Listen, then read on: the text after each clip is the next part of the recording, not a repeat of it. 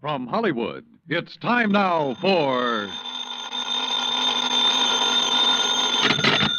Johnny Dollar. Oh, hi, man. How's your stomach, Johnny? What? Rich food give you any trouble? Who is this? Why, your old buddy, Angie Orsatti. Oh, hi, Angie. Glad you got my message. Yeah.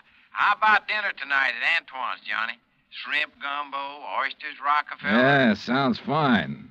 Only I've got to do some work first. Man, I thought you was here in New Orleans on vacation. Nope. Little matter of fire insurance and the company's check for $16,000. Somebody trying to cheat him out of it, huh? You won't believe this, Angie. Somebody turned it down. What?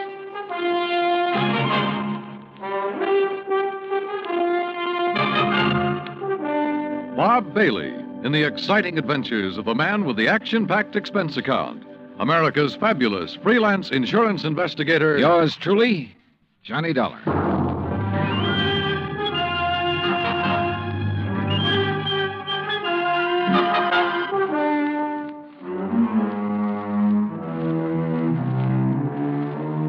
Expense account submitted by Special Investigator Johnny Dollar to Providential Fire and Marine, 787 Greenleaf Avenue, Hartford, Connecticut. The following is an account of expenses incurred during my investigation of the Royal Street matter.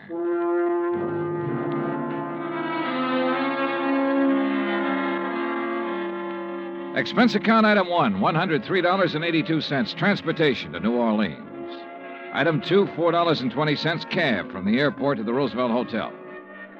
After unpacking, I put in the call to my old friend Angie Orsatti.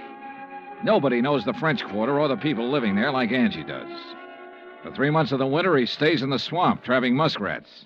The rest of the year, he lives with his mother near the Cabildo. Angie wasn't in, but his mother said she knew where to reach him, and 5 minutes later, he returned my call. We arranged to meet for dinner, then I phoned the agent who had sold the policy in question. His name's Binford, and naturally, he was anxious to see me. C.D. Binford's office is on the 3rd floor of the Hibernia Bank building. He's a stocky, red-faced man, probably in his late 50s. Come in, Mr. Dollar. Come in. Thanks. Help yourself to the chair. Say, you fellas sure don't waste any time, do you? We try not to, Mr. Binford. C.D., boy. What? You call me C.D. like all the other folks do. Oh, okay, C.D. Yeah. Now, like I was saying, you boys sure don't waste any time at all. Why, I didn't even call the home office till day before yesterday. I know. When was the fire? Last week on Thursday night. What'd they tell you about it? Oh, not very much. Figured I'd get all the information from you. Well, it's a doozy. First time I've ever run across a policyholder who wasn't yelling for us to pay him yesterday for his loss today. You know what I mean? Yeah. Who is the insured, Mr. C.D.? Man named Dupas, Henry Dupas. Took out a policy for $48,000. That's full coverage on his antique shop down on Royal Street. How long ago? August, just 3 months back. I've been after him for, maybe 5-6 months to buy some protection, but he kept saying didn't have the money. Didn't have the money? And one day I dropped in to see him about his car insurance, and right off he told me to write a policy giving him full fire coverage on the shop. Well, how do you arrange to pay it? Cash, in full, the day I delivered the policy. He tell you why he changed his mind? Yeah, not exactly. Bet he mentioned something about times being better. I reckon there must have been. Why'd he say that? Well, a few days later, he had the back part of his shop all painted and fixed up. And that's the part that burned. And he hired himself a girl to work in the office. A real good looker, too. Well, what caused the fire? You know? I sure do. Antique kerosene lamp got knocked over accidental. According to what Dupas told the fireman, he was in the back of the shop with a customer showing him the lamp. Uh-huh. When it fell, the fire started. The two of them tried to put it out. I reckon that's why they didn't call the fire department right off. Uh-huh. And did Dupas tell you the same thing? Dupas? He didn't tell me nothing. Well, he reported the fire to you, didn't he? He did not. And that's what's got me so riled up. I wouldn't know about it now if I hadn't dropped in there the other day. Was Dupas there when you stopped in? Yes, sirree. And when I saw how the place looked, the whole back of the store gutted out and a slew of his antiques destroyed, I let him have both barrels, I tell you. Oh, what'd he say to that? Well, nothing too much. Just acted like he wasn't interested in whether we paid for it or not. Didn't even ask for a claim for him. That's funny. Sure is. I thought maybe he was so upset over losing some of his valuable antiques, he didn't know what he was doing. So, after I checked with the fire department, got a copy of their report, I typed up a claim for him. You figured the damage at $16,000, right? Mm-hmm. I knew how much he spent fixing up the back. When I'd issued the policy, I'd gotten an estimate on most of the antiques. So what happened when you gave him the claim? He signed it? He did not. Said to forget about the fire. Huh? And when I kept after him, he called me a busybody and told me to get out of his shop and stay out. What do you think, C.D.? You have any idea why he didn't report it or sign that claim? If I had, boy, I wouldn't have sent for you. I left Binford's office and walked over to Canal Street. The sun had gone down and a cool breeze was coming in off the river, bringing with it the smell of coffee beans and fruit from the banana boats. I crossed Canal and turned onto Royal, heading into the French Quarter. When I reached Henry Dupin's antique shop, I stopped. There are a lot of antique shops on Royal. All of them look pretty much the same. The buildings as old as the fine rosewood and mahogany pieces they shelter. There was nothing different about this one, at least from the outside. The fire had started and finished in the rear of the building. I tried the front door, but it was locked. I didn't think anyone would be there that late, but I knocked anyway.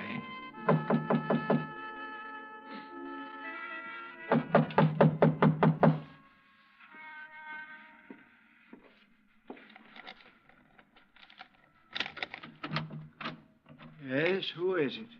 Mr. Dupin? Who is it? My name's Dollar, Mr. Dupin. I represent the Providential Fire and Marine. Why do you people persist in annoying me? Well, we wouldn't if you'd tell us about the fire. There's you had nothing special about that fire, Mr. Dollar. It was an accident. Well, then why didn't you file a claim? You're entitled to enough money to cover your Mr. loss. Binford explained that to me quite carefully. If you haven't talked to him, Mr. Dollar, you should. Oh, I've talked to him. Well, then go away. Well, not until you answer a few No, questions. leave me alone, please.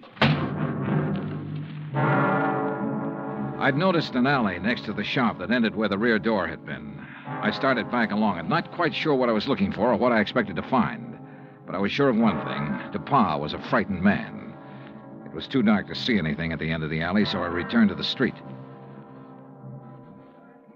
Item 3, $30.50, phone call, taxi, and dinner for two at Antoine's. Oh, man. Kind of nice, ain't it, Johnny? Hmm? Oh, the way it never changes. Same waiter, same chef, same clientele. Yeah.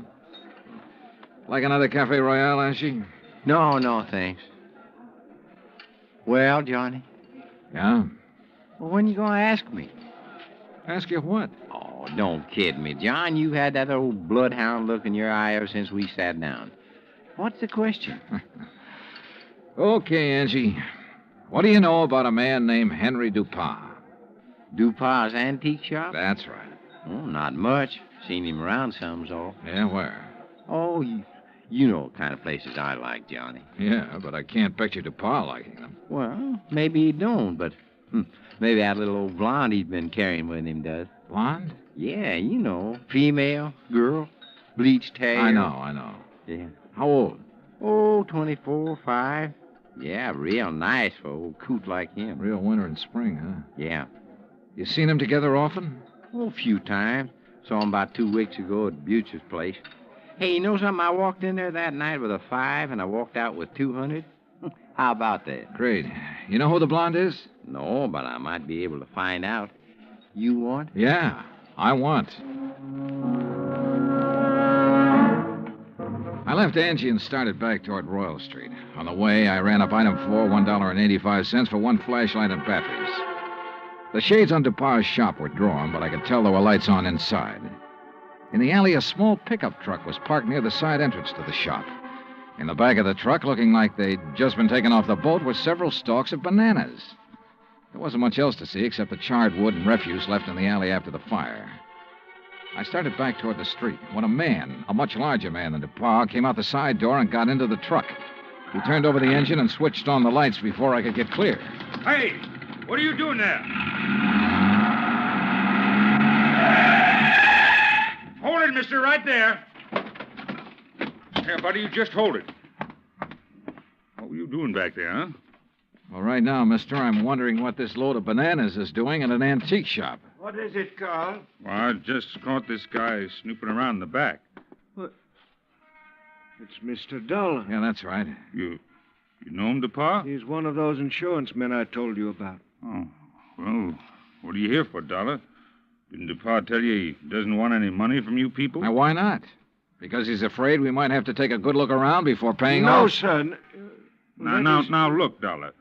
Mr. DuPont has been okay with you people, so you got no reason to come snooping around. Especially after he's told you he don't want you around. So now maybe Mr. DuPont will have to do something to keep you away. Ain't that right, Mr. DuPont? You know what I mean. Yes. Yes, all right, I'll do it, Carl. And he'll never bother us again. Go on, Dollar. Get out of here. At the time, I had no idea what they meant to do, so it wasn't easy to turn my back on them. But I did. And nothing happened. I went back to my hotel and hit the sack, and I must confess I slept later than usual the next morning. I was still in bed when the phone rang.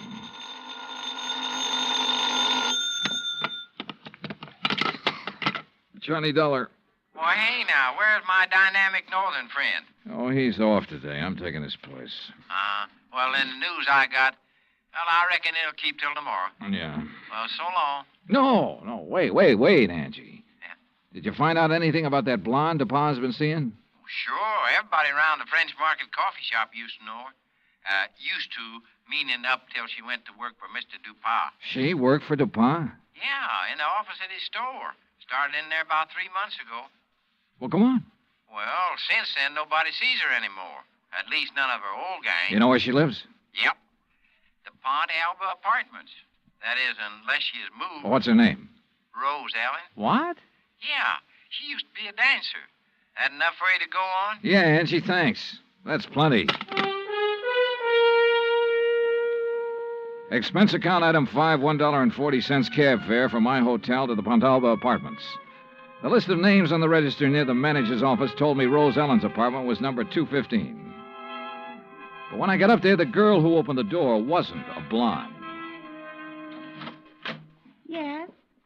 Oh, I'm looking for Miss Rose Ellen. She isn't in. Oh, she at work? Who are you? I mean, are you a friend of hers? My name's Dollar, Johnny Dollar. I'm an insurance investigator. Well, she hasn't done anything, has she? Well, not that I know of. Look, Miss, Garbo. Garbo. May Garbo. You're a dancer, aren't you? How'd you guess? Oh, I'm good at recognizing talent. Oh? Would you like to come in? I've got some coffee on. Well, that'll be just fine. Say, you've certainly got a nice view of the square from here. I suppose. Don't you think so? Oh, sure, if you like that sort of thing. Me, I just think the square's kind of square. Oh. Oh, that's good. That's very I brought good. it up the day we moved here. You and Rose move in here together? Uh-huh. Oh, sit down, Johnny. Make yourself at home. Well, thanks. Gee, you're so polite. You wait to be asked. Yeah.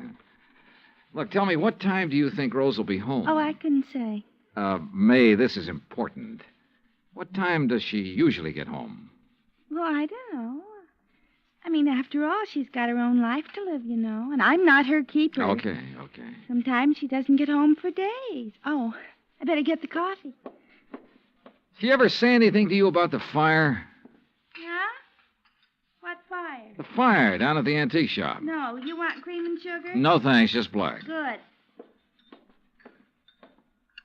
When was that? The fire? Last Thursday night. That's funny. What's funny? That was the last time I saw her. What? Yeah. Rose went to work last Thursday, but she never came home.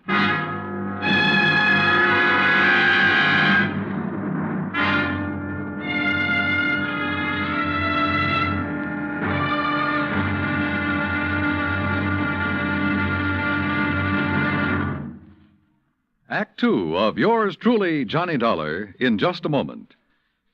You don't have to be a special investigator to know that Americans don't take their civic responsibilities lightly. The Election Day turnout proved that, beyond any shadow of doubt. So now it's time for you to face up to another responsibility to the nation in just as straightforward a way. Our Ground Observer Corps needs volunteers. We at CBS Radio urge you to write or telephone your nearest Civil Defense Center to learn how you can help in this vast program that patrols our skies. Now, Act Two of yours truly, Johnny Dollar, and the Royal Street Matter.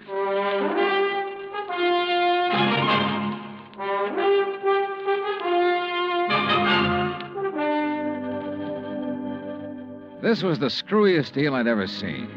A guy refusing insurance money he was entitled to. Rose Ellen was my one lead, so I continued questioning May, her roommate.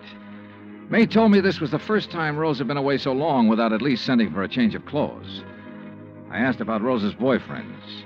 She told me Rose had been going with one other man beside Dupont, but she didn't know who he was. After May promised to call me if she heard from Rose Ellen, I left. Expense account item 6, $1.90, taxi from the Pontalba Apartments to the Hibernia Bank Building. My insurance contact, Binford, wasn't in. So while I waited for him, I wondered again why Dupont had refused to sign the claim for the fire damage to his shop. Could he afford a loss of $16,000? I wondered if something had happened in that shop, something Dupont tried to cover up with a fire. I was wondering what it could have been when Binford walked in. Well, I'm glad you're here, Johnny.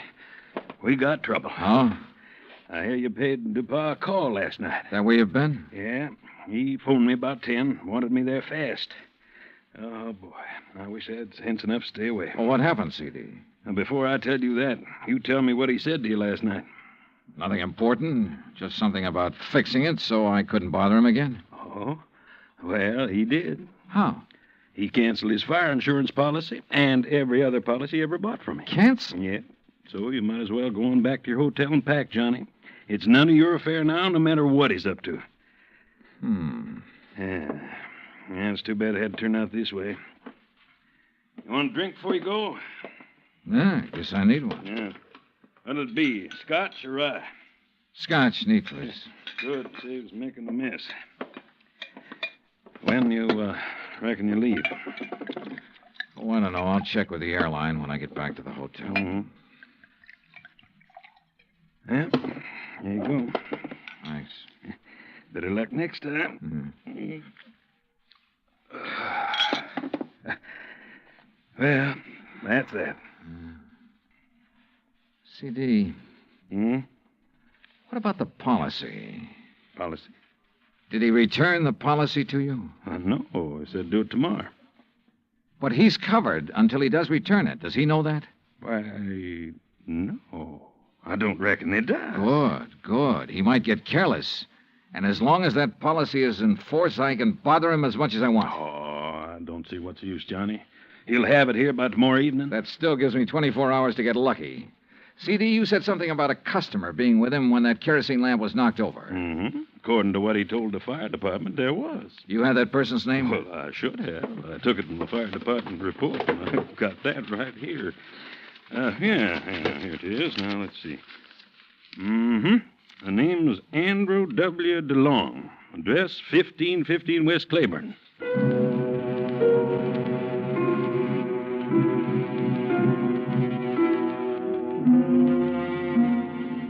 There wasn't any Andrew DeLong at that address. We checked the telephone book and the city directory, and the only Andrew W. DeLong we found was out in Metairie, in a mausoleum. So we drove back towards CD's office. Well, now what, Johnny? Dupont. What? Find out everything we can about Dupont and everybody who works for him. But ain't nobody but his secretary and his assistant. Fellow named Carl. Yeah, how long has Carl been working for him? Oh, about as long as she has. Does this Carl own a fruit stand? Well, not that I know about. Why? Oh, I just wondered. Hey, what time is it, CD? 2:15. Say, if we're going to check on Dupont's credit, we better get to the bank before they close. You're driving. Let's move. Expense account item 7, $22.80. Telephone calls and a couple of gratuities to obtain a lot of information about Dupont. I learned, among other things, that he'd banked almost $11,000 in the past 3 months. Before that, almost nothing. But there's no law against making money, so I still had nothing concrete to go on. At 5:30, I left Binford, went back to my hotel, and there found a message from May, Rose Ellen's roommate, asking me to go to her apartment immediately. So I did. Oh, Johnny. Yeah, hi, May. Oh, well, come in. Johnny, You know what you made me promise. Yeah? Well, it happened. You mean you've heard from Rose? Well, no, not exactly. But a man called this afternoon and talked about her. Oh, well, I hope he had only nice things to say. Oh, yes, he said she's just fine. What? Didn't you hear me? Yeah, he said she's fine. Fine. Well, what else did he say? Well, he said he was going to come by at 4 o'clock and pick up her clothes. I should have them ready. No, but of course he didn't. Well, he did so. He did? Oh, what man? You know him? You get his name? Mr. Dollar, you don't think I'd let Rose's things go out of here with a complete stranger, do you? Of course he told me his name. Well? You aren't nearly as polite as you were this morning. All right, I'm sorry. What's the man's name, darling? Oh, well, that's much better. It's Grant. Grant? That's right. That doesn't register. From the way he talked, he must be the one Rose was going with while she was dating that old antique. You ever see this guy, Grant, before? No, but I'm sure he's the one she talked about. Really, it used to get so tiresome. Carl this and Carl does that. Oh. What? I said, oh. May, tell me, where did he say he was taking her clothes? Well, he didn't say. He just put them in that old truck. Thanks, sweetheart. See you later. I needed a fast car and a driver who could handle it, so I called Angelo Arsati. 20 minutes later, we parked in front of Dupas' antique shop. There was a dim light on inside. Now, look, brother, there's really no reason for you to get mixed up in this thing. Are you kidding, son? Looks like Dupas ain't gonna answer. All right, let's see what this hunk of stone will do to the glass. Here. Man, that got it. I can reach through the lock.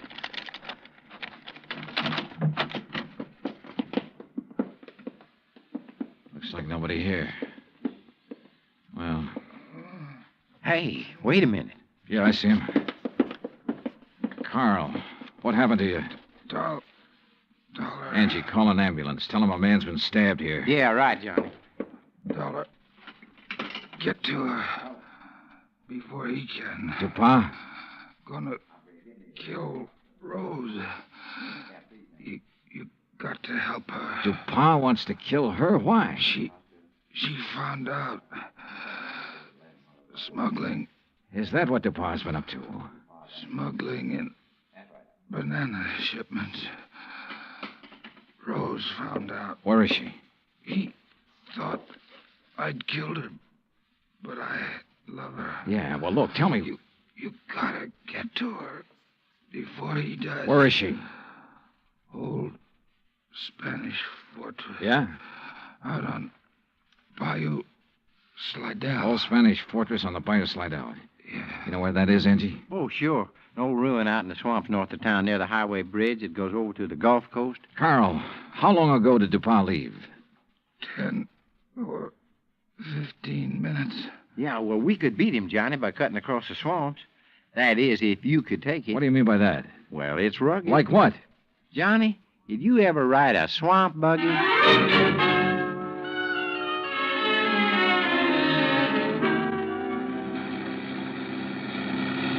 Oh, brother. How much farther, Angie? Well, should be right up ahead. How can you tell? All I can see is swamp and marsh grass. Yeah, well, I done a lot of trapping out here. I know the channel. Think we'll make the old ruins before Dupas? Well, we got to, don't we? Hey, there it is. That old wreck is called a fortress? Man, that's it. Well, get us up as close to it as you can. I don't see anybody parked. There's nobody approaching the bridge. There we are. Come on, let's go. Hey, look, John. There she is at the side entrance. Yeah, I see. Rose! Rose Ellen! She's scared. She ducked back inside. Rose! We're friends of Carl's. He sent us to help you. Well, come on, Johnny. We can get inside to her through this here doorway. Okay. This place looks like it's about ready to fall apart. Rose! Yeah, man. Dark in here, too. Yeah, don't step on them falling bricks. Okay. Rose! Rose Ellen! Yes? Where's Carl? Dupas tried to kill him.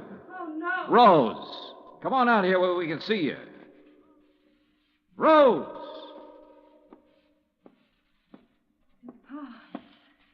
found out that Carl didn't kill me, is that it? Yeah. But Carl's all right now.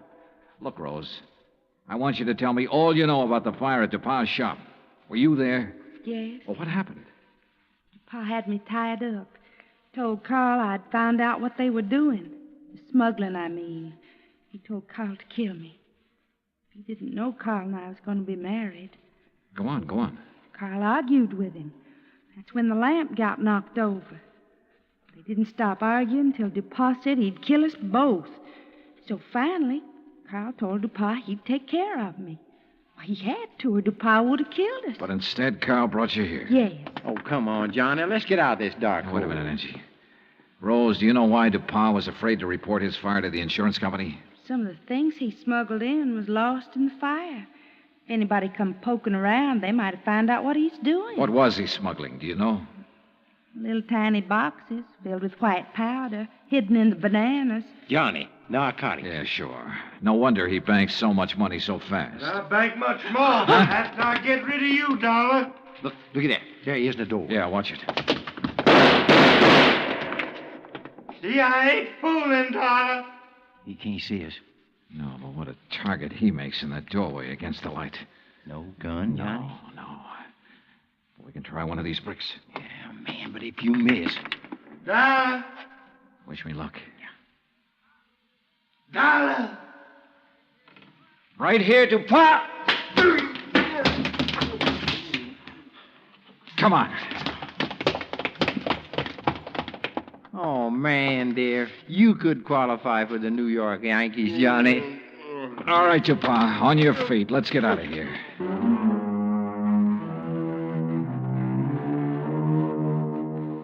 Expense account total, including rental on the swamp buggy, incidentals and transportation back to Hartford, $517.20. Remarks? Well, where he's going, DuPas wouldn't have any use for the insurance money anyway. Carl Grant turned state's evidence and clinched the smuggling charges against him. Because of that, Carl may get off easy. I hope so. He and Rose could make a very happy couple. End of remarks, end of report. Yours truly, Johnny Dollar.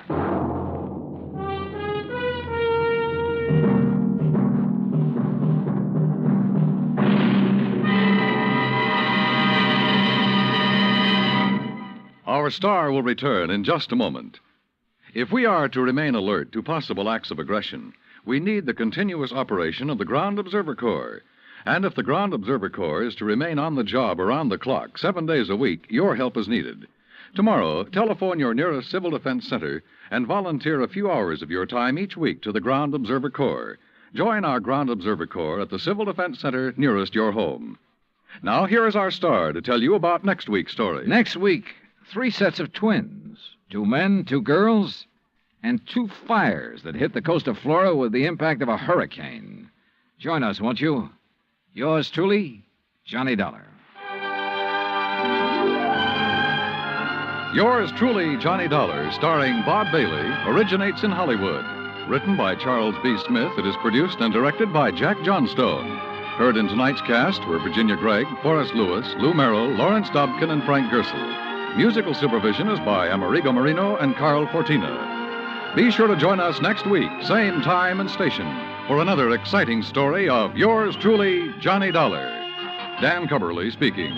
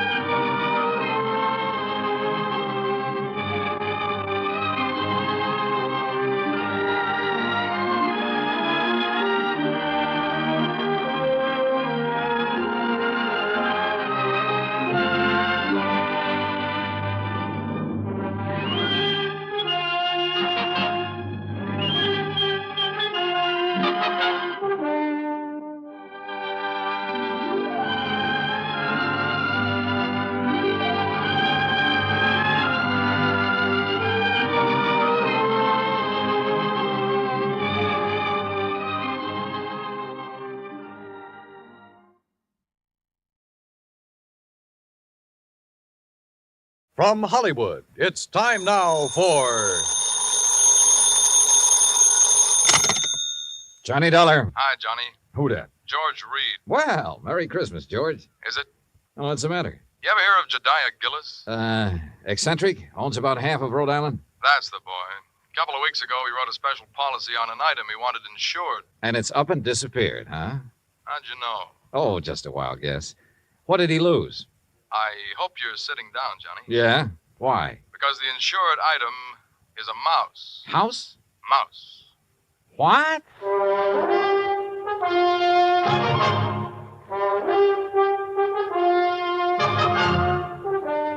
Bob Bailey in the exciting adventures of the man with the action-packed expense account. America's fabulous freelance insurance investigator. Yours truly, Johnny Dollar.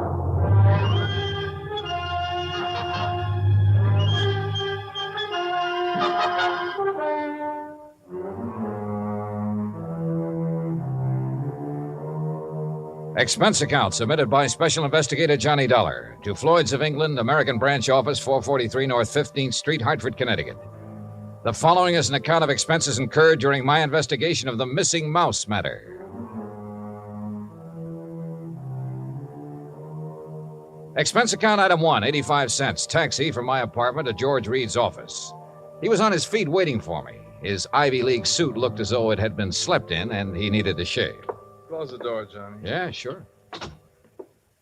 Johnny, I'm going to level with you. This thing has me going. Well, it serves you right. Anybody who'd insure a mouse deserves what he gets. Yeah, but it isn't an ordinary mouse, Johnny. No? Not according to Mr. Gillis's original application. Yeah, take a look. Item to be insured. One unusually talented grayish-brown mouse. Unusually talented? Like how? I don't know. What? I tried to find out, but Gillis wouldn't tell me. And still you issued the policy. Well, you know our company, Johnny. We have a reputation for insuring almost anything, but we have to draw the line occasionally, and we would have here, except for one thing. What's that? And believe me, it better be good. It is. Gillis carries all of his insurance with us. Yeah, but even so. Just one of his several policies is a straight life for $350,000. Wow, king-size premiums, huh? Exactly.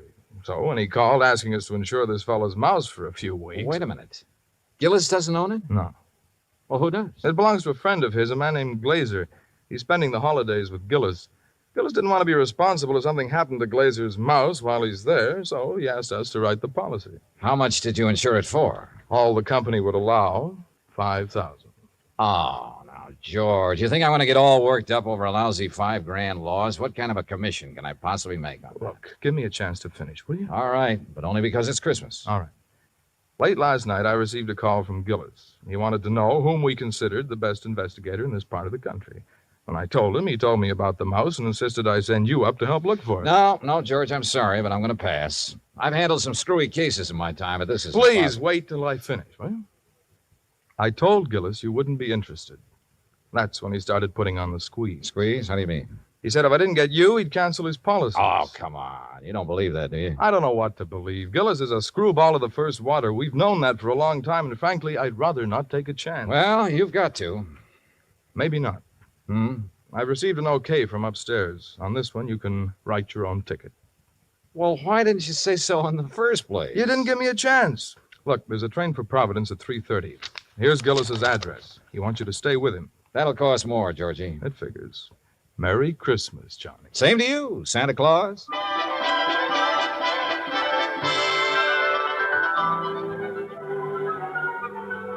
Expense account item 2, 85 cents. Cab fare back to my apartment.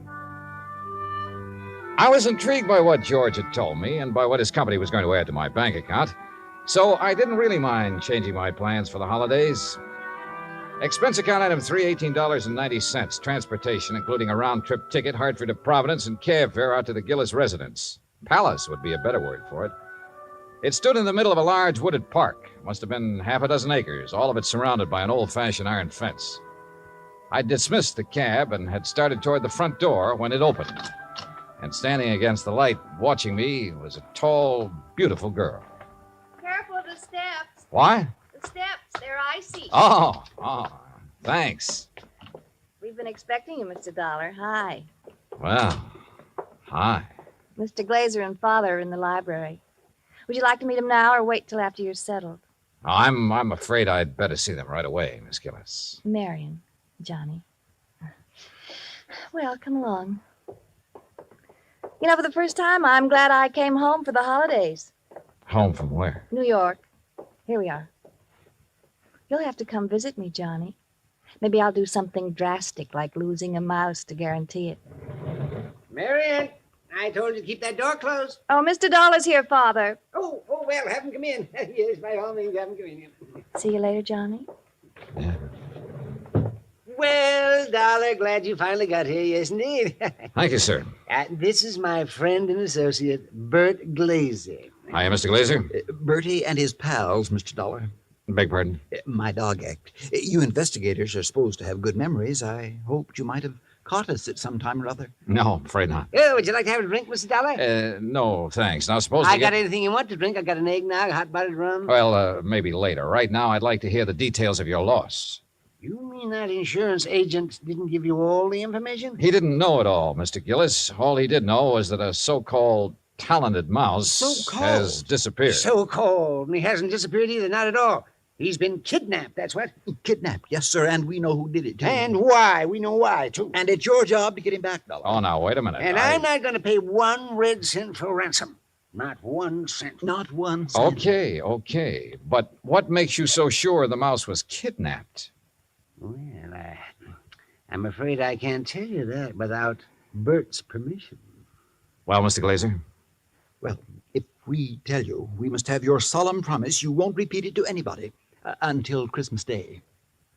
Well, I'm not sure I can do that. If you can't, we don't open our mouths. Right. Well? Okay. Till Christmas Day. Good. Dollar, suppose I told you Gulliver was worth at least $50,000. Gulliver? The missing mouse. Oh. You'd be surprised if I said he was worth that much? Depends. You claim he's talented. Does that have something to do with this valuation you put on him? Something. Oh, it has everything to do with it. Yes, sir. Well, what does Gulliver do that other mice can't? Nothing. But it's how he does it that counts. How he does what? Sings. What? Can't you hear the man, Miss Della? Can't you hear him? Gulliver sings. He carries a tune. You know. With the clarity of a clarion, the fervor of a female opera star, and the tone of a tenor. That's how we plan to bill him. I see.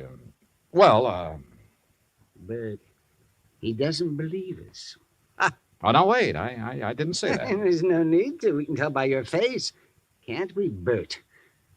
But a mouse. Mr. Dollar, it is a scientific fact that mice sing. Mice sing? Well-known magazines have published articles proving it. Unfortunately, most of them sing in a scale too high for human hearing. But not Gulliver. Well, not Gulliver. Yeah, that's right. He's a basso. A basso? By mousy standards, that is. Oh, no. No, Bert, he still doesn't believe us. Very well, Jedediah, there is only one thing to do. There's only one thing to do. You follow us, Dollar. We'll erase the doubt in your mind forever. I took a good look at Bert Glazer, then reluctantly followed the two of them out of the library and down a long hall. At the moment, this thing had all the earmarks of a good old-fashioned con game. Or better still, a benefit on behalf of Bert Glazer with Josiah Gillis and Floyd's of England as the sole cash contributors. We wandered for what seemed like blocks through the old mansion and finally reached a large playroom. On top of one of the billiard tables was a small brass cage. In it were 2 small grayish-brown mice. Glazer opened the cage and let them out. Mr. Dollar, allow me to present Hecuba and Esmeralda. Oh, how do you do? I suppose they sing, too. Oh, they certainly do. But not nearly as well as Gulliver. Just don't have the instrument, you know. Instrument? The voice, Dollar, the voice, the vocal cords. Oh, yeah, I see. But, now, where did you keep Gulliver? In here with the others. Bert didn't want to separate them. That's right. I originally started to make the 3 of them into a singing, trio, like the Andrews sisters. But Gulliver advanced so rapidly, I decided he should be a soloist. Oh, sure. You aren't afraid of mice, Mr. Dollar? No. No, well, that's fine. They sense it if you are, you know. It upsets them. Upsets them. All right, now, Hecuba, move over a bit. Give Esmeralda some room. That's it. Now, up on your haunches. Up, Esmeralda. There we are. Now, what would you like to hear, Mr. Dollar? Oh, anything at all. Oh, Bert, how about my favorite, huh? Over the waves. Good, good, good. Yeah, da, da, da, da. You got it, Esmeralda? Over the waves. That's it, Hecuba. All ready then? Good. That'll be fine. Ready now? 1, 2, 3. 1, 2, 3. Oh, that's it. Oh, beautiful, Esmeralda. Beautiful. Yeah, da, da, da.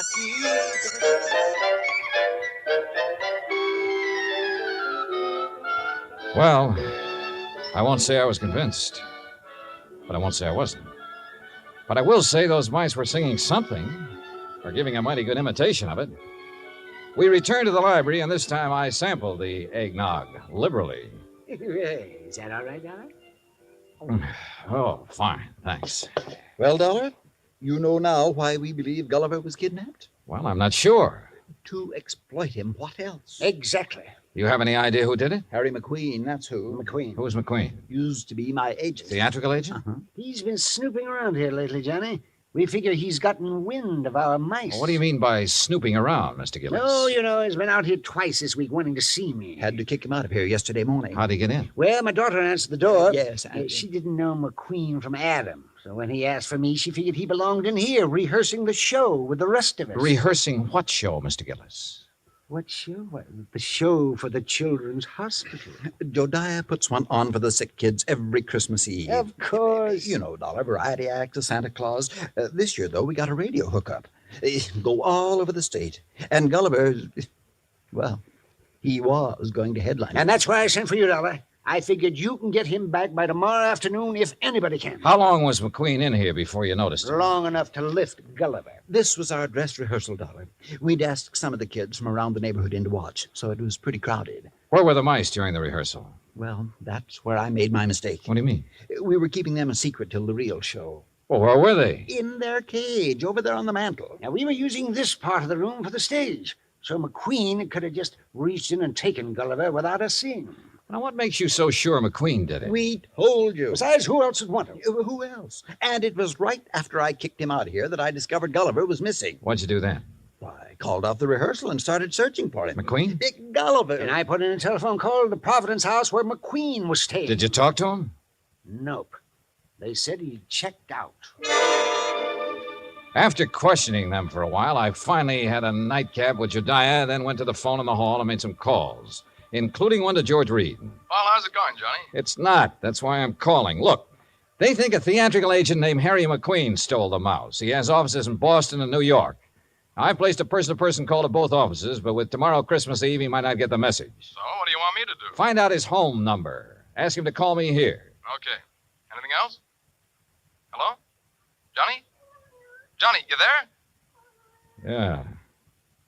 And so is a cat. What? A big yellow cat. What's so unusual about that? Oh, nothing. Except he's got a grayish-brown mouse between his two front paws.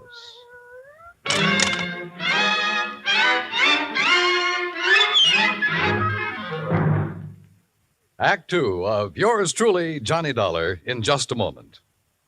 You can't buy happiness by the pound or the yard, but you can have it by the hour with no strings attached every Monday through Friday evening and each Saturday in the daytime when the Robert Q. Lewis Show is on the air. Join him and his fun-loving gang 5 nights a week and Saturdays in the daytime on most of these same stations. Now, Act Two of yours truly, Johnny Dollar, and the Missing Mouse Matter.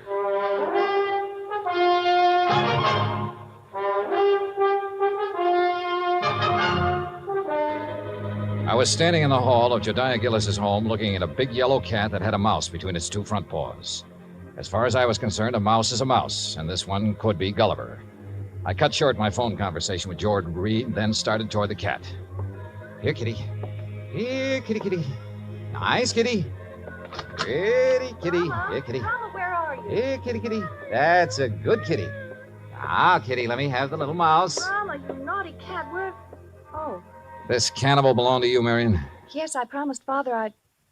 What do you mean, cannibal? Take a look. Oh, no. Oh, yes. And he's very, very dead. Oh, you don't think it's Gulliver, do you? Well, Mr. Glazer will have to identify him. And if he is, well, that's that. Oh, no, Johnny. What do you mean? Oh, Johnny, please, you don't have to tell him, do you? Well, sure. If it's Gulliver, this thing's cleared up. If it's not, your Rama gets a reward for being a good mouser. Oh, Johnny, please. Dad almost had a fit when I arrived here with Rama. He made me promise to keep him in my room. This the only time he's been out? Well, no. Oh. He was out for a little while yesterday while they were rehearsing. I didn't notice he was gone till after lunch. Then the corpse could be Gulliver's. Oh, Johnny, if it is, there's nothing we can do about it now. And if you tell my father, besides making him angry, it'll break his heart. All right. I won't say anything until tomorrow night. Oh, thanks, Johnny. Night. Good night.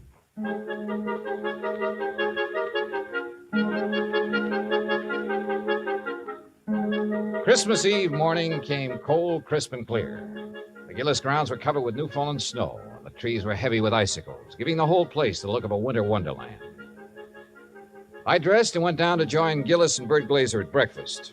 I was on my third strawberry when the phone started to ring. Yeah. You expecting a call, Dollar? Yeah, matter of fact, I am. Yeah, and you'd better answer it. If it's somebody at the broadcast station from me, tell them I'll be at the Children's Hospital at noon. They can call me there. Right. Hello? Johnny Dollar? Speaking. Look, I don't know what's going on down there or why you're going to pester me about it. Who is this? Harry McQueen. Who did you think? Well, I wasn't sure. Well, your friend Reed got me out of bed this morning, Dollar. He told me you wanted to ask me some questions about a mouse that's missing from Jediah Gillis's place. Hey, that's right. What do you know about it? Well, I've done a lot of pilfering in my time. I've taken towels from hotels from Maine to Miami and Seattle to Bridgeport. But I never had to stoop so low as to steal a mouse from any hotel, garbage dump, trap, or field. Do I make myself clear? Perfectly. Except for one thing. Yeah? This particular mouse was a performer. Was a what? He was trained, did tricks. Still doesn't interest me. Well, then why were you trying to see Mr. Gillis? To get some of my people on his Christmas show. Anything wrong with that? No. There'll be a lot of publicity about it. Would have done him a lot of good. And you're sure you weren't interested in the mouse? Look, Dollar, when I went into this business 18 years ago, I swore then I'd never handled kids, belly dances, or animal acts. But you handled Bert Glazer's dog act. Is what? Dog act. Bertie and his Oh, pals. somebody's feeding you a line, Dollar. That act was Bill Bertie and his pal, and the pal is a dummy. Glazer's a top-notch ventriloquist. He's a master. You hear me, Dollar? Yeah, Harry. I hear you fine. I had to do some thinking, so I put on my coat and went outside for a walk around that wooded park. What I had just learned about Glazer confirmed what my instinct, my common sense, had been telling me all along. Except for one thing.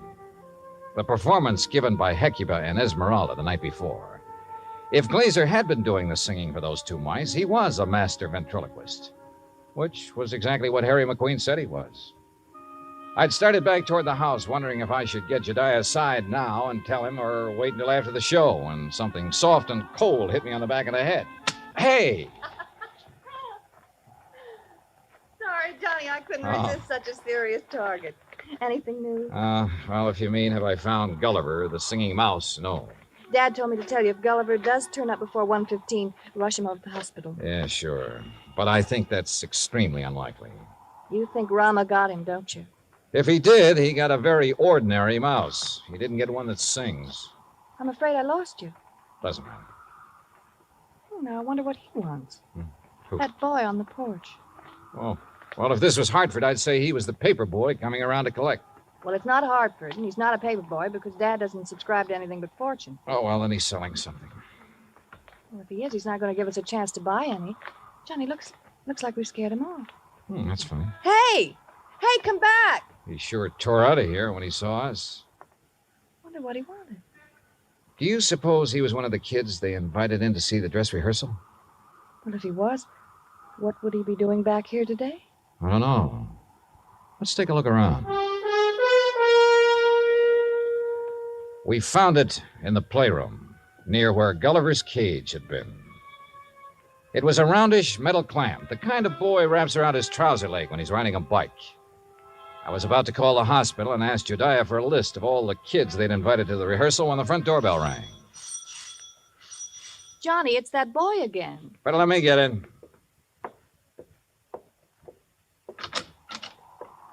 Hi. Hi. I was over to see the show the other day. Oh? Yeah. You see it? No, I wasn't here then. Oh. Jeez. Sure is cold. Yeah, sure is. Oh, why don't you come in and get warm? Oh, no, that's okay. No, come on. Nobody's here. No? Okay. Yeah, sure, come on. I don't want to bother nobody, I was just riding by and I thought I'd stop and tell old man Gillis what a swell show they put on. You really liked it, huh? Yeah. All except for that Santa Claus. Oh? What was wrong with him? Nothing. Just that, well, who believes in all that smushy kid stuff? Kids, I guess. How old are you, Bobby Neves. How old are you, Bobby? Almost 11. Well, being that old, I can understand why you weren't impressed with the Santa Claus. All that other stuff, too. Like giving presents and singing those hymns and junk like that. You gotta cut it out when you start growing up. You sure do, boy. Yeah. You and my mom, you get along just fine. Oh? Yeah. She feels about Christmas. She feels about Christmas just like you and me do. All right. Yeah. Boy, this log fire sure makes your eyes smart, don't it? Yeah, sure does. Where do you live, Bobby? Crosstown, Scully Avenue. Well, how'd you happen to be over here the other day? Well, I was riding my bike when I saw this dog. Well, gee, he was... Anyhow, when I tried to catch him, he ran from me. I followed the silly mutt clear over here. You ever catch him? No. I was about to when this man hollered and asked me if I wanted to see a free show. So I came in. I see. Well, you must like dogs a lot, huh? Sure. You got one? Used to have when my pop was with us, but we can't have no pets where we're living now. Oh, that's rough. Yeah. You know that poem? Which one? About all through the house not a creature was stirring, not even a mouse. Yeah? Well, that fits our place. Especially now. How do you mean? Well, I didn't think he'd miss it, man with a house as big as this one and all. So when I saw this cute little fella up in that cage, well, I didn't really mean to take him on holding me, but when he got under my sweater and was real quiet, like he liked me, well, you know what I mean. Yeah, Bobby. I know. But I got to thinking and decided to bring him back. So would you give me the old man to Mr. Gillis for me, please? No, I think you'd better do that yourself. Oh, no, please. He might be awful mad at me by now. No, Bobby. In fact, you're going to get a reward. Yeah? Word of honor. Now, what do you say we go down where Mr. Gillis is putting on that Christmas show and see it? Okay? Oh, sure. Bobby. Yeah? Did you notice anything unusual about this mouse? Yeah, I sure did. What was it? He got some white on his right hind foot.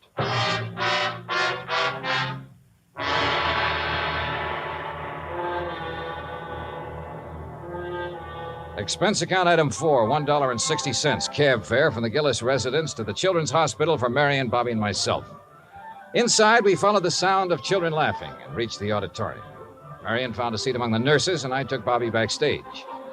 When Jediah saw Gulliver, his face lit up like one of the trees he'd had delivered to the war. Oh, Gulliver! By golly. I knew if anybody could do it, you could, Dollar. I didn't do a thing, Mr. Gillis. All the credit goes to Bobby. Oh, to Bobby. Well, I'll speak to you after the show, young man. Yes, sir. Bert, look, he's back. So glad to go, my stout Gulliver. Oh, I do declare I have never been so glad to see a person before. Yeah, you better hurry, Bert. He's scheduled to go on in just a minute. Oh, he will. Well, I'll go check on the microphone when everything be just so. Don't go away, Dollar. No, he won't. Bobby, why don't you sit over there where you can see the stage? Yes, sir. Bert, you think Gulliver will sing today? Think? I know he will. Oh, get ready, Gulliver. But that boy had Gulliver all day and all night, and he didn't sing once. Did the boy ask him to? Ladies and gentlemen, boys and girls, for the first time in the world, one of the wonders of the world, Gulliver, the singing mouse. Hey, Mr. Dollar, can that mouse really sing? That is what we're going to find out, Bobby. Exciting, isn't it, Dollar? Sure is, Mr. Gillis. All right, thank you, folks. Thank you. Thank you. Now, for Gulliver's first number, he'd like to sing with... what's that, Gulliver? Oh, I see. Uh-huh. He's going to sing Jingle Bells, but he wants me to get off stage so everybody will know it's really him doing it and not me. Thank you. Is he all right, Bert? Oh, fine, fine. Just feeling his out. Well, why doesn't he start? He's going to. Listen.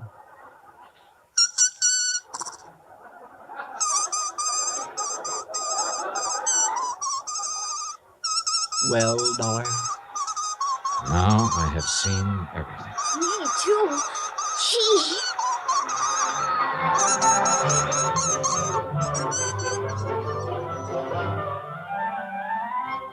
Bert Glazer had a logical answer for having lied about his old vaudeville act. He knew I wouldn't believe the mice could really sing if I'd known he was a ventriloquist. And you know, well, after all, yet sometimes... Expense account total, including cab fare, Hartford Station to my apartment, $38.20. As for my separate and additional fee, as agreed upon before I took this matter, well, there's a boy named Bobby Neves who lives on Scully Avenue over in Providence. See that he gets it, huh? Yours truly, Johnny Dollar.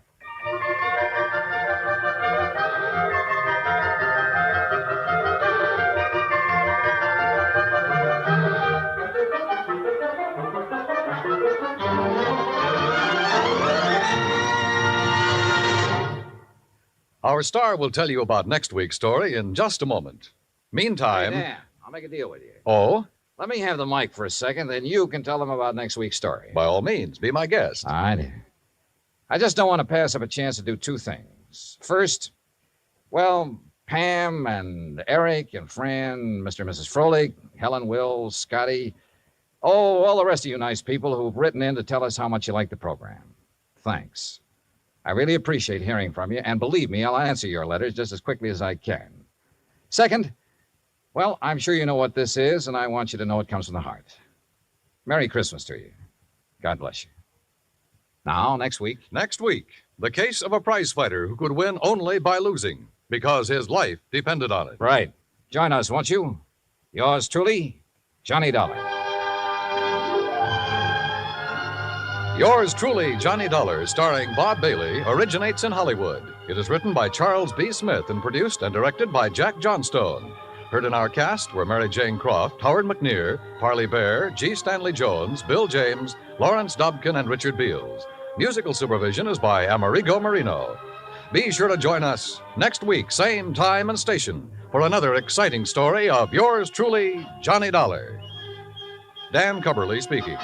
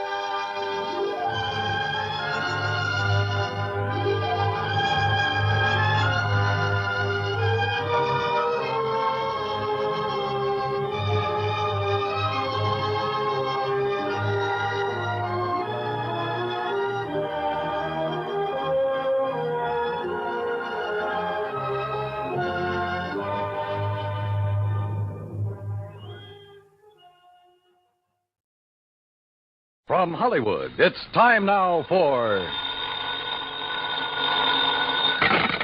Johnny Dollar. Pat McCracken, Johnny, Universal Adjustment. Oh, hi, Pat. What's on your mind? The sleek lovely, beautiful Ellen Deer. On the strength of that description, I'll take her. And she's loaded. $325,000 worth of jewelry. Hey, that girl needs a bodyguard. Sweet. Yeah, Johnny. Needs a guard of some kind, only she isn't a girl. She's a boat. I've just lost my enthusiasm. What's the matter with the old tub? That's what I want you to find out, Johnny. That last crack suddenly got me interested again. Okay, Pat, I'll be right over.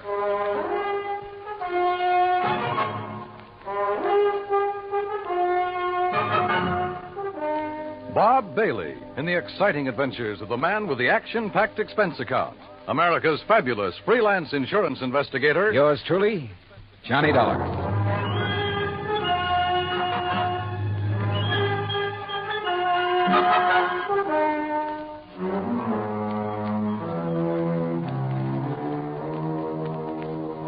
Expense account submitted by Special Investigator Johnny Dollar to the Western Maritime and Property Insurance Company, Los Angeles, California. Following is an account of expenses incurred during my investigation of the Ellen Deer matter. Expense account item 1, 90 cents taxi from my apartment to the offices of Universal Adjustment Bureau in Hartford. Pat McCracken's usual smile was noticeably missing when I walked in on him. Come in, Johnny, and sit down. Thanks. Oh, and you're to bill Western Maritime and Property on this one instead of us. Okay, but how are you involved? We handle all their claims that are of any size. Story. You ever hear of Randolph Berman? I know of a jeweler down in New York. That's the one. And if you know him, Johnny, you've been putting too much gravy in your expense account. I said no of him. Didn't he bring in the Star of Cape Town and the Kamandu emeralds? That's right. Everybody seems to think he's a crook, and yet somehow he manages to handle some of the finest jewels in the world. How can an honest man afford it? Yeah. This time it's the Bettenhaus collection. It's out of Hungary. Oh, yeah, I read about that. Only I thought somebody down in Mexico owned it. Yeah, a fellow named Rigo Mariani down in Guadalajara. He's the one who sold it to Randolph Berman. Okay, now. Is this Ellen Deer you mentioned Berman's wife? No. Former wife. He's on about his fifth. All beautiful, dumb dolls. But more important, it's the name of his 72-foot motor cruiser. And the Bermans have been traveling around in it, down the coast, through the canal, along the coast of Central America, and so on. Anyhow, when he got word that the Bettenhaus collection could be had, he wasted no time in getting to Guadalajara. And that's where Western Maritime and Property comes in. Right. They had already written a policy on the boat for $52,000. Their main office in Los Angeles was close at hand, so he had them write the policy on the jewels. Is that where Berman is now, in Los Angeles? Oh, no. He's still in Mexico. Didn't want to move with those priceless rocks until he was certain of the insurance. And before Western would write it, of course, they wanted the collection appraised. Naturally. But who in Mexico? Jacques Jean-Pierre, the famous gemologist, was right there in Guadalajara, to look over the collection himself. So he made the appraisal. The policy has been issued. $325,000. I still don't see anything wrong with the whole deal, Pat. There isn't anything wrong with it yet. But in spite of Berman's standing in the profession, his reputation, it isn't everything it might be. Yeah, come to think of it, wasn't there a killing or two involved in this acquisition of the Star of Cape Town? There have been several things like that. He's been involved in attempts to smuggle in some valuable pieces. He always managed somehow to come out smelling like a rose. Legally, perfectly clean, you understand? But you still don't trust him? Oh, no. And with his planning to carry that load of stuff around in his yacht. Yeah, I see what you mean. If anything happened to those rocks or the boat, over $300,000 right out the window. Exactly. Now, belatedly, Western is worried about it. And they'll pay good money to have you assuage their worries. You have a Mexican tourist card? Sure, from my last fishing trip down there. And I think you better go down and guard that collection until Berman gets it safely up into the States. He's considered quite the host. He'll probably be perfectly willing to have you aboard. Now, this is the kind of assignment I like. Yachting in the Blue Pacific. But surely he hasn't got his boat parked in Guadalajara. That's over 100 miles inland. No, it's at Mazatlan. And from what I've been able to learn, it's surrounded by armed guards day and night while he has some engine work done. But as soon as that's finished, he'll head north to the States. So he says. Got a branch office in Los Angeles. He'll probably deliver the collection there. I just want to be sure he gets there, Johnny. Okay, Pat. You can wire the boys at Weston that I'm on my way. Item 2, $191.40, plane fare and incidentals, Hartford to Mazatlan via Los Angeles. The first leg of the flight to L.A. was uneventful. Except for a good-looking young blonde from Santa Barbara, whom I promised to look up as soon as this case is... Well, that's not for the expense account. When we arrived at the Los Angeles International Airport, I learned that I'd have a three-quarter-hour wait for my plane to Mazatlan. So I grabbed a magazine, that's item 3, 35 cents, when I heard my name being called on the PA system. Johnny, $1. Report to Pan American Airways desk. With the thought in mind that perhaps my little friend from the plane might have decided to stay over in L.A. Her name was Rita, by the way. I lost no time in getting over to the Pan Am desk. Mr. Dollar? Yeah? Johnny Dollar? That's right. I'm Arthur, Western Maritime and Property Insurance Company. Oh, yeah, how do, Mr. Arthur? Planning to go on down to Mazatlan with me? No. But meet Monsieur Jacques Jean-Pierre. Monsieur Dollar, I am honored. How are you, Mr. Jean-Pierre? This is the gentleman who appraised the Bettenhouse collection for us. Oh, yes. I am an they could expert. issue the policy on it to Mr. Berman. Oh, yes. Yes, he's done this sort of thing for us many times. Oh, I don't know now, how I'm many. afraid that he's brought us rather bad news. Something's already happened to the collection? Well, not exactly. Not for the whole collection. No, not the whole... please. That is, I'm not quite sure. What I mean is... Yeah, just what do you mean, Mr. Arthur? Perhaps I should explain to Monsieur Dollar, eh? Well, I think somebody better. Yes, you go ahead, Jacques. Yeah, very well. And while you're doing it, I'll cancel the rest of Mr. Dollar's reservation to Mazatlan. Yes, I'll do that. Oh, clerk... Oh, no, wait a minute. First, let me find out what this is all about. Oui. Oh, very well. Jacques here was in Guadalajara when the Bettenhouse collection became available for purchase. Yes, Monsieur Dollar. I had gone there in the hope that some of the pieces might be purchased separately. So? Alas, such was not the case. The Mariani firm decided to dispose of the collection only as a whole. I see. Well, what's this bad news you have? I am getting to that. Yes, you see, it's this way. Please. Well, then go ahead, Jacques. Thank you. Monsieur Dollar, interested as I was, I looked over the collection very carefully, each individual piece. And you must believe me, to an expert like myself, every facet of every gem has a character all its own. A precious stone is like a face to me, always to be remembered. Yeah. Well, go on, please. I simply wish to make it clear to you, monsieur, that every item in the Bettenhouse collection is completely familiar to me. Oh, it is? As are many other important gems throughout the world. You know, each is like a friend. And each stone in them is like a face to you. Precisely. Always to be remembered. Yes. Allô. Well, The collection is purchased by Monsieur Randolph Berman. Yes, Mr. Berman. Please. He wishes to insure it in Monsieur Arthur's company. Yeah, I know all that. Well, Monsieur Arthur requests by telephone that I appraise it. $325,000. Then you know. I know. So I stay at Guadalajara a few days to wait Monsieur Arthur's check for my service. You want to be sure the check please. I visit some of my old friends among the jewel setters. And then, on the third day, what do you think happens? You tell me. Johnny, this is it. In the shop. No, please, Monsieur I'm sorry. In the shop of my friend Garcia Hernandez, I watch him work on the mount for a beautiful diamond. And suddenly, I see that the stone is an old friend. One from the Bettenhouse collection? Oui. The Calabar diamond that was supposedly in the possession of Monsieur Berman. You're sure of the identity of that stone, Mr. Jean-Pierre? Oh, please. As I told you, monsieur, a precious stone to me. Yeah, it's like a face to you. So what you figure, Arthur, is that you've insured a boatload of $300,000 worth of gems on the way to the USA, and maybe they're not on board. Exactly. Unless, of course... Mr. Jean-Pierre, did you tell Mr. Berman about this one stone? Oh, I went immediately to Mazatlan, where I knew he had his boat, the LMD. Well, what did he say? Alas, he had sailed away. Did you learn his destination? Oh, yes. Los Angeles, Johnny, right here. He has a branch office. Well, has he had time to get here yet? I don't think so. Have you tried radioing to his yacht? No, I've done nothing. You see, I didn't learn about this until Mr. Jean-Pierre arrived just a few hours ago. Yes, I came up on the aeroplane, the better to arrive and speak with Monsieur Arthur before Monsieur Berman would arrive. Do you know where Berman plans to dock his boat? Well, I'll tell you. Probably the port in San Pedro, if he is coming here. But who can be sure? Usually on vacation trips, he docks down the coast at Balboa, the yacht club. Or who knows, he might even... Yeah. He might have no intention of coming up to the States at all. He might not even have the jewels with him. Arthur, do you know where his branch office is? Oh, yes, it's in Los Angeles. Well, actually, it's in Beverly Hills. Got a car? Yeah. Then let's go. Though he couldn't quite put his finger on it, Arthur was convinced that Randolph Berman was up to something and that his insurance company was going to have to take the rap. On the way into Berman's Beverly Hills office, we dropped Jean-Pierre at the Beverly Hilton and told him to sit tight in case we needed him again.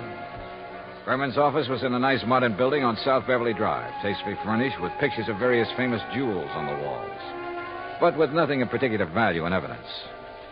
However, I did notice that one wall held a built-in vault big enough for a reasonably sized bank. We were approached by a hand-rubbing, obsequious little character dressed in striped pants and cutaway coat and wearing thick glasses. Good morning, gentlemen. Is there any way I may be of service to you? Yeah, I think there is. Are you the... Mr. Arthur. Forgive me. I didn't recognize you for a moment. Mr. Corello, this is Mr. Johnny Dollar. Hi. How do you do? Is there something I may show you, Mr. Dollar? Some little bauble, perhaps, for a charming lady? Well, not at the moment, Mr. Corello.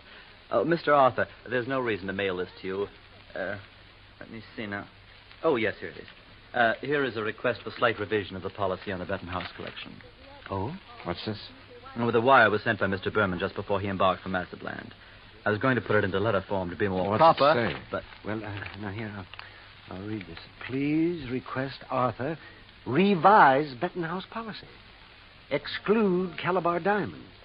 Value $4,000, which I have sold private party in Guadalajara. Oh, well, we kind of guessed wrong, didn't we, Johnny? Mr. Corello. Yes? Has Mr. Berman wired you whether he's coming here? Oh, of course he is, with that collection. When? When is he going to arrive? Now, his lovely yacht, the Ellendeer, should reach San Pedro Harbor late tonight. But that's what he wired me, and I intend to meet him there. Then I'm sure you won't mind if I go with you. Oh? Mr. Dollar is a special investigator. Investigator? Well, actually, I'm here just to help Mr. Berman protect that collection. Oh, excellent. Then you can arrange for the police escort. Yes, and alert the harbor police to guard the Ellendeer, as Mr. Berman requested. Did he request that? Oh, indeed.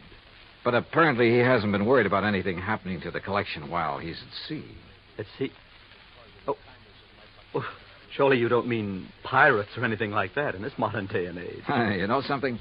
At this point, I'm not quite sure what I mean, or even why I'm here. Well, of course... Well, of course what, Arthur? Oh, excuse me while I answer that. Well, I mean... Berman Jewels. That is... What? Well, at least I'll feel better when the stuff is here in the vault. Wait a minute. Oh, no. Corello at the phone paled visibly, then gasped and clutched the back of a chair for support as he listened on the phone. His jaw dropped, his eyes widened, and he shook his head once or twice in horrified disbelief. Finally, slowly, he hung up and came unsteadily toward us.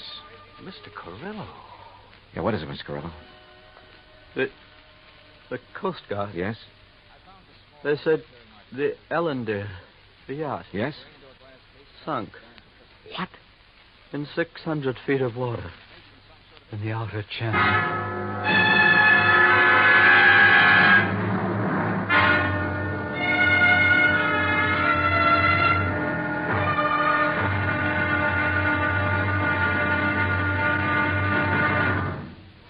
Act two of yours truly, Johnny Dollar, in just a moment.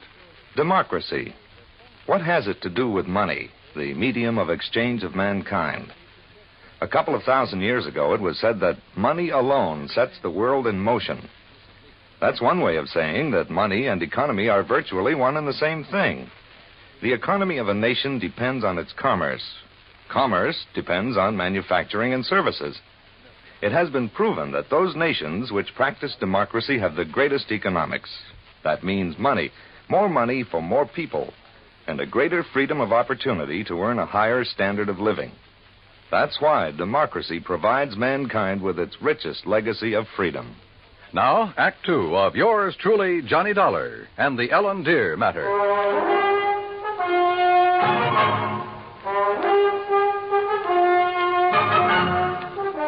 Expense account item 4, $7 even for a fast taxi ride to Coast Guard headquarters in San Pedro, which is really the port of Los Angeles.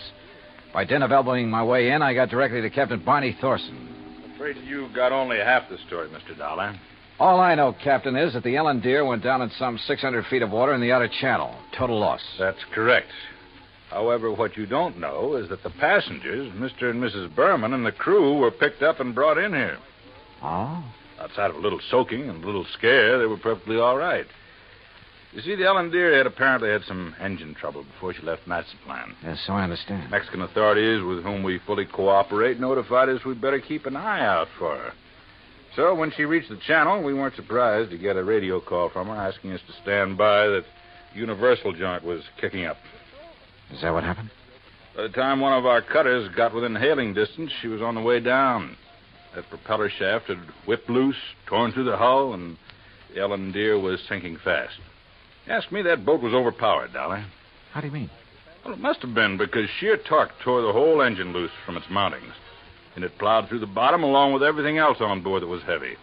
There was a big safe, for instance, anchored amidships. There was a what? A safe, you know, a small, heavy steel vault. Yeah, I know. That went down, too? With the engine.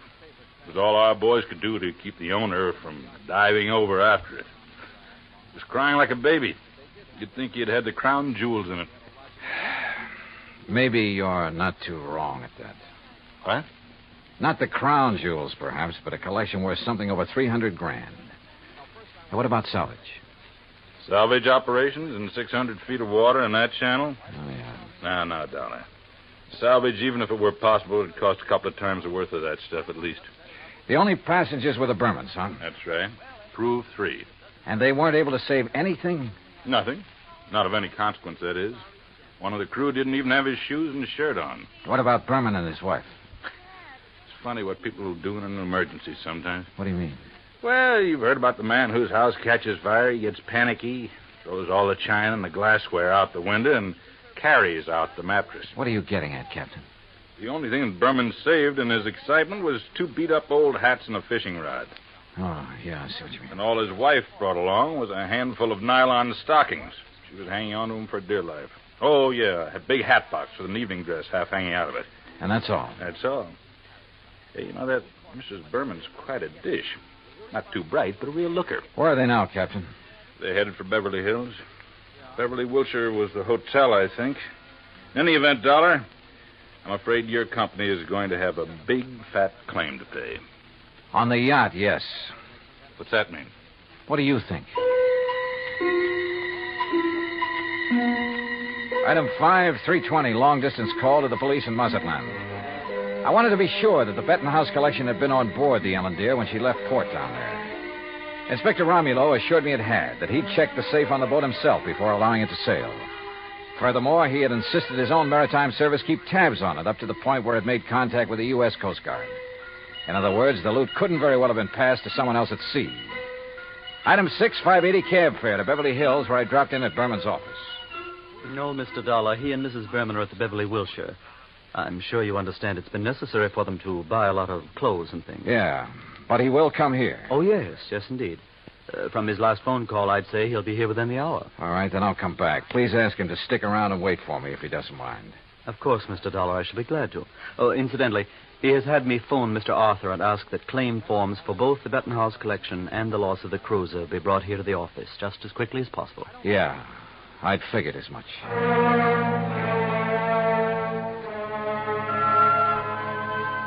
Berman wasn't wasting any time. Oh, I know there still wasn't any concrete evidence that Berman was trying to pull a fast one. Ostensibly, the only reason for my trip out here was to watch over that fabulous jewel collection. A lot of good I'd been. He'd lost the collection and his boat, and the company'd have to pay. Then a wild idea hit me. I suddenly remembered something that had happened months ago. Last July, to be exact, when a big passenger liner, the Andrea Doria, had sunk off the Atlantic coast. According to the papers, when the survivors were brought into the port, the usual customs inspection was waived. And it occurred to me at the time that every one of those people could have easily smuggled in anything he could carry or conceal in his clothing. I'm not saying it did happen. I'm sure it didn't. But it could have. And if such an idea occurred to me, why not to a man like Berman, who was already pretty well known for his tricks to evade customs? Item 6, 20 cents, phone call to the Coast Guard and Captain Thorson. Thorson speaking. Johnny Dollar, Captain. Answer me just one question, will you? Sure, what? When you brought them in, were the Bermans required to pass through customs? Well, no, of course not. There'd hardly be any reason to... Thank you very much.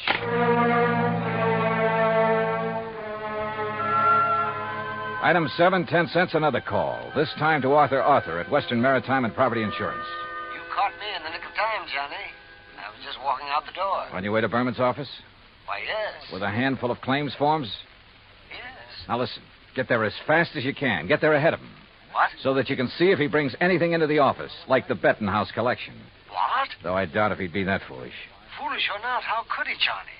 That collection, unfortunately, is at the bottom of the ocean. Listen to me. Keep him there. Maybe on the pretext of having to wait for me. Any reason you can think of. I'm afraid I don't understand. Just hold him until I get there, understand? Very well, Johnny. But what are you going to do? Arthur, I may have to break in and rob a hotel room. I went out and stationed myself across the street from the Beverly Wilshire.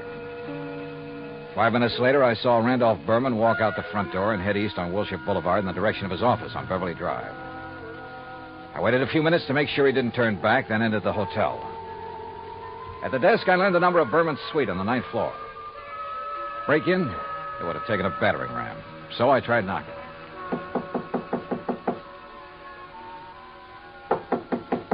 All right. You don't have to bust down the door. What's the matter? You forget your key and... No. Get out of here, buddy. Randy said not to let anybody in. He's out buying us clothes. Oh, he'd tell you to let me in, baby. Hey, who are you? Hernandez sent me up here from Guadalajara. Oh, well, then come in. Oh, you are in? Yeah. Well, have a drink then. No, thanks. A girl's entitled to a couple of drinks after that dousing in the ocean, and you might as well... What about Hernandez? Your husband sold him the wrong stone from that collection. Sold? Oh, he gave it to him. Oh, then you know about it. Oh, sure. So he could make a legit-looking change in the insurance and convince everybody he was on the up and... You sure you're from Hernandez? You kidding? How else would I know about the whole deal? I don't know. Hey, Randy said not to let anybody in here or he'd kill me. Dumb blonde, he called me. You? A smart, beautiful girl like you? Oh, hey, you're okay. My name's Vi. Come on, let's have a drink. No, thanks. Listen, Vi. I've got to get the right stone from that collection, the caliber diamond. Then I'll leave this one I've got in my pocket here. Which one you got? Let me see it. Oh, no. Only Mr. Berman. And only when he gives me the caliber. Well, which one you got there, huh? Well, never mind. I'll show it to Mr. Berman. I just want to see it. Not until I get the caliber from the collection. So, if he isn't here, if he's taken it to the office, I'll just... You think he's crazy? Let everybody know he... Let me see the one you have, huh? Oh, look, I just told you. Anyway, how do I know I can trust you? I didn't even see you in Guadalajara. Oh, now you sound like Randy. Dumb blonde, he says. Keep the door locked. But I let the bellboy in with the drinks, and I let you in, didn't I? Well, let me see the one you got. Will you, if I get you the other one? From the hat box that didn't have to go through customs? How did you know? Hey, you're a cutie. I bet you read about the Andrew Dorsey, just like Randy did. Come on, now let's have Where a is the look. hat box, Vi? Now, wait a minute. Maybe I am dumb. Who did you say you are? Where's the hat box? No, I won't tell you. You get out of here. Now, without the collection, Vi. No, you can't. Randy would kill me. He'd kill me if he even knew I let you in here. Who are you? Johnny Dollar, insurance investigator. Oh, please, Johnny, get out of here. The stuff in the bedroom? You can't go in there. I mean it. He'd kill me. Sorry, but that's your worry. Oh, no. Stop it or I'll set your eyes out. Now Hey, you can't. pull in those claws, baby. No, you... Well, I hate to do this, but... No, help! Oh, yeah, that's right. Get the manager up here. Get the police up here. Police? Oh, no. Oh, yes. Then you'd really be in trouble. You'd be better off if Berman tried to kill you. Now, where's the stuff? It's in the closet, on the floor, in the hat box. Thanks.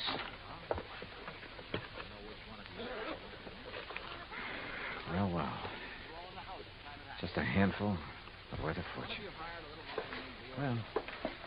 Oh, now, wait a minute, girl. Put down that bottle. I gotta stop you. He'd kill me, don't you understand? Just for letting you in here. You don't know him. Look, baby, you're in this thing deep enough as it is. Don't try to make it any worse for yourself. But when he finds out that I... Listen. He's come back. And I open up. Get my hands full. What'll I do? Where'll I go? Right here, behind this closet door. Quick. Ah. Johnny, Just stay there. Hang on to that bottle and think over what I told you about getting in deep. Hi, where'd you get these drinks? You got somebody in here. Bellboy? Why, you half-witted bird brain, I told you. Who are you? The name is Dollar, Mr. Berman. Insurance Dick? I just dropped by to pick up the Bettenhouse collection. Put it down, Dollar. I'm a good shot with this thing. Yeah. And it wouldn't be the first time you killed over a handful of jewelry, would it? That's right. Won't be the last. But you'll never know about it. Now, where's Vi? How should I know? She let you in here? I'll murder that dizzy blonde. That dizzy blonde is a lot smarter than you think. Where is she? What do you mean? By helping me, she has a chance of getting out of this mess you've involved her in, of getting out clean. That dirty two-timing... Dollar, I'm going to kill you. You'd even like to involve her in that, too, wouldn't you? Thanks for the idea. I'll make it look like she killed you. Oh, no, you...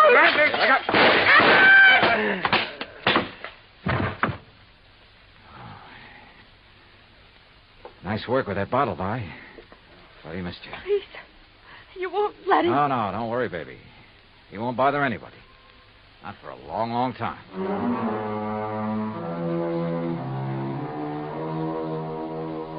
Item 8, $245 even. Incidentals during a couple of days of relaxation under the California sun and transportation back to Hartford. Expense account total, $453.95. Remarks? By way of getting off as easily as possible, Vi sang like a canary, and incidentally cleared up a couple of other of his shady deals. Result? By the time his prison term runs out, he'll be too long dead to collect the insurance on his yacht. End of remarks, end of report. Yours truly, Johnny Dollar.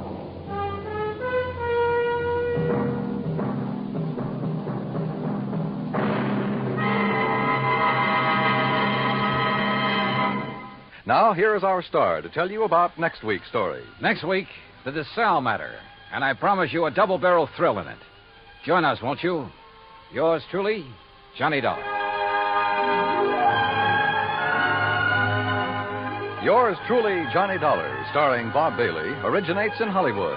It is produced and directed by Jack Johnstone, who also wrote tonight's story. Heard in our cast were Virginia Gregg, Lawrence Dobkin, Howard McNear, Jay Novello, Jack Edwards, Barney Phillips, and Raymond Burr. Musical supervision is by Amerigo Marino. Be sure to join us next week, same time and station, for another exciting story of yours truly, Johnny Dollar. Dan Coverly speaking.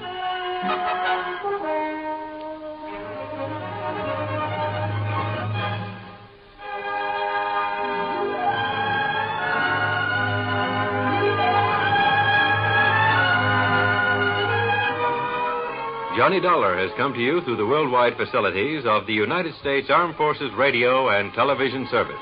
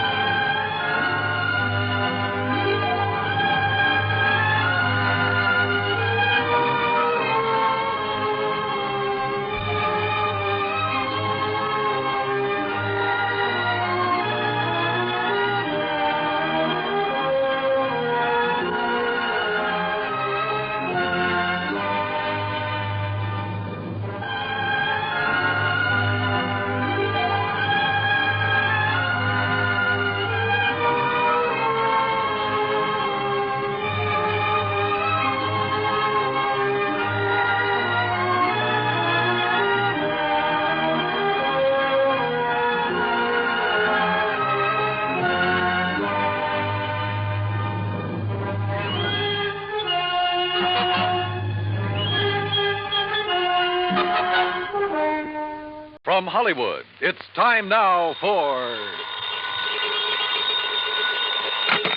Johnny Dollar. This is Harry Branson at Philadelphia Mutual Life and Casualty Company. Oh, hello, Harry. What's with you? John, I have a case I'd like you to handle for us. It's somewhat unusual. Have you ever handed me one that wasn't completely screwy? I said unusual. And I said screwy. So now that we understand each other, what's it all about? Well, absolutely nothing yet.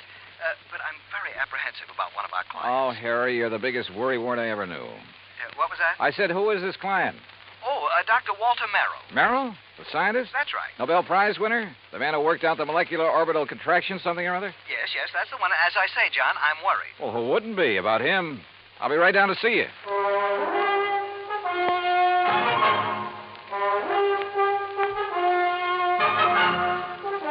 Bob Bailey in the exciting adventures of the man with the action-packed expense account.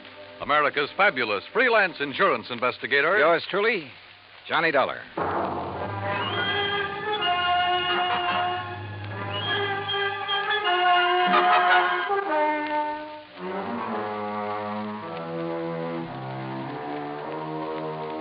Expense account submitted by Special Investigator Johnny Dollar to the Philadelphia Mutual Life and Casualty Insurance Company in Philadelphia. Where else? Following is an account of expenses incurred during my investigation of the clever chemist matter. Expense of transportation and incidentals, Hartford to New York to Philadelphia. I didn't even stop to check my bag, but headed directly for the Philly Mutual building on Walnut Street. Harry Branson is a good insurance man, but a great worrier. Nonetheless, he'd given me some pretty important, too. And after all, what do we live for? There you are. Keep the change. Thanks, Doc. John, what took you so long? Oh, now, what's the matter, Harry? Forget to pay the rent on your office or just forgot the key? No, John, as a matter of fact, I have the key right... This is hardly the place for levity. Well, surely you haven't been waiting here on the sidewalk ever since you called me. No, I haven't, but by checking plane schedules, I was able to determine when you'd arrive almost to the minute, and not wanting to waste time taking you upstairs to the office. Pretty urgent matter, huh? For you should be here shortly. What? Well, now, usually I arrange these things myself, Harry. Yes, and how we pay... Of you. Oh, Harry, you touched me to the quick. Oh, now, please don't misunderstand me. I don't mean that there's ever anything really dishonest about you your don't? expense account. Well, It's only... you ought to. Believe me, I'll pad it to the hilt if I think I can get away with it. Anyway, the most important reason for engaging the car was so that you can leave immediate... Malaga? Yes, New Jersey. It's a... Is that where Dr. Merrill is? Yes. As is his custom, he chooses to work in some isolated spot where he can't possibly be disturbed. He and his colleague, that is. Colleague? I always heard that he worked alone, freelance. And you heard right. However, he now has a Professor Theodore Nash with him. Nash? One of according to Dr. Merrill. Never heard of him. John, they're working together on what I'm sure is some top secret project. Oh? Oh, say, wait. Didn't Merrill have something to do with the early rocket experiments? Precisely. Which is why I suspect their present work may have something to do with the space satellite or intercontinental missiles or something of the sort. Yeah, possible. But what has all this got to do with you? Their insurance. Dr. Merrill has had a policy with us for some years. $25,000. Oh, and he took out a policy for $10,000. Beneficiary? Nash made Dr. Merrill his beneficiary. Oh, well, that sort of thing is often done between men working together. Harry, you know that. Yes, so that if anything happens to one, the other will be financially able to carry on what they've started. Sure, right. Which is no doubt why Dr. Merrill changed the beneficiary of his policy to Theodore Nash. So, what's the worry? No sooner was the change made than I received a letter of protest from Dr. Merrill's daughter. Who's she? Mrs. Howard Harding. She and her husband live in West Philadelphia. He's a welder for an aviation company, I think. Well, what did she base her protest on, Harry? She claims her father must have been coerced into changing the policy. Oh, now, wait a minute. That sounds like the hungry relative who complains about being cut out of the will. It might. If Mrs. Harding weren't a perfectly well-balanced, intelligent, and I'm sure quite unselfish person, a completely... Is she good-looking? Well, yes. And real sweet to you? Yes, she is. Well, now, John, I don't know what you're trying to imply. They do it every time. John. Particularly when there's a bit of money involved. Good-looking insurance broker like you. And you're a bachelor, too, aren't you, Harry? John, you're pulling my leg. Oh, Harry. But then I guess we're all suckers for someone like that. That has nothing to do with it. I've had these hunches before, John, and they've always been right. Even you will have to admit that. Yeah, I'll confess that in the cases I've handled for you so far. Why don't you call up Dr. Merrill? I think the quaint old fellow would die rather than have a phone near enough to disturb him in his work. Oh, there's your rental car waiting at the curb. So off you go, John, and see what you can find out. Okay, Harry. It all sounds like a lot of nothing you're worried about, but as long as you're willing to pay for it. And I always did like South Jersey this time of year. I drove across the Delaware River Bridge into Jersey and headed for Route 45 to Westville, Woodbury, and finally Pittman, where I picked up Route 47. What Harry had said was true. These hunches of his had a remarkable way of panning out. And yet, who was I to complain? After a pleasant hour's drive through cranberry bog and farm country, through miles of orchards and the intoxicating odor of the peach blossoms, I pulled into the quiet little town of Malaga. Population, I'd say around 500. First stop, the post office. Dr. Merrill? Yeah, sure. You go back the way you came, about a mile, till you see the name Wampus Bung. Wampus what? Wampus means cat. Bung, bungalow. Wampus Bung. Yeah. Yeah, the doctor and the professor got the fourth cottage beyond it. White one with a fence around it. Yeah, good, thanks. And if you don't mind, you can take their mail out to them. They haven't been in to pick it up 4 or 5 days now. Oh? Nothing wrong, is there? Well, who'd know? The way those two keep to themselves. Well, you'd think whatever they're working on was the atomic bomb. Yeah, well... Just to be sure, you let them know that you're at the gate now before you try to go through the fence. Oh, what's that supposed to mean? The professor sees you prowling around, he's liable to take a shot at you.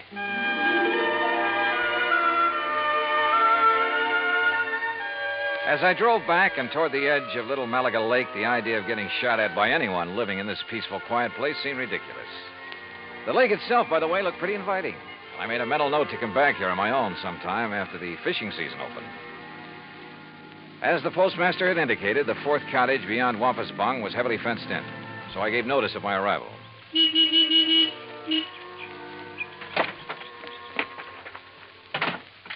I'd barely left the car when the door of the little cottage opened. Yes? Who is it? Dr. Merrill? Oh, yes. My name is Dollar, sir. Johnny Dollar, insurance investigator. Harry Branson? Yes, sir, that's right. Harry Branson sent me down here to see you. Oh, come in. I'm most glad to see you. Please, come into the house. All right, thank you. Is, Professor Nash here? In the laboratory. But please, As come he spoke, into the sliding house. door on the garage at the side of the house opened. A rather swarthy man stepped out, quickly closed the door, and threw a heavy bolt on it. Then looked over toward us suspiciously. Yes, because it's better that you and I talk in private, alone. Doctor, who is that? Oh, yes, Professor. If we have a visitor, why do you not bring him here where we can both speak to him? Oh, yes, of course. This is Mr. Johnny Dollar, Professor Theodore Nash.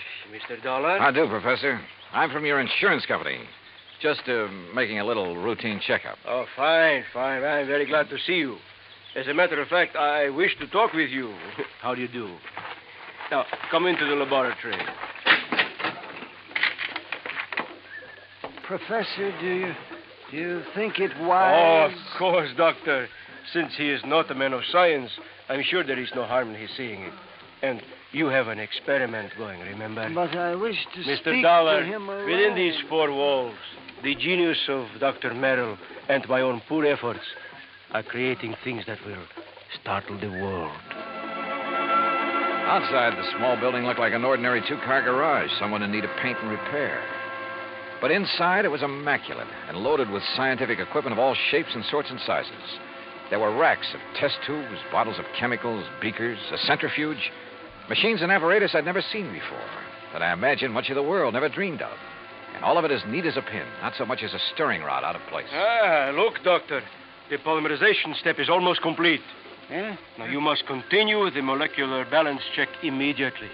Oh, yes. And you must both leave me.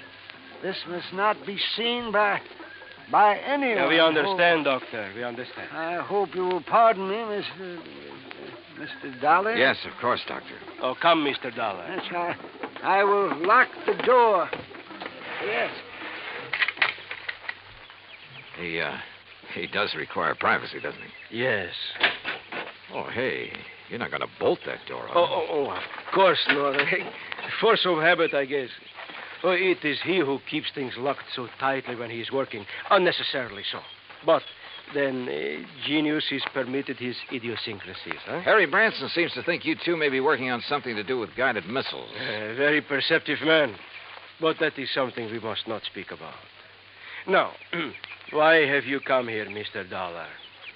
Well, like I said, just a routine checkup. We usually do this when a sizable policy has changed. Oh, there is something unusual about two men working together on important things, ensuring in each other's favor? Well, no. But when his daughter perhaps objects. You know Dr. Merrill's daughter? Oh, I know about her and about her unfortunate marriage to that day laborer. Nothing wrong with day labor, Professor. Yeah, but one who waits for a great man like the doctor to die so that he can get his hands on the insurance money. You think that's why his daughter objected to the change? Of course. But his money will be used to further his work by me. And, of course, for the good of humanity. I see.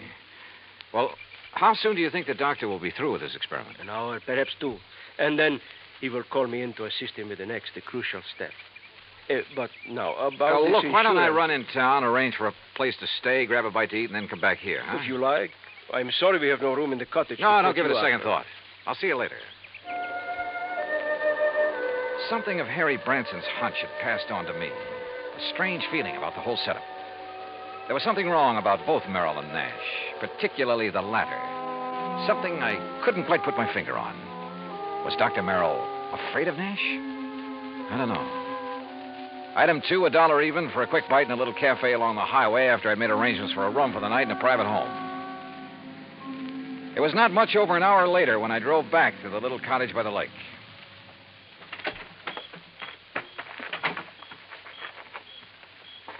And then I heard it. Someone pounding on the door of the laboratory from the inside. Someone calling for help. Professor! But the lock's on the inside. Turn the lock. What? Bolt here on the... Oh, what are you... Oh. Oh, thank heaven. Good Lord, Professor. What happened to you? You look like you've been run over by... Dr. Merrill. Oh, too late. Too late. Professor, what happened here? He beat me. Threw acid at me. The doctor? No, the man. Then he killed the doctor with a gun. He killed him. Who, Professor? Who? I don't know.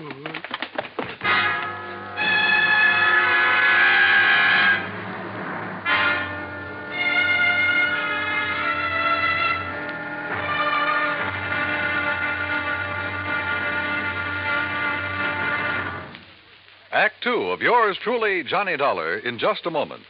Democracy. To the many who have lived under tyranny, democracy comes as a guiding light, shining on a brighter future. That is because democracy stands for the establishment of government conceived from deep thought and free choice, rather than being based on accident and force.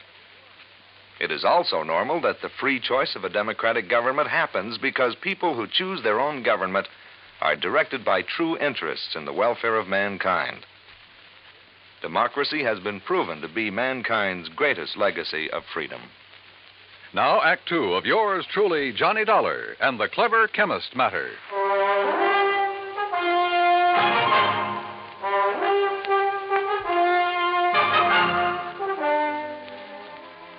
Expense account item 3, $10 for the services of one Dr. Frederick Foote, the only resident medico in the little town of Malaga, New Jersey. After pronouncing Dr. Walter Merrill dead, he took the badly beaten Professor Nash to his office clinic.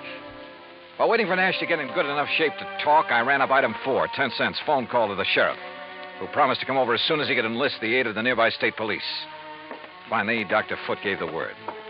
But I suggest you talk with him as little as possible, Mr. Dollar. In pretty bad shape, huh, Dr. Foote? The intruder not only beat him severely, but threw a bottle of acid in his face. Oh? Professor Nash will never have the use of his left eye again because of that nitric acid. Has Nash said anything that might help us identify the assailant and killer? No? Now, please don't talk with him too long. Professor? Yes. Yes. Hello, Professor. Oh, Mr. Dollar. I will never see again with my left eye. He has told me. Yes, I know. I'm sorry. But the great Dr. Merrill, he is dead. What a loss. Professor. Professor, Tell me, did you see the man who attacked you? Yes? Can you describe him at all? Yes, young, not more than 30, 5 feet, 6 or 8, very heavy, Yes? stocky, and black curly hair. Yeah? Hands like working man, laborer. Have you ever seen this man before? No, Oh, here. Some water. Thank you. Do you know why he came in and attacked you and Dr. Merrill? No. Was he after something there in the laboratory? No, only to kill Dr. Merrill. I tried to defend him. I'm sorry, Mr. Dollar, but I think that's enough. Yes, okay, Dr. Foote. I think I've heard enough. I managed to get back to the cottage by the lake before the police arrived and came up with one very damning piece of evidence. In one of the bedrooms, I found a picture of a wedding couple. It was inscribed, "Love to the dearest father in the world." And next to the bride stood a man who answered perfectly the description Professor Nash had just given me. The husband of Dr. Merrill's daughter, Howard Harding. And then I thought of what Nash had said about Harding. His antagonism, his conviction that Harding was the one who resented the change in the insurance policy. But there was something else, too. That had happened when I talked with Nash in the doctor's office that... By the time I got back to the laboratory, the sheriff and state police arrived. The sheriff, I'm afraid, mussed up any prints that might have been left on the bottle of acid. However, in the weeds outside, a state trooper found the pistol, a .38 caliber Luger that had killed Dr. Merrill. Fingerprints had apparently been wiped off, but the gun was carefully... Fingerprints. Before taking off on a mad dash back to Philadelphia, I stopped at Dr. Foote's and picked up one water tumbler. Item 5, $3.70 for a tank full of gas. Item 6, 50 cents. Parking in Philadelphia as close as possible to Harry Branson's office. John, what have you found out about Dr. Merrill? Harry, he's dead. Well, oh, dear. Now, listen. Write down the address of Mr. and Mrs. Howard Harding for me. His daughter, does she know? No, she doesn't know yet, and I hope I can avoid telling her before I write it down, will you, man? Well, yes, of course. Take this. Don't unwrap it, but see that it gets to Ray Kemper at the Federal Bureau fast. I'll check with him about it later, thanks. But now, John... Harry, this is one time this expense account of mine is going to save you a lot of money. I think. I don't know how many red lights I skipped on the drive out to West Philadelphia, but I felt like a hound dog in a hot scent. The home of Mr. and Mrs. Howard Harding turned out to be in a nice, quiet residential area.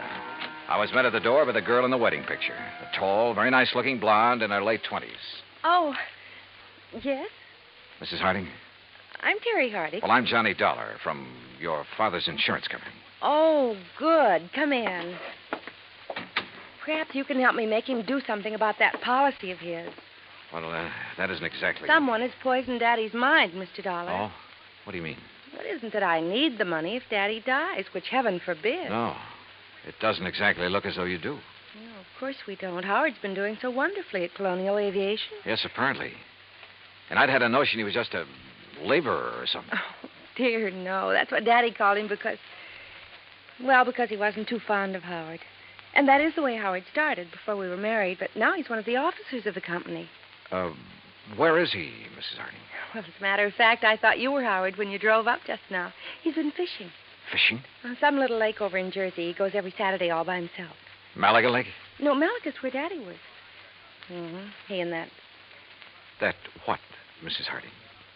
Well, I don't know. It's Howard, I guess. What do you mean?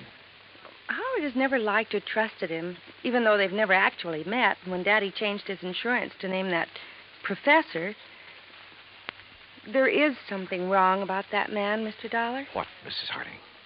I don't know. Daddy always worked alone until he came along. Daddy's such an alert, bright-eyed little busybody in spite of his Wait a age. minute. Your father... Like a cute little wound-up spring, hopping about like a... Mrs. Harding. Yes? Mrs. Harding, when I saw your father... You've seen Daddy. Well, then you know what I mean. He was tired, almost in a daze. He spoke with difficulty. Oh, no, you're mistaken. He chatters away like a jaybird. What is it, Mr. Dollar? Well, he must have been doped. He looked as though... Hi, honey. Well, I'm just as lousy a fisherman as usual. Not a single...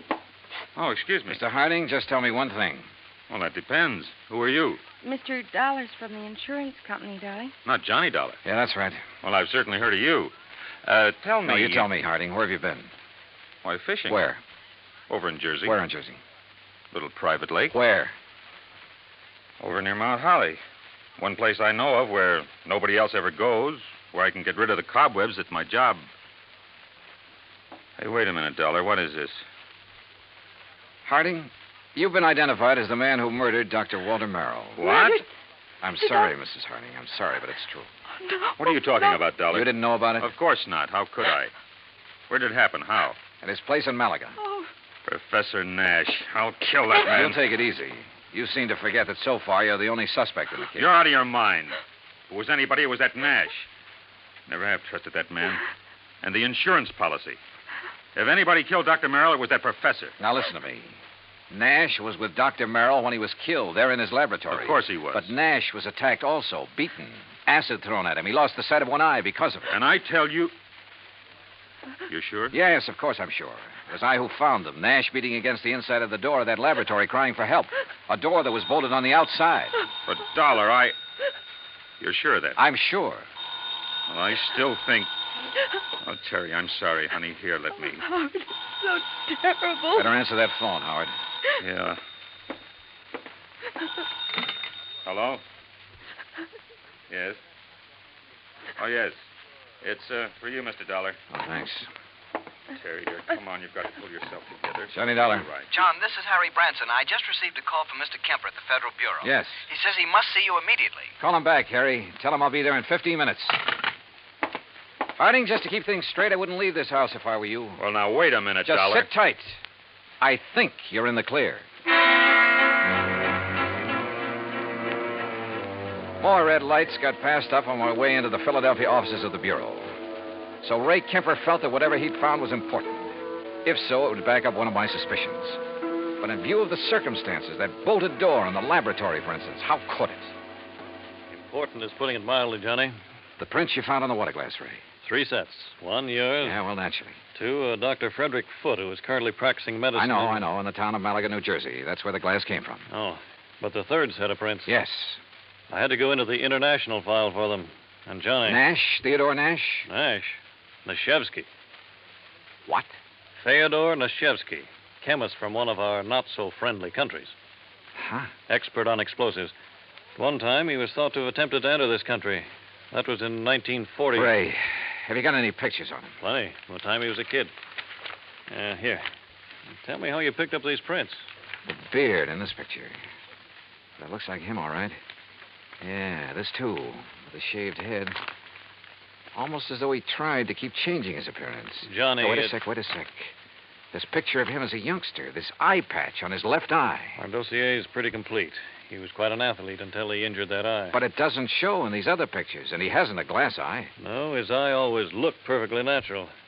Now, Johnny, if you have information... Ray, this has done it for me, thanks. Hey, now, just a I'll minute. see you. Hey, Johnny! This is Kemper. Give me a man to tail Johnny Dollar.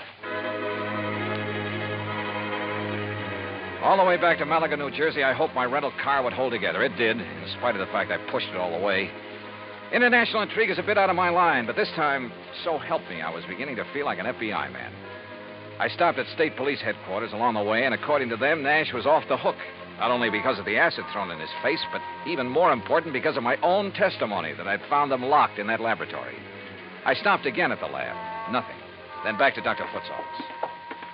Very well, Mr. Dollar. When they arrive, I'll insist that they wait for you. All right, thanks, Doctor. Well, Professor, you're sitting up. Oh, have they found anything, Mr. Dollar? Have they found the man who attacked us and killed poor Dr. Merrill? Professor, I think I have. Oh? But tell me something. Yes, of course. Your government doesn't pay you very well, does it? Merrill and I were not working for the government, Mr. Dollar. Although, of course, the results of our work... I'm talking about your government, your own real boss. I do not understand. No doubt it's very much interested in anything this country develops in the line of guided missiles, that sort of thing. Mr. Dollar... Now, let me go on. Merrill was doing important work. Stuff that would be of great value to any country in the world. Of course. Your country would have paid you well for the results of his work. But, brother, they'll never get it. I do not know what you are talking Money, about. the loot from Merrill's insurance, sure. Sure, it was enough to get you out of here after you'd gained the knowledge you need of Merrill's work. See here, Dollar. After you'd killed him, before he could give to his country, the United States, what he'd invented. You are a fool. I was beaten, The poor old man put up a pretty stiff fight, didn't he? Do you think I would have done this to myself? You My gave eye... yourself away earlier when you reached out for a glass of water I handed you right here in this room. A man who'd lost his sight in one eye would have lost his aim until he got used to it. Funny, though, it didn't come to me until You later. are mad. You haven't seen out of that left eye since you were a kid. I tell you, you are mad. And a little acid burn to make it look like somebody had thrown it at you would be well worth the alibi it gave you. Fyodor. That's right, Fyodor Nashevsky. Listen to me. You were the one who found us locked in, the door bolted from the outside. You found us. Yeah. Also the cord, the string you used to pull the bolt to. That you looped over the bolt and pulled after you got inside. You couldn't have. I dropped it in a vat of acid. Yeah. Thanks. I was bluffing. But I made a lucky guess. What? Oh, what a brain. Nashevsky, I'm sure glad you're not working on our side.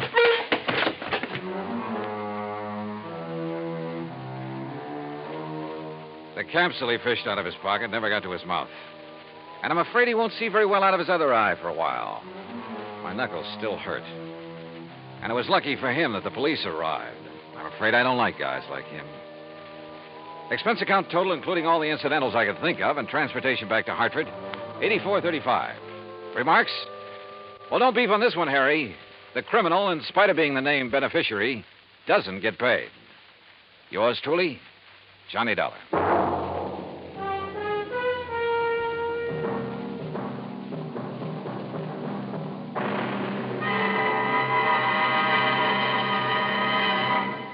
Now, here is our star to tell you about next week's story. Next week, a real close look at a little-known but very dramatic side of Hollywood.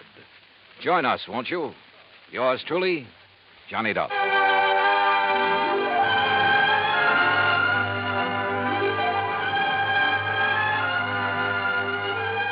Yours truly, Johnny Dollar, starring Bob Bailey, originates in Hollywood.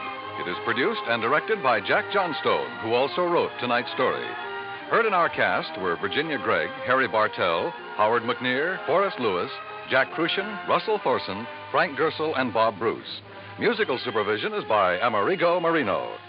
Be sure to join us next week, same time and station, for another exciting story of yours truly, Johnny Dollar.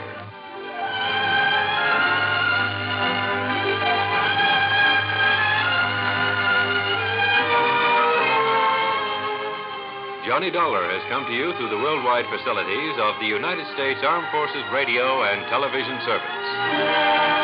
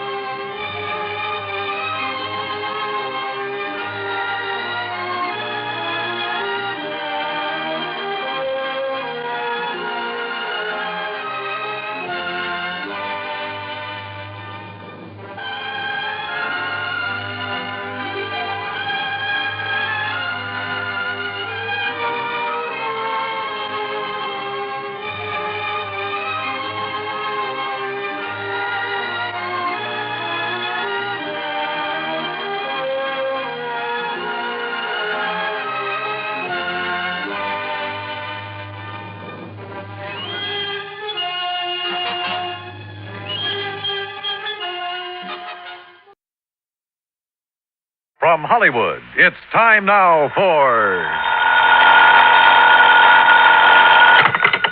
Johnny Dollar. Ted Orloff here. Orloff, Los Angeles? That's right. Tri-Western Indemnity Company. Well, hi, Ted. Look, are you free to come out here in a hurry? What's up? A wayward truck. A Wayward? That's right, truck. Lost, strayed, or stolen? Well, that's what I hope you can find out. It's a big one. Insured for nearly $20,000. That is a big one. And aboard it when it disappeared was the driver. Insured? For $10,000. And a cargo of copper tubing worth $9,500. Also insured. Holy. Ted, I'll grab the next plane.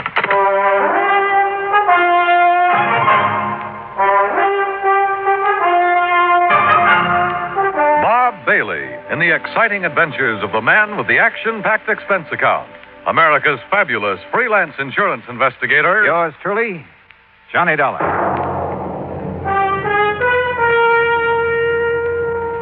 And now, Act One of yours truly, Johnny Dollar.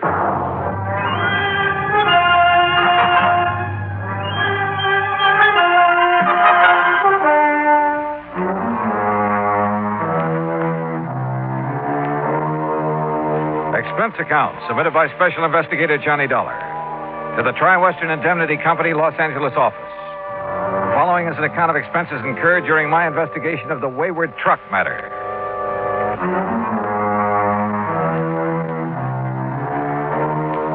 Expense account item 1, $194.65, airfare and incidentals, Hartford to Los Angeles, California. When my plane set down at the International Airport shortly after 9 a.m., Ted Orloff was waiting for me. He led me on out to the parking lot. Here we are, Johnny. This car right here. All right. Go on, hop in. Okay. You reserve a hotel room for me in town, Ted? Huh? Why? Well, after all, I've been sitting up in a plane all night and wouldn't mind a chance to shower and slick the whiskers off my pussy. Change clothes. Don't want to take the time. That's why I'm glad you could make it out here right away. See, this thing only happened Wednesday night. Well, just what did happen and who suffered the loss? And how about stopping somewhere so I can grab some breakfast, huh? Sure. Find a place along the way. Like I told you, Johnny, a truck loaded with $9,500 worth of copper tubing has disappeared. What kind of tubing? The kind they use a lot of in building airplanes, that sort of thing. Go on. It was shipped from Marlowe Copper Products over in East Los Angeles. That's where we're heading. Marlowe's a big jobber, distributor. Okay, so what happened? Well, late Wednesday night, a driver by the name of Jackie McAllen was scheduled to haul this order of tubing over to the Belle Aircraft Corporation over in Victorville. That's about 100 miles east of here, out in the desert. Yeah, I know. So? Well, the truckers usually drive that route at night, not only because of lighter traffic, but to avoid the heat during the daytime. Brother, you can say that again. Yeah. Well, anyhow, right after midnight Wednesday, 12:05 to be exact, Jackie signed out of the Marlowe warehouse with his load of copper tubing. Yesterday morning, Friday, Belden Aircraft was screaming for it, wanting to know why it hadn't been delivered as promised. Just disappeared? Just disappeared. Hijacked, obviously. And the driver? Any word of him? Nothing. Well, what kind of a market is there for stuff like that out here? Plenty of market for it. Not only because it's expensive, but it's hard to get, too. Especially for some of the new little companies that have sprung up around Palmdale and Lancaster, out that way. Yeah, didn't Lockheed just build a plant out there? Lockheed, Belden, a lot of the big ones. And they subcontract work to the little boys. That's why nearly $10,000 worth of copper tubing would be worth its weight in gold to those little plants. Well, then it's a wonder there isn't more of this kind of hijacking, if that's what it is. What do you know about the driver of that truck? Jackie McAllen is as honest as the day is long. Yeah, who says? His employer, and he should know. Jackie's been driving for Marlowe Copper Products for years. They trust that boy with a load of pure gold. Yeah. What's that mean? Yeah. Man might have some trouble selling off a load of pure gold.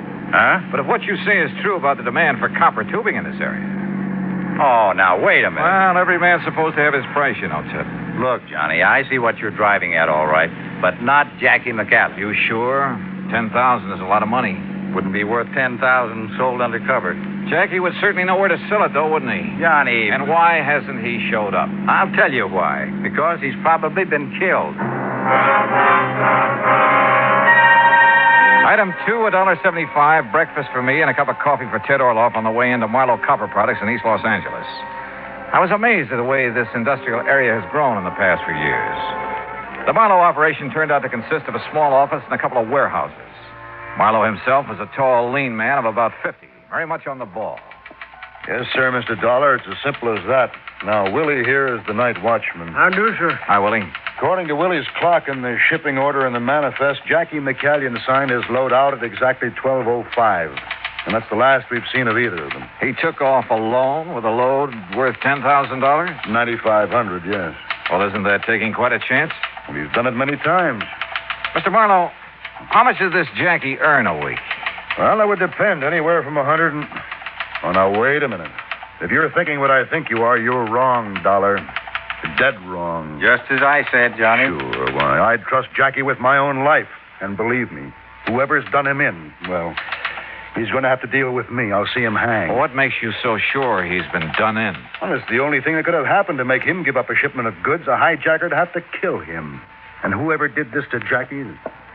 Tell me, do you think there's any possibility of his having been approached beforehand by hijackers? Perhaps threatened into turning the shipment over to them? No, not a chance. He would have told me of anything like that immediately. If he had time, maybe. Who's working on the case now, Mr. Marlowe? The L.A. Police Department and the Sheriff's Department of every county in Southern California. Are all your trucks like those two I see out the window there?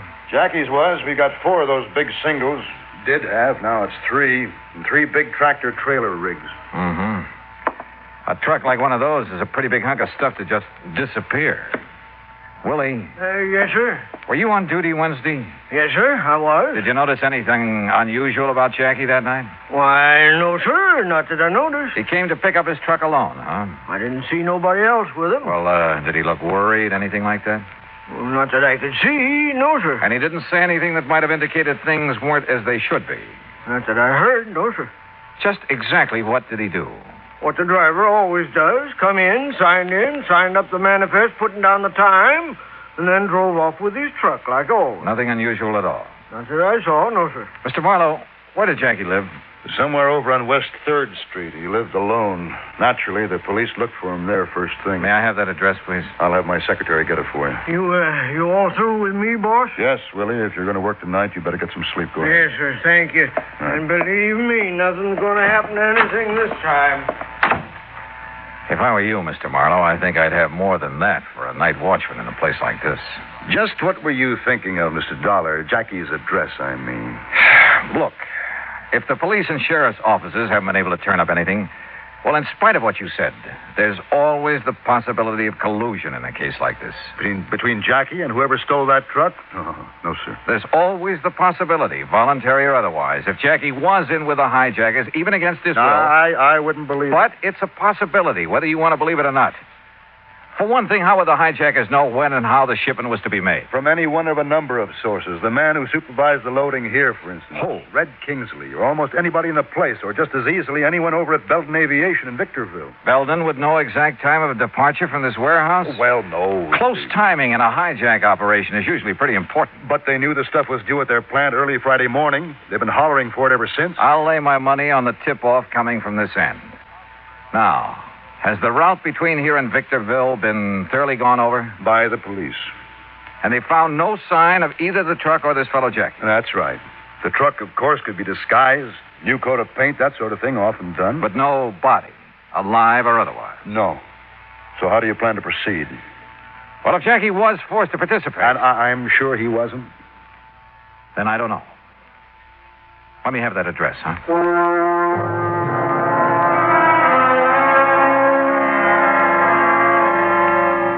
Frankly, I didn't have the least idea what I was looking for.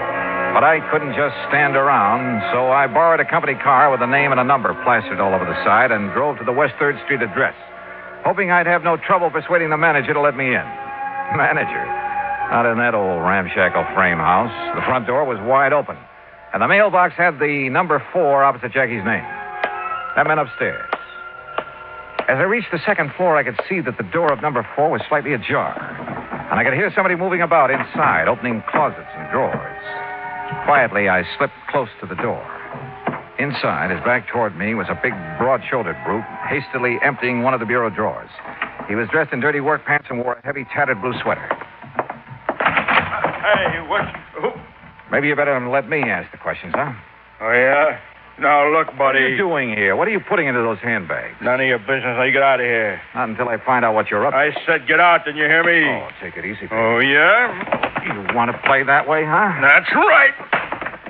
Brother, that was a big mistake. Oh, you asked for it. Oh, no, you don't. All right. Now, start talking. What were you doing here in Jackie's room? What was I doing here? Hey, look. Who do you think you are, the law or something, barging in here like this? That's right. Who are you? I said, who are you? I'm Vic McCallion. What? That's right. Jackie McCallion.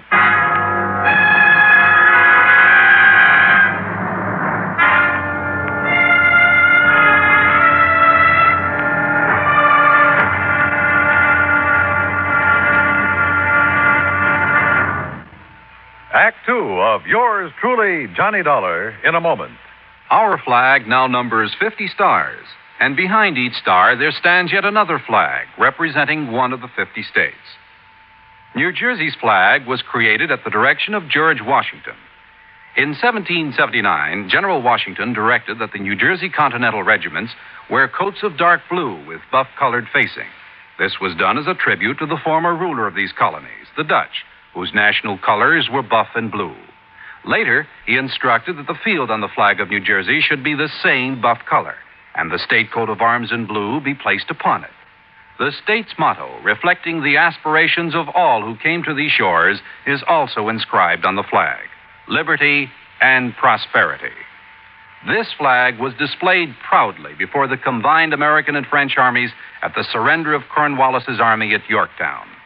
New Jersey's state flag, the flag of the third state to enter the Union, was adopted on March 26, 1896. Now, Act Two of yours truly, Johnny Dollar, and the Wayward Truck Matter.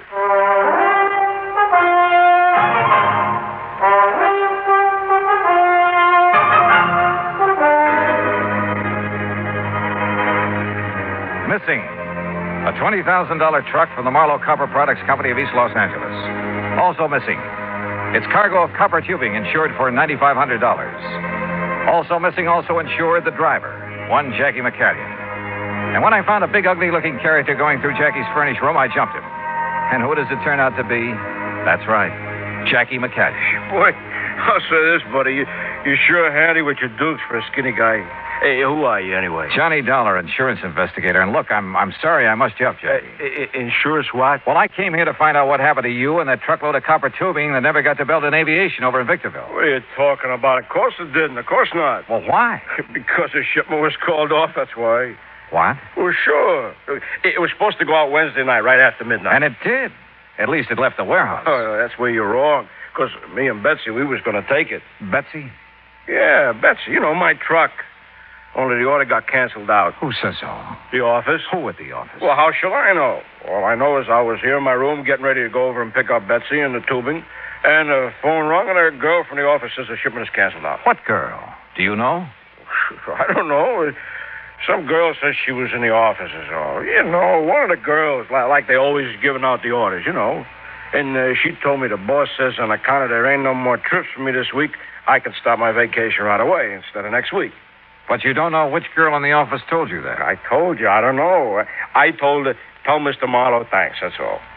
Why? Didn't she tell him? Where have you been since Wednesday night? Well, down in San Diego, staying at my sister's and doing some yellowtail fishing while I was there. You know, out around San Clemente Island. Boy, they pulled in the big ones. Yeah, I'm sure they are. There was one guy on our party boat that... Hey, wait a minute. What do you mean the shipment went out? Just that. On schedule. A little after midnight But on that Wednesday. girl told me... And it hasn't been heard of since. You mean it went out in my truck? In Betsy? Who took it?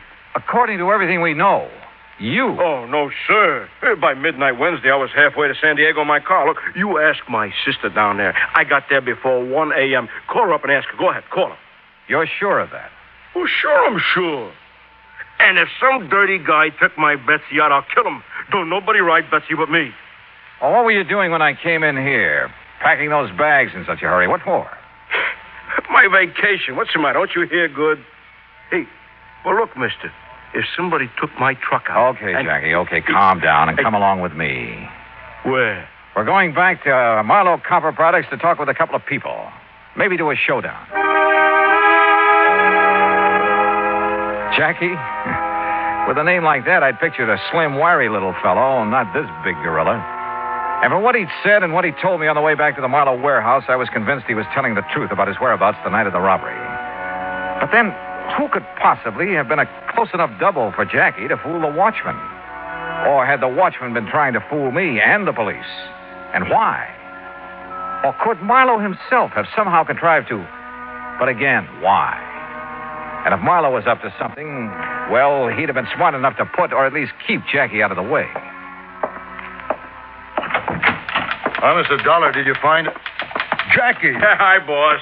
Hey, what's going on around Jackie, here? thank heaven, boy, you're all right. Oh, sure I'm all right. We thought you'd been killed or something. Oh, me killed?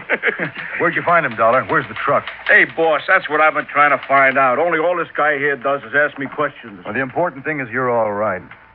I didn't tell you this before, Dollar, but Jackie's as much a part of this business as I am. Ah, come on, you started out with me in the beginning when I didn't have a penny to my name. Worked 7 days a week, night and day, helping me build up this business. And you've kept him just a truck driver? What do you mean, just kept me a truck driver? That's the way I like it. Oh. Yeah, even the big retirement he made for me. I don't want that. I just want to keep on driving the truck, just like I am, and maybe go fishing now and then. That's what I like, and I'm happy. Thank God you're still all right. Hey, but what about Bessie? Yes, Dollar, what about the truck? Any ideas, any leads? Mr. Marlowe, I want to talk to that night watchman of yours again. Oh, Willie? That's right. Let's just hope he hasn't skipped town. Skipped town? Would you see if you can locate him and get him down here? Well, of course. You think he was involved in the hijack operation? Well, let's get him in here, if we can, and we'll see.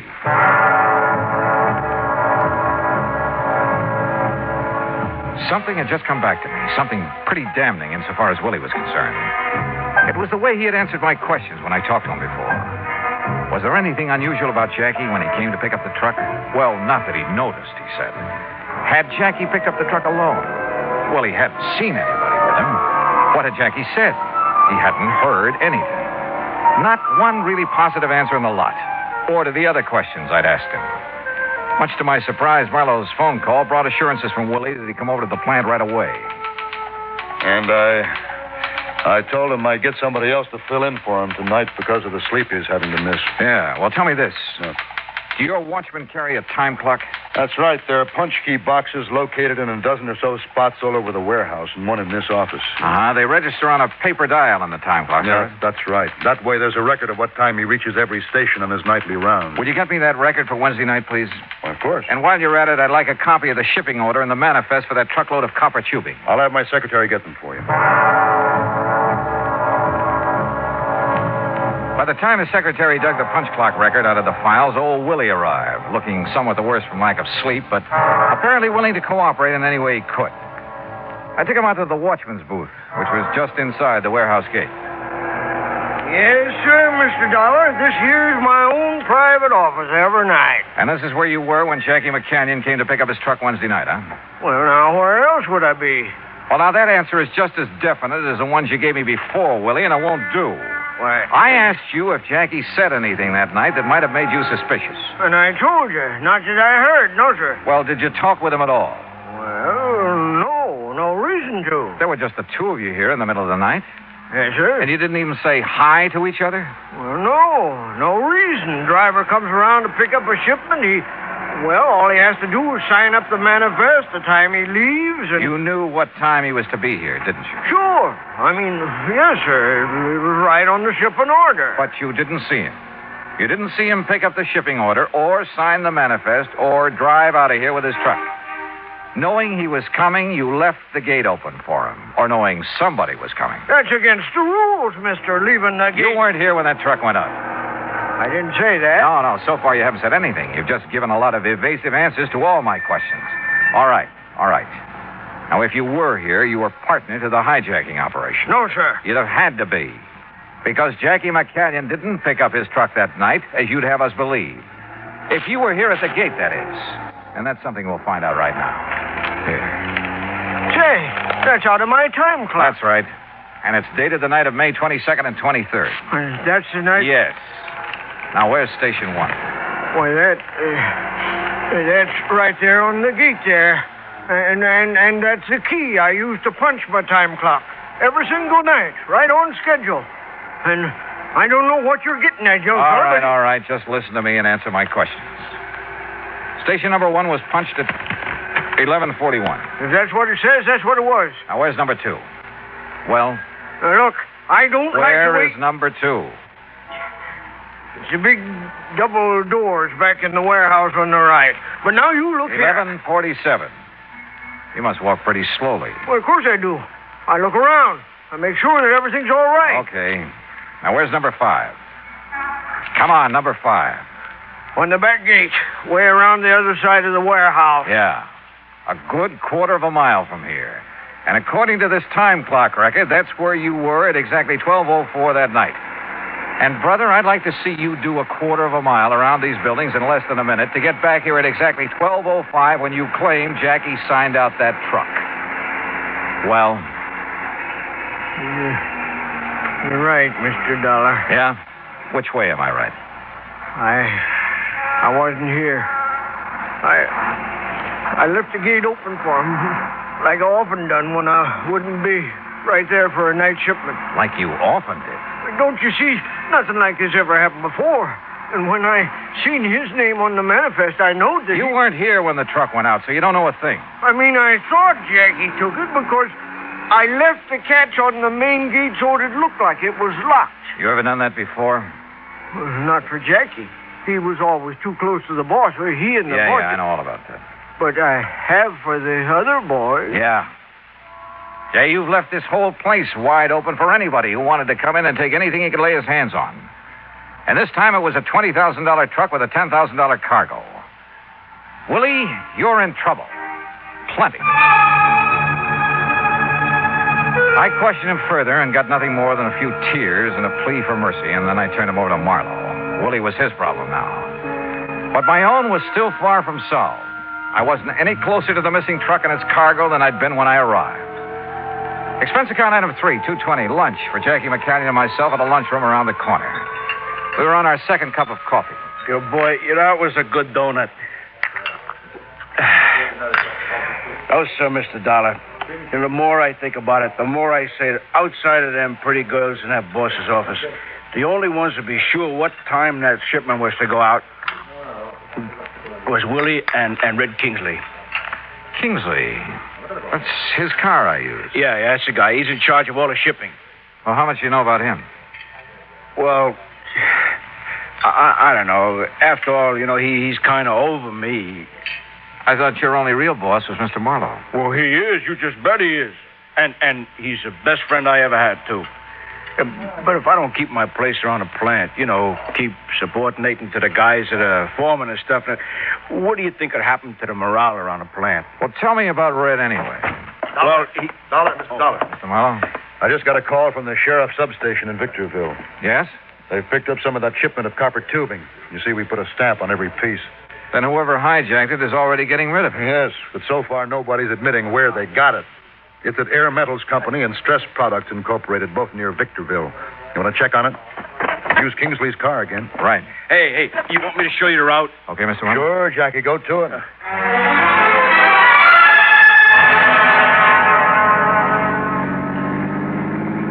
And believe me, we went.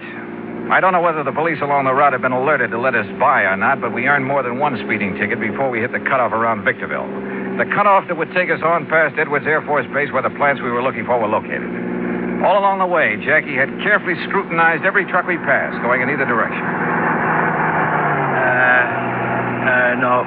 Same make and model, but she ain't Betsy. Oh, Jackie, don't you realize that truck of yours is no doubt thoroughly disguised by now? You think a father couldn't tell his own little baby no matter how disguised it was? Maybe, but a truck. Yeah, now, look at that one up ahead. See the one we're pulling up on? Also, same make and model, only this one is painted green. Want me to slow up as we pass it? No, she ain't Betsy. Even from here, I could tell.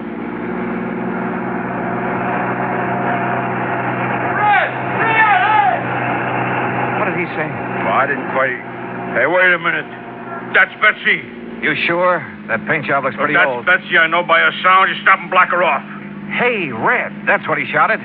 And this is Red Kingsley's car with the company name all over it. Yeah, that's why he thought we was Red when we passed him. Sure, and look, he's catching up on us. Well, he sure knows we ain't Red by now. Hey, look out. He's going to pile into us. He's going to ram us. Holy, hang on.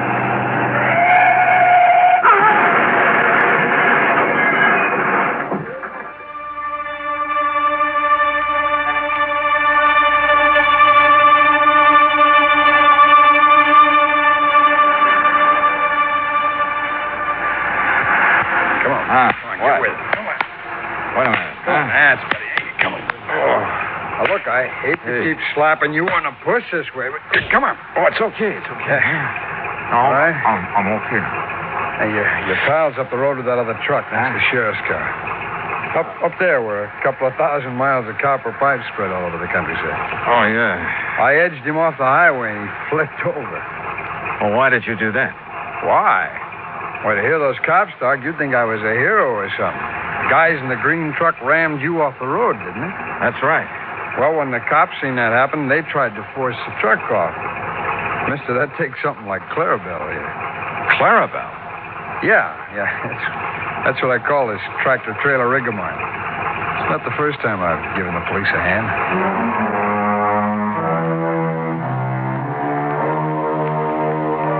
Yeah? They've given a lot of people a hand, those boys who drive the big interstate trucks and trailers. They're a pretty fine bunch to have on the road. Well, I guess it's pretty obvious that Red Kingsley and Marlowe's shipping department was back at the hijacking operation. The two who were aboard the stolen truck turned state's evidence and sang plenty, and the courts will take care of them. Expense account total, including air transportation and incidentals back to Hartford, $50105. Yours truly, Johnny Dollar.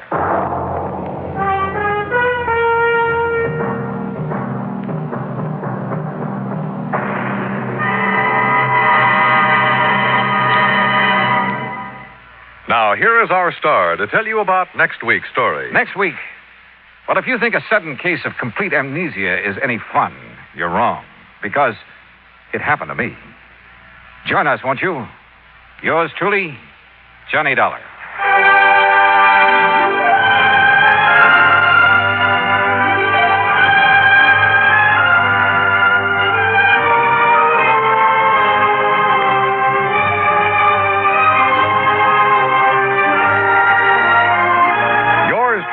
Johnny Dollar, starring Bob Bailey, originates in Hollywood. It is produced and directed by Jack Johnstone, who also wrote tonight's story. Heard in our cast were Forrest Lewis, John Daner, Junius Matthews, Stacey Heiress, and Jack Crucian. Musical supervision is by Amerigo Marino. Be sure to join us next week, same time and station, for another exciting story of yours truly, Johnny Dollar. This is Dan Cubberly speaking.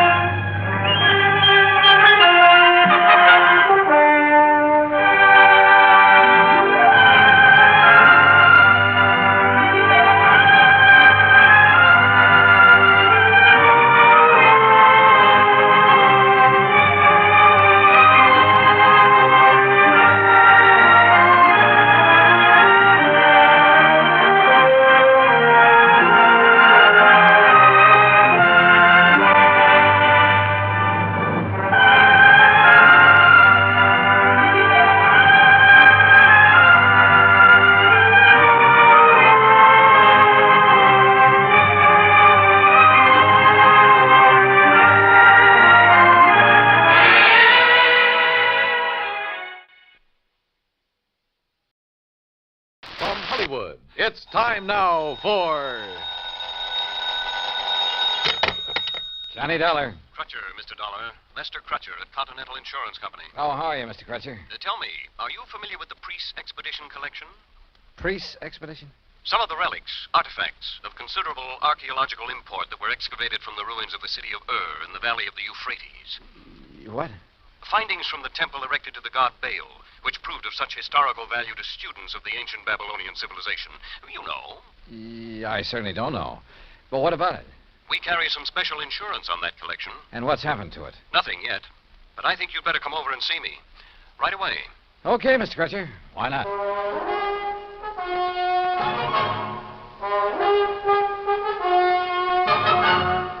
Bob Bailey in the exciting adventures of the man with the action-packed expense account. America's fabulous freelance insurance investigator. Yours truly, Johnny Dollar. And now, Act One of yours truly, Johnny Dollar.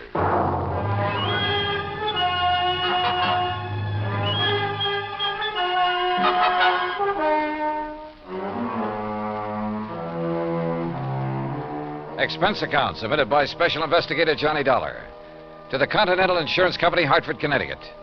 Following is an account of expenses incurred during my investigation of the loss of memory matter.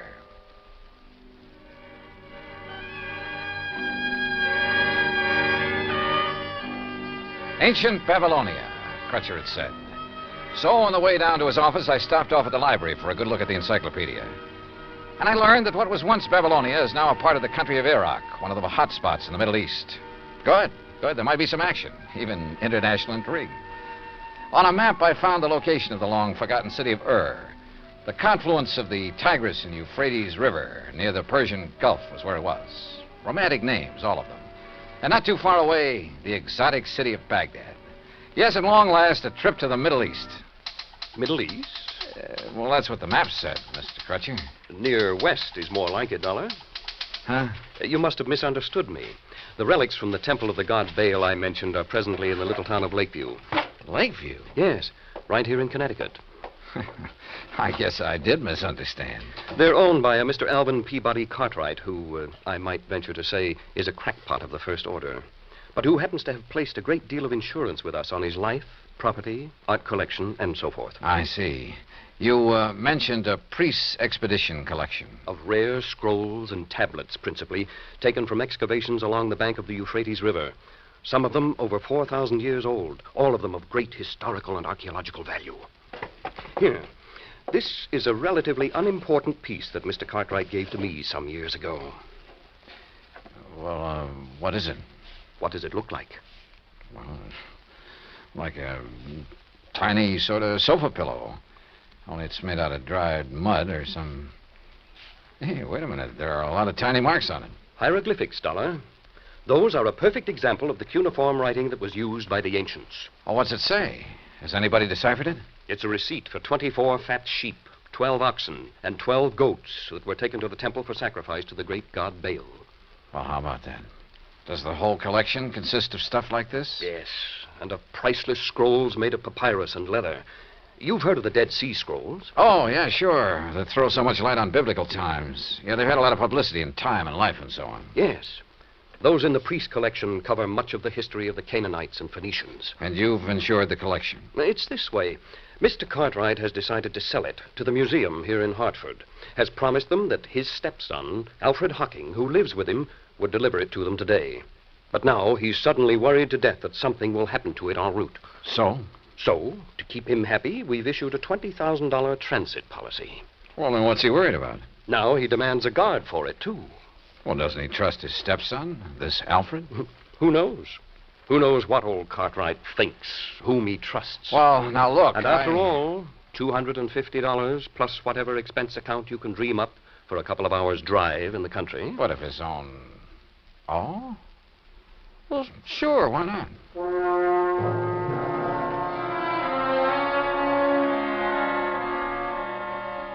Expense account item 2, $50 deposit on a rental car in which I promptly headed north and west on Highway 44.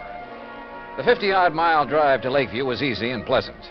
Finding Cartwright's home was also easy. It sat prominently atop a hill on the outskirts of the little town with perhaps 2 acres of ground around it. All of it looking worth a lot of money, yet rather seedy and run down. Alvin Peabody Cartwright himself greeted me at the door. I take it you're Mr. Dollar. That's right.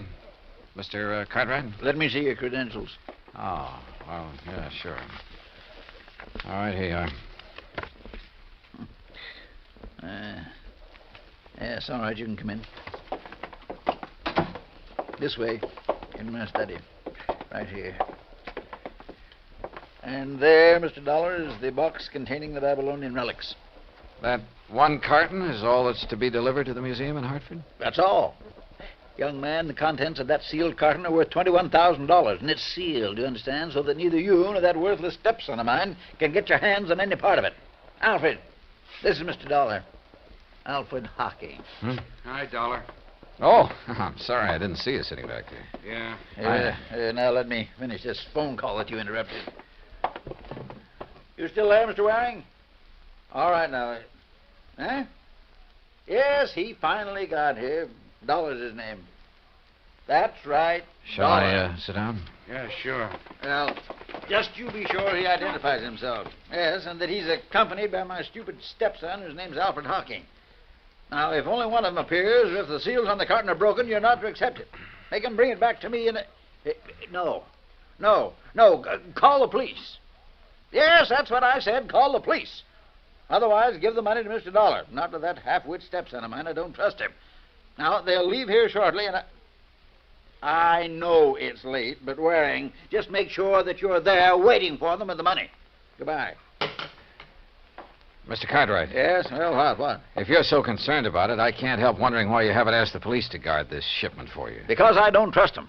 I don't trust them any more than I trust this numbskull Alfred. Thanks. I don't trust anybody. Oh, does that include me? Of course it does. Why do you suppose I'm having both of you take it over there? I'll tell you why, to keep an eye on each other. Now, get yourselves out of here and on the way to Hartford. Just be sure you bring that cash right back here to me tonight. You mean check, don't you? I mean cash. I don't believe in checks. I don't believe in banks. I don't trust them. I've kept all I have in my big safe here in the house for the past 47 years, and I intend to continue keeping it there, where I can watch over it myself. Now, go on, you and this dumb Alfred. Get out of here. Dumb, Alfred? I'm not so sure. On the other hand, as we drove back toward Hartford with Alfred at the wheel, he said he knew a backcountry shortcut. I decided he just wasn't as clever as he'd like to be. Hey, take it easy, Al. I'll give it to you straight, Dollar. I'd hoped the old buzzard would let me make this delivery alone. Because believe me, if he had, he'd never see 1 red cent of that 21 grand we're going to pick up. I take it you and your stepfather don't get along too well. That's putting it mild. But I'm telling you, boy, that once I figure a way to relieve him of his dough, he'll never see me again. $21,000. Boy, that would get me so far away from here, I tell you... You, been living with him long? All my life. The crazy old Scrooge has never let me have any money of my own. And me, I got a right to blow myself, have a little fun, as much as anybody. Well, maybe he thinks you ought to work for it. Hey, now, you better slow down, Al. Work, did you say? When he's got more than he'll ever be able to use stashed away in that old safe in the cellar? Why should I have to work? Hey, I said take it easy, Al. Why don't those trucks stay off those back country roads? Oh, now, Al. Why should I work when all I need to do is to get my hands on some of that pile he's got in the safe and I can live like a king? He'll never spend it, and he'll never leave it to me when he kicks off. That's why I haven't knocked him off myself, but believe me, Al, look, just stop this crate and let me take the wheel. Yeah, why? Oh, with all your ranting and raving, you're all over the road. Sure, okay. Sure, you can drive. Well, stop. Sure, I'll stop. Look out, we'll skid. Let us skid. Look out!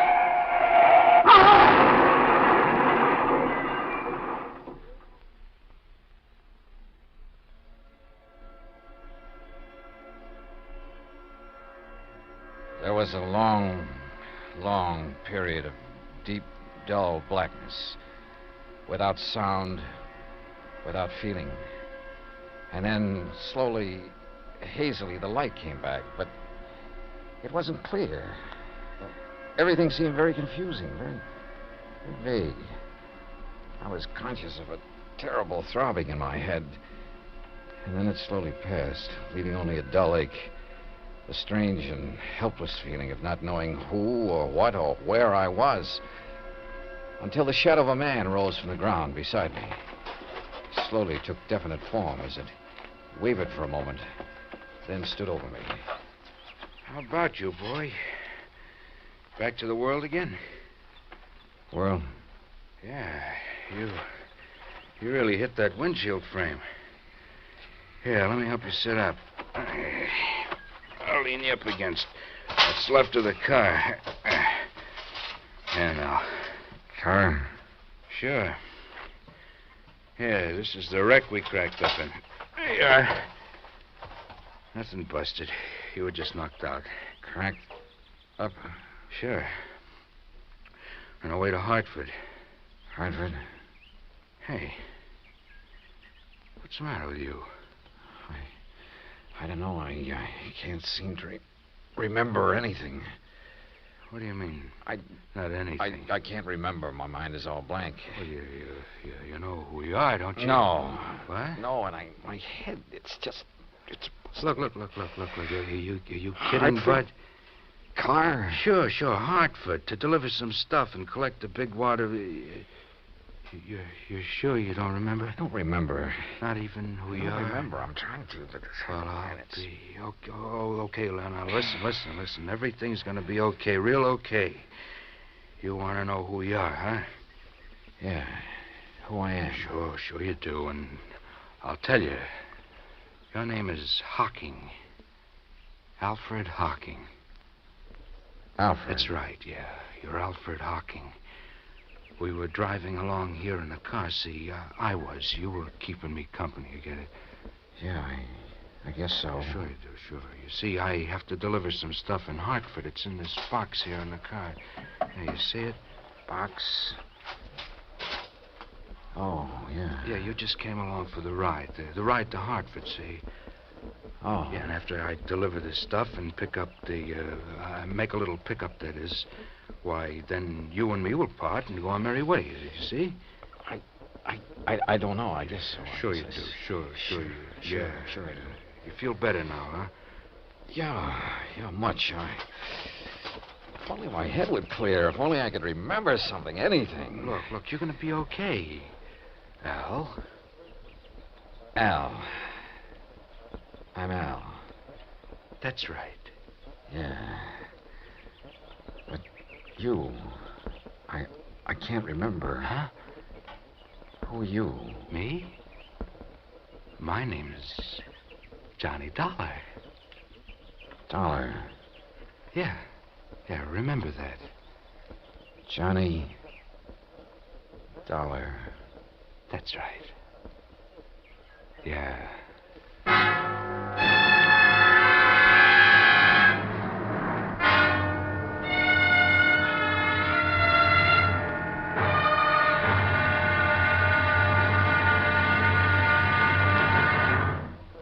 Act two of yours truly, Johnny Dollar, in a moment. We sometimes wonder, what is the life of a human being really worth? Not too much? Or maybe a great deal? Does it depend on whose life it is? Whatever the answer, one thing is certain. Fred Hargesheimer, since World War II, has felt that his life is worth quite a lot of gratitude. During the war in the Pacific, about June of 1943, Lieutenant Hargesheimer had his P-38 fighter plane shot out of the sky. Badly wounded, he bailed out over a tiny island, New Britain. It looked pretty small from where he hit the silk, but he found it much bigger when he hit the ground. It was bigger, and in complete control of the enemy. But Hargesheimer was lucky. After a month of lonely hiding, he was found by a group of friendly natives from the village of Nantambu. They cared for him and successfully hid him from enemy patrols for the next 4 months at the risk of their own lives. Then Hargesheimer was able to make it back to civilization. For the next 17 years, Fred Hargesheimer thought about those wonderful people of Nantambu. 12,000 miles away in the United States of America, Hargesheimer put a great plan into effect. He made speeches, took up collections, sold jewelry belonging to his family, and worked out a way to bring a bit of civilization and happiness to the little village of Nantambu. Needless to say, the villagers gave him a spectacular welcome upon his return. Fred Hargesheimer showed his gratitude to the people who had saved his life. But life is worth little without freedom, the right of all men, everywhere. Now, Act two of yours truly, Johnny Dollar, and the Loss of Memory Matter.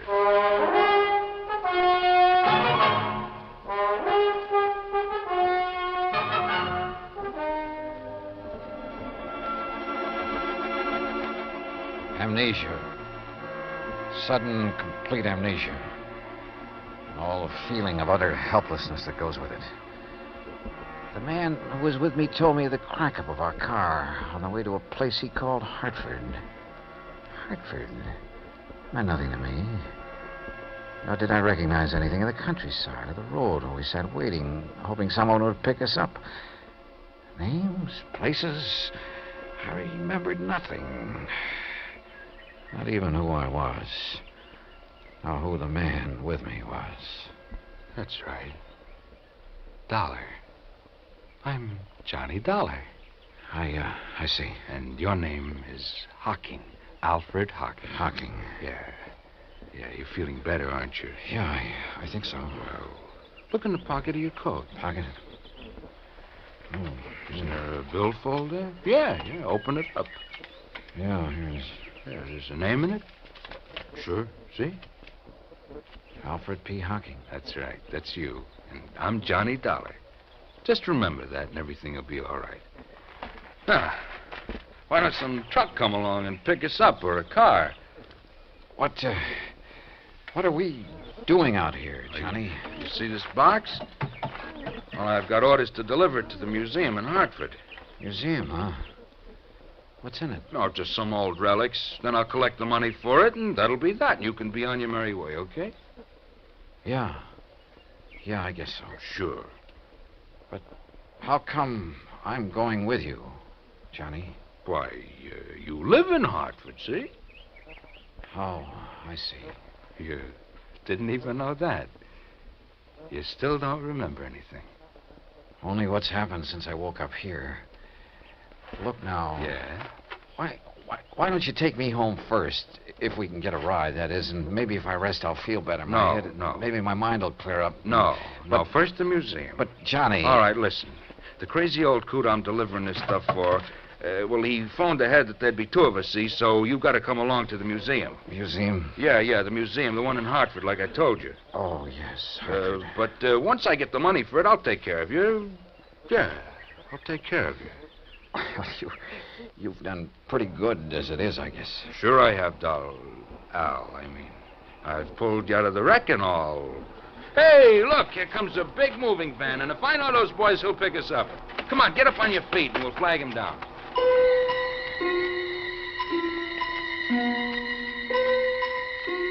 The helpful driver of the big cross-country truck picked us up and was all for getting me to a hospital before anything else. But my companion, who called himself Johnny Dollar, assured him he'd do it as soon as our mission was accomplished. So the driver agreed to take us directly to the museum Johnny had mentioned. Johnny Dollar. The name had a strangely familiar sound, but I couldn't remember. Finally, in the city, they told me it was Hartford. We pulled up in front of a large, rather imposing granite building. You sure somebody will still be there waiting to meet you, mister? It's getting pretty late. Don't worry, driver. There'll be somebody, all right. Okay, but you sure you don't want me to wait and take your friend Al to a hospital? Like I told you, the minute we're through here, I'll take care of him. Come on, Al. Sure. Thanks, driver. Yeah, thanks. Okay, boys. If I couldn't give somebody in trouble a hand, I'd have no business driving this rig. 20. Here's your package. Oh, thanks again. Now, come on, Al. Okay, Johnny. I'll do all the talking, and you just remember who you are. Sure. Let me help you carry that. You just push the bell button there beside... Well, it's about time. Which of you is Mr. Dollar? That's me. Hi, Mr. Waring. Here's my credentials. Yes. Then you... Al Hocking. Oh, yes. Just as Mr. Cartwright said on the phone. But what happened to you? I had a little car accident on the way. Oh, yes. Are you feeling all right, Mr. Hocking? Well, my... Oh, sure. I'm going to take care of him as soon as we leave here. So, if you don't mind, you've got something for me, haven't you? Of course. Seals are still intact. Sure are, in spite of the accident. Oh, very well. If you'll step inside, I'll give you the money. Good. Come on, Al. I must confess my bewildered mind was somewhat puzzled by what happened next. Mr. Waring opened a small wall safe and handed my companion a package. From it, he extracted and counted almost greedily $21,000. He signed a receipt, accepted a receipt for the packet of bills. Then we left the museum and hailed a taxi. Hey, buddy, you know a drive-your-own-car place that's still open? Sure do. Then take us there, and there's an extra fin for you if you step on it. Right you are. Johnny, can't the cabbie take me home first? I said I'd take care of you, didn't I? All right, now, don't ask any questions. We haven't got time. Maybe I had lost all memory. Maybe my mind was befuddled, confused. the pain in my head nearly driving me out of whatever sanity I'd retained. Nonetheless, I had a strange feeling that things weren't what they should be. Still, my friend, this Johnny Dollar who'd saved me from the wrecked car, if only I could remember things from before we cracked up. There was something strange, too, in the way he slowly, painstakingly signed the application for the drive your own car, looking carefully all the while at the license he pulled out of his pocket. Then a few minutes later, we were on the road again, and we were heading, according to the highway signs, out of town and toward a place called Danbury on Route 6. These rental cars could stand a little souping up. Look, Johnny, I thought you were going to take me home. I am. But you said I live in Hartford. Listen, if I know that stepfather of yours, the sooner we get out of the state. What?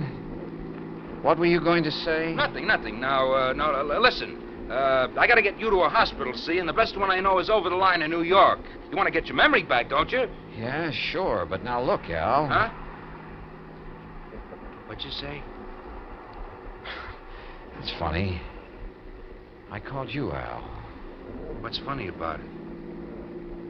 Sure you aren't beginning to remember things, huh? How about it? I wish to heaven I could. But now, look, Johnny, there's something funny about all this. I may be a bit muddled after that crack-up we were in, but it seems... You are muddled. That's the reason you're getting crazy ideas, but don't. See? Just quit thinking and relax so you might do something you'd be sorry for. Yeah. Real sorry. This determination of his to get across the state line. Things were wrong, and I knew it. But I didn't know why. A man's judgment is based on his experience, or his reasoning power is based on things he's done or that have happened to him, or at the very least on things he's known about in the past. And all of my knowledge of the past was gone from me. Anything I might do or say at this point would probably be wrong. So how could I argue with this Johnny Dollar? What's more, he had a gun. I'd felt it in his pocket when he bumped against me. Perhaps if I had a gun, I could stop him. Demand an explanation. I felt that I should. Why? I didn't know why, but somehow. Johnny? Yeah? Why are you so anxious to get into another state? I told you to get you to a hospital. Now shut up. Oh, listen to me. Don't ask questions. Just leave everything to me. Well, why is driving all this distance, 50 or 60 miles now, better than if you'd taken me to a hospital or doctor back in Hartford? I told you to stop asking questions. Yeah. Johnny, why do you carry a gun? Why shouldn't I? Don't worry about it. Are you supposed to? Sure. I got a permit, so forget it. Let me see it. Hey, what is this? Later. Now. Later, I said. Then I don't believe you. All right, then here. Look in this card case. I looked. In Johnny Dollar's card case. His driver's license, business cards that said he was a freelance insurance investigator. And again, something vaguely familiar stirred in my cloudy mind. You find it yet? And then an identification card with thumbprint and snapshot. And the picture was not of the man beside me. Instinctively, I leaned over to look into the rear-view mirror, to look at myself. But he pulled the gun from his pocket, and before I could do it, he struck me hard across the head.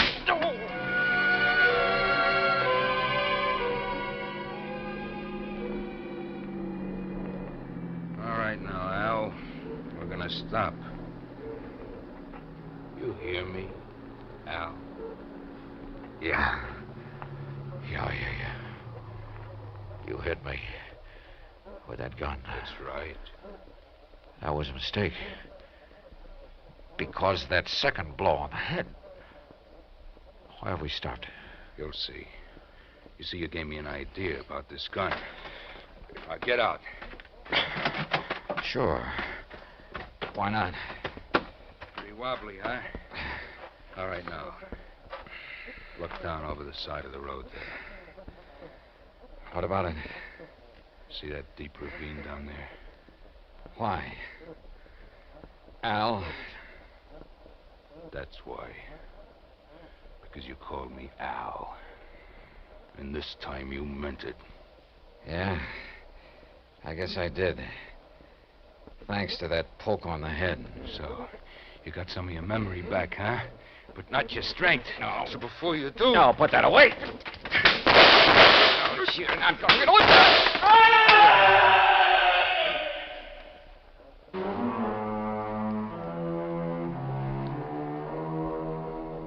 Expense account total so far, $95 even, including doctor bills. Repair bill on rental car is still to come, and strangely enough, old Cartwright is perfectly willing to pay it and any other expenses that may be involved. He's a changed man with his chiseling stepson out from underfoot. Also, I'll be required to appear in court against Alfred Hocking, and there'll be expenses involved there, too. The extra $500 Cartwright insisted I take doesn't go in this account since it came out of his own pocket. Not bad for just a couple of wallops on the head, huh? Yours truly, Johnny Dollar.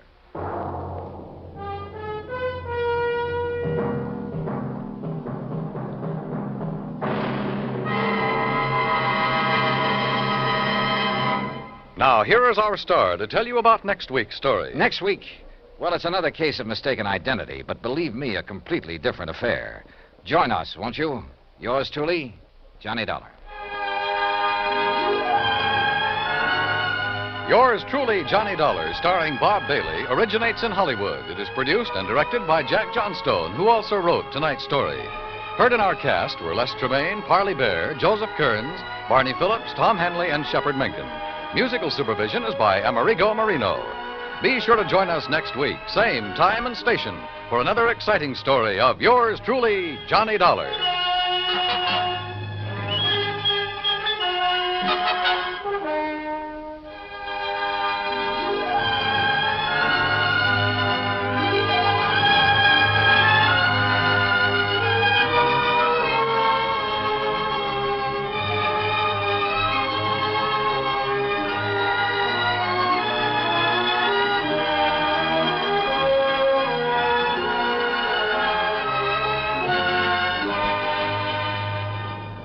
This is the United States Armed Forces Radio and Television Service.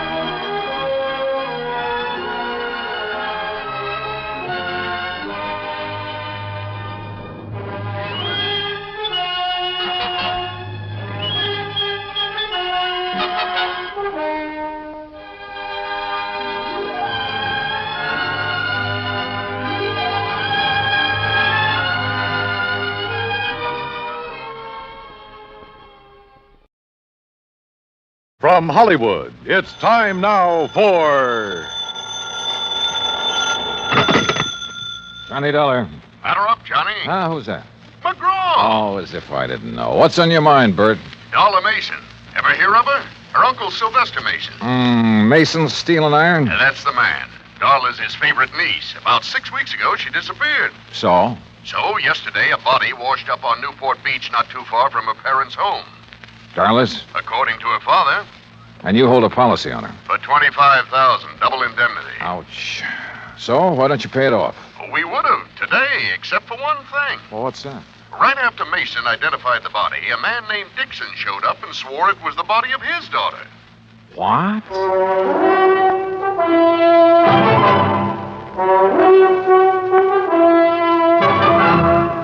Bob Bailey in the exciting adventures of the man with the action-packed expense account. America's fabulous freelance insurance investigator. Yours truly, Johnny Dollar.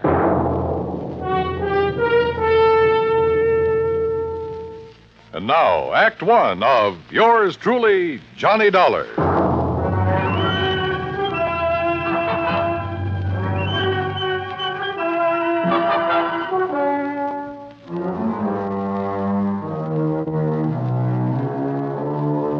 Expense account submitted by Special Investigator Johnny Dollar to the Providential Assurance Company, 393 Dewey Avenue, Hartford, Connecticut. The following is an account of expenses incurred during my investigation of the Mason-Dixon mismatch matter.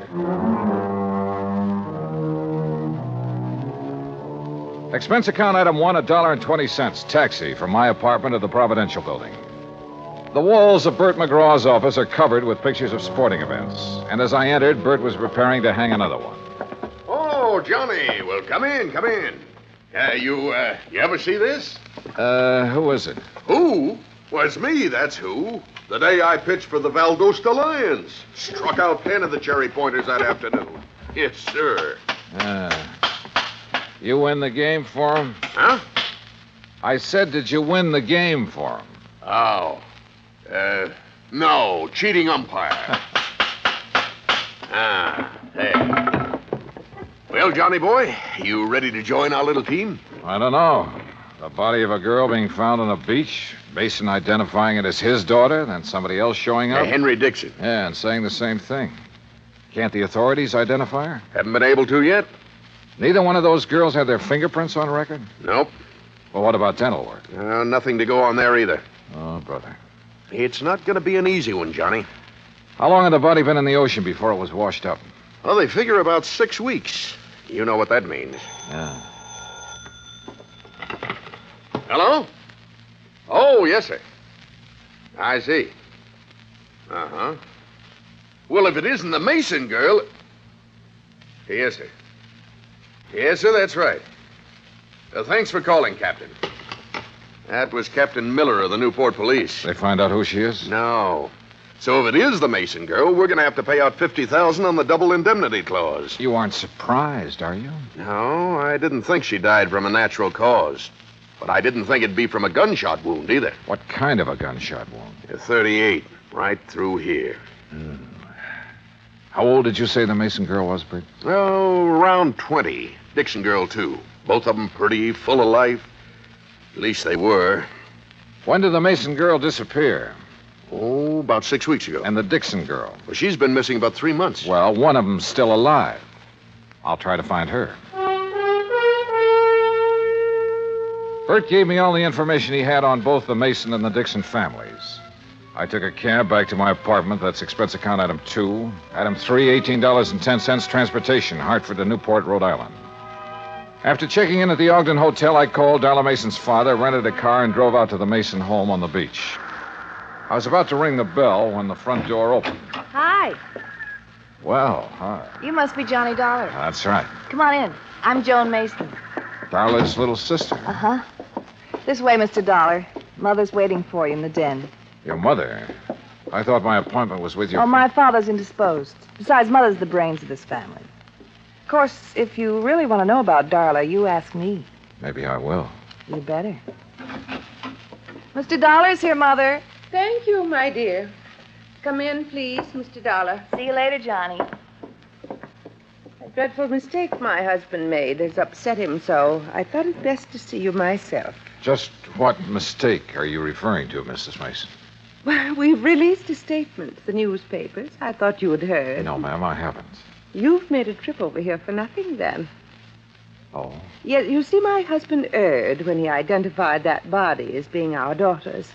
It couldn't possibly have been. Well, I know you're glad of that, Mrs. Mason. But what made Mr. Mason change his mind? I haven't changed it, Dollar. George, I thought you were going to stay in your room. Never mind. Dollar, any questions you want to ask, I'll try to answer them. Why, George Mason, you've been drinking. Only enough to take the bad taste out of my mouth, and you know what put it there. Don't look so mixed up, Jenny. I tried going along with you, but I got too weak a stomach. So here I am. I don't know what you're talking about. No. Listen, Dollar. Soon as they found out that girl had been murdered, my wife here decided it couldn't have been Darla. It isn't Darla, and you know it. Only thing I know is that you got a set idea good, proper people don't die nowhere else but in bed. Because this girl died like she did, because she was shot, you tried convincing me she ain't our daughter. Well, I won't hold still for it. That girl's Darla, no matter what that crazy coot Dixon says. Me, or Mr. what you Dollar? say. Yes, surely. You hear? You hear me, Jenny? Oh, doggone woman. I could some mad at her. Oh, you want a drink, Dollar? No, thanks. A little early for me. Yeah, I guess I've had enough, too. Well, Dollar, no matter what way our girl died, she was a good girl. Never gave me a bit of trouble. Never lied, never ran around like some her age do.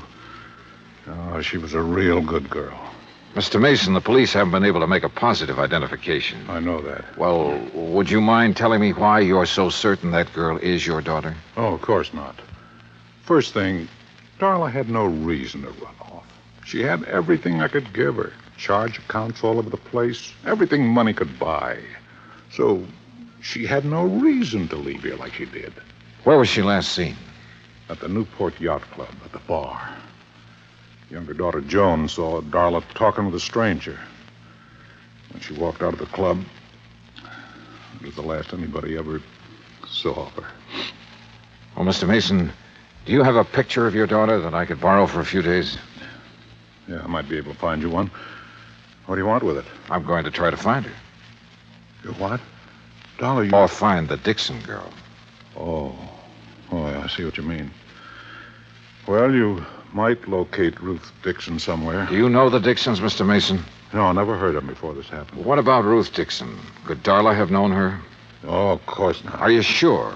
I mean, isn't it possible that in a small community like this one... No, it's not possible. Darla, we're the Masons. Now, maybe that don't mean much to you or to me, but it means an awful lot to my wife. And for the time poor Darla was born, my wife drilled it into her. You understand? No, I'm not sure that I do. Well, Darla never mixed with people she thought were beneath her, any more than my wife ever has. I see. You don't believe it, you just ask around.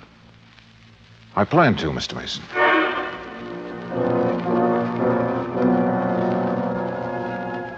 Mason found a small snapshot of his daughter. I took it and drove back to town. Expense account item 4, 10 cents, one phone call to Henry Dixon. 20 minutes later, I walked through the knee-high weeds that surrounded the Dixon home. Standing on the front porch waiting for me was a tall, thin man. Afternoon. Mr. Dollar? Yes, that's right. Well, I'm glad to know you. Sit down. It's such a nice day, I thought we could talk out here on the porch. Fine with me. Oh, Dollar. Yeah? Look, this whole thing hasn't been easy on my wife. Now, I've spent all day convincing her that I was mistaken. That the girl found on the beach isn't our daughter. You really believe that? Oh, I do. And so does my wife. And for the first time in days, she's almost her old self again. Henry? Oh, on the porch, Lucille. Mr. Dollar's here. Oh, my. It's a beautiful day, isn't it? Oh, Lucille, this is Mr. Dollar. Oh, pleased to meet you, sir. Thank you, Mrs. Dixon. Well, sit down, Mr. Dollar. Just anywhere. Oh, Henry built these chairs himself. I wanted to put them in the house, but Ruth, she just wouldn't have it. Yes, Mr. Dollar. I'm not at all sure why you want to see us. Ruth wasn't insured. We never could afford to take out a policy on her. Well, we did once for her college fund. You remember, Henry? Yes, but when I was forced to slow down, we had to cash it in. All except about $1,000, that is. Back in St. Louis, my husband was a school teacher, Mr. Dollar. A fine one. But the doctors made him give it up because of his heart. Oh, I see. How long have you folks lived in Newport? 5 years and 4 months. Mrs. Dixon, I imagine you remember just about everything that happened the day Ruth disappeared, don't you? Oh, my, yes. Well, did your daughter seem to be upset or emotionally disturbed in any way? No more than usual. Well, Ruth was spoiled, Mr. Dollar. Before Henry had to leave his job, we had the money to buy her nice things. Then, when we didn't have it, well, Ruth just never could get used to seeing her friends in their pretty new dresses. That's one of the reasons we moved to Newport, to get away from that crowd. Yes, we hoped she would find some friends on her own, financial level. Yes, some friends like that. But she wouldn't change. Did she know the Mason girl? Or ever talk about her? No, I can't recall that she did. Now, wait a minute, Henry. She did once. Oh, when was that? Oh, about the middle of March. They were having a dance where Ruth worked. When she got home that night, she told me the Mason girl had been there and how nice her hair had looked. The Mason girl wasn't nearly as pretty. Oh, no. Have you ever seen a picture of Ruth, Mr. Dollar? Well, only the one in the newspapers. Oh, that doesn't look a thing like Ruth. Excuse me. Surely. Mr. Dixon, was Ruth happy with her job? Well, considering how little they pay girls for doing hostess work, she was. Now, here's a real nice picture of her, Mr. Dollar. You just look at this. Isn't that something? Sure. Mrs. Dixon, where was this taken? Why, where she worked. At the Newport Yacht Club. I borrowed the picture after promising to be careful with it. Then I went back to my hotel. At the desk, I stopped for my key and messages and found one from Captain Miller of the Newport Police. He wanted to see me in his office as soon as possible. It took me about 5 minutes to get there. Dollar, Yeah, that's right. in here. I'm Miller, Homicide Detail. I'm glad you could... Mr. Dollar, what wonderful good news. Jenny, leave the man alone. Well, I didn't expect to find you people here, Mrs. Mason. No, I'm sure you didn't. And Mr. Mason didn't expect to be here either. Oh, you just wouldn't hold the thought, would you, George? You just wouldn't have faith. Oh, You Jenny. had our girl dead and buried in her grave. For heaven's sake, never see anything so disgusting, Dollar. But she's not. No, sir. Oh, I'm so thankful, so very Mrs. Mason, you mean you found her? They haven't found her yet, Dollar. As a matter We of fact... found proof that she's alive. What kind of proof? A slip. A what? A little sail. Oh, Mr. Dollar, I'm so excited. Calm down, Jenny, for heaven's sake. I'll What did calm you down find, when I'm ready to. I George didn't Mason, find not it, one Mrs. Mason. second did. Well, what is it? What is it? A bill from Kennedy's. That's a department store over in Providence. Oh, why don't you shut up, woman? Oh, Captain, what's a bill got to do with Darla Mason being alive? Just this. All the Masons have a charge account at Kennedy's. yes. So today a bill came to the Mason house addressed to Miss Darla Mason. You hear? You hear? Mrs. Mason opened it. Yes. Darla charged a fur wrap in Kennedy's. Oh. When? Just last week.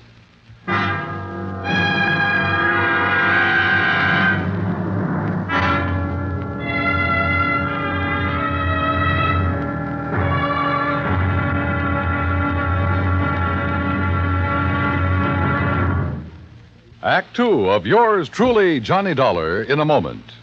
We often hear about people shooting the bull or throwing the bull. We often do it ourselves on occasion. But here's a story about a bull that threw the man instead of the other way around. When Air Force veterinarian Captain Tony Kamalacher was stationed in the Azores, he was asked by a Portuguese veterinarian to diagnose the wound of a young and promising bull that had been gored by another bull. It came from a long line of famous corrida bulls and was considered very valuable. But Captain Kamalacher's diagnosis was not favorable. An operation was needed, and there were no facilities for such a thing, just the young captain's bag of surgical instruments, a few strong field hands to hold the animal down, and Mrs. Kamalacher, who acted as nurse. The operating table was a rocky field under a penetrating drizzle of rain.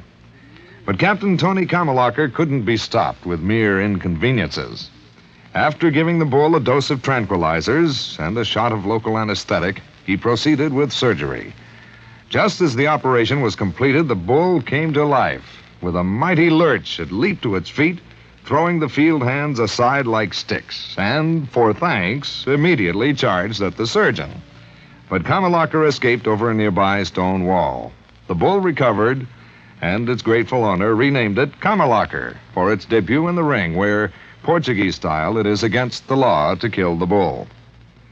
That's how a simple act of kindness brought about new understanding, a step on the road to freedom, the right of all men, everywhere. Now, Act Two of yours truly, Johnny Dollar, and the Mason-Dixon mismatch matter.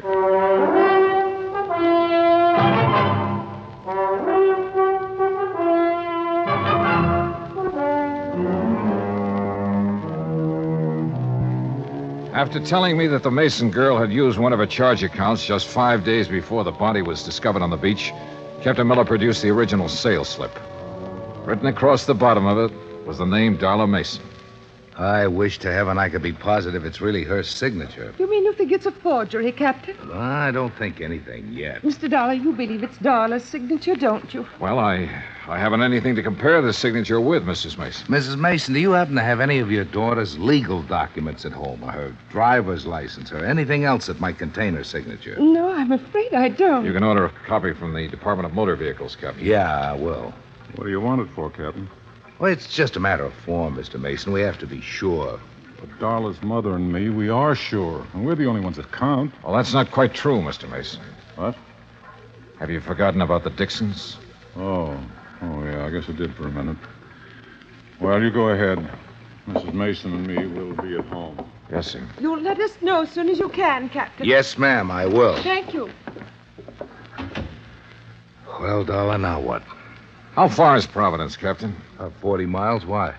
Well, I don't know about that store over there, but where I came from, before a person could charge on an expensive item like a fur wrap, he'd have to produce some identification. Unless. Yeah? Unless the salesperson recognized him. Or her. What do you think?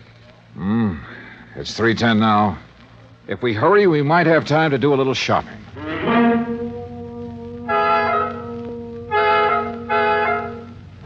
We made it in an hour and a half. The first salon at Kennedy's is on the second floor, back, away from the escalator. I remember her quite well, Mr. Dollar. And you're sure it was Darla Mason? Oh, yes, I know, because I was so surprised to see her. Oh, how's that? Well, I read the papers, Mr. Dollar. I knew she'd been away. Had you ever waited on her before, Miss Trumbull? No, I had not. Do you remember how she was dressed? Well, she had on a hat. Gray felt fitted real close to her head, so you couldn't see any of her hair. And, yes, a navy blue dress, raw silk, I believe, and real décolleté. What? Low cut, Captain. Oh. Did you recognize her when she first walked in, or not until she told you her name? Well, you men are so picky. I don't remember everything. I'm sorry. Miss Trimble, I have 2 snapshots here. In a moment, I want you to tell me which of these 2 girls is Darla Mason. Well, that won't be hard to do. But first, may I borrow a pair of scissors and a small piece of paper, please? Certainly. Here you are. Thanks. What the devil are you up to, Johnny? Cutting paper hats. What do you think? What? Come over here to the counter. Miss Trimble, if you'll just wait there a second, please. Yes, whatever you say. This had better be good. I think it will be. Now, watch. All right. Now, I put the snapshots on the counter, and on the head of each girl... Johnny! One of my little paper hats. Oh, really? This is ridiculous. Is it? Take a look. But Well, I'll be... When did you spot this? Today, at the Dixon house. Miss Trimble. Yes, sir? Would you come over now, please? Yes, certainly. All right. Look at the snapshots and tell me which of these ladies bought that fur from you last week. Why, you've covered up their hair. You said she wore a hat, didn't you? Yes, but... Well... Which one of them was it, Miss Trimble? Well, I'm not sure. Uh-huh. They look so much alike with their hair covered like that. I'm just not sure. The Mason girl had worn her hair short in the Italian style. Ruth Dixon, who didn't have the money to spend on beauty parlors, had let hers grow long and full. But both girls had similar features, and apparently I was the only one who had noticed this. Or was I? Captain Miller and I went to the credit department where we compared the signature on the sales slip with Darla Mason's original credit application. After that, well, there was little doubt in our minds as to what had happened. It was almost 7 when I got back to my hotel, took a shower, and stretched out to do a little thinking. Yeah, hello. Hi. Hi, yourself. Who is it? Oh, come on, Johnny. Who are you expecting? Well... Don't tell me you've forgotten about our date. Oh, no. Where shall I meet you, Miss... I'll meet you. Be right up, Johnny boy. I wasn't quite dressed when she began pounding on the door. I tucked my shirt in and opened the door. Hi. Joni. Well, who else? Well, don't look so amazed. Invite me in. Oh, sorry. Come in. That's more like it. You don't mind if I leave the door open, do you? Worried, Johnny? Oh, no. It's just that I like lots of air. You're cute. So are you for a 17-year-old. 18. But I'm quite sure you are. Now, Joni, before we go out tonight, would you mind if I ask you a couple of questions? I thought you probably would. Oh, why? Well, I'm sure everyone in Newport knows about Darla charging that for a rap. I see. What do you want to ask me, Johnny? It's about the day Darla disappeared. Yes, Well, you said she was in the bar with a stranger, right? that's right. But you and I, we both know that every stranger who enters the yacht club has to sign a guest book. Correct? Well, he's given a temporary card. With the name of the member who invited him to the club also registered in the book. You're very clever, Mr. Dollar. Why did you lie to the police and your parents, Joni? Darla's my sister. I thought maybe someday she'd do the same for me. Will you tell me who the stranger was? Or shall I go over to the yacht club and start checking their guest book? I'll tell you. Yeah? Would you mind closing that door? Tell me first. His name's Peter Henson. Who is he? My mother can answer that. Or my father. Who is he, Joni? A tutor. My mother hired him for Darla and me. He moved into our house about 3 months ago. Of course, he didn't stay long. Where was he from? I don't really know. But I know how you can find out. Yeah? Mother hires all her help from the Castelloni Employment Agency in Providence. If anyone has his home address, they will. I started calling the Castelloni agency at 8:30 the next morning. Hanson's last known address was in Providence, and half an hour later I was headed toward the highway. It wasn't until I reached the turnpike that I noticed I was being followed by a battered blue sedan. Hanson had moved, but he'd left a forwarding address, and 3 hours and 2 addresses later, I turned down a lonely oyster shell road and stopped. Ahead of me, I could see a small beach cottage, and still behind me, the battered blue sedan.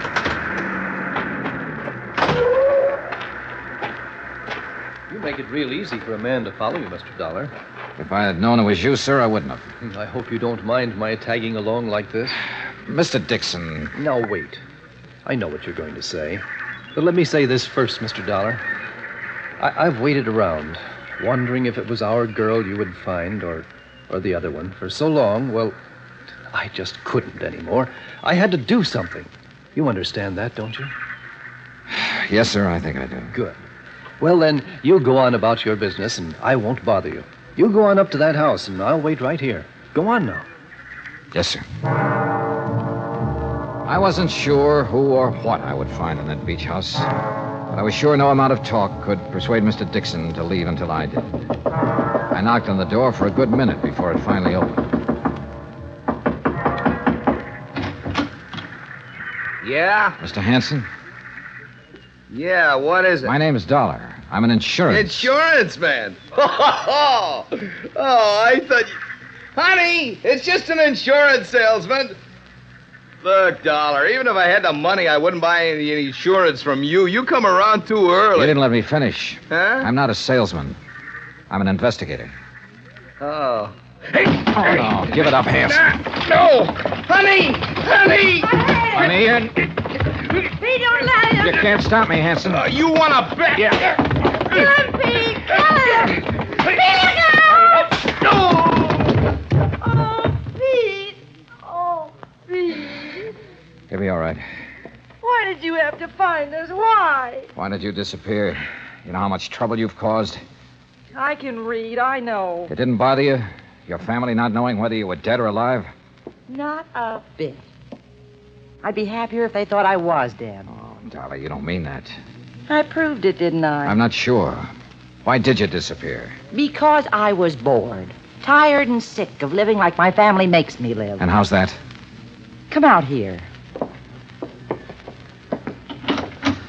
You see those birds? The seagulls, yeah. Beautiful, aren't they? You know why? All right, why? Because they're free. Because they can live any way they want with no responsibilities, no reputation to worry about. Oh, boy, how I envy them. Mr. Dollar. We're around back, sir. All right, now you tell me something. Sure. How'd you know that wasn't me they found on the beach? Because of that fur wrap you charged at Kennedy's. But how did... I told them to send the bill here. They didn't. It went to your house. Oh, no. Somebody sure goofed. Yeah, darling. You sure did. Mr. Dollar, are you all right? I thought... Oh. Mr. Dixon, Mr. Dixon? Yes, darling. He followed me here hoping I'd lead him to his daughter. Oh. Gee, Mr. Dixon, I'm sorry if there's anything I can do. My daughter was fine. Decent. But you... Oh, Mr. Dixon. After what you did to your parents and to us, making us wonder for so long, not knowing whether it was you or our daughter who was dead. Believe me, I wish it were you.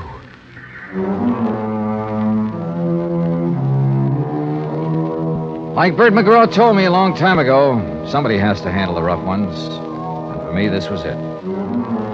Henry Dixon was in no condition to drive his car, so he rode back with us. And on the way, well, Darla Mason will never forget the things he said to her. Neither will I. As for Ruth Dixon, who murdered her and why, well, that's up to the Newport police. Expense account total, including hotel bill, car rental, and transportation back to Hartford, $319 exactly. Yours truly, Johnny Dollar.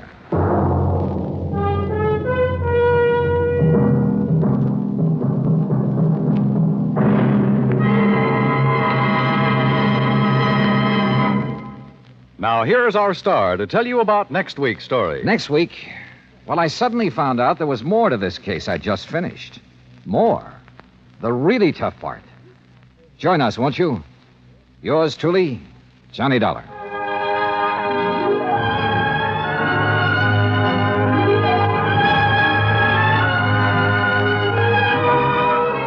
Yours truly, Johnny Dollar, starring Bob Bailey, originates in Hollywood. Written by Charles B. Smith, it is produced and directed by Jack Johnstone. Heard in our cast were Virginia Gregg, Mary Jane Croft, Jeanette Nolan, Gene Tatum, Frank Nelson, Will Wright, Austin Green, and Marvin Miller. Musical supervision is by Amerigo Marino. Be sure to join us next week, same time and station, for another exciting story of yours truly, Johnny Dollar.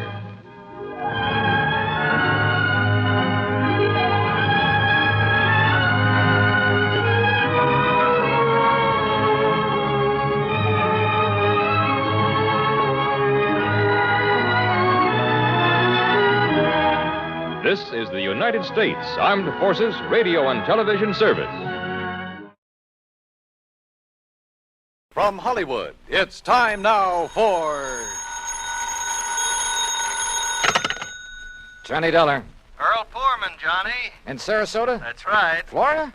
Where else? Well, hi, Earl. How are things in the land of infernal sunshine? What do you mean, infernal? Well, it's got pretty hot down there these days, isn't it? Makes good fishing weather, Johnny. Yeah, but without a case to work on, what possible excuse would I have? Maybe I have one for you. Oh? Yeah. And maybe it's murder. Earl, I'll be down on the next plane.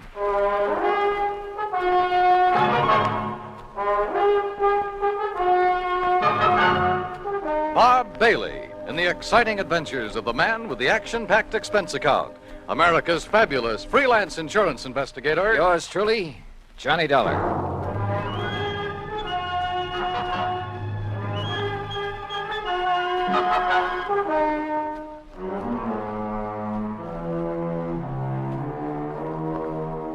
Expense account submitted by Special Investigator Johnny Dollar to Tri-State Life and Casualty Company Branch Office, Sarasota, Florida. Following is an account of expenses incurred during my investigation of the Parley Barron matter.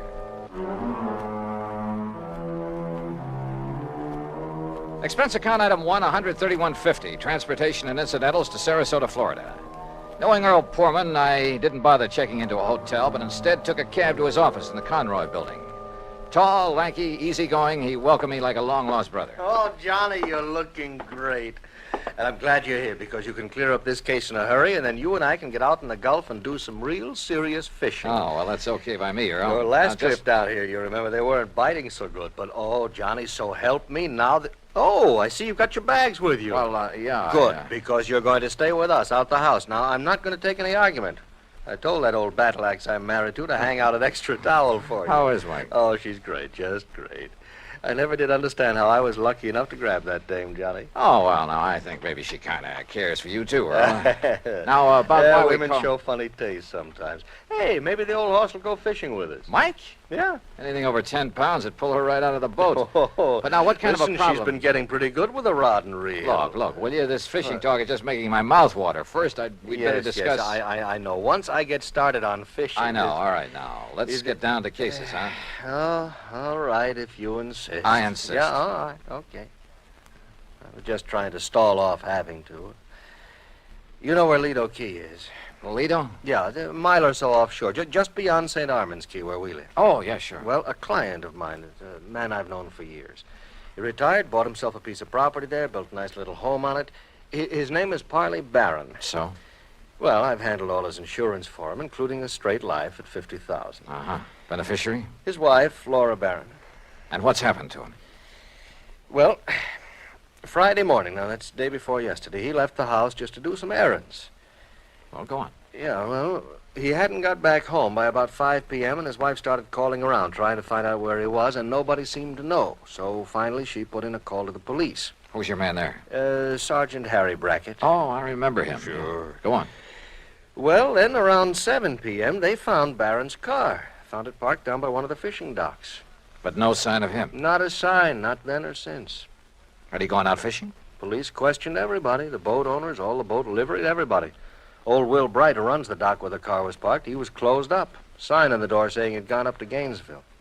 Well, could Barron have had any reason to disappear? Oh, no. Well, not that anyone knows of. What kind of a person is his wife? No, she's very sweet, Johnny. She's a bit of a bore. But, they doted on each other. All right, how about enemies? Parley Barron?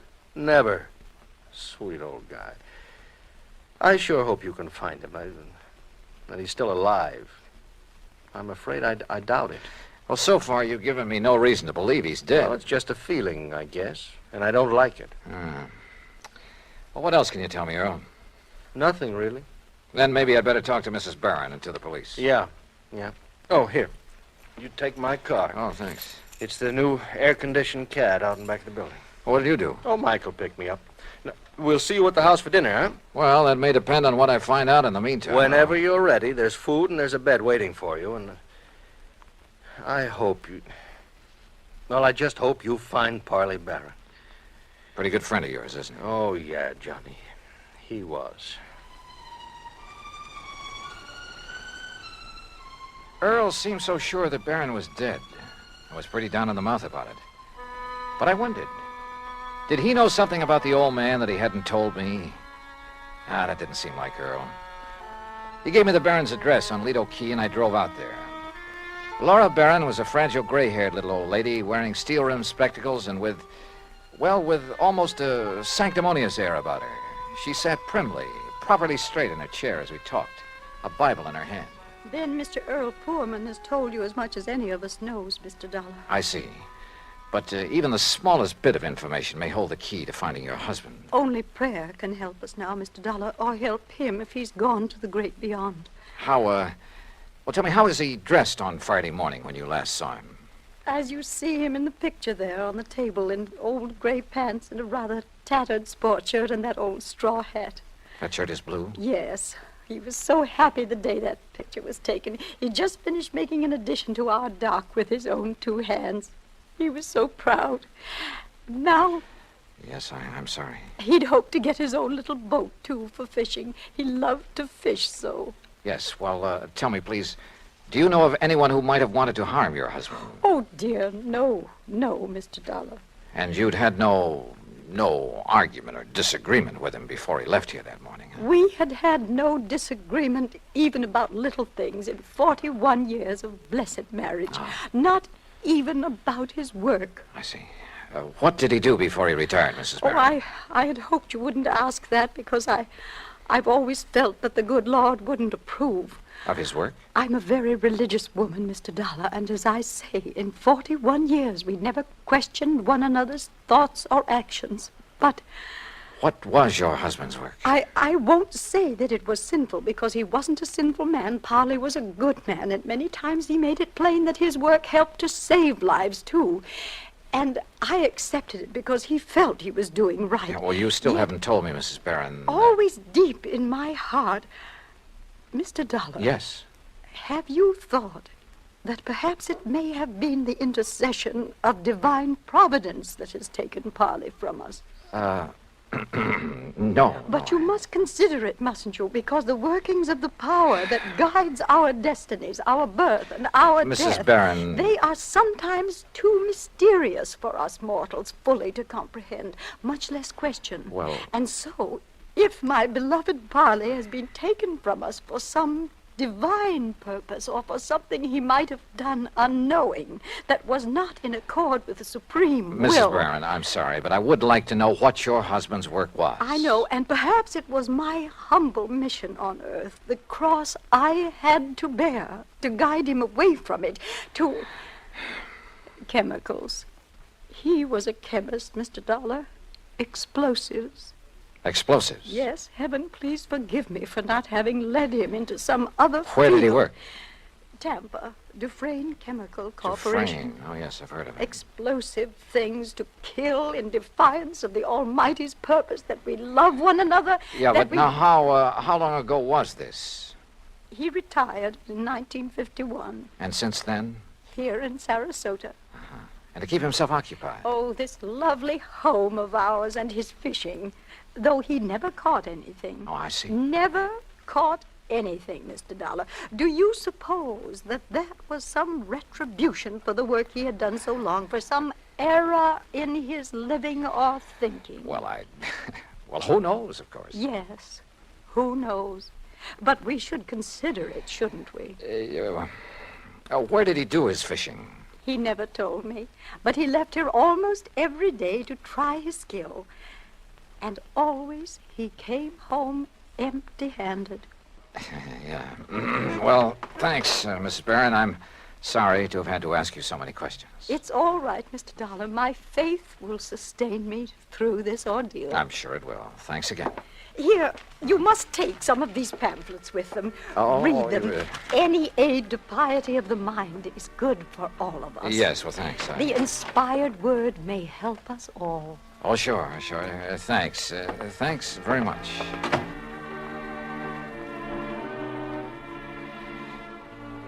I like to think that on the whole well, maybe I'm not too religious in the sense of going to church regularly and that sort of thing, but well, at least I try to live a decent sort of life and observe the golden rule and stick to some ideals.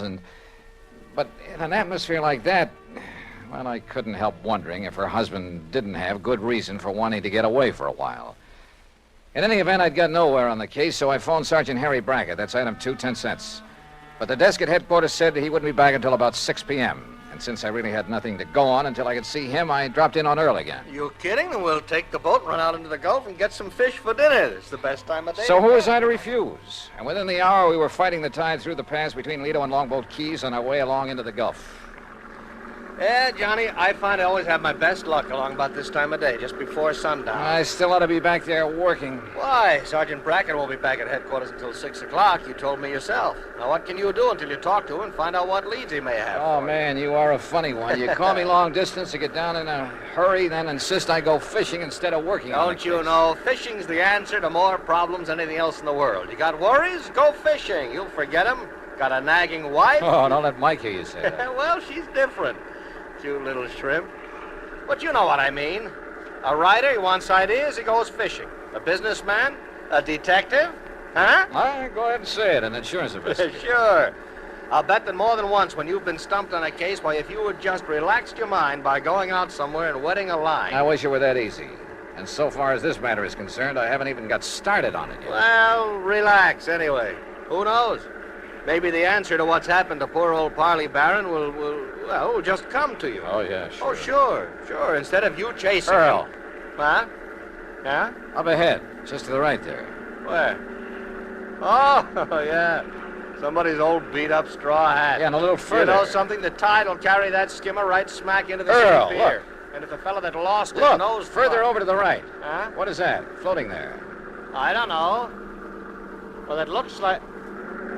Oh, good Lord. Johnny. It's a body, Johnny. We'll drift over to it. It's a body, all right. And that straw hat looks exactly like one I saw in a picture this afternoon. Here. I got it. Can you reach him, Johnny? Yeah. Here we go now. Oh, good boy. All right, now let's see. Oh. Is it? Yeah. Are you sure, Earl? Oh, yeah. Yeah, Johnny, it's poor old Parley Barron.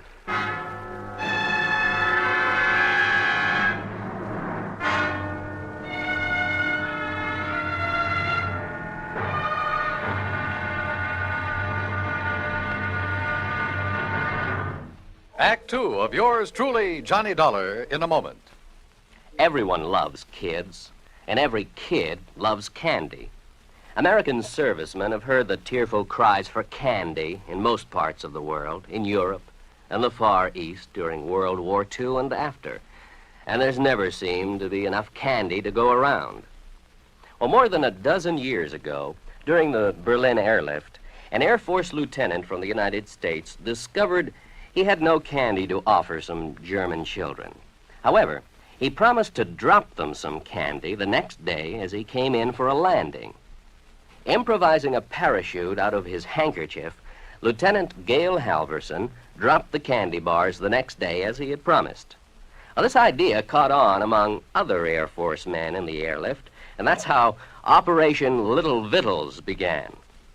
The idea spread far and wide, and soon military personnel, civilians, business firms began to aid the Goodwill program by supplying candy and handkerchiefs.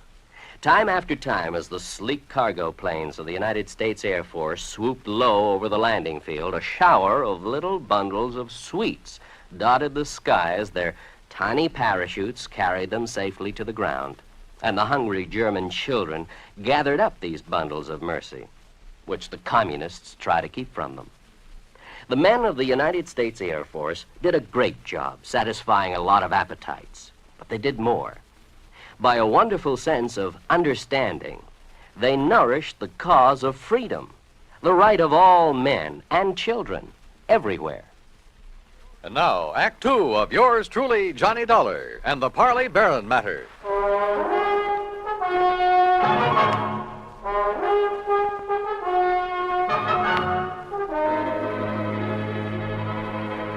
Two days' exposure to the elements and the creatures of the sea had made almost unrecognizable the body that Earl Portman and I found floating in the Gulf of Mexico off Sarasota, Florida.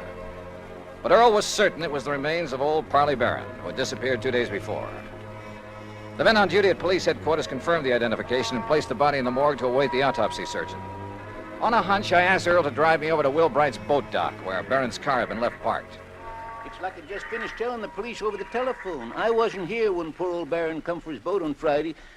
Oh, what a shame, such a nice old man. Where were you, Mr. Bright? I was up to Gainesville picking up some fishing tackle from a wholesaler. Well, then Mr. Barron must have got a boat from someone else that morning. Oh, no, sir. No? No? Poor man, no, sir. Why not, Mr. Bright? Oh, he never took out a boat from anybody else but me. His own boat. At least it was the one I kept set aside for him. And that's what kind of puzzled me, Mr. Dollar, is it? That's right. Well, you see, when I come back here Saturday night, his boat was right here at the dock. But it weren't tied up in its usual spot where I always tie it up. Somebody had moved it. Must have. And it weren't my helper, Pete. You know, Johnny, that means he may have taken it out, but whoever did him in returned it. Oh, possibly. Mr. Bright, which one is his boat? Right here, I'll show you. I always give him the same one. Never let nobody else use it. That's why he kept his fishing tackle just laying in it, always ready to use. Here. Yeah, I see. I've heard he wasn't a very good fisherman. No, he never brought in a thing. Of course, maybe he was so soft-hearted he put back everything he caught. Or maybe his daily excursions were just to get away from his wife, Mr. Bright. Now, don't you say nothing against her, mister. Maybe she is a little touched on religion. Sure, she tries a different kind every couple of months. But she's a fine woman, just like he was a fine man. And everybody knows it. Yeah. The whole town is mourning him. Excuse me. What are you looking for, Johnny? Earl, I just noticed something about this tackle lying in the boat. Mm-hmm. Well? Come on. Thanks a lot, Mr. Bright. I'd like to tell you what I think might have happened. Yeah, maybe later, thanks. Well, what did you find there, Johnny? Earl, did Parley Barron ever go fishing with you? You were good friends. No, he always wanted to go out alone. Yeah, but not to fish. Huh? That tackle box hasn't been moved in months. The paint is still dark under it. What? And that reel, I could hardly turn it. Well, then what? I don't know what. But Barron was using that boat every day for something besides fishing. Any ideas? You know him pretty well, have you? No. Let's get over to headquarters. Earl felt he ought to go back to his office where his wife Mike had promised to pick him up, so I borrowed his car again and went over to headquarters alone. Sergeant Harry Brackett, who was assigned to the case, had returned. He was on the phone when I walked in on him. He gets back to town, Mrs. Dana, so please have him call me immediately, will you? Yes, ma'am. Thank you. Yes, sir, what Johnny. Yeah, hi, Harry. Yeah, Johnny, I'm sure glad you're here. I got a real mixed-up case on my hands. The Parley Barron matter, huh? Well, you know about it? That's why I came to Sarasota. Earl Foreman called me. Have you found out anything? Nothing much, have you? Well, only what's here, the autopsy report. What's in it, Harry? Doc Snowden says that Parley Barron was dead before he was put into the water out there in the Gulf. Oh? No water in the lungs, you see what I mean? It probably means murder. Have you told anybody this? No, not yet. Why not? Well, I don't know. Maybe because I just can't figure anybody in the world would want to kill Parley Barron. Did you talk with Will Bright down at the boat dock? Just before you came in. You know, it sounds like somebody went with Barron in his skiff that morning, killed him, dumped him over the side, and then brought the boat back alone, doesn't it? Yeah, except for one thing. Pete Marino, a little kid who plays around Bright's dock all the time, he's sort of a self-appointed caretaker when Bright isn't there. What about him? Well, Peter saw Mr. Barron take off in his skiff Friday morning, alone. But he didn't see him come back. Pete went home for lunch. When he got back to the dock, the skiff was in. Uh-huh. Then whoever did it met him out on the water somewhere. Maybe several people, so that one of them could return the skiff. Be taking an awful chance, wouldn't it? How do you mean? Yeah, Doc's in a pretty isolated spot, all right, but the killer showing up in Barron's skiff without the old man along, that's too much of a chance. How else could it be returned? Tied. Tied? Little Pete says that when he got back to the dock, the skiff was there, all right, but not in its usual place. So Will Bright mentioned. Also, it wasn't tied up. It was just sitting there. Oh, then you meant untied. No, I meant T-I-D-E. When the tide's rising, it floats everything from the pass between Lido and Longboat Keys right up to Will's dock. You think the boat just floated back by itself? You got a better idea? Harry. Yeah? Are you sure it was Barron's body we picked up out there? After all, the fish and whatnot disfigured it pretty badly. Johnny, I've known him for years, and didn't Earl Pullman recognize him immediately? Yeah. In the clothes he was wearing, his own straw hat? Well, have you checked on his dental work, things like that? I'm waiting now for Dr. Dana. He was his dentist to get back to. You know, that's a funny thing. What? I called Dana the minute that body was brought in. After all, teeth are about as solid identification as you can get. Oh, I thought you were sure anyway. Well, I wanted to be doubly sure. Anyhow, when Dana didn't get here right away, I called him again. I got his wife on the phone, and according to her, he suddenly left for Tampa. Urgent call or something. Where in Tampa? She didn't know. At least she wouldn't say, but it seems kind of fishy to me. Well, it may just be that one of his patients... Dana. That's right. The man who got so much publicity about atomic radiation studies, effects on the teeth and so on. That's the one. What's the matter, Johnny? Well, when you're stumped on a case, says Earl Pullman, go fishing. We did. We found a body. What are you getting at? Me, when I'm stumped, I play my hunches, no matter how crazy they may seem. And the hunch I have right now, man, is the craziest. I'll see you later. I learned a long time ago in this business, when you got a hunch on the line, you play it for all it's worth. Item 3, 10 cents for a phone call from a booth in the drugstore just around the corner.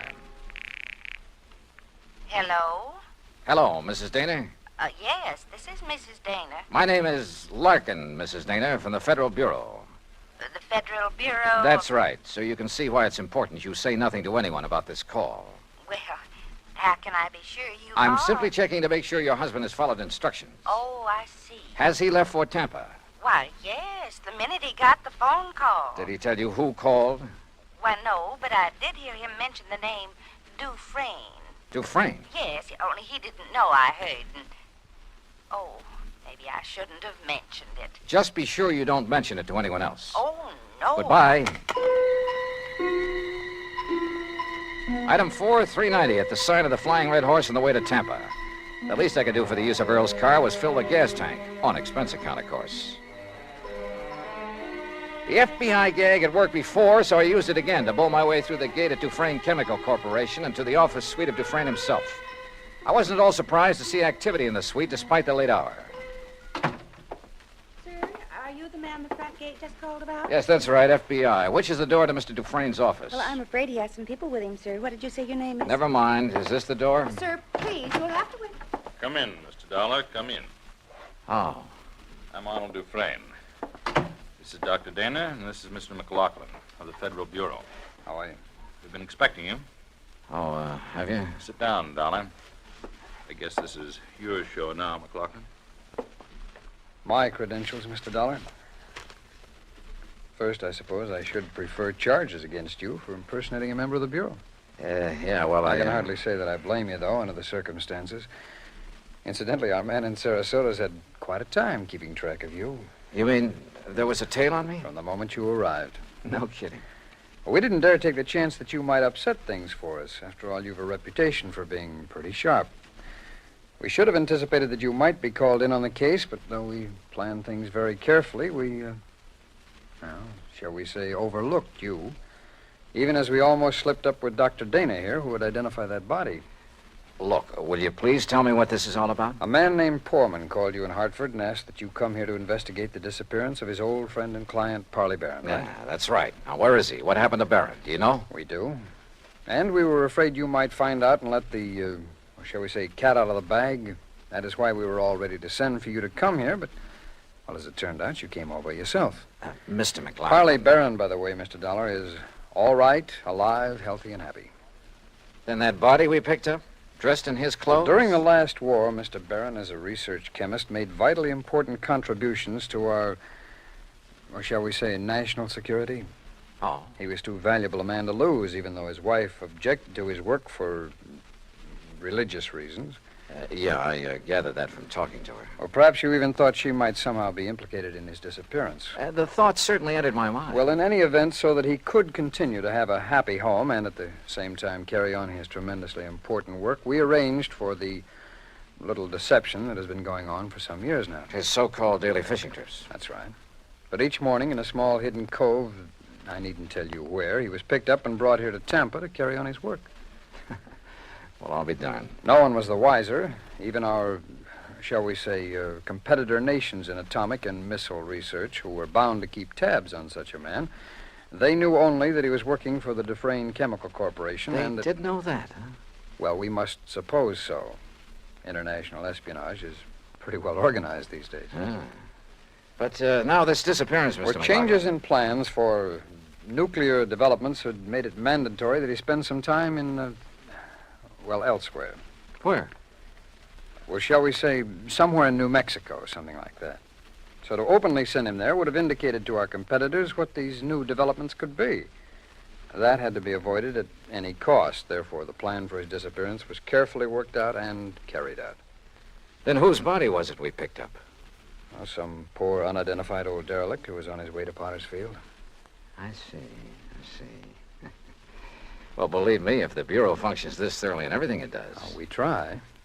Well, what about Mrs. Barron? Oh, she'll bear up. We, of course, made sure of that in the beginning. And then when her dear husband does return... When will that be? When his work is finished. And, of course, that'll be too late for our friends across the sea to catch up with us, and we've worked out a completely plausible story to cover his absence. Oh, I'm sure you have. Now, Dr. Dana here will return to Sarasota in the morning. He will confirm identification of the body that was fished from the sea with only sufficient reservation to protect his professional reputation when Parley Barron reappears. All right. Now, when an insurance claim is filed on Barron... Well, I'm sure Mrs. Barron won't file for some time, unless urged to by your friend Poorman. Oh, I can prevent that without telling him anything. That's fine. What's more, with the penchant that some companies have for... shall we say, slow action on claims? Well, don't let them hear you say that. Well, Barron will be back before you need to worry about it. Now, is that okay with you, Mr. Dollar? Shall we say, okay. And once more, I tip my hat to the FBI.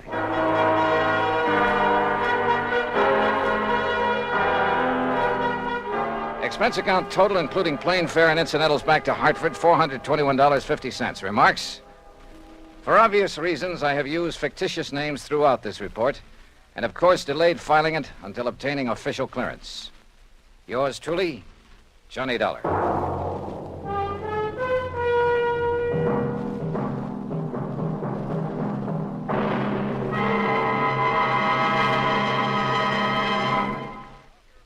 And now here's our star to tell you about next week's story. Next week, a strange old character The most beautiful girl I've ever met. And money all over the place. Counterfeit. Join us, won't you? Yours truly, Johnny Dollar.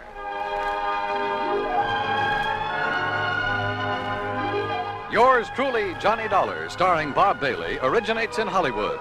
It is produced and directed by Jack Johnstone, who also wrote tonight's story. Heard in our cast were Virginia Gregg, Jeanette Nolan, Will Wright, Barney Phillips, Lawrence Dobkin, Stacey Heiress, and Harry Bartell. Musical supervision is by Amerigo Marino. Be sure to join us next week, same time and station, for another exciting story of yours truly, Johnny Dollar. This is Dan Cubberly speaking.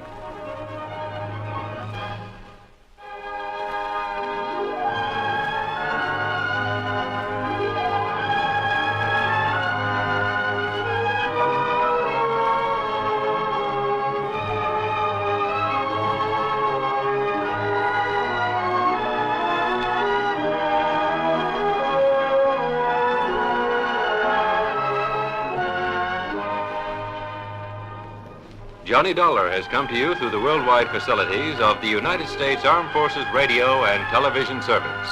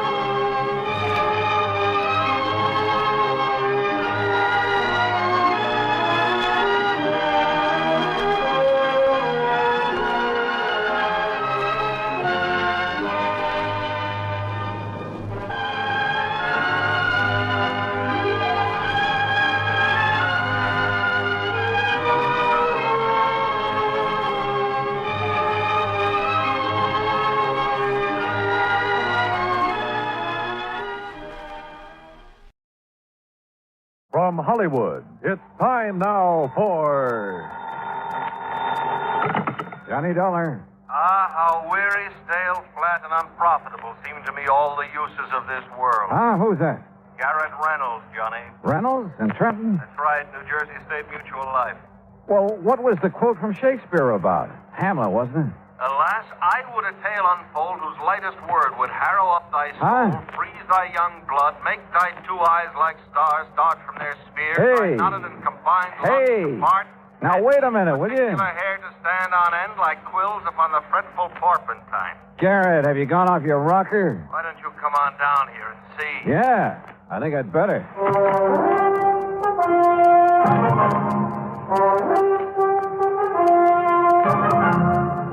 Bob Bailey in the exciting adventures of the man with the action-packed expense account. America's fabulous freelance insurance investigator. Yours truly, Johnny Dollar.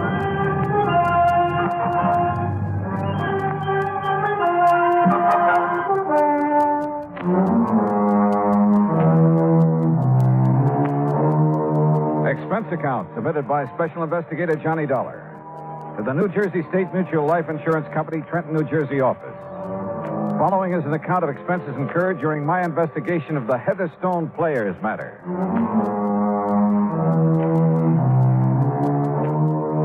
Expense account item 1, $9.80. Train fare, lunch, and incidentals on the trip from Hartford to Trenton, New Jersey. Item 2, 70 cents. Taxi to Garrett Reynolds' office. Oh, glad you wasted no time, Johnny. Sit down. I'll get right to the point. Big rush, huh? If I read the signs right, yes. Okay. Whom were you expecting to get bumped off this You ever time? hear of the Heatherstone Players? Huh? Sounds like a summer theater or a traveling stock company. It's Cyril Peter St. George Heatherstone. Cyril And he's Peter. just as bad as he sounds. An old Shakespearean actor, a real ham. Oh, friends, Romans, Oh, no, countrymen. don't do it. What's the matter? It'll be bad enough when he gets here. Any minute now. What do you mean? Every other sentence, a quote from the immortal bard. Oh. By the time you've listened to him for 5 minutes, you never want to hear of Shakespeare again. Sounds like he might be fun. Fun?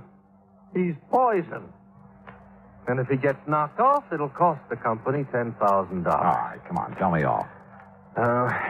He keeps traveling around, conducting classes in Shakespeare and putting on occasional performances with the local talent. After he gets all their dough from them, that is.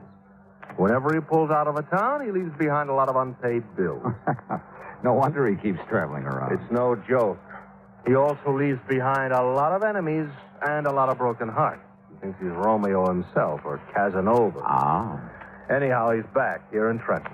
He's putting on a Shakespearean festival over radio station WVGR. Oh, well, hey, now, maybe I could join the cast. But soft, what light through yonder window breaks? It is the east, and Juliet is Will the you sun. cut it out? This is serious. So am I. But go on. There is not one of his cast or crew there at the radio station doesn't hate every bone in his body. Except maybe young Joni Carter. And who's she? Oh, she's the girl he picked to play Juliet and Ophelia. Promised her a shining career on the stage and stardom in pictures and that sort of thing. Yeah, well, maybe she's good. Oh, don't kid yourself. It's part of his act to charm her away from Charlie Cubberly. And who is he? He's also in the cast. He's getting nothing but bit parts. Well, I still see no cause for alarm. Oh, you will, Johnny, if you ever attend one of those rehearsals. Well, look, if they all hate him so, why don't they just walk out on The him? old shice has got him tied down to contracts. Must have signed them with their eyes closed. They're stuck with him, Johnny, until the festival is over. Or until somebody kills him. You think it's that serious? Johnny, one way or another, he has taken everybody he's ever come into contact with. Even you? Even me. Number of times I've had to go through the operation of changing the beneficiary on his policy. Who is the beneficiary? As of the moment, Joan Carter. The actress you mentioned. The girl I mentioned. He uses the policy as a come-on to charm the poor, unsuspecting young... Oh, what has this day deserved? What has it done that it, in golden letters, should be set among the high tides of the calendar? What the Sam? King John, my boy, Act 3, Scene 1. Mayor, for your plebeian ear, I should have asked this churlish fellow next to you why for he sent for me this hour. Heatherstone, this is Johnny Dollar. Oh? And here's my hand. And mine, sir, with my heart in. Uncle. Good man, that's from the Tempest, Act 2. Oh, not that I give you a charge. Look, Heatherstone, I've asked Dollar to act as your bodyguard until this play of yours is over Play? and you can get out of town. Play festival, dear sir, in which the immortal Shakespeare's works, beneath my practiced hand, shall so enchant. Yeah, wait a minute, Heatherstone. Garrett, I'm not going to serve us I any... said bodyguard. I've received 3 anonymous notes telling me in no uncertain terms that his life isn't worth a plugged nickel around that studio. Threats, huh? Well, just warning. What matter? To quote the bard, I bear a charmed life. Have you given those notes to the police? Yeah, but I haven't heard back from them. That's why I sent for you in such a hurry. How fitting that my end should come there, on stage, so to speak. What? Blow wind, come rack. At least I'll die with harness on me back. Which is to say, my friend, that I'll die with me boots on. Yeah, I got that. Has anybody threatened you in person, Heatherstone? Yeah. And what about that girl, Joan, and the way Charlie Cubberly... Ah, her beauty makes the vault a feasting presence full of life. Oh, listen, will you? I'm talking about Charlie, the boy she's thrown over for you and your phony promises. That boy's crazy enough with jealousy to try almost anything. Aye, he is mad. Right. That he is mad, 'tis true. 'Tis true, 'tis pity. And pity 'tis true. Heatherstone, he's mad enough to kill you. And so are some of the others. Yeah, I've heard you're pretty rough on your cast of actors, on your crew. But I must be cruel, only to be kind. Now, what's that supposed to They're mean? so ambitious, all of them, but so inadequate, so futilely do they attempt to gain the highest talent of this art, with which I am so rich endowed. All right. Look, please. Apparently, Garrett feels that your life is in danger. I'm sure of it. And as long as I've come all the way down here, I'll take his word for it. That every one of your associates has a serious personal reason for wanting to see you out of the way. What private griefs they have, alas, I know not. Listen, will you? But this I do avow. Heatherstone, don't you care that somebody's out to get you? My cast, my crew, you say? Yes. Me? Stands not within the prospect of belief. Look, the fact remains... And yet, if 'twere true, then I must bear a countenance more in sorrow than in anger. In gratitude toward me, who've given them so much. Believe me, it is true. That's why I insist you have somebody to look out for you until you can get out of town. These words are razors to me, wound. That's why I sent for Dollar. This man, huh? Yes. Let me have men about me who are fat, Here we go again. sleek-headed men, and such a sleeper night. Yon Dollar has a lean and hungry look. He thinks too much. Such men are dangerous. Will you shut up? And yet, suppose I am to die. Believe me, if it weren't for the $10,000 it would cost the company, I sometimes think I'd like to take care of that little matter myself. And you would be found out. That's what you think. Then Dollar, look upon his face. I quote, so full of artless jealousy is guilt, it spills itself in fearing to be spilt. All right. The fact remains that in spite of what Garrett says, you're determined to go ahead with this play, this festival of yours. I am. In spite of the threats on your life. Why not? All that live must die, passing through nature to eternity. Okay. When's your next rehearsal? Well, this afternoon, but sir... Station WVGR, right? Aye, correct, but sir... And I'm going to be there. To interfere with me at work? No. To hide in a corner and see if all this fuss over you is justified. To see if the atmosphere down there is as thick as Garrett says it is. To either take on this case or not, depending on whether I think your life's really in danger. Oh, Johnny, his life has been in danger for years. Of course. You, admit it? Aye, that I do. So therefore, harm, if harm they could have done, would long ago have caught me in its grasp. Yeah, well, maybe you've just been lucky. Aye. In the past, I quote, treason has done his worst. Nor steel nor poison, malice domestic, foreign levy, nothing can touch me further. Oh, Lord. And with that thought, I bid thee now adieu. Yeah, well, goodbye. And yet, perhaps, for best we talk this out, I quote, to fear the worst, of yours the worst. Good day, gentlemen.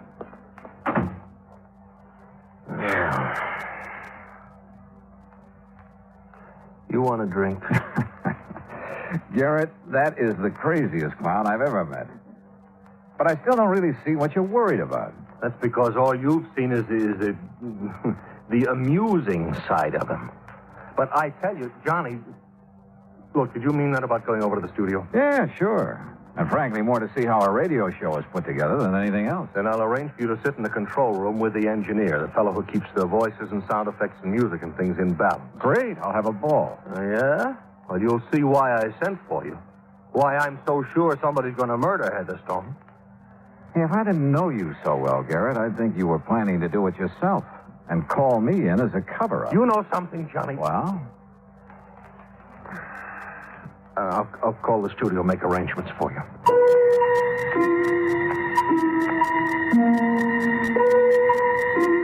I couldn't help feeling that Garrett's own resentment of Cyril Heatherstone was for a lot more than the mere fact he'd have to revise his policy a few more times. But if so, he wouldn't admit it to me. Item 3, $1.25 taxi to the studios at WVGR. There I was escorted backstage, so to speak, to the control room. It was a small room, facing into the main studio through a large soundproof plate glass window, and it was loaded with complicated equipment. Before the control panel, with its knobs and keys and dials, sat Gordon Mitchell, the engineer, a nice-looking chap in his 30s. Through the window, we could see Heatherstone and the cast gathered around a table, working on the script. Sit here right beside me, Dollar, and you can see and hear everything that goes on in there. Oh, well, sure. Thanks, Gordon. Is that microphone sitting in the middle of the studio there the one they use when they're on the air? Yeah, that's one of them. There's one over there beside all that equipment for the sound effects men. Oh, yes, I see. And then there's another one in that booth over against the wall. And what's that for? To isolate it for special voice effects, like a voice coming over a telephone, things like that. A filter mic. Oh, I see. And then the one hanging over the table where they're reading will be for the orchestra when it comes in later. Uh-huh. Say, you have a lot of stuff to balance when you're doing a show, haven't you? More knobs and dials and stuff. You see here? This knob controls the mic over their table out there. Listen, I'll fade them in. What, do the lines stretch out to the crack of doom? Who's that? Charlie Coverley. Plays one of the small. Well, what? Oh. Well, idiot! Well, you said to get everything we could out of the line. That I did. So I added a couple of words to make the speech sound You more... added to Shakespeare. Well, I thought... There we go, Dollar. Fool! Listen to his own words. To gild refined gold, to paint the lily, to throw a perfume on the violet, He's wasteful and ridiculous excess. Remember that and stop being ridiculous. You heard enough, Dollar? Yeah, I'll cut it off. A gentleman's son. Brother, he really tears into them, doesn't he? Believe me, that was nothing. Dollar, he's the most hated man in this town. So I've heard. Pretty fast dealer, too. You're not kidding. Yeah, he sure nicked me. How do you mean? All my savings. You know, invest in this Shakespearean festival. He'll get a sponsor. We'll all make $1 million. Well, if it wasn't for the beneficial finance company, I'd be on my uppers. That way, huh? And poor Charlie out there not only lost his shirt to Cyril, but his girl, too. That little blonde beside him? The one who's talking now? Yeah. Well, listen, I'll open their mic again. That's right, my dear. Go ahead. There's rosemary. That's for remembrance. Pray you, love, remember. Go on. And there is pansies. That's for thought. There's fennel for you, and here's some for me. We may call it herb bracelet Sunday. Wonderful. You'll make the role of Ophelia live. Now, oh, boy. If you don't quit pawing her, I'm going to... Silence! Unhand me, sir. I'm silent. Yes, Charles, you mustn't interrupt Cyril. You mustn't. Why, sir? Yes. Where's your humility, Charles, before me, the master? Remember, 'tis common proof that lowliness in young ambition's ladder. Sorry, Dollar. I can't take it. Gordon, that guy is the most egotistical character I've ever seen. He isn't going to live long. Who are you thinking of? Any of that group out there. And the sound crew and the musicians. There isn't one of them hasn't got murder in his eye. I told the insurance... What were you going to say? Well, I sent a couple of notes to Cyril's insurance man. He's an old friend of mine. Oh? I didn't sign them because I didn't want to get involved. But I told him what I'm telling you. Somebody's going to kill that guy out there unless you were... Wait a sec. He wants you. Yeah. Would sit and gossip in there when there's work to be done? Oh, sorry, Cyril. Mr. Heatherstone. Irresponsible lout. This is a rehearsal. That talkback's too loud. First it's too quiet, now it's too loud. Sounds as though you're shouting at me, and that I will not have. Okay, sorry. Believe me, you will be sorry ere this task is done. Believe me, I am sorry. I ever got mixed up. I shall rehearse my lines as Hamlet's father's ghost, that you may learn how Shakespeare should be read. Is the filter mic in order, Mitchell? Yes, sir. Right in the isolation booth. Very well. Then hearken, all of you, to the great lines from the lips and heart of a great actor. Notice the hair-shaped toe. Really likes himself, doesn't he? Look at those kids. Look at their eyes. See what I meant a minute ago? There's murder in them. Who's that came in the door, the back door of the isolation booth? Oh, that's one of the sound effects men. He takes care of it. Hi, boys and girls. How's the old... Silence! Whoops. Now, is this microphone on and working properly? Well, Mitchell? Yeah, it's on, but work a little closer to it, will you, and with a bit less voice? You tell me how to use a microphone? Now, quiet, all of you. Well, what's he waiting for? The mood, Dollar. The mood.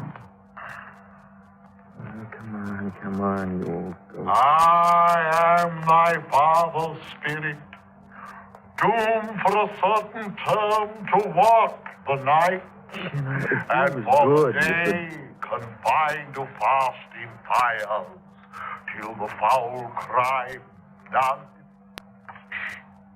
Foul crime. Don't tell me he's forgotten his lines. Hence horrible shadow. That's not the script. Thy drugs are quick. What is this? My dismal scene I needs must act alone. Past hope, past cure, Hey. past help. Wait a minute. I call upon the gods to Hey, what's happening? I don't know, Dollar.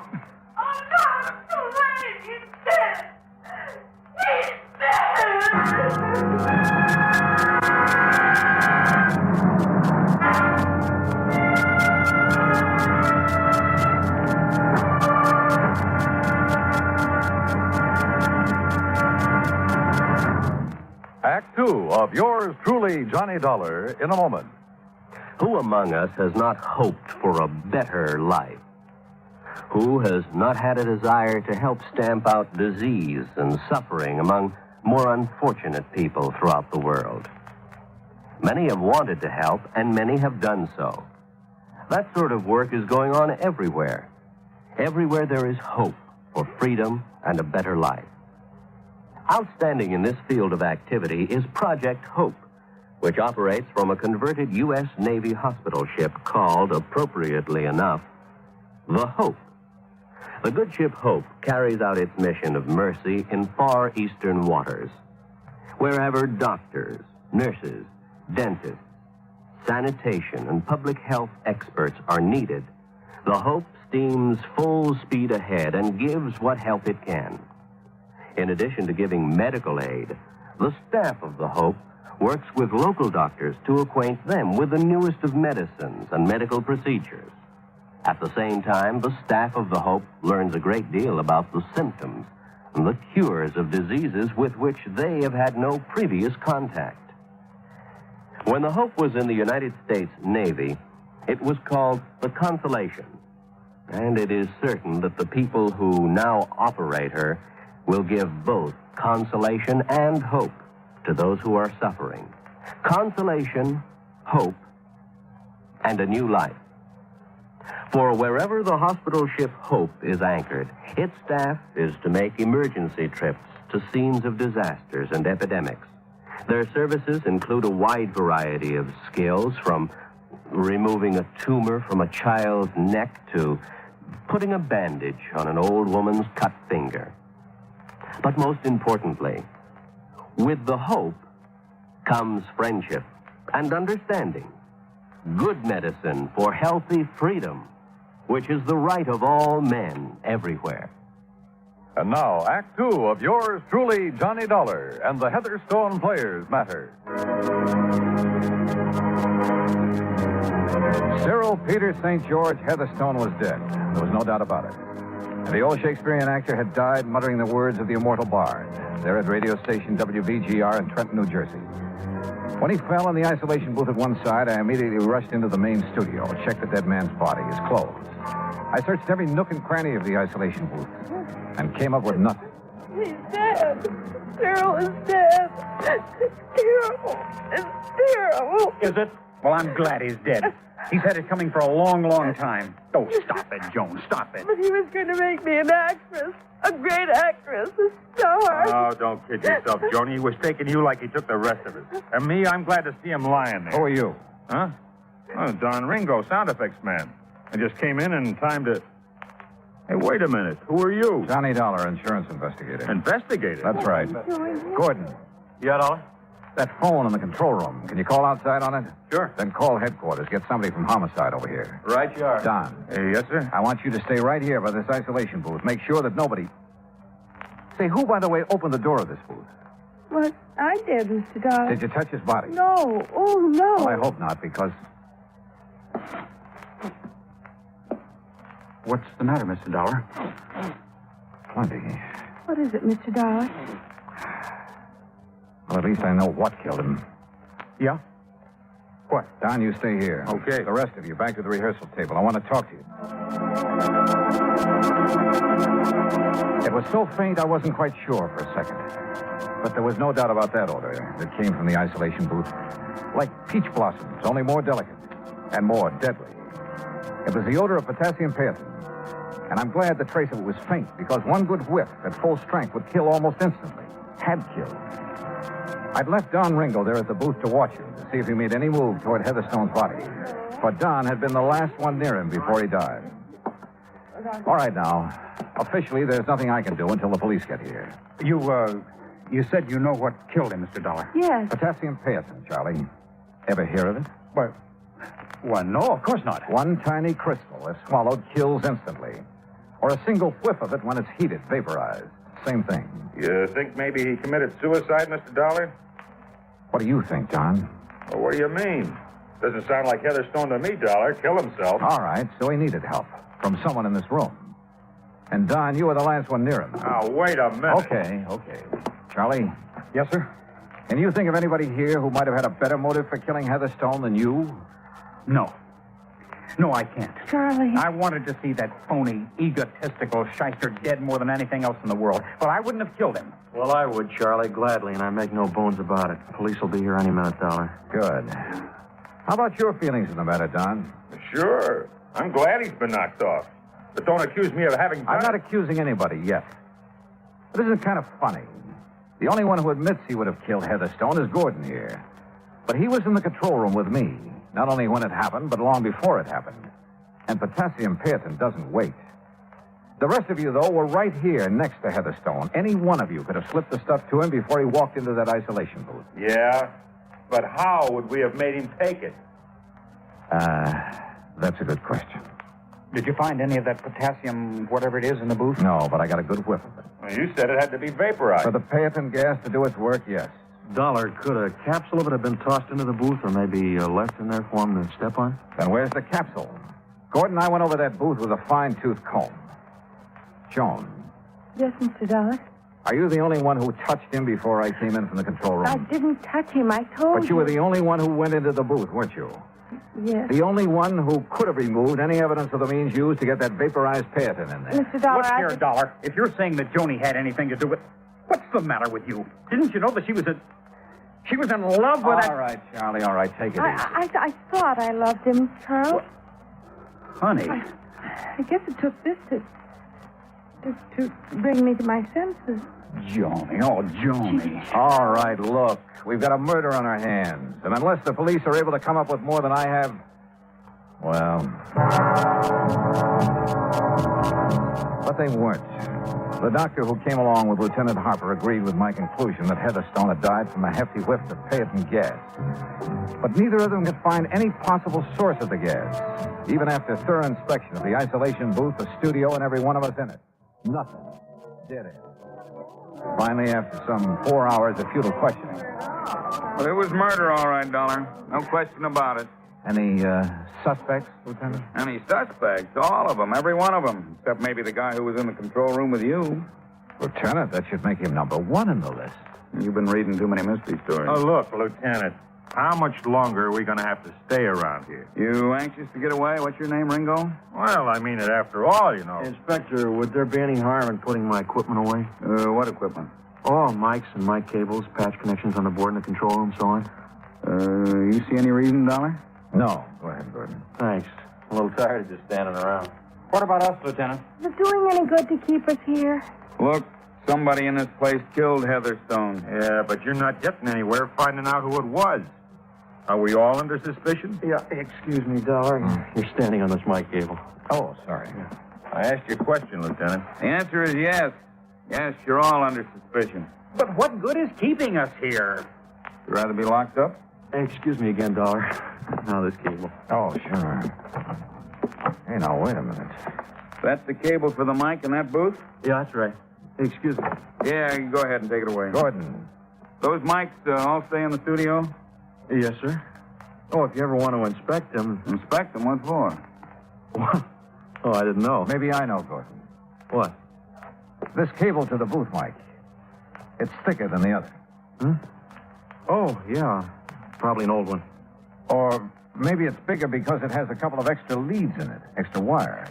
Yeah, the old ones did. That's why... Come on, Lieutenant. Huh? You too, Gordon. Got a screwdriver? Sure, in my pocket. Here you are. Pliers, too, if you want them. But I don't understand why... Now, this mic in the booth. Oh, careful, Mr. Dollar. That's pretty delicate. Then you do it. Take the faceplate off this mic. Sure. But why? Yeah, Dollar. Potassium Pearton.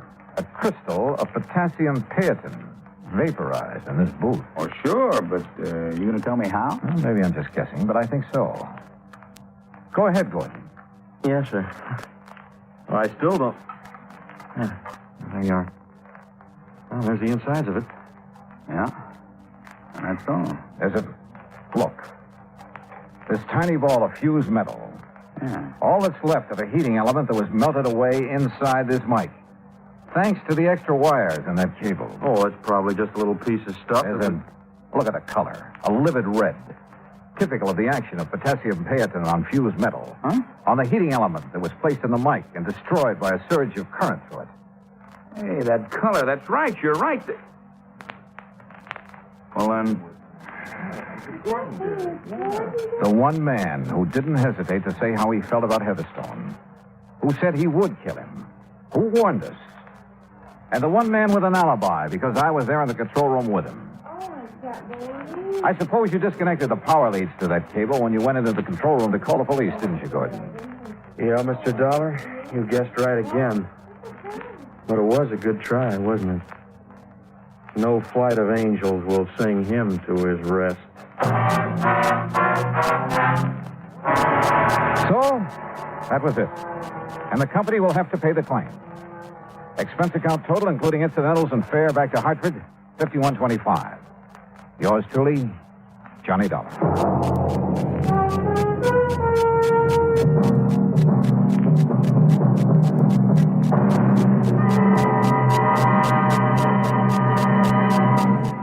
Now, here is our star to tell you about next week's story. Next week, the Yours Truly matter. And I give you one guess about the name of the victim. Join us, won't you? Yours truly, Johnny Dollar.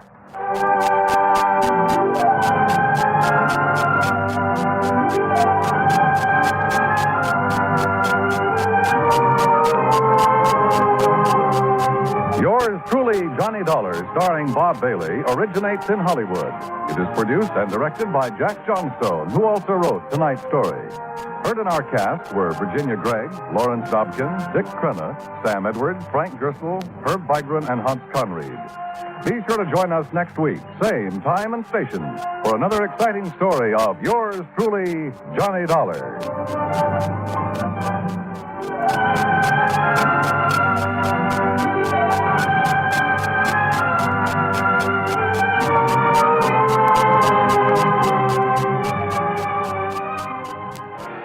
From Hollywood, it's time now for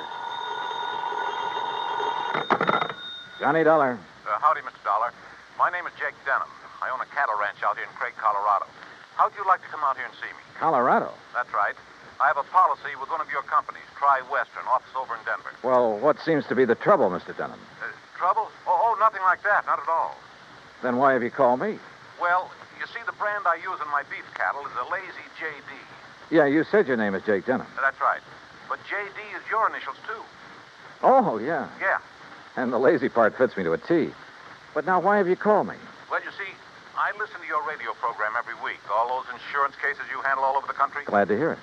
And I thought the Lazy JD being your initials, too, and all the local color out here, and, well, maybe you'd like to come and get some local atmosphere for one of your stories. Oh, now, wait a minute, Mr. Denham. If you have some insurance matter you'd like me to investigate... Well, no. I told you why I thought you ought to come. So can you, right away? You sure there's nothing wrong out there? No, like I said, a lot of local color. Nice place to stay here at the ranch. How about it? Well, I've a couple of days' work on some reports to finish up. Then right after that, huh? Well... Good. I'll be waiting for you. Goodbye. Look. And everything's really okay, huh? Goodbye. Mr. Denham, I think you're lying through your teeth.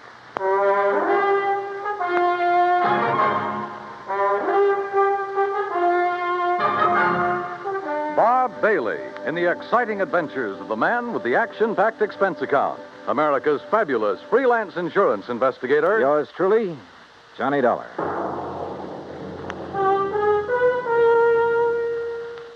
And now, Act One of Yours truly, Johnny Dollar.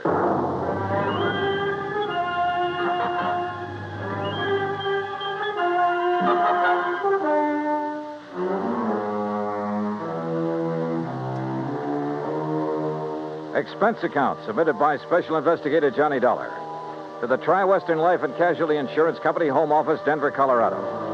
Following is an account of expenses incurred during my investigation of the bum steer matter.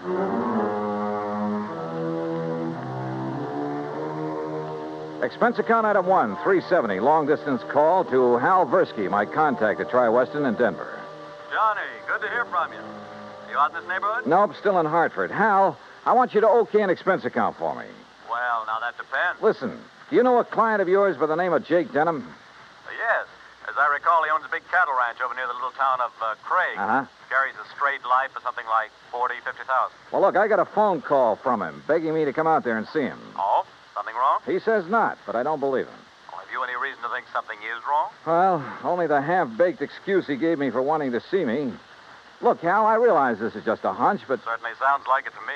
my hunches have saved your company a lot of dough on occasion. So how about it? Okay? Put it this way. If you run into something out there and clear it up, we'll pay the freight. If not, well, you just go ahead and have yourself a vacation at your own expense, okay? Oh, now, why don't you relax that iron grip on the purse strings for a change, huh? Why? What would you do? Okay. But I warn you, Hal, if this does turn into a case for your company, my expense account is going to knock you right off your feet. Oh, now, wait a minute. Bye-bye. Johnny! It took me nearly 4 days to clear up the reports I had to finish. I wish now it hadn't, that I'd left Hartford immediately. Expense account item 2, $133. Plane fare and all the incidentals I could think of, Hartford to Denver. I got there shortly after 7 a.m. Item 3, $50 deposit on a drive-your-own car, in which I promptly headed north and west on Highway 40. That is, after getting out of the traffic in Denver itself, and believe me, that town has it. The 200-mile drive to Craig was routine, except for the lush green hills, the snow-topped mountains, the vast meadows and forests. Colorful Colorado, they call it, and it sure is.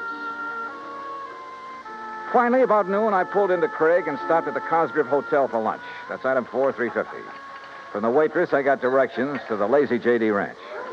About 8 miles south on the Yampa River, just off Route 789. You want some dessert? Oh, no, thanks. This is fine. Hey, you one of the relatives? Relatives? Oh, of course not. You're too late.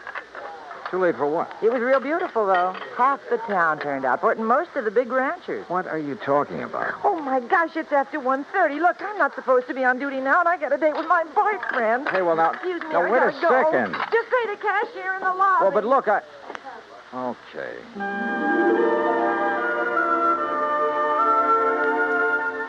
I paid my check to the cashier, went out to my car, climbed in, and headed for the YTJD. There must have been several thousand acres to the ranch, all rich, green, healthy-looking pasture land, and Lord knows how many head of beef cattle. The main ranch house was a rather small but well-kept affair near the gate to the road from the highway.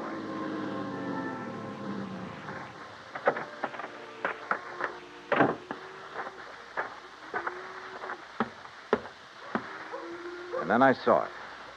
A long piece of black crepe hanging on the doorframe.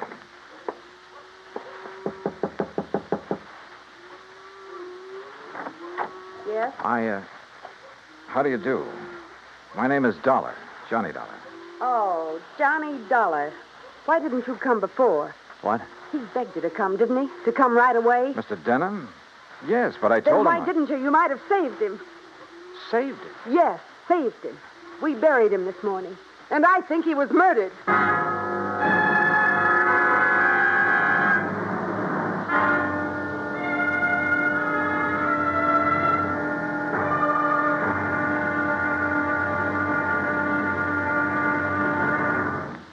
Act 2 of yours truly, Johnny Dollar, in a moment. The American writer Christopher Morley once wrote, "When you sell a man a book, you don't sell him just 12 ounces of paper, ink, and glue. You sell him a whole new way of life," unquote. Now, that goes double when you give, not sell, a book. But the gift of 550 books to little children increases the legacy tenfold. Near the end of 1960, the employees of the Chase Manhattan Bank started a people-to-people program with such a gift to school children of a town in Tanganyika. That's on the southeast coast of Africa. To give you an idea how the books were received by the children, let me first quote from Francis Bacon. He's an English writer of a few centuries back. He said, "Some books are to be tasted, others to be swallowed, and some few to be chewed and digested." In the past, children in Tanganyika may have done a little tasting and chewing and a little swallowing and digesting. But there's one certain thing. They wound up devouring the books they received from the United States. And they did so much of it that they, the ones in high school anyway, were able to reach the level of English children their age and pass the exams at the same time. That takes a lot of book learning, as they say. Now, the gift of these books from the United States of America may have seemed a small thing to the senders, but the boys in Tanganyika who received them know that they've opened a whole new way of life. They've greatly increased understanding in the classroom of freedom, the right of all men everywhere. And now, Act Two of yours truly, Johnny Dollar and the Bum Steer Matter. The tall, beautiful girl standing in the doorway of the ranch house at the Lazy JD outside of Craig, Colorado, was dressed in black. The red about her eyes showed that she'd been crying. But there were no tears in them now. Jake Denham was my father, Mr. Dollar. I'm Virginia. And you think he was murdered? Why do you think he called and begged you to come out here? Any idea who might have done it? Yes, Big Mike Craven. Who's he? He owns the Sea Lucky Star and wants to own every other ranch around here, and he will unless somebody stops him. How did your father die? Anthrax. That's what they said it was. I thought that was a disease of cattle. People, too, if they get infected from the cattle. And that's what happened to your father? That's what they say, but there's no anthrax around here. Our ranch is clean. Look, let's go inside and sit down and talk about this. Sure, I'll talk about it. If only somebody will listen. And here, John. Oh, thanks. Are you, all alone? Now that Dad's gone, he and I ran the ranch. Now it's up to me. Sit down. Thank you. Virginia, were you trying to tell me out there that you think somebody tried to infect your herd with anthrax?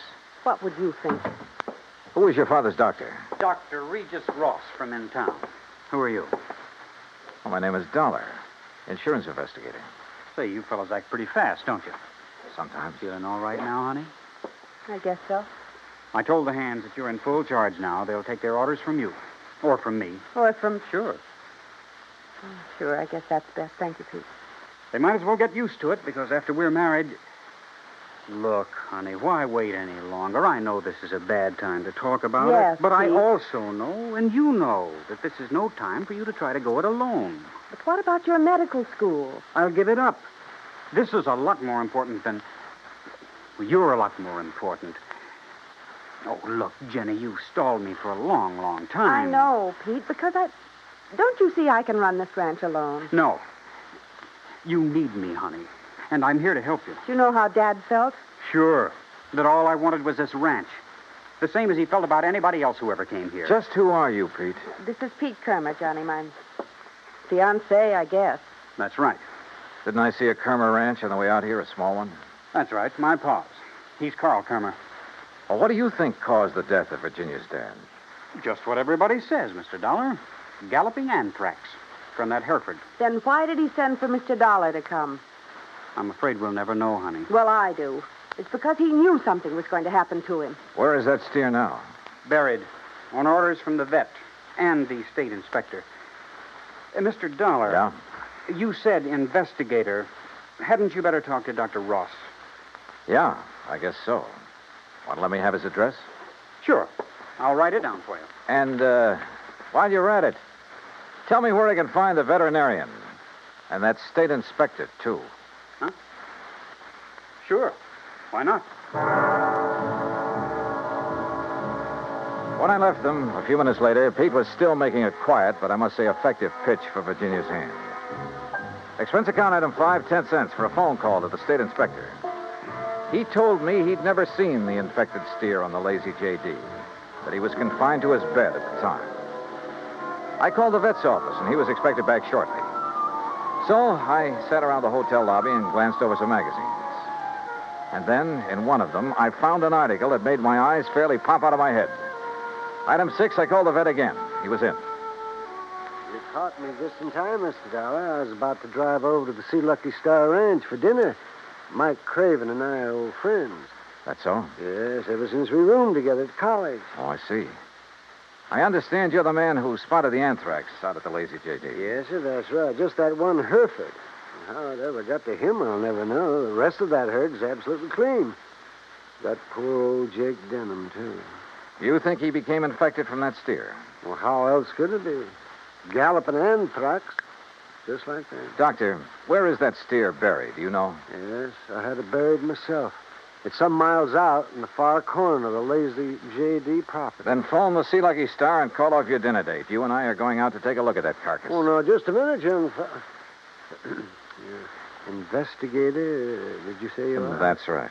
Uh-huh. I suppose you have some authority. What I don't have, I can get. Tell me, Doctor, is there some reason why you don't want me to see the carcass of that steer? No. Well, let's go.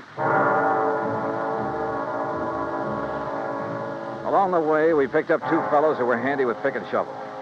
It was almost dark now, so I bought a couple of powerful flashlights at one of the local hardware stores. That's item 7925. It took a couple of hours for the two men to dig down to the carcass of the steer, but they finally exposed one flank of the unfortunate animal. Yeah, so you sure planted this critter deep, Doc. But there's part of him. Give us a few more minutes, we'll handle it. No, wait. Huh? Mr. Dollar, come down here into the hole. Sure. Oh, what's the matter, Doc? The color of that carcass. I don't understand this. What are you talking about? Well, this doesn't make sense. The deterioration and putrefaction that always occurs, well, it simply isn't here. You mean it's possible it wasn't anthrax killed this steer? But I'm sure that all the symptoms, the swellings in the subcutaneous connective tissues, in the interstices of the muscles and lymphatic glands, and in the membranes of the mouth and tongue, they were all there, and they were edematous, too. Could some poison have possibly produced those symptoms? Poison? Yeah, look. I read in a magazine this afternoon that strychnia often produces symptoms very much like those of tetanus, lockjaw. Yes, that's true. But a poison that would... Good heavens. Yeah? Why, I haven't heard of it since my college days. Quintanogen sulfide. But why? Good question. No, Dollar. Because it wouldn't explain the death of old Jake Denham. If it was anthrax. What? Or was he poisoned, too? Good heavens, you mean you Wait a think minute. Doctor, the brand on the rump of this animal. Well, that's Denham's own brand, the Lazy JD. Yeah, but it looks to me like it was put on over another brand. Yes. Yes, you're right. Any way of finding out what the original brand was? No. Yes, Mr. Dollar. The other side, the inside of the hide might show it. Then, Doctor, you got a skinning job to do. All right. Hand me my bag there, please. Okay, here you are. Go to it, Doc. Thank you. Oh. That poison. How much to infect a man? Well, even a small scratch on the skin could absorb enough to be fatal. No wonder that Dr. Ross... Ross was the one who treated Jake Denham. Yeah. No wonder we couldn't understand why death came so... Well? No. Can you see what the original brand was? Yes. Yes, I can. I'm afraid so. Let me hold the light a little. Oh. I see. But I can't believe it, Mr. Dollar. Pretty clear, though, isn't it? Sea Lucky Star. Act 3 of yours truly, Johnny Dollar, in a moment. A couple of 1,000 years ago, the ancient sage Diogenes remarked that all things are in common among friends. Well, he didn't mean that only material goods were in common among friends, but that they shared their troubles as well.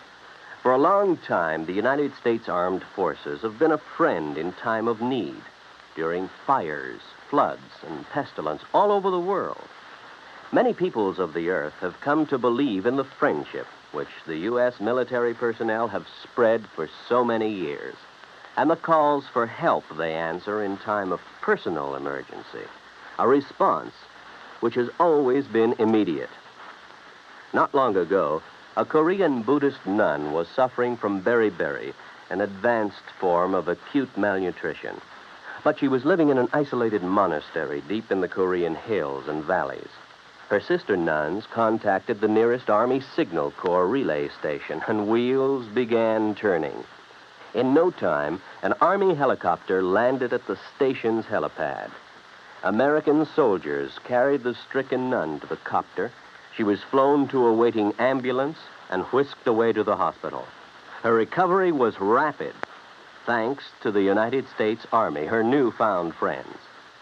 Army helicopter men helped in many other ways. Over the 108 islands of the Ryukyus that spread from southern Japan to northern Formosa, Army helicopters are constantly whirling their blades as they hop from one island to another on missions of mercy. They bring food donated by American women on Okinawa, or they bring vital medicine to save a life. They also bring friendship and understanding and freedom, the right of all men everywhere. And now, Act 3 of yours truly, Johnny Dollar and the Bum Steer Matter.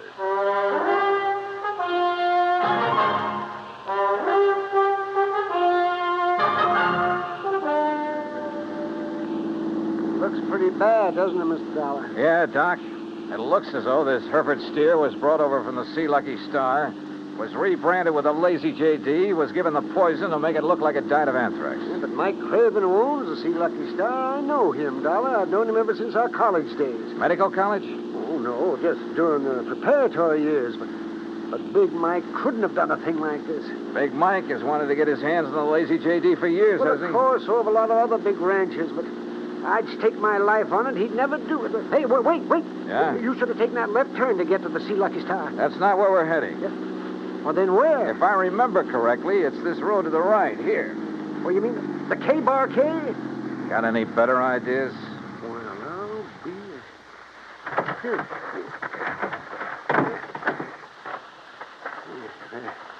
The ranch house is dark. It won't be for long.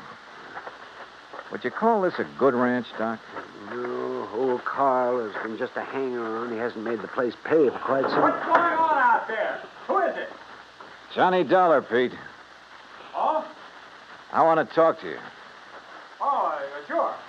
Door's open. I'll be right down. Come on, Doc.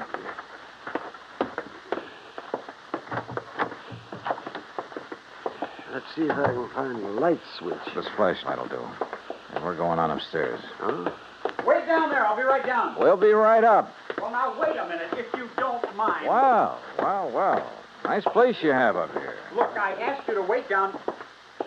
Dr. Cummings. I'm sorry, Peter, but this... How'd you make out with Virginia Denham, Pete? Convince her to marry you? That's none of your business, Mr. Dollar. Now, just what do you want? Pretty nice ranch to get your hands on, that Lazy JD. I beg your pardon. Combination bedroom and study, huh? As Virginia told you, I've been going to college. Yeah, medical school. Nice set of books you have here. Of course, I'll have to give that up now. Oh, you're going to have to give up a lot of things. What? Where did you get it, Pete? What was the name of that stuff, Doctor? Quintanogen sulfide. What do you know about... Well? I don't know what you're talking about. Then why the marker in this book on toxicology? Marker? That was a foolish thing to do, Pete. A dead giveaway. Yeah, I told you. I don't know what you're talking about. Yep, right here. Quintanogen sulfide. I never heard of it. You're lying, Pete. No. Giving it to that Hereford was probably a cinch. Listen, you... But how did you give it to Jake Denham? Dollar, that's something you'll never live to know. Oh, look, now, wait a minute. Put the thing away. No. Now, stand back. I said, look out, you... Stop! Oh, thanks, Doc. I guess he'd forgotten all about you until you landed that chair on his head. Yes. Now, I suppose I'll have to patch this... patch him up a bit. Oh, absolutely. He'll have to look nice for the trial, won't he, Doc?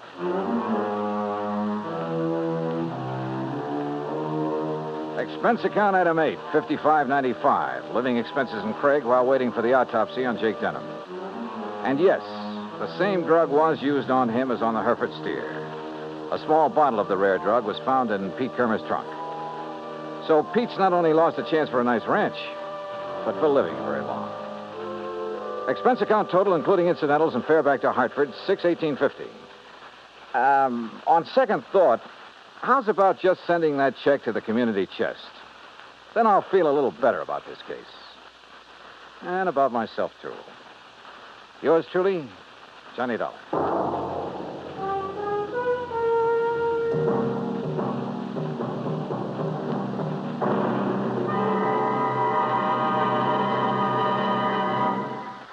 And now, here is our star to tell you about next week's story. Next week, an old ghost town out in Montana. But one of the ghosts carries a .38 Colt. Join us, won't you? Yours truly, Johnny Dollar.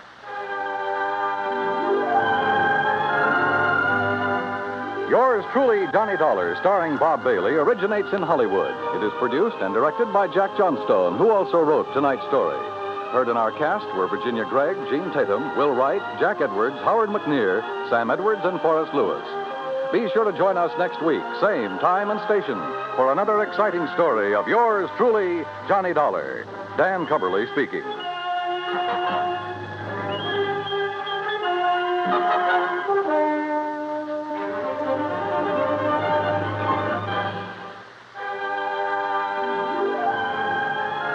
This is the United States Armed Forces Radio and Television Service.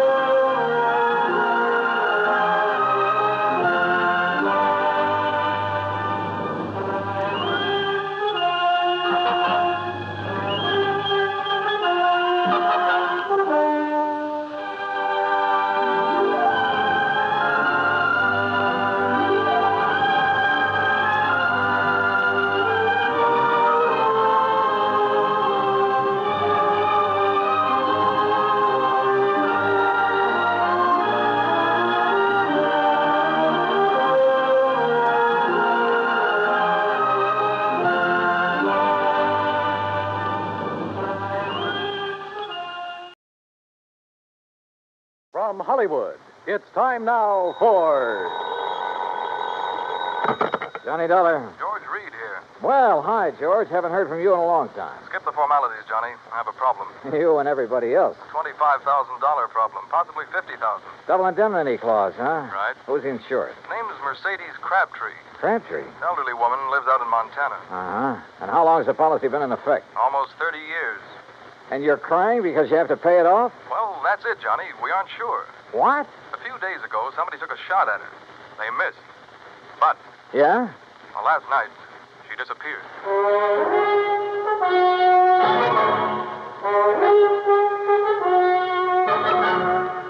Bob Bailey in the exciting adventures of the man with the action-packed expense account. America's fabulous freelance insurance investigator. Yours truly, Johnny Dollar.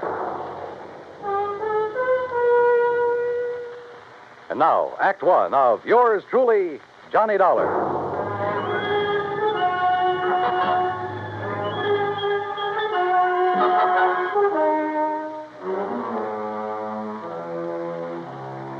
Expense account submitted by Special Investigator Johnny Dollar to Floyd's of England, American Branch Office, Hartford, Connecticut. Following is an account of expenses incurred during my investigation of the Silver Belle matter, spelled B-E-L-L-E. Expense account item 185 cents, taxi from my apartment to George Reed's office. He was on his feet waiting for me. His suit looked like he'd slept in it. Close the door, Johnny. Yeah, sure.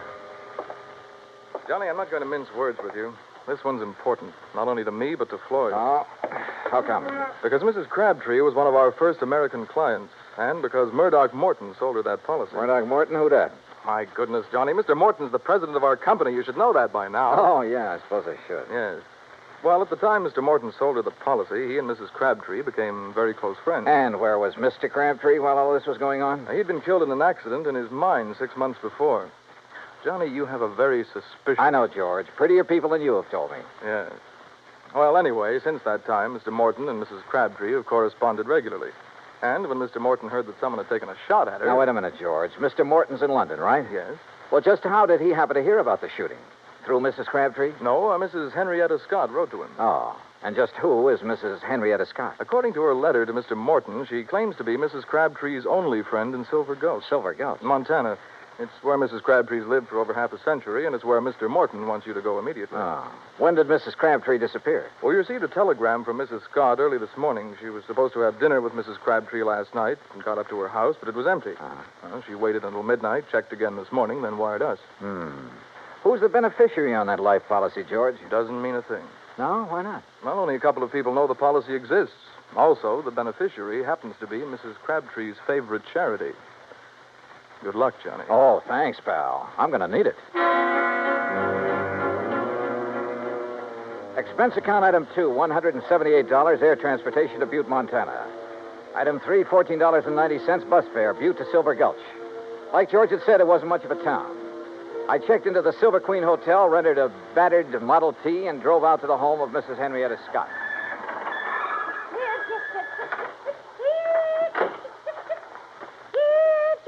Oh, you startled me out of a day's growth. I'm sorry. Mrs. Scott? Yes. Oh, you must be from Grandma's trunk, yes. Beg your pardon? Grandma's trunk. They sent you, didn't they? Well, come along with me. It's in the house. Mrs. Scott, wait a minute. I'm afraid you've made a mistake. You mean you're not from Grandma's trunk? I don't even know Grandma. It's an antique shop in Butte. They said they'd send a man out to offer me a price for my hand-carved rosewood headboard. You're not him, huh? No. My name's Johnny Dollar. I'm an insurance investigator. Well, why didn't you say so right off? Come on inside. I suppose you're here about poor Mercedes Crabtree. God rest her soul. Yes, that's right. Is she still missing? Rest her soul. Sit down anywhere. Oh. No, not there. Well, settee. That's it. You comfortable now? Fine, thanks. The sheriff and a couple of men who work for Charlie Greenpaw were out looking for her most of yesterday. They're at it again today, but they won't find her. Leastwise, alive. Well, can you think of anyone who might have reason to kill her? Well, now that's hard to say. Most people in this town right now, they ain't got no use for her. They say she's stopping progress.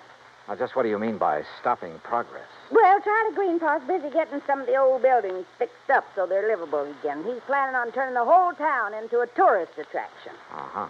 Well, Mercedes, she won't hold still for it. She won't let him set foot on any of her land. Won't sell none of it, neither. Does she own very much of the property around here? Little more than half of Main Street. And the thing that Charlie wants most, the Silver Belle. The Silver Belle? Richest silver mine in Nevada. Leastways, it was once. George Crabtree discovered it. Yes. When the vein ran out, he's killed trying to find it again. After that, the mine was closed. Mrs. Scott. Of course, the town closed down when the mine did. Mrs. Scott, were you with Mrs. Crabtree the day someone tried to shoot her? No. She was walking up toward her mine, alone. Thought it was just a stray bullet. Just where is this mine? Oh, you can see it from the window right behind you. It's about halfway up the hill yonder. Here, you come over here and take... Well, I'll be first cousin to a stink bug. Why? What is it? Up there on that hill going toward the mine. It's Charlie Greenpaw and Slim Richards, the sheriff's deputy. Now, I wonder if they think she's down inside that mine. A few minutes later, I caught up with Greenpaw and Richards. They'd stopped near a large, newly painted no trespassing sign about 20 yards from the mine's entrance. I introduced myself. Mr. Dollar, you see that sign says no trespassing? Yeah? Well, folks around here take the signs Mrs. Crabtree had put up mighty seriously. That right, Slim? Sure is. You mean you're not going in there, Greenpaw? Well, now, we didn't say we weren't going in. We just thought we'd better consider it before we did anything hasty. But she could be dying in there. Providing she's in there. Right, Mr. Greenpaw? That's right, Slim. Now, Dollar, you want to go on in? Why, there's nothing to stop you. No, sir. Not a thing. I left daylight behind as I followed the narrow tunnel deep into the side of the hill. About 50 yards down, the tunnel branched off in two different directions. I stopped for a moment, then took the one to the right. I hadn't gone 10 feet when it happened. Holy jump.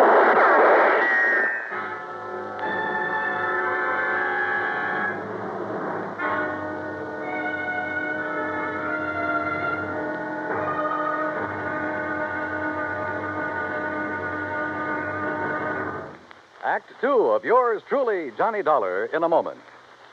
It is a rare event when a young man decides to leave civilization behind and hide himself away in the steaming jungle, just so he can help his fellow humans in a remote corner of the world.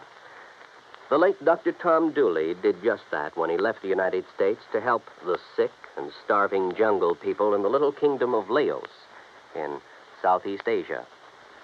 Dr. Dooley's story is well known to nearly everyone. And all over the world, people talk of his little jungle hospital on stilts. That's where he treated the dread diseases of the jungle and trained native medical technicians so that they might help their own people. Dr. Dooley wrote and lectured to many people so that the work of his medical assistance program, Medico, might go on. It was not easy for someone so young and so talented to give up the bright lights of the city and plant himself down in an unknown jungle just for the purpose of helping unfortunate people he didn't even know. But through Medico, Dr. Tom Dooley wanted to help people. He wanted to help people to help themselves. Today, the work of Medico is going forward in a number of countries besides Laos. Young men are being sent to the United States to be schooled in medicine with the idea of returning to their own countries to help their own people. Hundreds of thousands of dollars worth of medical supplies have been donated by American businessmen and pharmaceutical companies. Today, Dr. Tom Dooley's work is being continued for him. It is helping to create better understanding. It is an injection of the spirit of freedom. The right of all men everywhere. And now, Act Two of yours truly, Johnny Dollar and the Silver Bell Matter.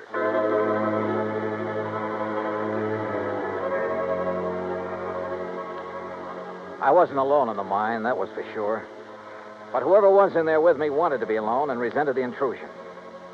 I wondered if they could hear, so I picked up a rock and tossed it on down the side of the tunnel. Oh. You hurt bad, stranger? Well, I'll be Mrs. Crabtree, is that you? You're trying to trick me. No, wait a minute. My name's Johnny Dollar, insurance investigator. I've got a bead on you now, mister. So don't you move till you can prove what you're saying. Oh, no, I don't intend to. What are you doing in my mind? Looking for you. Your friend, Mr. Morton, is worried about you. Oh. Walk up this way, Mr. Dollar, but you be mighty careful about it. Yes, ma'am, I sure will. You say my Doc Morton sent you all the way out here? That's right, ma'am. Your friend, Mrs. Scott, wrote to him.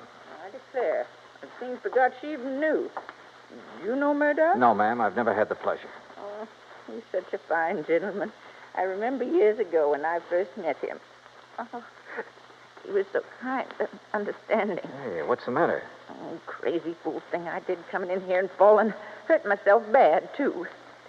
Mr. Dollar, you're just going to have to carry me out. It'll be a pleasure.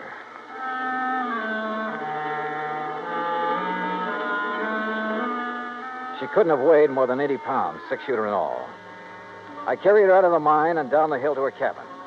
I had just finished making her as comfortable as I could when Mrs. Scott arrived. Oh, dear. Oh, you poor old dear thing. You ever hear such thick garbage, Mr. Dollar? Woman, stop looking like you buried me yesterday and run and get the doctor to take care of my ankle. Your ankle? Well, what's the matter with it? Well, it's busted. Ooh.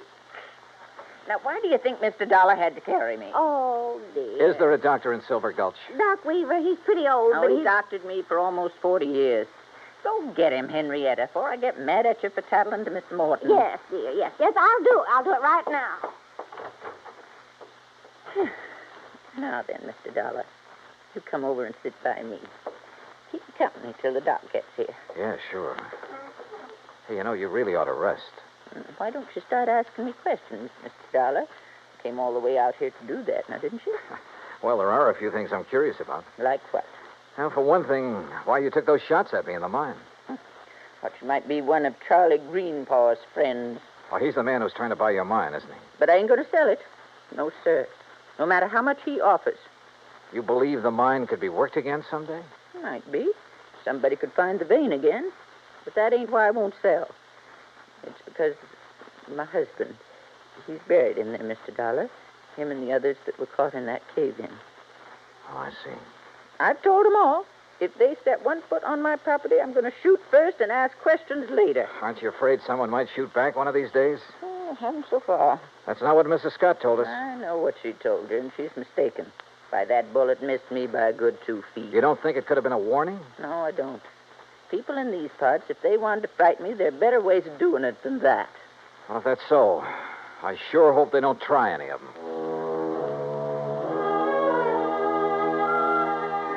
No one, at least so far as she knew, had reason enough to try killing her. Not even Charlie Greenpaw, although she refused to cooperate with the Silver Gulch Improvement Committee. I waited until Mrs. Scott returned with the doctor, then left and drove back to my hotel. I had finished supper and was heading toward my room when someone called me. Oh, Mr. Dollar. Yeah? Oh, Mr. Greenpaw, I was just thinking about you.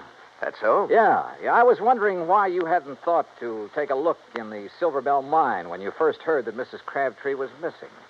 Well, to tell the truth, I'd left the search up to the sheriff until today. Then this morning, Isabel, that's my wife, she said if something did happen to Mrs. Crabtree, it'd sure look like I did it. Good thing you listened, because she was right. Yes, I know. Say, Dollar, I hear Mrs. Crabtree's taking quite a shine to you. Oh, where'd you hear that? Doc Weaver said that's all she talked about.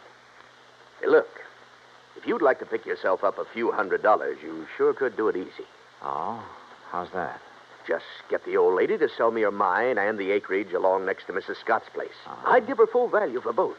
And that'd come to enough money for her to live on the rest of her life real comfortable. Now, you do that, Dollar, and I'll give you $1,000 cash.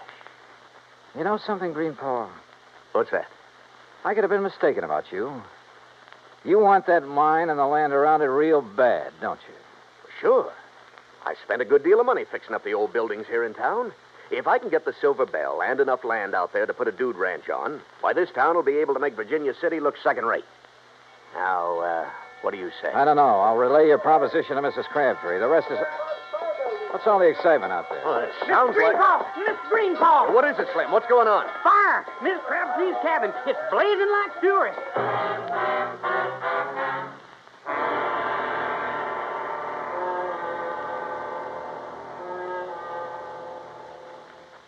Act 3 of yours truly, Johnny Dollar, in a moment.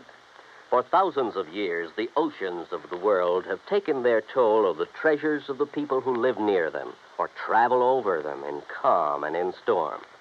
And for an equally long time, these same people have dived to the bottoms of these oceans seeking those treasures. Gold, silver, jewels, and emblems of tradition or symbols of history have been the sought-after prizes.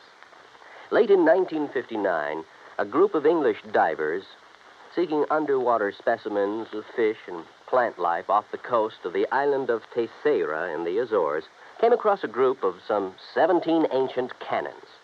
They'd been swept off the walls of the old fortress by a tidal wave sometime during the middle of the 19th century and sank about 100 feet to the bottom of frequently storm-swept waters. News of the discovery was relayed to the Portuguese government, which gave permission for the raising of the relics. American skin divers stationed at the Air Force Base on Terceira volunteered to do the job on off-duty hours. In cooperation with the Portuguese Museum, the men made a few exploratory dives to determine the situation. Then the salvage work began. After cleaning the cannons, some made of brass, others of bronze, it was discovered that they had been forged in England, France, and Portugal more than 110 years before. Now the shiny symbols of history are on view in a Portuguese museum. The Portuguese people are happy because of an unselfish American gesture that brought back to them their symbols of the defense of freedom, the right of all men everywhere. And now, Act 3 of yours truly, Johnny Dollar and the Silver Bell Matter.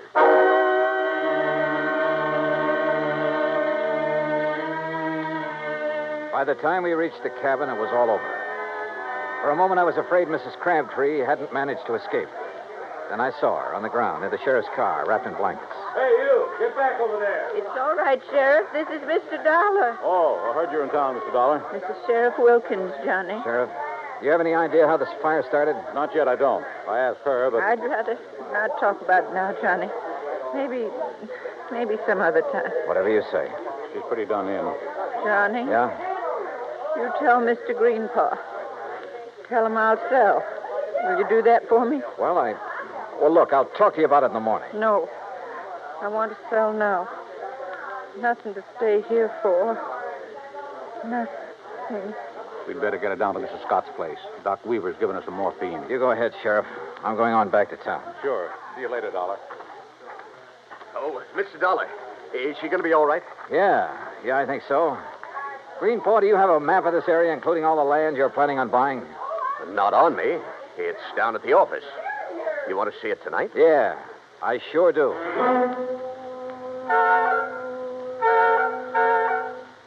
I took a look at the map. Got a little sick at my stomach. Then drove back to Henrietta Scott's. There was a light on in the front room, so I got out of the car and walked up to the door.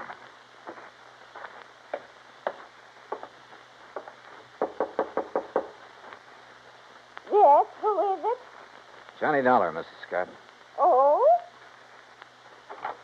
Well, isn't it a little late to come calling, Mr. Dollar? I mean, after all, Mrs. Crabtree is sleeping sound, and I'm all ready for bed. I want to see Mrs. Crabtree. I want you to wake her up. Well, I just couldn't do that. The doctor told me she should have as much sleep as she can get. Yeah, you took his orders a little too literally, Mrs. Scott. Why, whatever do you mean? I mean trying to burn her house down with her still in it. What? Yes, she trusted you. She thought you were the only person she could trust. Then when she found out different, she decided to sell her land and get away from here. Why, that's a pack of the biggest lies I ever did hear. Now, what reason would I have for wanting to hurt the poor old dear? Money. Money? You own most of the land adjoining the Crabtree property, including that around the Silver Bell. Greenpaw wouldn't buy your land unless he could buy Mrs. Crabtree's. When she refused to sell, you decided to see that property changed hands the hard way. If that's so, why would I be so concerned about her? Now, why would I write Mr. Morton telling him she'd been shot at and then wiring when she disappeared? Why? To protect yourself. You purposely missed her that day. You had to set up your alibi. You got no proof. No, you're right. I haven't. But Mrs. Crabtree has. She knows who and what started that fire in her cabin. Now, get out of my way. No. Oh.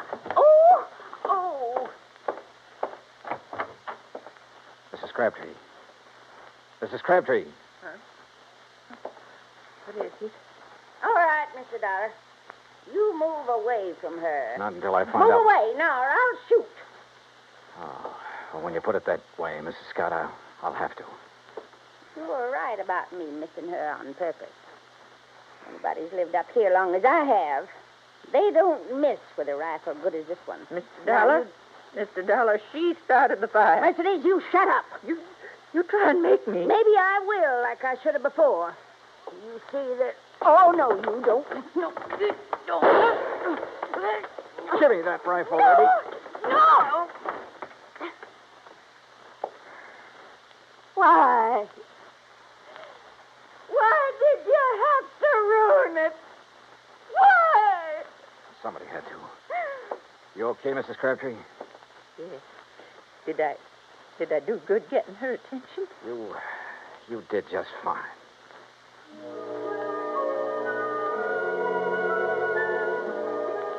I was ready to leave Silver Gulch the next day, but I stayed over for another week, waiting for a little English gentleman by the name of Murdoch Morton to arrive and claim his bride. Yeah, just about everybody in Montana came to Mrs. Crabtree, pardon me, Mrs. Morton's wedding. Everybody, that is, but her old friend, Mrs. Henrietta Scott.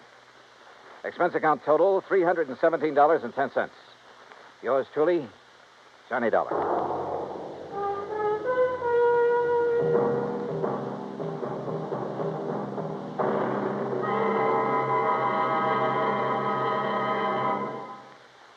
And now here is our star to tell you about next week's story. Next week, a beautiful girl is killed.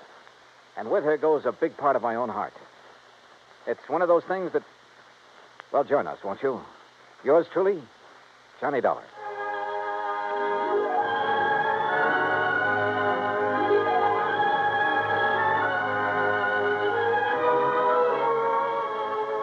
Yours truly, Johnny Dollar, starring Bob Bailey, originates in Hollywood. Written by Charles B. Smith, it is produced and directed by Jack Johnstone. Heard in our cast were Virginia Gregg, D.J. Thompson, G. Stanley Jones, Frank Nelson, Sam Edwards, and Will Wright. Be sure to join us next week, same time and station, for another exciting story of yours truly, Johnny Dollar. This is Dan Coverly speaking.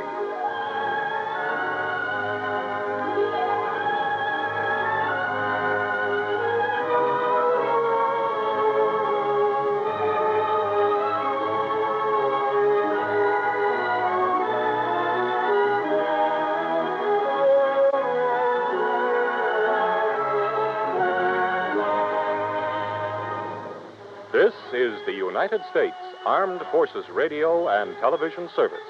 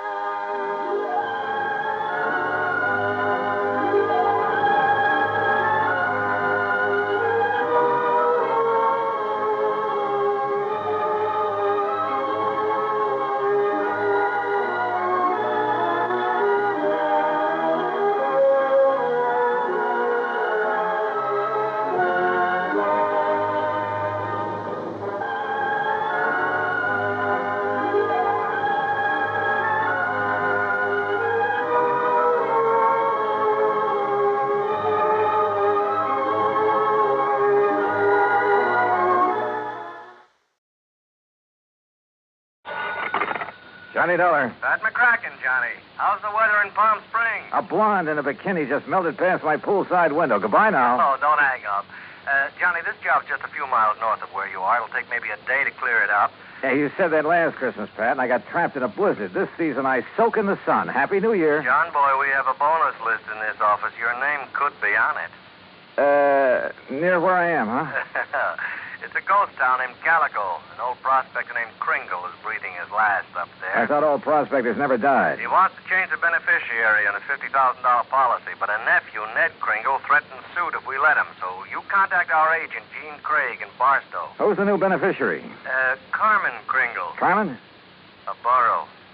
A burro? Yeah. If I don't hear from you, Johnny, Merry Christmas.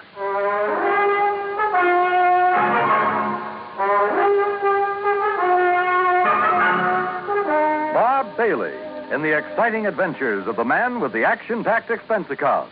America's fabulous freelance insurance investigator. Yours truly, Johnny Dollar. And now, Act One of yours truly, Johnny Dollar.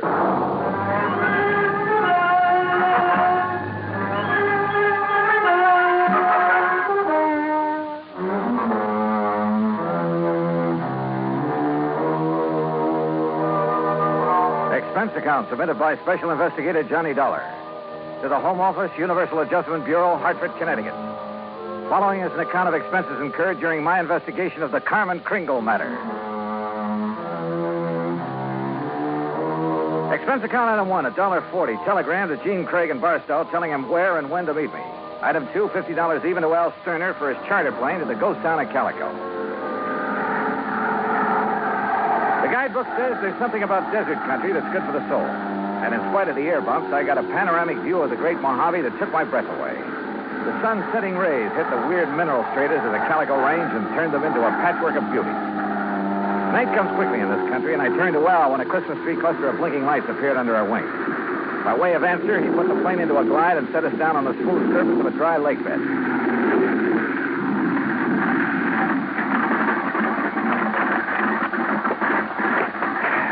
Johnny, you want me to wait around till your friend shows up? No, thanks. Well, there seems to be plenty of company. That's just an old coyote. Don't stand too long or you'll freeze to the spot. Okay. Good luck. Call me when you want to be picked up.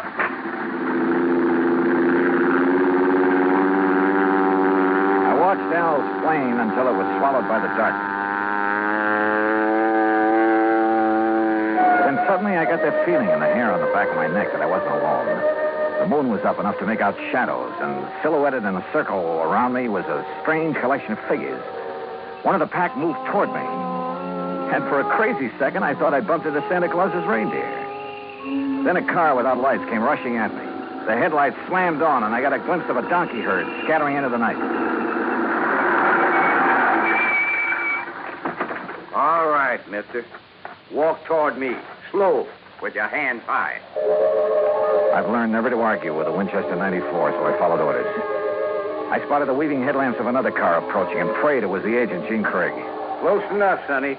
I can pop the rattlers off a sidewind at 60 yards, so don't you make no sudden move. He was maybe 60 with gray sideburns and a frosty goatee. A marshal's badge was pinned to his leather jacket.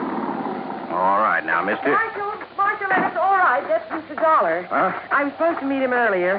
I'm awfully sorry, Mr. Dollar. I'm Jean Craig. Huh? I couldn't get here until I drove Doc Spangler up to Chris.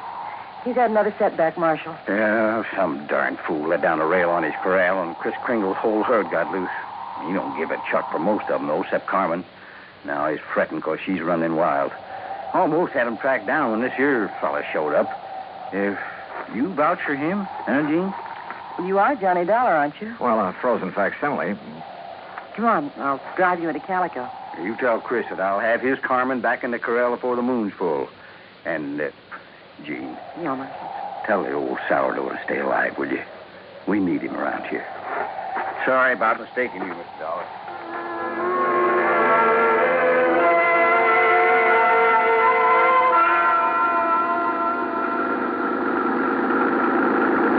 Jean Craig, with a J, knew her way around. She was strictly business and filled me in fast on the old prospector with the odd name and his desire to change the beneficiary of his policy. Everybody calls him Chris because every year he loads up his burros with toys and presents for the miners and their families back in the hills. Huh? The kids really think he is Santa Claus. I'm afraid it won't be a very merry one for them this year. Well, what makes everyone so sure Chris Kringle is giving up the ghost? Doc Spangler says there's nothing apparently wrong with him. It's more like he's given up. Oh, what's with this Scrooge character, the nephew? Ned Kringle seems all right. It's the man with him, Willie D'Agostino. He does the talking for Ned. You'd think he was going to inherit the money. Well, maybe he's expecting to. You know, you're making a good case for Carmen. Can a burro be a beneficiary, Johnny? Chris can leave it to a three-masted schooner if he wants, providing a trust is set up. Could the people of Calico be that trust if they promise to take care of Carmen? Yeah, I guess so. Why? That's the way Chris wants it. That way there'll always be a Christmas in Calico. What happens when Carmen goes to donkey heaven? Or is it burros that never die? There'll always be burros in Calico, Johnny. And one of them could always be named Carmen.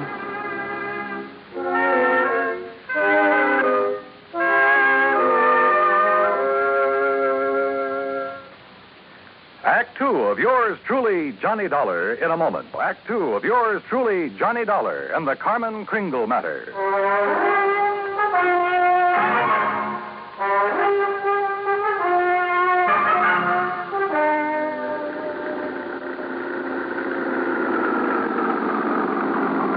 Well, here we are, Johnny. Calico, once the richest silver city in the West. It was unbelievable. Like seeing a page from the past.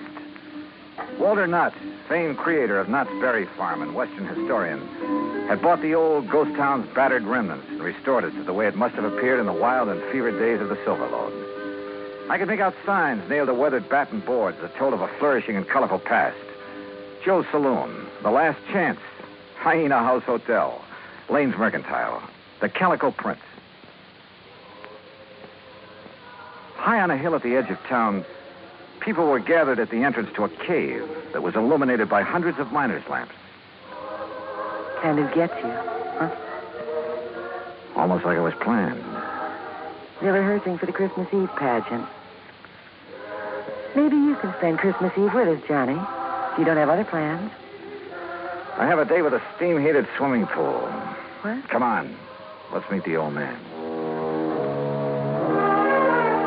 Expense account item 3, $100 for a quart of perfume or a mink scarf, anything to wipe the hurt look off of Jean Craig's face. She led me up the steps to the rickety porch of Chris Kringle's wooden shack.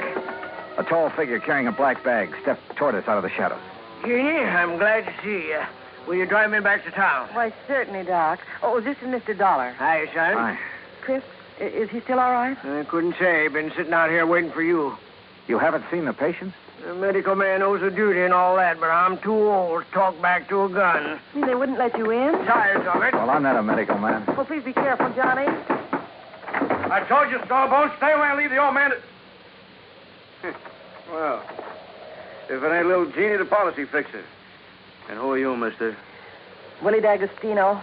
This is Johnny Dollar. He's from the insurance company to see about changing the policy. Who is it, Wooly? Who are you talking Relax, will you, and let him give us some tourist directions back to Barstow. There'll be no policy changing at this late date, mister. Ned Kringle is very bereaved at the imminence of his uncle's demise. Just family admitted at this sad hour, so mosey along, folks. I'll leave the young man to his grave. Your foot is in the door, mister. I don't like your foot, and I don't like you. His hand moved to his shoulder holster, but Jean was standing right beside me. It was Doc who suddenly shouldered past D'Agostino and fled up the stairs that gave him my chance. I kicked the door wide. Threw him off balance. I shoved Jeannie aside, and that was a mistake. Because a million Christmas tree lights blazed up in my skull.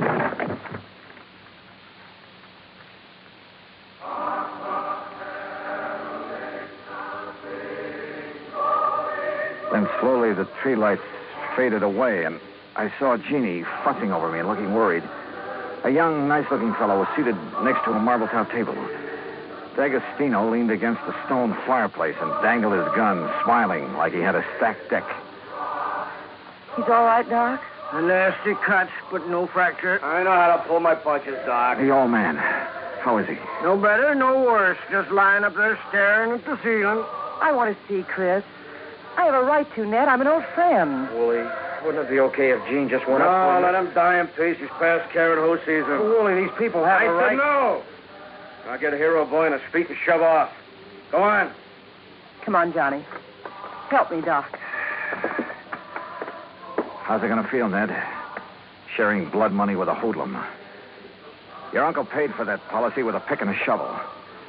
It took a lot of years, a lot of sweat. And he's had your name on that policy ever since you were born. Old man Kringle never saw pay dirt in his life. Ned had given money to live on, paid the premiums on his policy. Chris was always tapping the kid, claiming he had a new find. He was going to mine $1 million. Willie, shut up. The old man's dying. Tell him, Ned. Tell him how the old phony was always taking the bows, making like Santa Claus with the money you give him. Willie, haven't you got a... Tell him who owed you the money?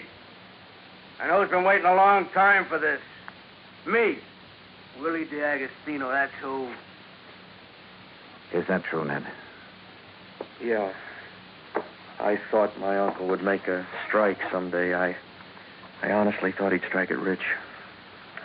I know he tried. He did strike it rich, Ned. When he dies, every man, woman, and child in this town will mourn him. He'll live in their hearts.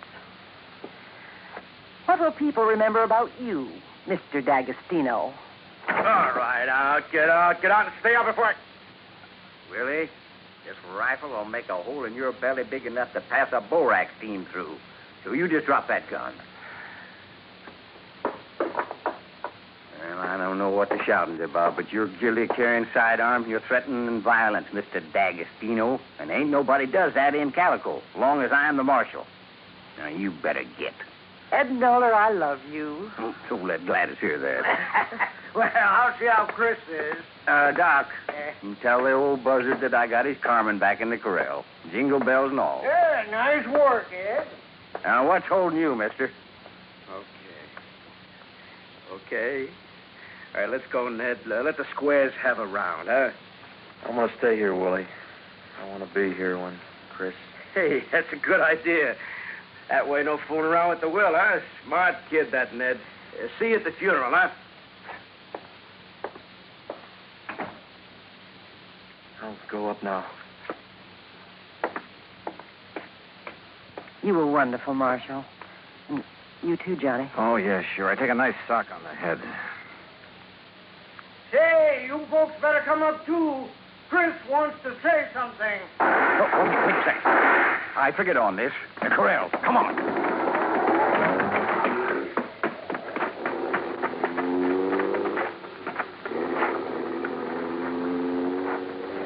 D'Agostino must have had another gun in his car. One of the bullets had found the mark he intended. Willie Boy wasn't taking any chances that Carmen Kringle would inherit $50,000. We found the burro lying on her side, quite dead. Jingle bells and all.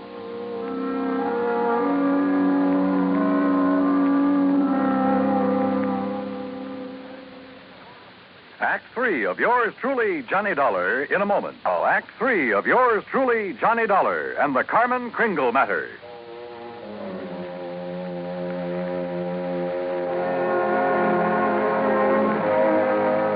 Oh, Marshall. Johnny, how could you have been so cruel? Carmen dead. It's just not right. Yeah. I figured D'Agostino might be mean enough to try killing Chris's pet burro. We can't tell him about it. It would kill him for sure. You'll have to know the truth, Gene. You'll have to decide about the will. Yeah, truth is always the best. And easy this time. Easy? Huh? Yeah. I'll just take these bells off of this poor little feller, and I'll put them where they belong. Carmen? What? Carmen. Oh. Mosey over here now. Well, you pulled a switch. You put these bells on another burro. Yeah. I didn't trust that greasy character, and I was right. A nice girl, Carmen. I'll be. Now, you folks go on up and see old Chris. I'll keep an eye on this here $50,000 jackass. That's the way it's going to be, ain't it, Johnny? Yes, sir. That's the way it's going to be. But I was wrong. The roly-poly little old man on the four-poster bed with his white whiskers resting on the quilt changed his mind again. Even after hearing about how the marshal saved Carmen. I wasn't going to scratch Ned's name off of that insurance, Mr. Dollar. I tried to shake that D'Agostino, figuring he'd take his hooks off of Ned if he thought my Carmen was going to get the money. Oh, I was scared for a while that I just might have to up and die to square my nephew's gambling debts. I'm sorry, Chris. I'll work my fingers raw paying every cent I owe, but I'll pay him back with interest. I want you around. Yeah. Okay, Mr. Dollar. Yeah, Chris. Lift the lid on that footlocker and fetch me one of them bags in there. They're pretty heavy, but you look strong. Oh, they're sure heavy enough. You got them stuffed with silver? It's better than silver. Open it up there. Yeah, that's it. You recognize the Doc? Yeah. Maybe you'd better have a good sleep, Chris. This here is plain old gravel. Oh, plain gravel. It's uranium, Doc. Huh? The last batch assayed at $900 a ton. And I got a mountain of it staked out. In both our names, Ned. You don't say why, Chris. Mr. Dollar, if you and Jeannie check with the Barstow Bank, you'll find that they'll extend credit on the strength of that assay. You reckon you can spend 2 days buying enough presents so as we won't disappoint the folks hereabouts?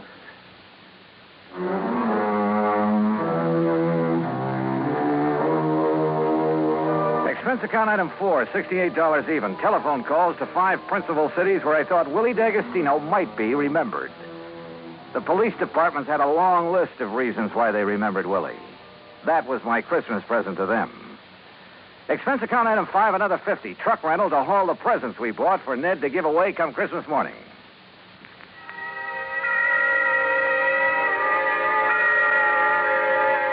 And then it was Christmas Eve. We sat on the Kringle's porch and watched the procession up to the Maggie mine. The flickering lights from the miners' lamps reflecting on the faces of the happy children. Old Chris was bundled up in blankets, his little eyes twinkling, chuckling to himself like he knew all the answers to the universe. Jean was there, too. Kind of nice. Isn't it, Johnny? Kind of nice. Marshal Ed Noller was one of the wise men in the procession. I recognized the sideburns. And Doc Spangler couldn't hide his height. Oh, he wore an awful beard. Ned Kringle led the burro that carried the Blessed Mother. Yeah, you guessed it. The burro was Carmen Kringle. Expense account total, including return to Palm Springs and incidentals, $229.75. But forget it, Pat. This is the best holiday I ever had. And I was only cold at the start. From all of us to all of you, May this be your very merriest Christmas ever. Yours truly, Johnny Dollar.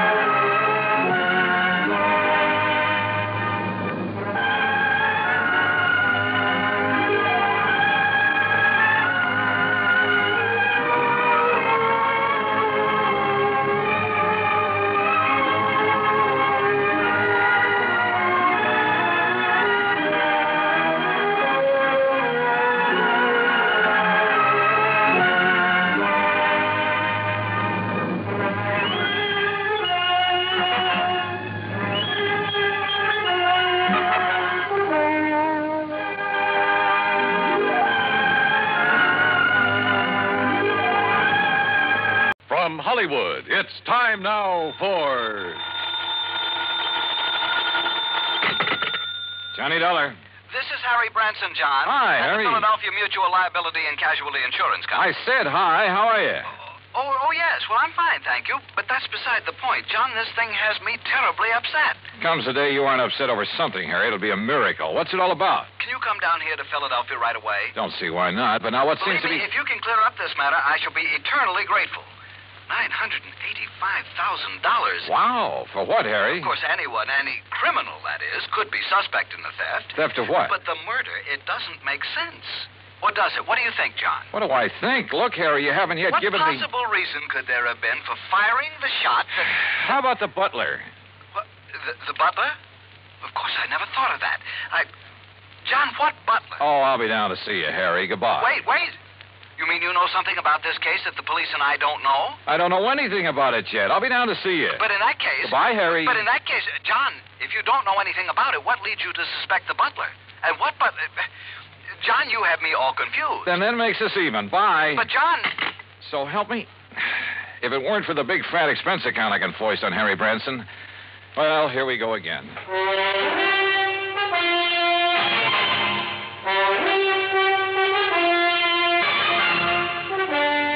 Bob Bailey in the exciting adventures of the man with the action-packed expense account. America's fabulous freelance insurance investigator. Yours truly, Johnny Dollar.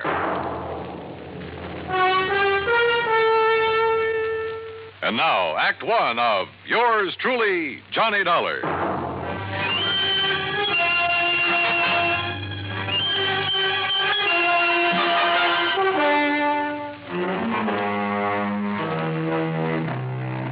Expense account submitted by Special Investigator Johnny Dollar to the Philadelphia Mutual Liability and Casualty Insurance Company, Philadelphia, Pennsylvania. Following is an account of expenses incurred during my investigation of the Ingenuous jeweler matter.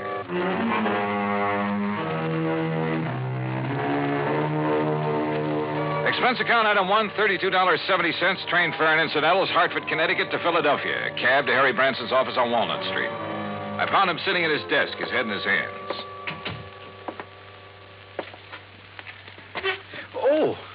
Oh, John, I'm glad you've come. Yeah. Well, how's your good health, Harry? My health? wait, As a matter of fact, it's fine, although I did have a touch of laryngitis last week. I could hardly speak about it. John, why do you always try to take my mind away from matters at hand? I simply asked Particularly something as important as this. All right. As what? The Beaufort collection, of course. Beaufort? Oh, yeah. Seems to me I've heard about that. Jewelry? One of the most important small collections in the world. Why, when His Grace the Duke de Beaufort lost them to the Germans back during the First World War. Yeah, I'm sure. But now let's get to the point. They've been stolen. And we'd insured them for nearly $1 million. Stolen from where? The jeweler who owned them, J. Harold Whipsett. Oh, hey, I've heard of him, too. Isn't he the fellow who was tagged by the Customs Department a few years ago for trying to smuggle in a lot of stuff? Yes, the same one. But his reputation since that incident has been quite all right, completely unsullied. Oh, I must admit that I had some misgivings about issuing a policy to a man with his past record. But since he's in the clear again and considering the premiums involved. And John, I had a long discussion with a psychiatrist about the man, about what would motivate him Look, Harry, before you go rattling off on another tack. John, I resent that. Look, you said something about murder at the time of the theft? Oh, yes. So far, however, it's only attempted murder, you see? Of this man Whipsit? His secretary, Miss Winkle. Winkle? Perry Winkle. Oh, now, wait. Is that some kind of a gag? It certainly is not. At first, when they arrived, the police thought she was dead. Well, where did all this happen? At the Whipsit office. It's on Chestnut Street. When did it happen? Just last night. Oh, dear, $985,000. And maybe a human life. Well, yes, of course. Now, tell me all you know about it, Harry. Well, the Beaufort collection contains several diamond and emerald brooches that date back to, let me see. Forget the dates. What I want to know is... No, the fact that all the stones were rather small and of conventional cut means that once they're remounted, no one could ever identify them. Well, what's that got to do with the date of the collection? Well, as I started to say... let's go over to the Whipsit's office. Oh, very well. Now, as I started to say, the date of the Duc de Beaufort's acquisition of these jewels... you say this Perry Winkle was badly hurt. How? She was shot by the robber. Now, as I started to say, the date at which the Duc de Beaufort... Tell me this. Was Whipsit himself shot or shot at? No, and I'm sure he'll tell you all about that when you see him at his office. He's certain to be in this morning. As I started to say, John... John, going down, gentlemen. Yeah, thanks. Come on, Harry. Step in, please. Harry! As I started to say, John... John? Whether I want it or not, during the 9-block taxi ride up Chestnut Street, I got the whole history of the Duc de Beaufort's jewels, from the time of the French Revolution to the present. That cab, by the way, is item 2, $1 even. What I did want to know was more about J. Harold Whipsit. After all, a man who'd once attempted fraud against U.S. Customs. Anyhow, we finally reached his office in the Prosser building. Present was Police Lieutenant Bart Stanley, with whom I'd worked a case 2 years ago. Glad to see you, Johnny. Yeah, same here, Bart. Well, what do you make of it? So far, blanco.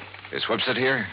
One of the boys took him down for some coffee. He needs it after what happened to him last night. The Beaufort jewels, huh? Yeah. Yes, I told Mr. Dollar all about them, Lieutenant. How the robber took nothing else, how the jewels themselves came into being, how back in the Harry, we've got work to do here. Well, after all... Now, look, Bart, this man Whipsit, his reputation in the past... I know exactly what you're going to say. I might have thought the same thing, Johnny, if I hadn't seen exactly what happened. Tell me what did happen. Lieutenant, you look very tired.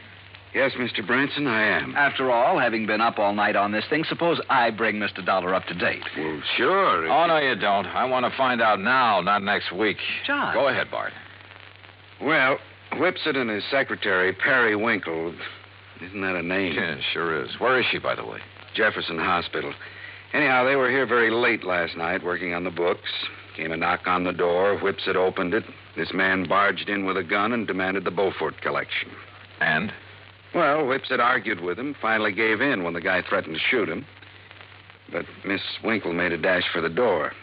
The intruder let her have it, held the gun on Whipsit, tore out the telephone line, then locked him in and disappeared. And that's it. Wait a minute. How could he lock Whipsit in his own office? This lock opens from the inside. With this, Johnny. What? This little rubber doorstop? That's right. But I don't see... I'll tell you how he did it, and why this little rubber wedge is absolute proof that Whipsit couldn't possibly have rigged this whole deal.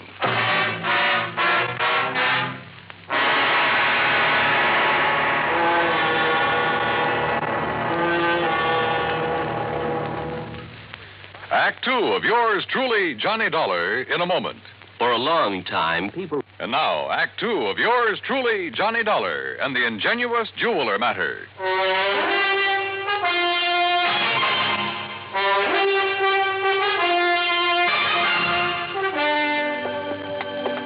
Look here, Johnny. This door. What about it, Bart? Well, this is a real old building. All the office doors open outward into the corridors. See? So? All right. After the robber made Mr. Whipsit hand over the jewelry, he shot the secretary, Miss Winkle. Then he yanked out the telephone, beat it, and slammed the door on Whipsit. But you said locked him in, and I don't see how... Look, with this little rubber wedge, the door opens outward, right? Don't you see, John? Oh, wait a minute. Sure. Of course I see, Bart. Sure. He simply jammed the doorstop under the edge of the door from the outside. Sure. So the harder Whipsit pushed against the door, the tighter it jammed. The telephone knocked out. All he could do was bang on the door and holler out the window. That's what tipped you off? The policeman on the beat down on Chestnut Street heard the shot and then the yelling. By a stroke of luck, I pulled up in a prowl car just about then. I see. We came tearing up here and found out how somebody locked Whipsit in his own office. Whoever did it, Johnny, must have cased the joint to know about the doors opening outward. Yeah. Makes any suspicion of Whipsit himself. Well. Yeah, it makes it look a little silly. Anyhow, he was pretty much beside himself, more upset over the girl lying there with a slug in her than he was over losing the collection. Any idea what kind of a gun was used on her? The hospital sent the bullet over to the lab. It was a .38 special. And she was in pretty bad shape, huh? Well, we thought at first she was dead. So did Whipsit. Could he give you a description of the assailant? Yeah, but it's not much help. Could apply to 500,000 men in this big city. What about fingerprints? None. Guy wore gloves. Has the girl been able to tell you anything at all? She was unconscious, Johnny. Has been ever since. I'm afraid it's going to be curtains for her. Oh, too bad. She's over at Jefferson, you say? Yeah, but there's no point in going over there. Even if she came to for only a couple of minutes, she might be able to give us something to go on. What could she tell us that Whipsit hasn't already told us? Well, we're back, Lieutenant. You want Mr. Whipsit to stick around? No, I guess not, Conroy. I took him over to a place I know on Pine Street and poured a couple of stiff drinks in him. He needed them. And you too, Conroy? Oh, now, Lieutenant. Mr. Whipsit, this is Johnny Dollar, insurance investigator. Mr. Dollar. How are you? You know Mr. Branson, I guess. Oh, yes. Oh, yes, indeed. And may I tell you, Mr. Whipsit, how dismayed I am by what's happened here. Thank you, Mr. Branson. It's been a terrible... It certainly has. $985,000. I was speaking of poor Miss Winkle, sir. Oh, yes, of course. Yes. Mr. Whipsit, this girl, Miss Periwinkle, she was your secretary. She was more than that, Mr. Dollar. I loved her. How is she, Lieutenant? Has there been any word from the hospital? Well, yes, Mr. Whipsit, there has. And it's proof that modern medicine is a very wonderful thing. What do you mean, sir? Yes, John, It may take time, of course, a long time. Yes? As a matter of fact, she hasn't even regained consciousness yet. I see. But it looks as though she'll fully recover. Oh, I see. Well, I hardly need tell you how I feel about that. How glad I am. I told that little white lie to see what, if any, reaction I'd get. And I had a strange feeling that his words, how glad I am, were not quite true. Fortunately, neither Harry Branson nor the lieutenant questioned my apparent knowledge of the condition of the girl. Even better, the lieutenant rose to the occasion. Well, as I see it, there's really nothing further we can do here. You look like you could use some sleep, Mr. Whipsit. And Conroy and I'd better get back to headquarters, see if the boys have run down anybody who fits that description you gave us. Yeah, good idea. Let's go, huh? And Mr. Whipsit, you close up and go on home and get some rest. Yes, I will. Thank you. Thank you very, very much. You have no idea what a terrible shock this has been for me. Of course, you'll keep yourself available if we need you further. Oh, of course, Lieutenant.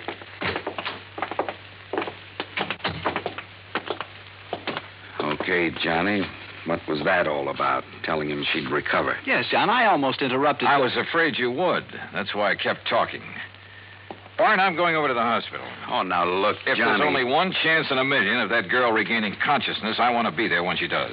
You still suspect Whipsit? Did I say that? Don't you see, John, the whole thing hinges on that little rubber doorstop. On the fact that he couldn't possibly have locked himself in with it. Branson's right, Johnny. Okay, then I won't go over to the hospital. Ring for the elevator, Harry. Oh, sure. John, what will you do? Call him on the phone down in the lobby instead. This is Dr. Kenworthy. This is Johnny Dollar, doctor, insurance investigator. I'm calling about Miss Periwinkle. Oh, yes. I was about to call the police. She's conscious now? She died, Mr. Dollar, less than 5 minutes ago.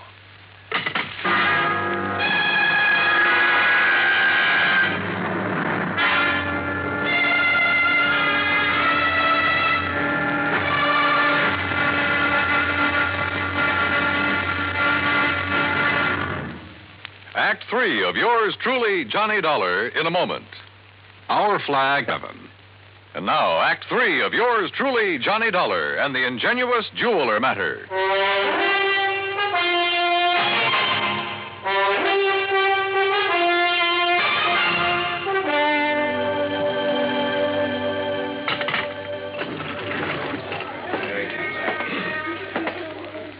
Well, what'd you find out from the hospital, Johnny? The girl is dead about 5 minutes ago. Oh, dear. And we've got a killer to track down. Now I'd better get on over to headquarters. I'll phone poor Mr. Whipsett. He left the building while you were in the phone booth, John. Bart, have you got a key to his office upstairs? Why, sure, right here. Let me have it, will you? Here. You want me to go up there with you? Why don't you go over to the hospital and see if Whipsett shows there? What do you expect to find up in his office, Johnny? I haven't the least idea. Why kid about it? I didn't have the least idea what I expected to find, or even what I was looking for. When I walked into the jeweler's office up on the 8th floor, I picked up the rubber doorstop, the one thing that proved Whipsett couldn't possibly have rigged the whole deal. But I somehow felt that if only that little wedge of rubber could talk. Then I noticed a funny sort of burr on one side of it. Just a tiny little rough spot, but it showed me where somebody had pierced a tiny hole through it. Why? After a couple of minutes of rummaging around, I found it. A piece of fine, strong platinum wire, about 2 feet long. A wire that could be carefully slipped through the hole in that rubber doorstop. Well, Mr. Dollar. Well, what are you doing back here, Whipsett? If you don't mind my saying so, there was something about your attitude that I didn't exactly care for when you were here with the policeman and Mr. Branson. And when you left them downstairs in the lobby and took the elevator. Oh, I see you found it. Yeah, that's right. It was very smart of you, Whipsett. Thank you. Put this rubber wedge on the floor, just outside the door, with the wire on it leading under the door. Exactly. Then pull the door closed. Then pull the wedge into place with the wire. And the door can't possibly be opened from in here. You've locked yourself in. The more you push on the door, the tighter the wedge holds it. That's right. And you don't forget to retrieve the wire by pulling on one end of it. I suppose those are the gloves you wore when you killed Miss Winkle, so you'd leave no prints. Oh, then she's dead. How fortunate for me. And that's the gun you used? Yes. I'm afraid she was rather averse to my breaking down the Beaufort collection, melting down the mountings and secreting the stones at my home. And, of course, claiming the insurance money, but after all, nearly $1 million. Why are you telling me all this? Because, you see, this is also the gun that will kill you. After which I shall lock your body in this office using the doorstop again. It's a rather nice touch, don't you think? Is it? Well, don't you see? It's now a sort of a trademark of the completely unknown thief, the unknown killer of both the girl and you. Oh, now, wait a minute. Do you think if I found out how you did it, the police can't? Did they, even after their lab crew spent the whole night up here? I guess you got a point there. Yes. Now, turn around, Dollar. Turn around. Well?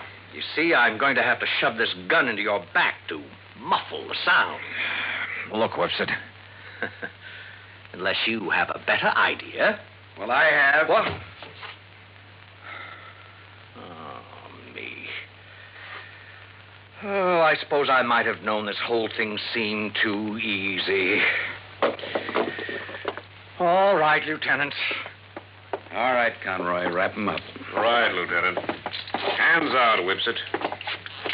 Johnny, I knew you had something up your sleeve when you came back up here. Just wouldn't let me work it out alone, would you, Bart? All right, what was it?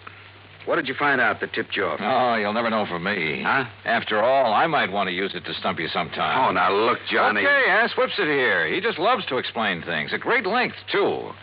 At least it was long enough for you boys to get up here. I know something he's not going to explain his way out of. Let's go, Whipsett.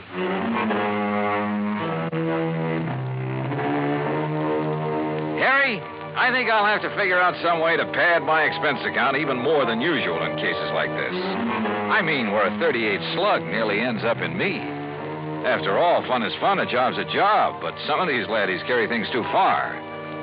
Come to think of it, I'll have to run down to New York again to appear against Whipsit. So, expense account total, including that and transportation back to Hartford and all the incidentals I could possibly think of, $181 even. Yours truly, Johnny Dollar.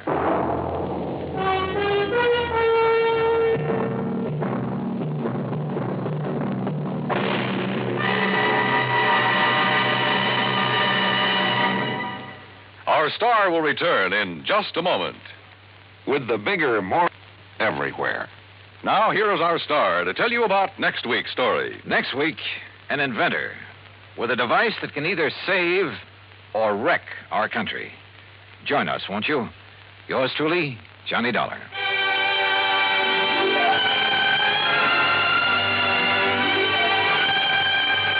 Yours truly, Johnny Dollar, starring Bob Bailey, originates in Hollywood and is produced and directed by Jack Johnstone, who also wrote today's story. Heard in our cast were Harry Bartell, Byron Kane, Vic Perrin, Joseph Kearns, and Austin Green. Be sure to join us next week, same time and station, for another exciting story of Yours truly, Johnny Dollar. This is Dan Cubberly speaking.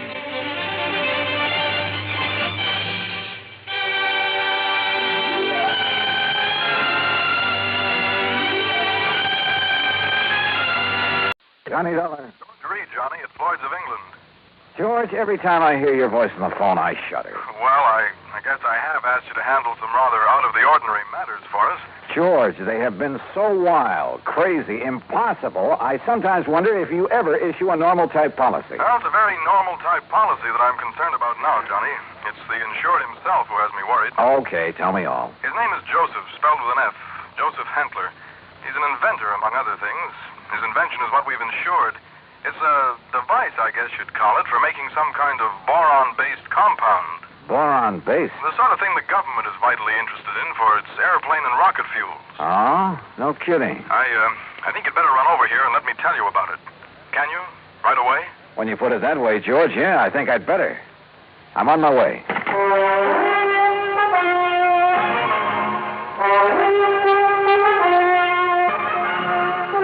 Bob Bailey in the exciting adventures of the man with the action-packed expense account, America's fabulous freelance insurance investigator. Yours truly, Johnny Dollar. And now, Act One of Yours truly, Johnny Dollar.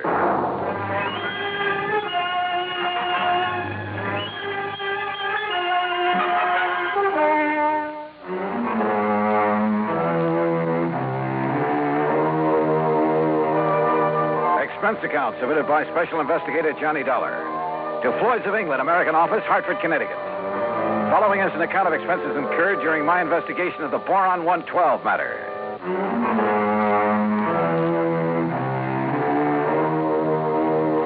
Expense account item 1, $1.10 cab from my apartment to George Reed's office. As I walked in, he motioned me to a chair, leaned over to the intercom on his desk, and pushed a key. Sit down, Johnny. Miss Larkin. Yes, Mr. Reed. Mr. Dollar is here. Will you come in, please? Oh, yes, sir. Well, George, what's it about this time? Glad to see you, Johnny. I gave you most of the story over the phone. Well, you only told me you've issued a policy to this man, Hantler, was it? That's right, Joseph Hentler. Yeah, and that you've insured some invention of his for, how much did you insure it for? $20,000. It's a piece of apparatus, Johnny, that he has spent over 7 years developing. Sit down, Miss Larkin. Oh, thank you. Apparently, it's a very complicated something or other. I never did know much about such things. For making borax, or more specifically, a compound he calls Boron 112 for use in high-powered fuel. Sounds important. It is, at least so far as I've been able to determine. Yeah, been all sorts of government tests and experiments with these super fuels, hasn't there? Exactly. Many things formerly used purely as explosives, remember this, Johnny, many things formerly used as explosives are now being developed as fuels. Well, the perfect example is atomic fission and hydrogen fission or fusion or whatever it is. Exactly. All right, now let's get down to cases. You've insured some apparatus that's supposed to make boron 112. What kind of apparatus? I've never seen it. It's all very secret. Well, now, wait a minute. How do you know this machine or whatever it is even exists? Looks to me like you've insured a pig in a poke. No, Johnny. For $20,000. Wow. No, Johnny, I'm not that much of a fool. One man, a recognized physicist, has, at my request. And mind you, this was before I'd agreed to issue the policy. Understand? Go on. His name is Dr. Hugo von Brauer. Oh, I've heard of him. Yes. Well, Hantler permitted him to see enough to convince von Brauer that he has something mighty important there. That he's on the right track to, well, whatever it is he's out to accomplish. Okay. I'll take your word that you were right in issuing him the policy on it. But now what's happened? The thing blow up in his face or something? No, as I told you over the phone, it's the man himself I'm worried about. Because of something I've just learned. Like what? Miss Larkin, this is Mr. Johnny Dollar. Now, will you please... Yeah, I know. Gee, Mr. Dollar, this is a real thrill. I've heard so much about you. Hi, Miss Larkin. Gee, won't you just call me Louise? Yeah, sure, Louise. Oh, gee. Miss Larkin, will you just tell Mr. Dollar what you told me this morning? Yes, sir. Oh, gee. Well, it was like this, Mr. Dollar. A couple of years ago, well, you know, when I was just a kid, not very mature, you know what I mean? Oh, sure. Go on. Well, some of the kids I traveled around with, some of them were awful immature, compared to me, that is. Miss Larkin. Well, a couple of them had some pretty funny ideas about the government, things like that. You know what I mean? I'm afraid I don't. Well, like, they used to think they were very smart attending a lot of secret meetings. The kind the FBI likes to keep tabs on. Now, you know what I mean? Go on, Miss Larkin. Well, anyhow, this one night, we didn't take all their talk very serious, mind you, and that's the truth. We didn't think there was anything in it, just a lot of talk. Will you please get to the point? I am, Mr. Reed. Well, anyhow, Charlie and me, that was my boyfriend, Charlie White. At least one of my boyfriends. I always have a lot of them, you know what I mean? Yes. Well, go on, please. Well, Charlie and me, we said, sure, we'll attend one of your meetings. You know, just for laughs, you know what I mean? And what kind of a meeting was it? Oh, it was terrible. It was awful, Mr. Dollar. A bunch of people I never saw before making speeches. Yeah. Down with the government, start the revolution, you know, that sort of thing. Oh, we got out of there in a hurry, believe you me. I'm sure. And we were pretty lucky, too, because the police or the FBI or somebody came in after and busted the whole thing up. Hey, maybe you read about it. That's all very interesting, Louise, but just what... Yes, Miss Larkin, get to the point. All right. Well, just this morning, when I was filing the office copy of this insurance policy and I saw the name on it, oh, gee, Mr. Dollar, it hit me like a... Well, do you know what? What?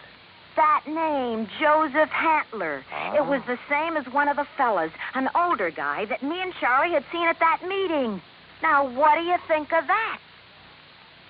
$20,000 on a highly secret device. Yes. That might be to produce some kind of explosive. Exactly, instead of a simple fuel additive. Exactly the suspicion that came into my mind, Johnny. Of interest to the government, he had told me. But what government? We're jumping to an awfully big conclusion, George. Have you notified the FBI? I suppose I should, eh? Yeah. No, not yet. We may be all wrong about this. Oh, but Mr. Dollar... We may be all wrong about the man, his apparatus, his intentions, everything. Let me see what I can find out about him first. Now, whatever you say. But remember one thing, Johnny. Yeah? You may be dealing with far more than just this one man. So be careful. Be very careful. Oh, gee, you'd better, Mr. Dollar. You know what I mean? Act 2 of yours truly, Johnny Dollar, in a moment. Now, Act 2 of yours truly, Johnny Dollar, and the Boron 112 matter.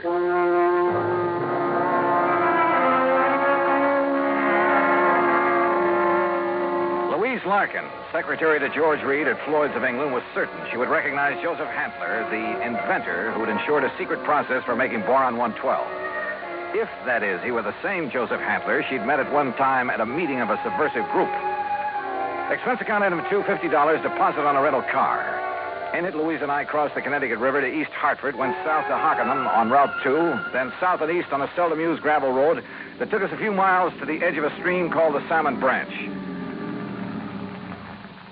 There in a little grove of trees, we found a windowless concrete block building, the so-called laboratory of Joseph Hantler.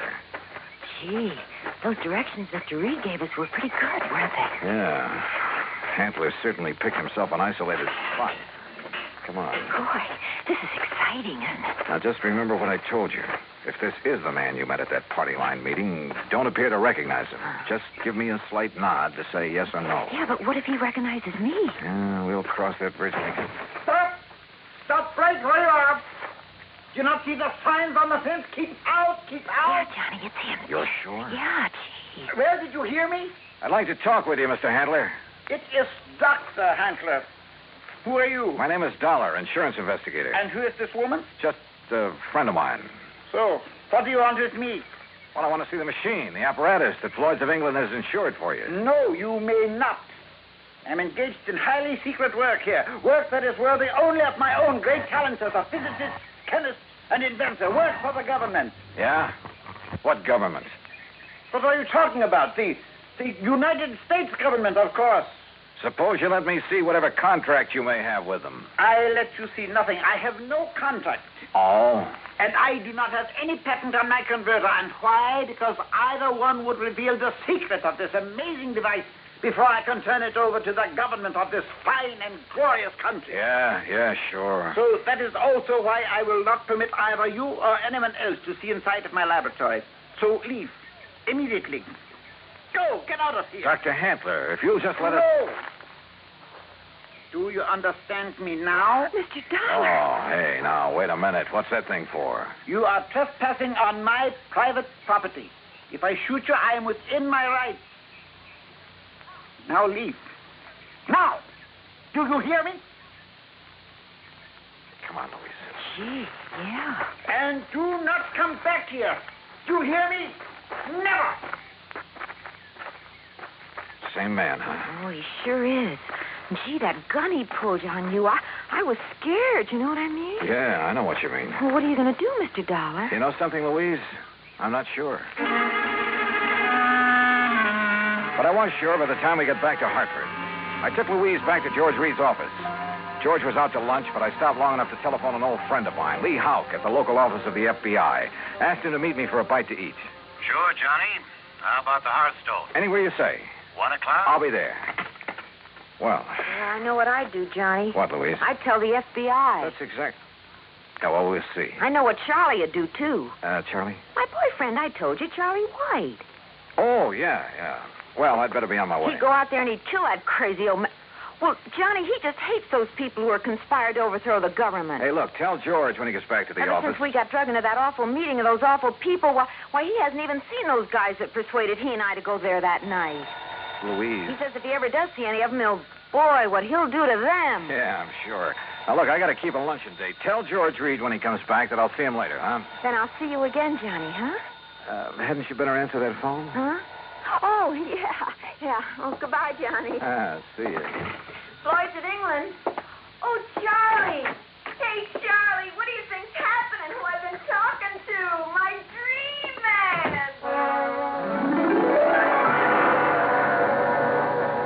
Item 3, 7:20, lunch for Lee Houck and myself.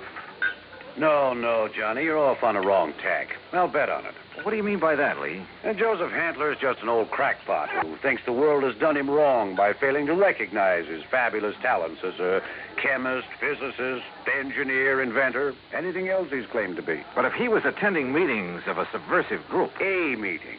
We know all about that. A lot of innocent people have been sucked in on that sort of thing at one time or another. It doesn't mean that they belong or ever have. You can't blame me for being suspicious, though. Isn't George Reed your contact at Floyd's of England? Yeah. Okay. Even his kind of dumb little secretary, name's Louise Larkin. I know the girl. Even she was at one of those meetings before we cleaned him out of town. Not much gets by you boys. With one of her boyfriends, Charlie somebody or other. He's the kind you have to watch out for, Johnny. Young hothead. An easy recruit for a group like that, huh? More important, the kind who's liable to take the law into his own hands when it comes to fighting back at him. But you're sure old Handler is harmless? Sure. He's an erratic old coot, liable to blow your head off if he thinks you're interfering with one of his crazy projects. He'd probably rob a bank if he thought he could get away with it to further one of his crackpot inventions, and would feel entirely justified. But believe me, he'd have no part of subversive activity. Hey, you said crackpot inventions. George Reed tells me Dr. Hugo von Brauer okayed this present project. It's a real sad one, isn't it? Huh? Von Brauer, one of the best minds in the country. Until that breakdown last fall. You mean that he's no longer... Holy smoke. Well, sure, Johnny. If George sold him insurance on von Brauer's okay, well... How does Handler keep going? Does he ever sell anything he develops? No, it probably lives off an old trust fund, something like that. Want me to check on it? No, wait till after I've seen him again. Somehow I've got to see that machine of his, see how badly the insurance company stands to get took. Yeah, Johnny. I think you better. Maybe he was right. Maybe the idea George Reed and I had cooked up, that the old scientist was working on some kind of bomb or explosive, was... Anyhow, my problem was to find out exactly what he was working on, what the company had blindly insured. So I drove out there again. To keep Handler from barging out with his gun, I blew the horn a couple of times as I pulled up alongside the fence. But there was no response to it. Good. Maybe Handler wasn't there. Maybe I could somehow get into the place, see for myself what was up. But suddenly, from inside the building came a couple of dull thuds. And then the whole thing began to bulge at the seams, began to...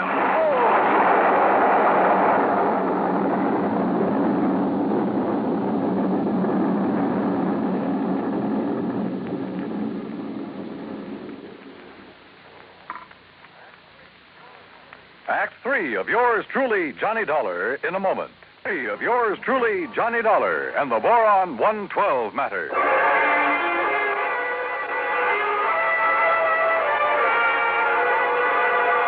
Carefully, I dragged myself out from under what was left of my rental car, where the explosion of the laboratory building had blown me. Pushing aside a few chunks of concrete, bits of lumber that had landed on me. And I saw them coming down the road toward me from a car parked in the trees at the side. Louise Larkin, a big, husky football player type who looked as though he could stand a good bath and a shave. Well, served him right. That's all I got to say, Louise.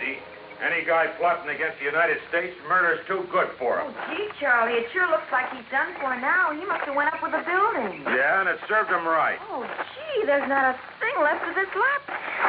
Oh, Hello, Louise. Mr. Dollar. Yeah, that's right. And I take it you're Charlie. Yeah. Hiya, Dollar. Well, what do you think of that? You did a pretty good job, didn't you? What? Yes, sirree. Huh? What are you talking about? Was he still inside? Did you murder Dr. Handler, too?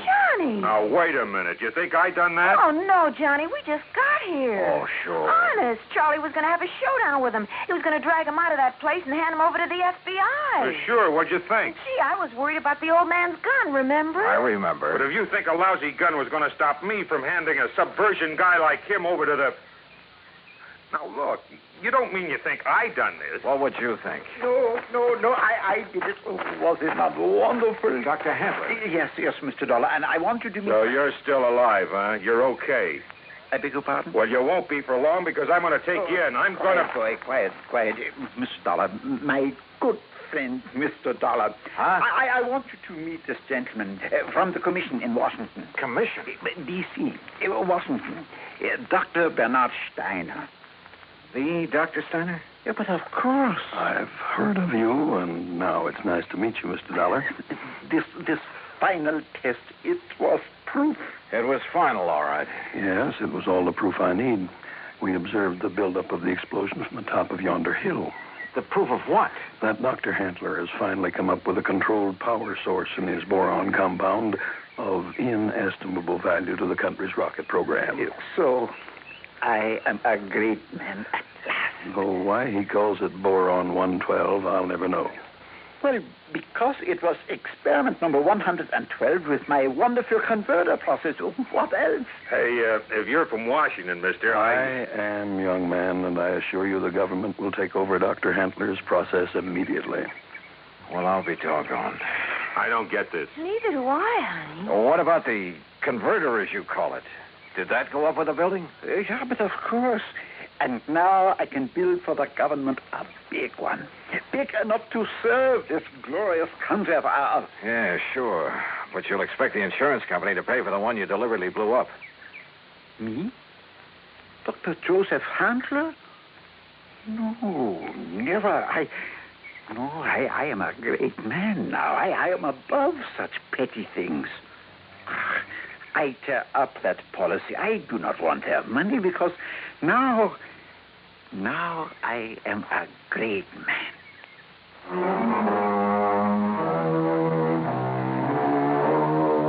There you are, George. Full report. Payment on the policy is up to you. And if you do pay, at least it's in a good cause. Also, Well, I guess you and I have both learned a lesson about jumping to conclusions. Expense account total, including incidentals, replacement of the rental car, and transportation back to Hartford, $2,431. Yours truly, Johnny Dollar.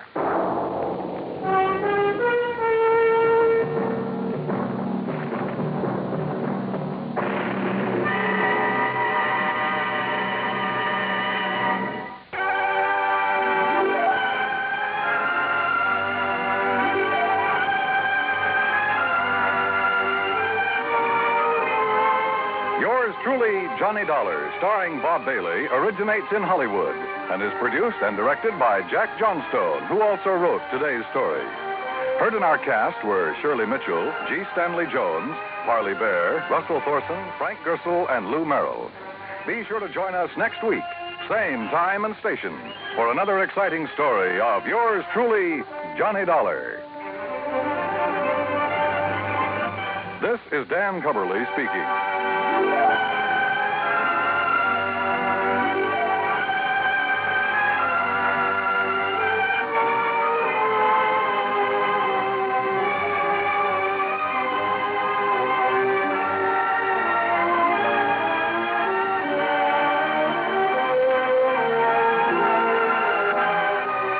This is the United States Armed Forces Radio and Television Service.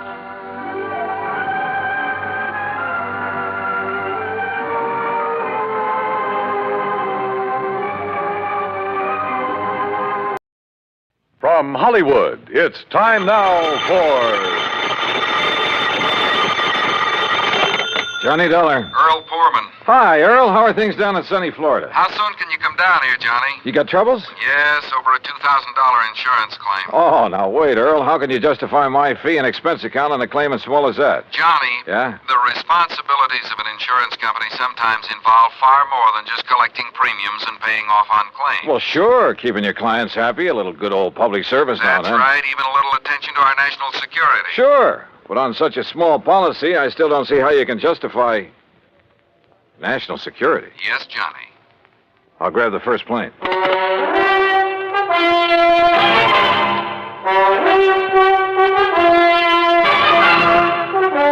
Bob Bailey in the exciting adventures of the man with the action-packed expense account, America's fabulous freelance insurance investigator. Yours truly, Johnny Dollar. And now, Act One of yours truly, Johnny Dollar.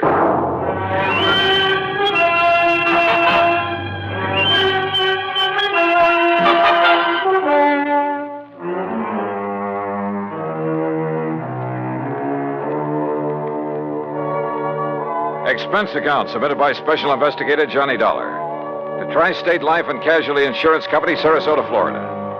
Following is an account of expenses incurred during my investigation of the Wayward Moth matter.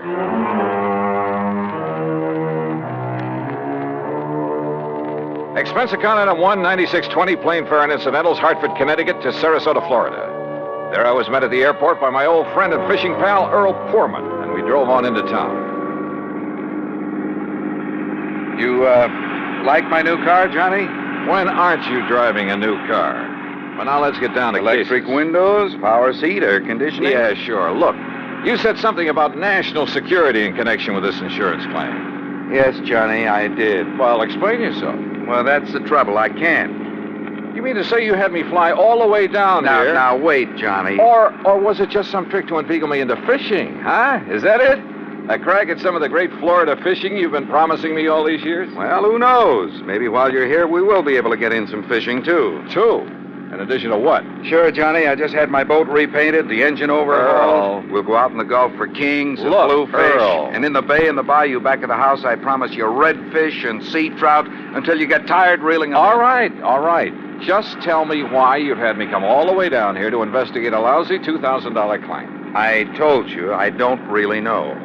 All right, Earl. National security is involved. Yes. Well?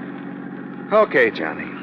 I issued a policy covering the chemical plant of Dr. John C. Allworth. What kind of chemicals? Well, you see, I don't know.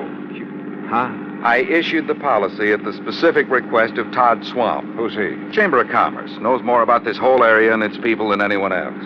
Well, surely you've seen this chemical lab. No, I haven't. You what? As a matter of fact, its exact location is a complete secret. Oh, now look, Earl, if you've issued a policy, if you're ready to pay off a claim. But if you haven't seen... Look, how do you know a couple of $1,000s worth of damage occurred? I've taken Todd Swam's word for it. I trust him implicitly. Well, this is the doggonedest... Earl, how can I possibly investigate something if I can't even... If nobody knows what... I give up. I'm sure that Todd will tell you everything. I'll take you in, introduce you to him, then I'll leave you with him. Leave me? That's the way he says it has to be. Here, take the keys to my car. You'll probably need them. But how will you get them? And if you need anything or if I can be of help, you know where to call me, at the office or at the house out on St. Armand's Key. Come on, let's go in.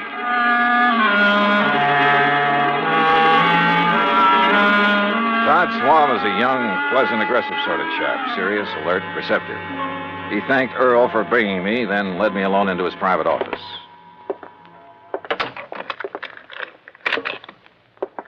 Sit down, Johnny, and I'll get right to the point. Thanks.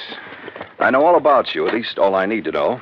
Not only from Earl Poorman, but from a lot of the cases you've handled. Well, then you one up on me. I also know that on occasion you've handled security matters, worked hand in glove with the FBI and so on.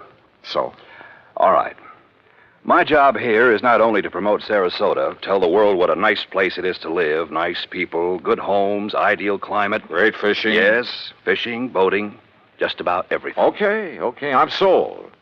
But what about this Dr. John Allworth? My job is also to be of whatever service I can to the people of the city. All right.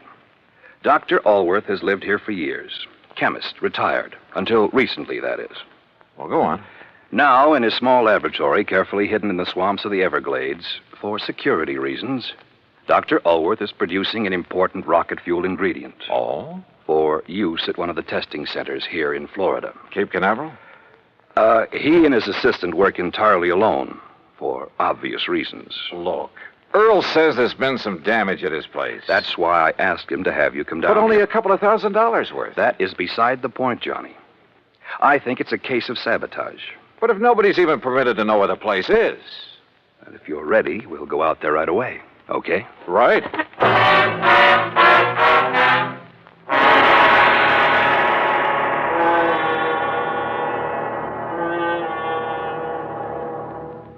Act Two of yours truly, Johnny Dollar, in a moment. And now, Act Two of yours truly, Johnny Dollar, and the Wayward Moth matter.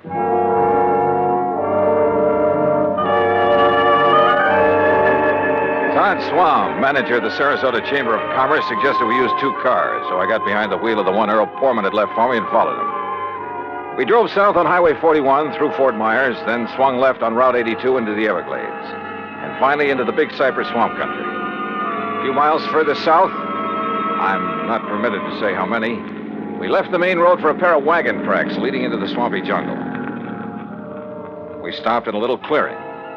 From a small shack on the edge of a bayou, a tall, husky Indian emerged. He lowered his high-powered rifle as he recognized Todd Swam and walked over to where we'd parked.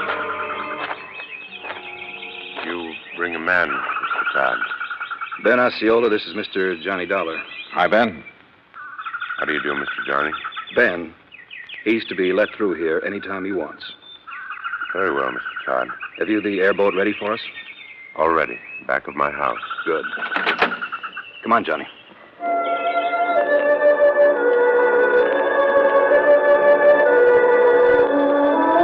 The airboat, parked on the edge of a bayou back of Ben Osceola's shack, was an aluminum hull about 12 foot long, square across the bow instead of pointed. 2 high seats were built up on it. At the back was a powerful motor with a propeller of the airplane type. Todd Swam and I climbed onto the precarious little seats, and we took off.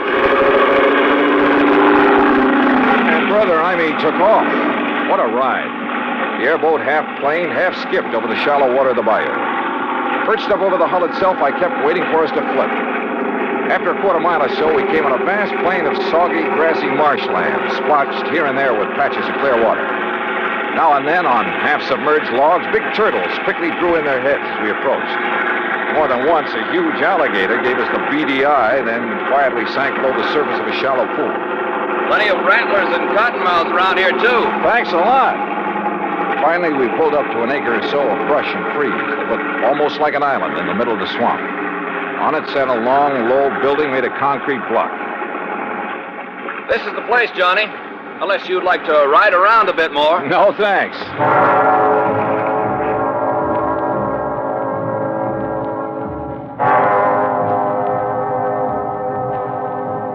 Todd Swam got the introductions over in a hurry. Dr. Allworth, a short, wiry old man with sharp features and a shock of white hair, led us into the laboratory building.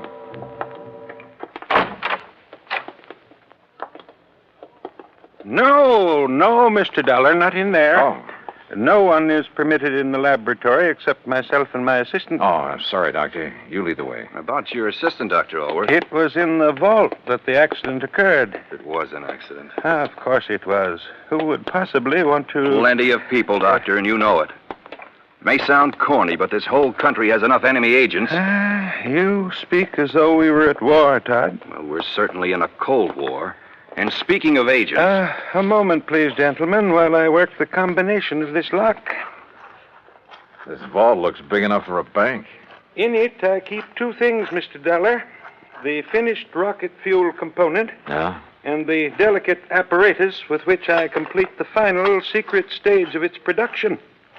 Apparatus no one but myself has ever seen. And you're letting us see it?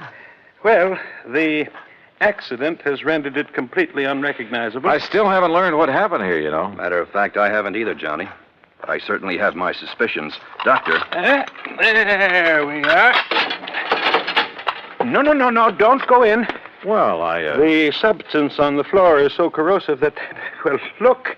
You can see how the legs of that heavy metal table have completely corroded. Left nothing but a pile of splintered metal and rust.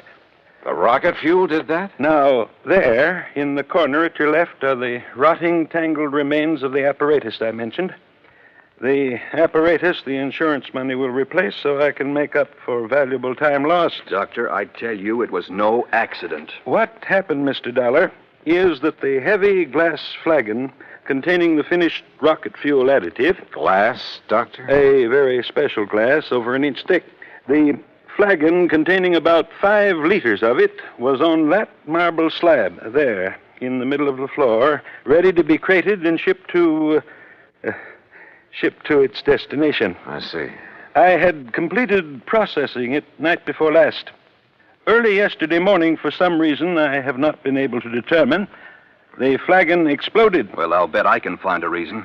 Where is that assistant of yours? Leon? Yes, Leon Salkoff. Salkoff? Yes, Johnny.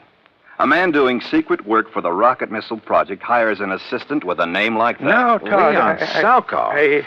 Doctor, there was a famous, well, I should say infamous character by the name of Salkoff during the last war, a young chemist. Yes, Mr. Dollar. Mixed up in a couple of industrial bomb plots. And if this is the same man... It is the same man. Well, then, good heavens. Exactly what I think. No. You're both wrong. This man was cleared in the war trials. Well, what difference does that make? I say a leopard can't change his spots. But don't you see that not even he knows the combination to this vault? Some other way to get in? Those little windows up there? 8 inches square and 2 inches thick.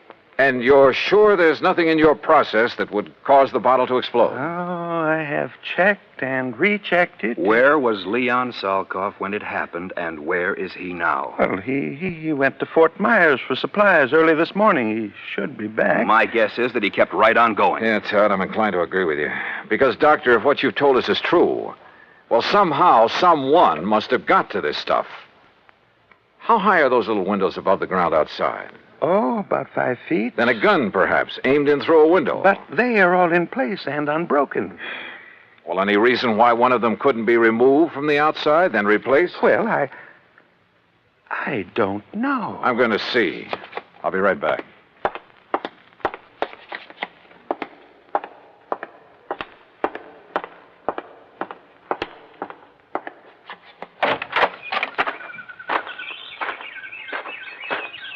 Stop! Don't move! What? Do not move, mister.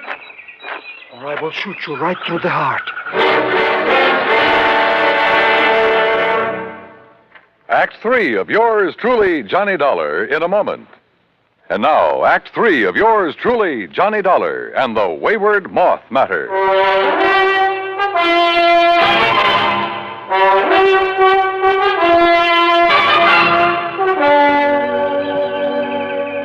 above your head, mister. Now, wait. One move and I will pull this trigger. Who are you? I will ask the questions. What are you doing here? Where is Dr. Aylworth? Answer me. Or so help me, I will shoot you down. Mr. Dollar! Mr. Dollar, did you find anything? Doctor! Stay there, Doctor. There's a man out here with a gun. What's that? No, don't come out here. Leon, no, that's Mr. Dollar. What? Johnny Dollar, insurance investigator, to arrange the payment of our claim. You're sure, Doctor? Of course I'm sure. Well, I recognized him at the Swan's car at the shack of the Indian. But when I saw the other car, well, I was worried about you. No, it's all right. He's here to help us. Salkoff. So you finally decided to come back. Mr. Swan. What took you so long, Leon? All the way into Fort Myers this morning, I puzzled over how the flagon could possibly have exploded in the vault. You found the answer? Or have you known it all along, Salkoff? I do not understand, Mr. Dollar. I think I do, Johnny. I thought so from the first. I've heard about you, Salkoff, about some of your activities during the last war. I pray that heaven will forgive me for what I have forced to do in that conflict, Mr. Dollar. Forced? It is my hope that by serving this wonderful country that has given me refuge, in some way I can make up for the terrible things I was compelled to do for the men who sought to rule the world. Now, that's a very pretty speech. Oh, it's true, Mr. Dollar. You've only to consult the records of the war trials. I may take a look at those records before I'm through with this case. I humbly beg you to do so. You still haven't told us where you've been all day, Leon. I tried to figure out how the explosion could possibly have occurred. So I telephoned one of our contacts. Contacts? The glass company that has furnished us with the heavy flagons. But there is no way the additive could have caused them to disintegrate. Disintegrate? No, Doctor. Where the flagon had stood, we found a pile of granulated glass. The flagon had completely crystallized. Oh, but even so, Wait.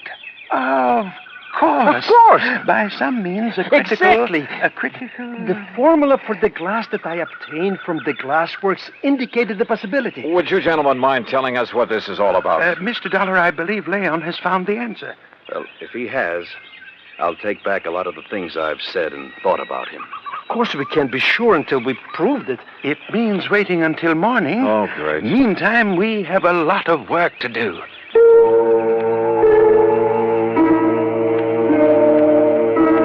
We spent most of the night working like dogs, swabbing out the vault with a powerful neutralizing solution.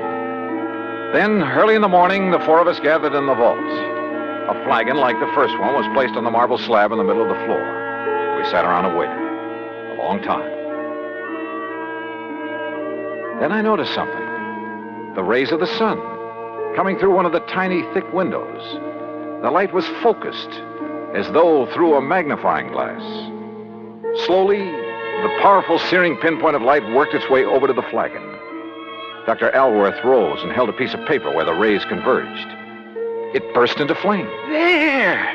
Now you can see the tremendous heat generated at this point. Yes, and on the flagon itself. Exactly. The tempered thick glass wall of the bottle, tempered perhaps to a highly critical degree. But to crystallize, Doctor, the way the other one did? Leon, I still don't believe it. Well, many things will cause glass to crystallize.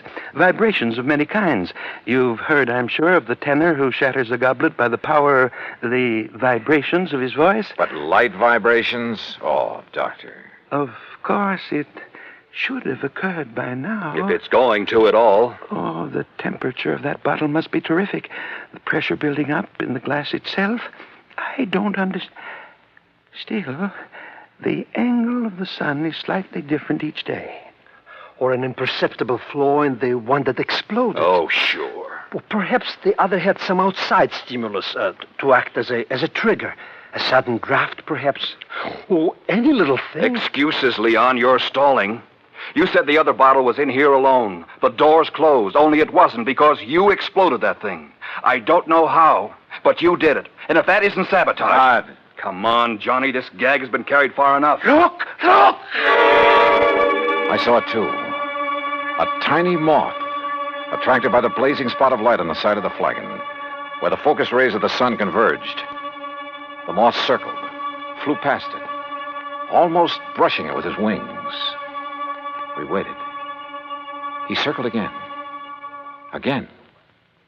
then dove at it.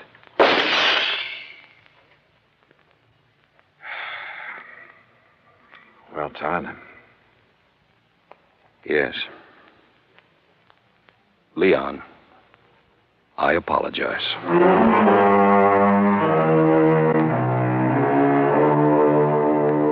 Yeah. A tiny moth triggered the reaction that disintegrated, that crystallized that bottle into a million tiny grains like sand.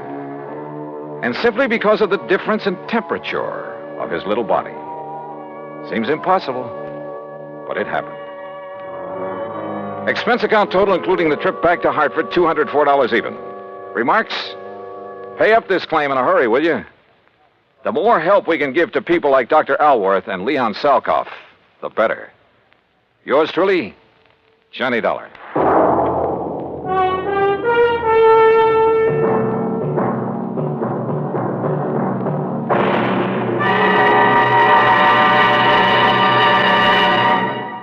Our star will return in just a moment. Now, here is our star to tell you about next week's story. Next week, well, I thought my job in Florida was all done. Far from it.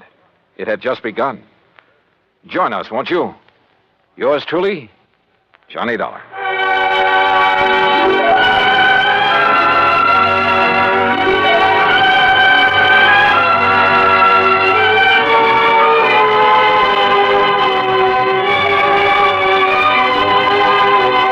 Yours truly, Johnny Dollar, starring Bob Bailey, originates in Hollywood and is produced and directed by Jack Johnstone, who also wrote today's story.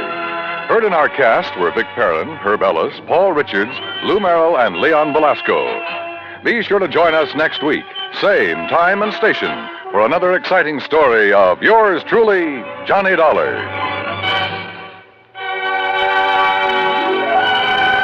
This is Dan Cubberly speaking.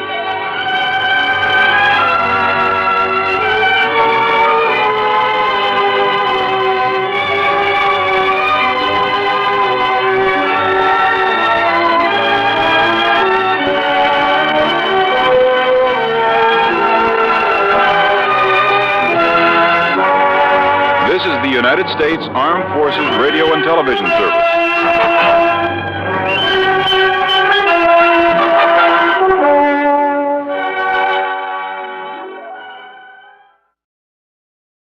From Hollywood, it's time now for Johnny Dollar. Ralph Single, Johnny. At Mono Guarantee Insurance Company. Oh, hi, Rip. How's Hollywood's most eligible bachelor? Listen, do you know who Hildegard Ransom is? Are you kidding? That gal's coming out party hit the society column of every newspaper in the country. Yeah, I know. So, how'd you like to have a date with her? Hey, wait a minute. Weren't you dating the luscious Hildy Ransom a while back? Yeah, I was, but I threw her over. Oh, Rip, you just don't appreciate the finer things of life. Oh, no? Well, if you had to put up with some of her wild ideas or crazy antics... So what? What difference does it make? All that beauty, all that money? Look, I asked you. You want a date with her?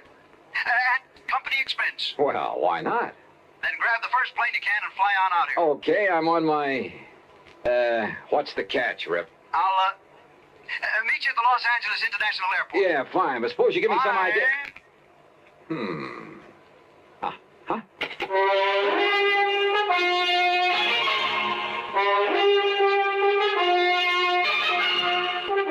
Bob Bailey in the exciting adventures of the man with the action-packed expense account, America's fabulous freelance insurance investigator. Yours truly, Johnny Dollar.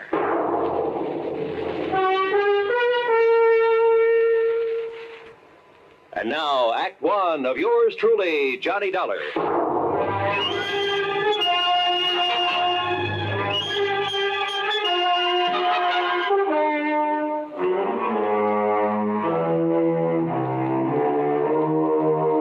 Expense account submitted by Special Investigator Johnny Dollar to the Mono Guarantee Insurance Company, Los Angeles office. Following is an account of expenses incurred during my investigation of the Delectable Damsel matter.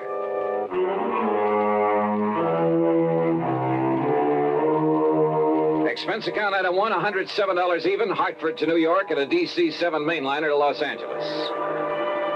Single is a good name for Rip. He has a knack for meeting wealthy, important people, particularly women. Yeah, they practically swoon under his spell, and he sells them insurance. I'm not sure I approve his love 'em and leave 'em tactics, but it's no wonder he knew Hildy Ransom, heiress to a couple of $1 million. Hi, Johnny. But he hadn't told me why he wanted me to meet her, and I was sure it wasn't just for a date. Daydreaming, Johnny? Huh? Hey, your baggage is right here on the rack. Come on. I'll help you put in the car and we'll take off. Oh, hi, Rip. Sure, where's the car? Over here in the parking lot. Hey, what were you dreaming about there at the luggage pickup? Oh, Hildegard Ransom, who else? And I take it your little romance with her, the one that hit the headlines a while back, is all over, huh? Oh, sure. But I got her insurance business. All of it. And, Johnny, if I had to, I could live off the premiums of that one account alone. Then it must be pretty big. Because if I remember the way you live, fancy clothes, fancy apartment. Well, you can't take it with you, boy. Besides, it's all good for my business. Here we are. Hey, you like this little old truck? The little old truck was a brand new Eldorado Biarritz. Special paint job, gold fittings instead of chrome. Every accessory you can think of, including a bar in the back seat. Yeah, Playboy, party boy, Rip Single hadn't changed a bit. And if you make contacts, make them right where the money is, and if it's a pretty girl that has the money and you can charm her into your arms, baby, you made a sale. Okay. Now tell me, Rip. Johnny, did you ever hear of the Cape Star? What's that? Well, it's an emerald. As big as a robin's egg in a 14-carat mounting loaded with diamonds and rubies. A brooch. Value? Nearly 300,000 clams. This Hildegard Ransom owns it? Uh-huh. Or did. How'd she lose it? Well, all I know is that she called me and she said it was missing and that she wants me to go out and have a look. Out where? Well, I don't want that wacky dame to get her hands on me again. Now, you heard of some of her crazy escapades. Like the time she flooded half of the Belle estates. The what? Well, she didn't like the looks of a fire plug on her 5 acres up there, so she had the gardener plant some dynamite under it. Oh, brother. Well, I gotta do something for laughs, she said. The old story of the idle rich with too much time on their hands, huh? Yeah, that's right. Well, that kind of stuff can lead to trouble sometimes. Where is she, Rip? Bel Air, did you say? Well, when she's home, which isn't often. Right now, I think it... What the Sam Hill? Oh, sure. All the comforts of home. Here now. Hello? RHS 1121. That's right, operator. One moment, please. I have a call for you. Oh, thanks. Oh, brother, when I get rich enough to put a mobile phone in my car. Oh, it doesn't cost much. As a matter of fact... Rip Single, are you coming out here to see me or aren't you? Oh, well, now, Hildy... It's the 5th time I've called. And, Rip, if you don't do something about my loss of the Cape Star... You call the police. Well, sure, of course. I might have known you would. So they'll tell the papers. More publicity for you in that lousy insurance business. But, Hildy, I always notify the police... Well, you know what that means. It means reporters, photographers, cops, half the town falling all over themselves when I get in. Look, Hildy... So if you or somebody else, and I don't mean the cops, if you don't get out here... Darling, You know what, I'll cancel every policy I have with you. My own, the houses, the cars, this old tub, everything. Here, will you take this, Johnny? Yeah, sure. Hello? Hello, didn't you hear what I said? Look, miss, What? Who's that? Johnny Dollar. Johnny. So he got you. Well, now we'll have some action. Because you'll come out here right away, won't you? Hmm? Well, that depends. But I don't know what to do. The Cape Star Emerald gone, and Rip's so busy he can't leave his office. Johnny, you have to come, please. Well, look... Oh, I knew you would, honey, and I'll be waiting for you. Rip can tell you how to get here. Bye. Yeah.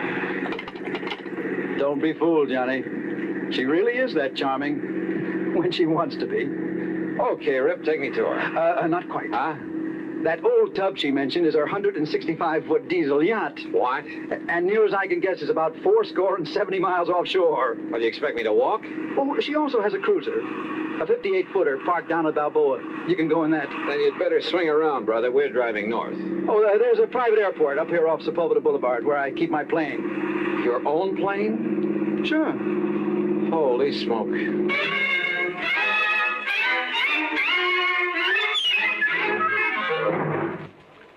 Act 2 of yours truly, Johnny Dollar, in a moment.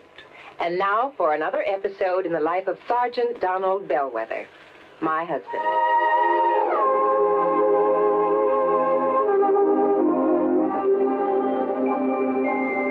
Reba? Reba, where are you? In the kitchen, dear. I'm coming. Donald, what are you doing home so early? Are you sick? No, I'm not sick. I came home early to get some work done, but you're going to have to help me. Help you with what? Well, you got me into this. You're going to have to help me get out. Donald, you're not making sense. What did I get you into? Well, it all started this morning. I walked into the lieutenant's office, and I started bragging about how well my wife delivered her speech on safety at the PTA meeting. Aw, that was sweet of you. Yeah, sweet, but the lieutenant was quite impressed. In fact, he was so impressed he assigned me to give a talk on safety tomorrow at the enlisted men's meeting. Well, good for you, Sergeant. You can do it. Well, gee, I don't know, Reba. What'll I say? Well, just say that, well, wait a minute. Here's some notes on traffic accidents. Just read these aloud. Oh, come on. Come on, just try them for size. Well, okay. Men, what if a disaster wiped out every man, woman, and child in Springfield, Illinois? We'd be shocked, wouldn't we? So would the entire world. Yet, a total of 95,000 accidental deaths occurred 2 years ago in the United States. That's about 10,000 more than the population of Springfield, the capital of Illinois. Attaboy, you're doing fine. Now, go on. And don't think the men in uniform are exempt from accidents. In one branch of the service alone, 600 were killed and 5,000 injured in a 12-month period. On many, many days during the Korean conflict, more servicemen lost their lives on the highway than on the battlefield. Hey, wait a minute, Reba. These aren't notes. This is a full speech, all typed and ready. That's right, dear. I wrote it for you this morning. You? Well, how did you know? Well, your lieutenant and his wife were at the PTA meeting, dear. Put up job. I see it all now. I only hope I can do this fine speech justice. Oh, you will, darling. Well, I'll try. Oh, that's my Donald. That's my doll.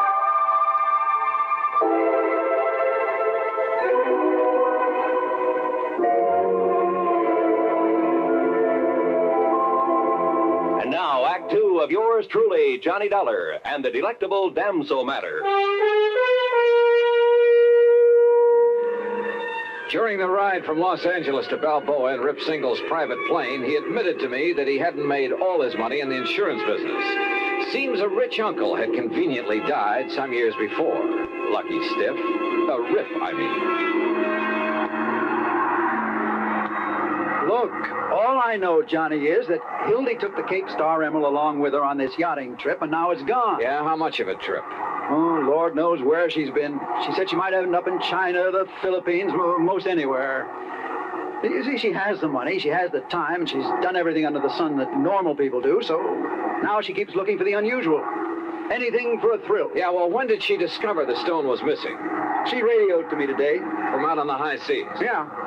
She said she was certain she had it the day before because she'd worn it. And then when she went to look for it, it was gone. Some member of the crew, do you suppose? I don't know. Maybe she dropped it overboard. You mean purposely? To collect the insurance? Who knows? Oh, but if she has so much money... Well, who knows? Maybe she hasn't lost it at all. She just wants company. Oh, look, there's Newport and Balboa down below. I'll circle Hildy's little summer house before we land. Hildy Ransom's little summer house turned out to be a mansion right on the waterfront. And tied up to the long dock was not only the cruiser, but a snappy little speedboat, a small sailboat, and a couple of outboards. All very nice. Not so the skipper of the cruiser. No, my orders the last time I spoke to the Hilda Moral were to take you out to her, Mr. Single, nobody else. Look, we just talked to Miss Ransom by radio, and she wants you to take Mr. Dollar out there. And I tell you, my last orders Well, forget your last orders. Hey, look. Hey, wait a minute, please. Skipper, have you got a radio on this cruiser? Of course. All right, then. Make contact with the Hilda Mora. Find out for yourself. Okay, I'll do it. At the same time, you can get her position, okay? We'll see. Well, give dear Hildy my love, or whatever else you can think of. Anything that'll keep her from switching her insurance to somebody else. You are a louse, aren't you? You don't like me, do you? No. Were you ever really serious with her, Rip? Yeah, sure, but I'm just not the marrying kind. So, Johnny, the field is clear for you. Huh? And if you want to latch on to a few $1 million, she's really mighty sweet, attractive gal. Well, let me know how you make out, Johnny. Oh, and please, find that emerald. I beg your pardon, sir. Yeah? We're ready to sail whenever the gentleman's ready. Okay, Skipper, let's go.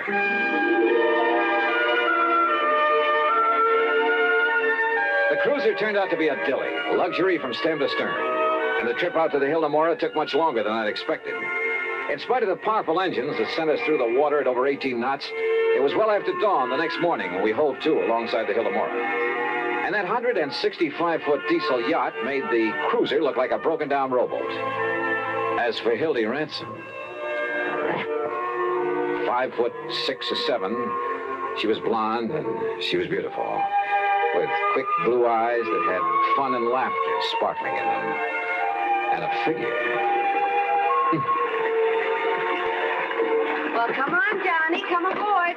And Marty, you keep the cruiser around in case Mr. Dollar wants to go ashore again. Hi, sir, Miss Pratt. Hi, Johnny. Welcome aboard the old tub. You call this floating palace a tub? Well, after the holes that got shot into it, it's a wonder we're still afloat. You've been shot at? Off Formosa in the China coast. We had a ball. For a while, I thought some of the red aircraft were going to strafe us one night. Oh. But it got too dark for them, and the captain, the old fuddy-duddy, turned off all our running lights, and we headed out to sea again. What under the sun were you doing off the China coast, Miss Ransom? No, it's Hildy. Oh, just finding out what goes on in the world. You know what I really wanted to do? What? Pay a visit to Joe and Lai. The Red General? Why not? But they wouldn't let us ashore long enough without a lot of fuss and bother, so... Now, let's go into my quarters and talk about the Cape Star. Yeah, okay. I could kill that Rip Single for not coming out here, but I'm so glad you could. You're even better looking than I'd heard. Huh? Are you as much of a wolf as Rip says you are? Oh, well, now, wait a minute. Okay. I'll find out for myself. It might be fun finding out. Johnny? For a minute, I began to wonder. Maybe Rip wasn't the only one in this affair who turned on the charm to further his own ends. Hildy Ransom, let's face it, was a wealthy ne'er-do-well who'd do anything for a thrill. Couple her with a character like Rip Single. Yeah, I wondered. But then, walking along the deck with her, I saw something that suddenly changed my mind. One of the crew who ducked into a doorway when he spotted me. Who, I wasn't sure. But I had a sudden mental image of his eyes, somewhere in the past, looking at me over the sights of a gun. Act 3 of yours truly, Johnny Dollar, in a moment. Do you know who said, "That man is free who is protected from injury"? Those words came from Daniel Webster, one of the most eloquent orators in American history. Webster knew that a man could not be free unless he lived in a country which recognized his right to freedom and created laws to protect that freedom. A slave state may say that its citizens are free, but as long as a single citizen can be harmed by the whim of a country's rulers, true freedom does not exist. A man is free only if his rights to freedom are protected. Remember the words of Daniel Webster.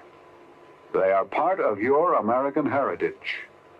The free man must be protected from injury. And now, Act 3 of yours truly, Johnny Dollar, and the delectable Damsel matter.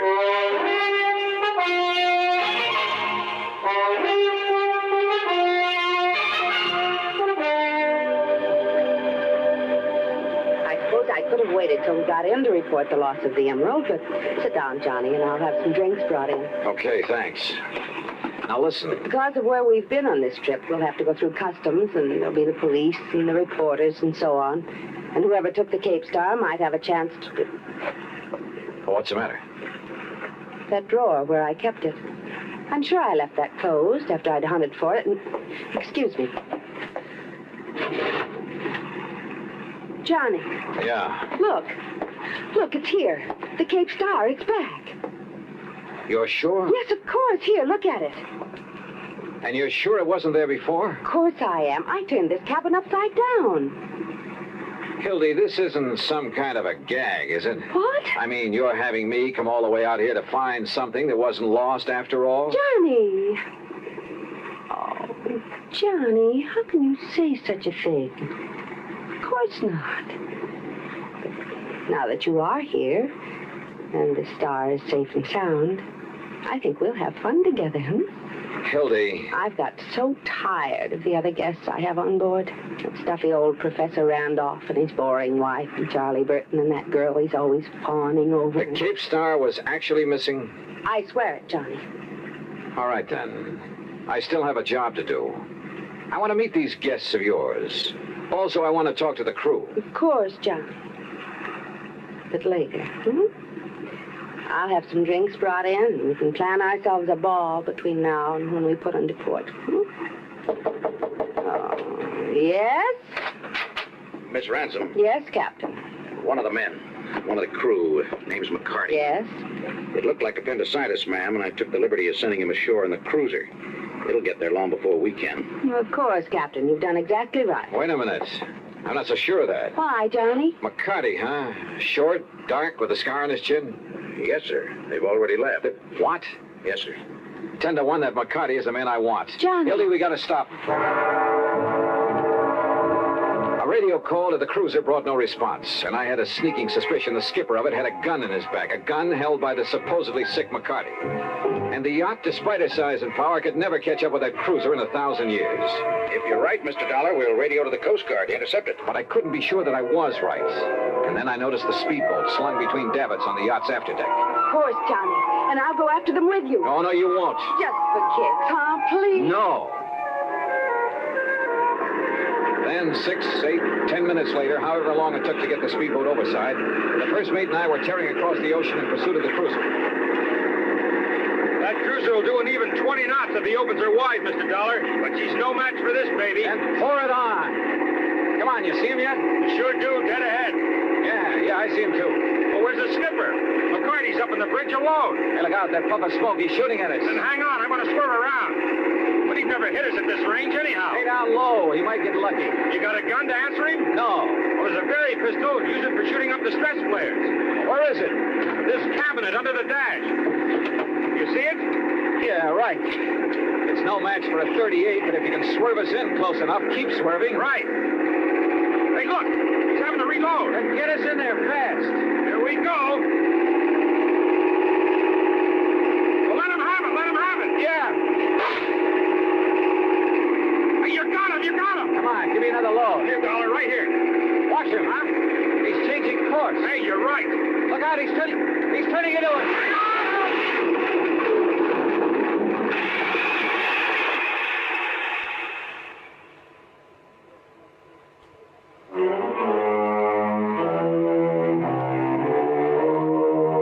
I kind of pieced things together after the yacht, the Hildemora, picked us up. By sheer luck, my shot with a flare gun had struck McCarty full on. He was badly burned. And after the smash-up, the mate had pulled me out of the drink. By then, the yacht caught up with us. And do you know what he was doing, Johnny? That man who called himself McCarty? Oh, hi, Hildy. Smuggling. Narcotics that he picked up in China. Yeah. He knew he'd never get through customs when we came to port, so he stole the Cape Star. Just long enough to make sure the cruiser would come out to us. He knew I'd sent for somebody. Oh, yeah, I get it. Then he played sick to go back on the cruiser. That way he'd avoid customs and the police. Yes, honey. Where is he now? Below, locked up. And after the way you hit him with that flare, well, now he is sick. Darn it. Darn it. We didn't have to get him into a doctor. Gee, Johnny, you and I could cruise around and... Well, it will be 2 or 3 days before we get to port.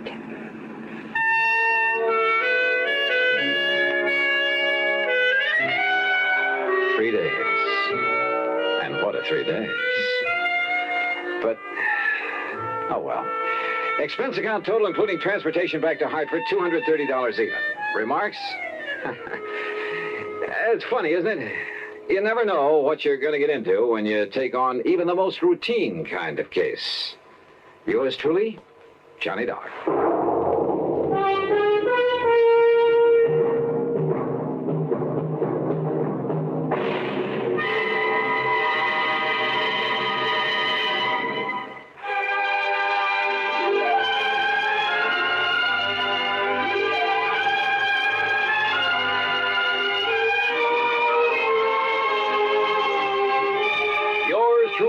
Johnny Dollar, starring Bob Bailey, originates in Hollywood and is produced and directed by Jack Johnstone, who also wrote today's story. Heard in our cast were Virginia Gregg, Chet Stratton, Barney Phillips, Jack Moyles, and Frank Gerstle. Be sure to join us next week, same time and station, for another exciting story of yours truly, Johnny Dollar.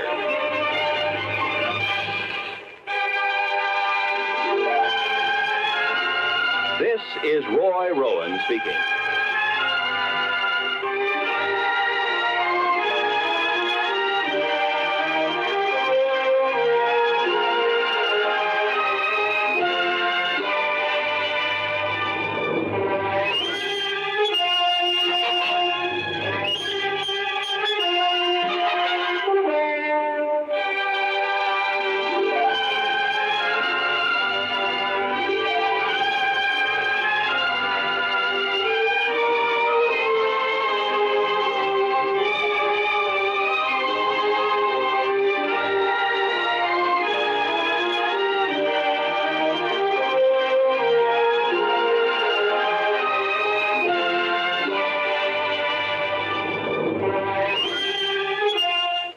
Johnny Dollar has come to you through the worldwide facilities of the United States Armed Forces Radio and Television Service.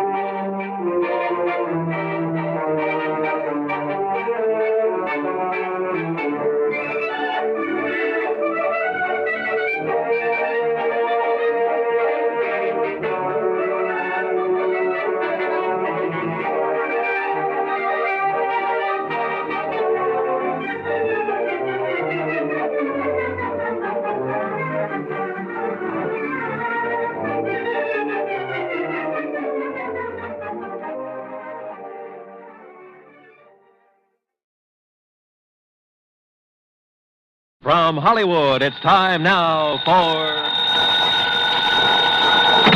Johnny Dollar. Fred Wills of Surety Mutual Limited, Johnny. Oh, hi, Fred. What's on your mind? At the moment, San Francisco. Oh, nice town to have on your mind. What's new out there? That's what I hope you're going to tell me. What do you mean? Johnny, there's an importer out there named Andrew Foreman. We're carrying a $50,000 policy on his life. So? So have you ever heard of an importer getting exported? I don't get you, Fred. I'm afraid that's what's happened to Foreman. Last night he disappeared. I'm on my way.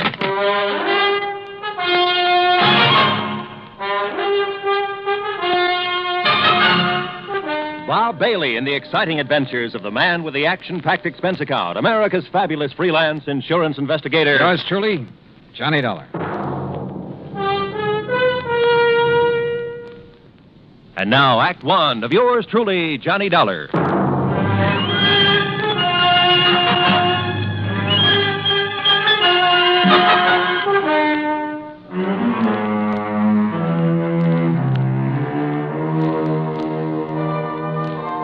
Expense account submitted by Special Investigator Johnny Dollar to the Home Office, Surety Mutual Limited, Hartford, Connecticut. Following is an account of expenses incurred during my investigation of the Blinker matter.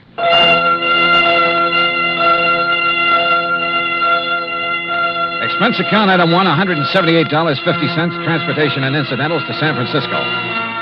On the flight out, I studied the dope Fred Wills had sent me. Andrew Foreman, age 51. Occupation, importer. Health, good. Judging from the hefty premium he had to pay, his importing business must be okay. Wife, Marcia Foreman, age 35. 16 years younger than her husband. And Marcia was the sole beneficiary. My plane landed about 8 in the morning. An hour later, I was at the Foreman's apartment. It was spacious, modern, with a lot of glass and the kind of view of the bay that you had to pay plenty for. Yeah, there was money written all over the place, and Marcia Foreman looked right at home. I'm just having coffee on the terrace, Mr. Dollar. Won't you join me? Oh, thanks. I could use some. Out here. Oh, you sure got a beautiful view here. Yes.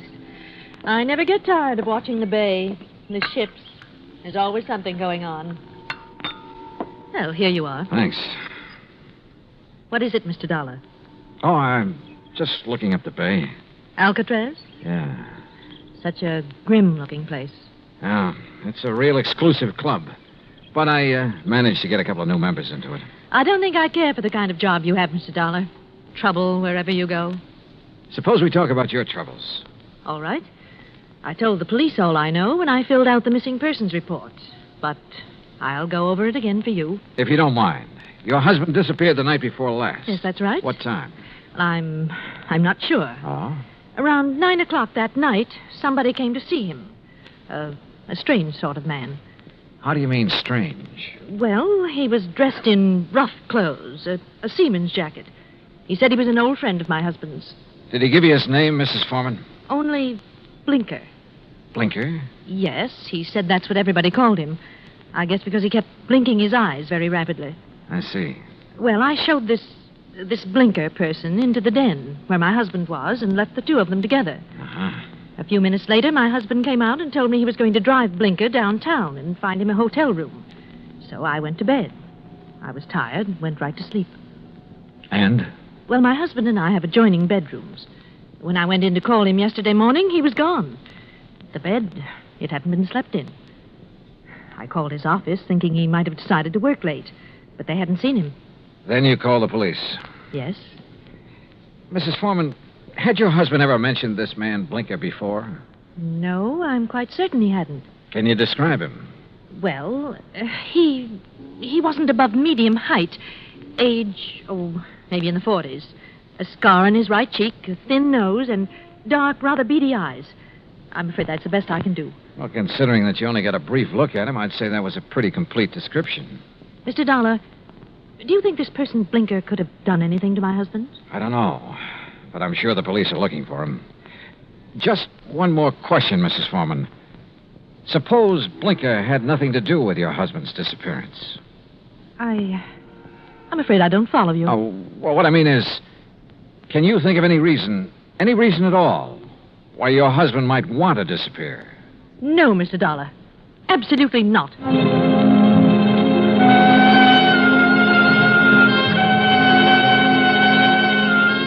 Marcia Foreman sounded pretty certain of that last answer. Maybe just a little bit too certain. Expense account item 2, $1.80 cab fare to the office of an old friend of mine, Detective Lieutenant Scapella. Jono, if Foreman took this character Blinker to a hotel, it's no hotel we ever heard of. We've covered them all. You think Blinker could have killed Foreman? It's a possibility. What's another? Maybe there is no Blinker. Yeah, Scapella, I thought about that, too. Jono, didn't it hit you there was something strange about Mrs. Foreman's story?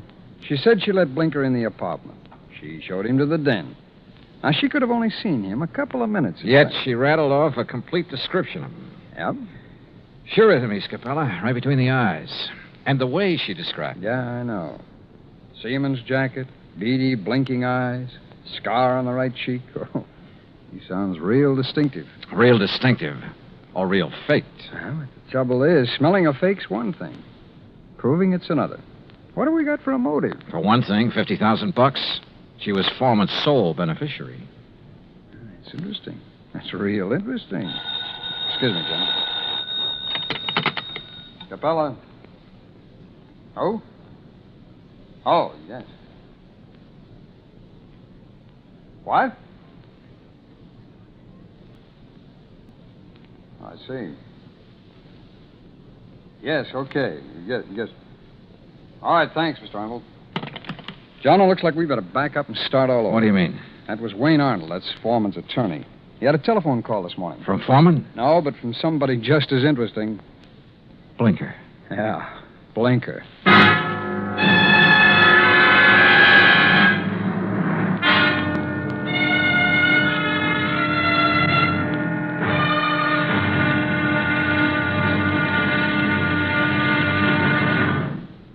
Act 2 of yours truly, Johnny Dollar, in a moment. And now, Act 2 of yours truly, Johnny Dollar, and the Blinker matter. Like Scapella said, we had to back up and start all over again. Just when we talked ourselves into thinking Marcia Foreman's story about Blinker was phony, her missing husband's lawyer phoned and told us he'd just heard from Blinker. Item 3, $1.70, cab fare to the office of Wayne Arnold, Foreman's attorney. I met him just coming out his door. Did you wish to see me? Mr. Arnold? Yes. I'm Johnny Dollar. Oh, yes, the insurance investigator. Mrs. Foreman told me you'd been questioning her. Look, I'm sorry, but I'm in rather a hurry. I have an appointment, and I'm late for it. Sorry, but this will only take a minute or two. I was in Lieutenant Scapella's office when you phoned a while ago about this man Blinker, Mr. Arnold. Oh, yes. When did you hear from him? Just a little while ago. I called Marcia Foreman right away, and she thought I ought to call Scapella. What did Blinker say on the phone? It was a strange conversation. He sounded nervous, excited, almost out of breath. Said he wanted money, $10,000. If he didn't get it, he'd... And that's as far as he got. He stopped suddenly, said he'd contact me later, then hung up. What do you make of it, Mr. Dollar? I don't know. Could be he's holding Foreman for ransom. That's what it sounded like to me. I take it you don't know this Blinker. I never heard of him until Marcia told me about him showing up night before last. Okay. Just one more thing, Mr. Arnold. How long have you been Foreman's attorney? 3, 4 years. Why? Any reason you know of why he might want to disappear? None that I can think of. Another woman, maybe? I doubt it very much. How about his importing business? As far as I know, it's in excellent shape. Okay. Thanks, Mr. Arnold. Mr. Dollar. Yeah? This man Blinker, why would he have it in for Andrew Foreman? Good question, Arnold. Sorry I don't have an answer to it. I went down the elevator and outside. I stopped at the corner to get some cigarettes, and that was my first lucky break. Because just as I was leaving the counter, I saw Arnold come outside. And the way he looked up and down the street made it plain he wanted to see if anybody was watching him. He got into his car and drove off. I grabbed a taxi, that's item 4, and trailed him. He drove into Golden Gate Park and stopped. I got out down the road and worked my way toward him behind some bushes. Pretty soon, a woman came over and got into his car. I couldn't hear what they were saying, but I didn't need to. Because when I saw the kiss, I got the message. The woman was Marcia Foreman. I went back into town and waited for Marcia outside her apartment door. She showed up about half an hour later. Why, Mr. Dollar. What is it? Is something wrong? Yeah, something's real wrong, Mrs. Foreman. I want to talk to you. All right. Come in. But I've already told you all I know. The story you told me about this man, Blinker, there's no such person, is there? What? You and Arnold made it up. No, that's not true. What about you and Arnold, Mrs. Foreman? I don't know what you're talking about. Well, then tell me, did you enjoy your visit with him in Golden Gate Park an hour ago? Oh, that. Yeah. Well, all right, Mr. Dollar. Wayne Arnold and I have... Well, we've been in love for some time. Did your husband know? I'm not sure. We were trying to find the right time to tell him. I don't think he'd really have cared very much. Oh. My husband and I haven't gotten along very well the last year or two. I guess I really didn't know him when I married him. Mr. Dollar, this has nothing to do with my husband's disappearance. You must believe that. That's so. I didn't make up the story about Blinker. I didn't kill my husband, if that's what you're thinking. Has he been killed? I don't know. You've got me confused. If you didn't do it, how about Arnold? No. He'd have no reason. Besides, he wasn't even in town the night before last. I can check that. I know you can. Mrs. Foreman, maybe you're telling me the truth and maybe you're not. Sooner or later, I'm going to find out which. I am telling you the truth. Then can you give me any reason at all why your husband has disappeared? There's one possibility, Mr. Dollar. It might have something to do with his importing business. What's that mean? My husband, well, he seems to have made a lot of money out of his importing business. More than the kind of thing he usually imports would warrant. What does he import? Oh, trinkets, curios. From the Orient, mostly. Have you a key to your husband's office? Yes. Let me have it. I want to take a look around. I went over the papers in Foreman's office and found out his last shipment had come in 3 days ago on the Indian Princess. Mrs. Foreman had said Blinker was wearing a seaman's jacket. I headed for the waterfront, but the ship was gone.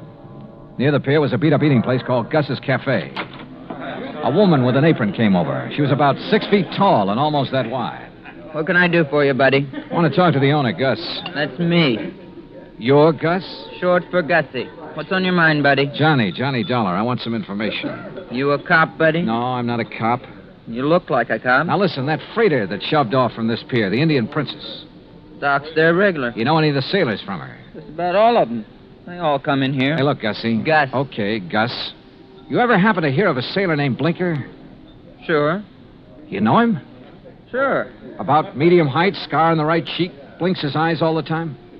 I said I know him. What do you want, an affidavit? Oh, Gussie, you're the most beautiful thing that's happened to me all day. That's what they all tell me, buddy. But flattery don't get 'em a thing.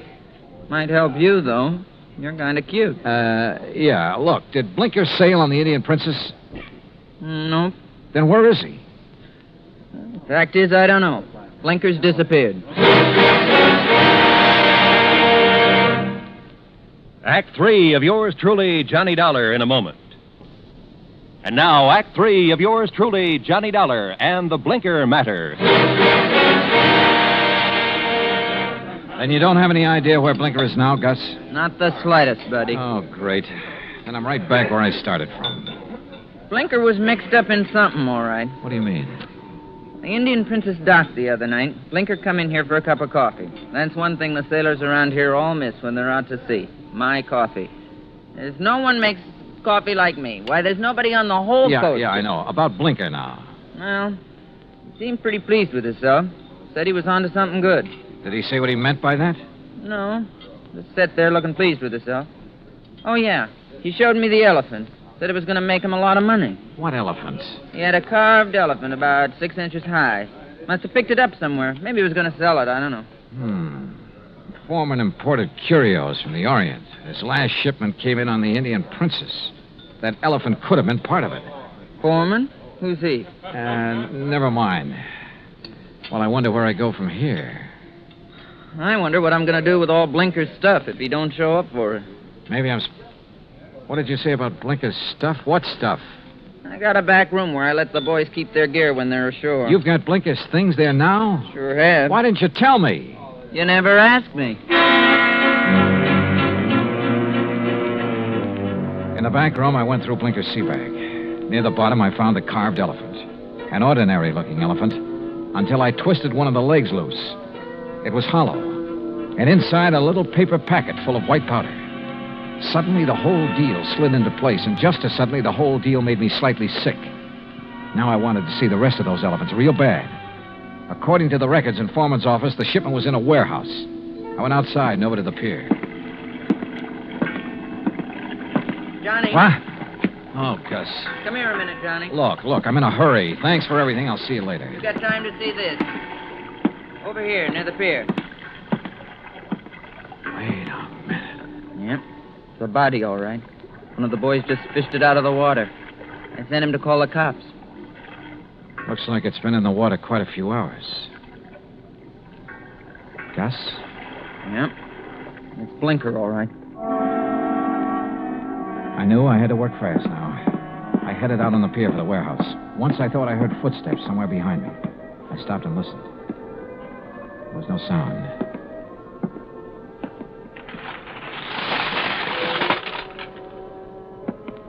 It was dark inside the warehouse, but with the help of matches, I located Foreman's shipment. I took a crowbar and opened one of the crates. It was full of carved elephants. I picked up one of them. Yeah, it had a hollow leg. And the hollow leg was full of the same white powder. I hit the floor fast. The shot had come from over near the door. I eased my gun out and waited. 5, 10 minutes went by. I kept quiet. Then suddenly a shadow loomed up near the crates. We saw each other at the same time.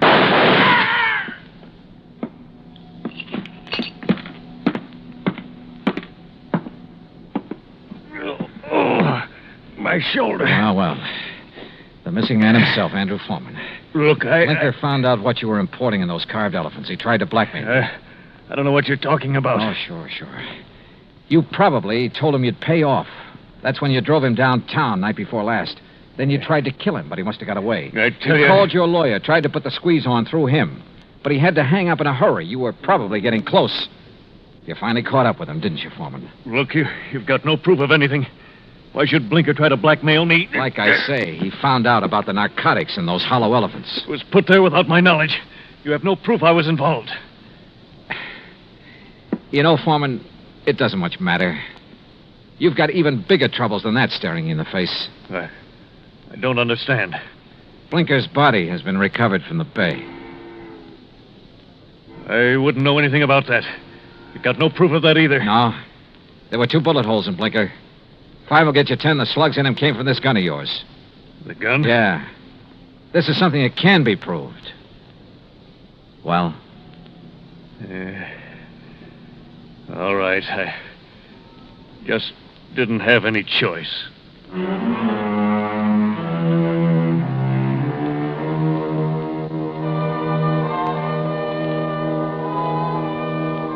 Item 5, $183 even, transportation and incidentals home. Expense account total, $434.50. Remarks? Andrew Foreman made a complete statement to the police. The murder case against him is open and shut. So, it looks like he's going to beat the narcotics rap after all. The hard way. Yours truly, Johnny Dollar.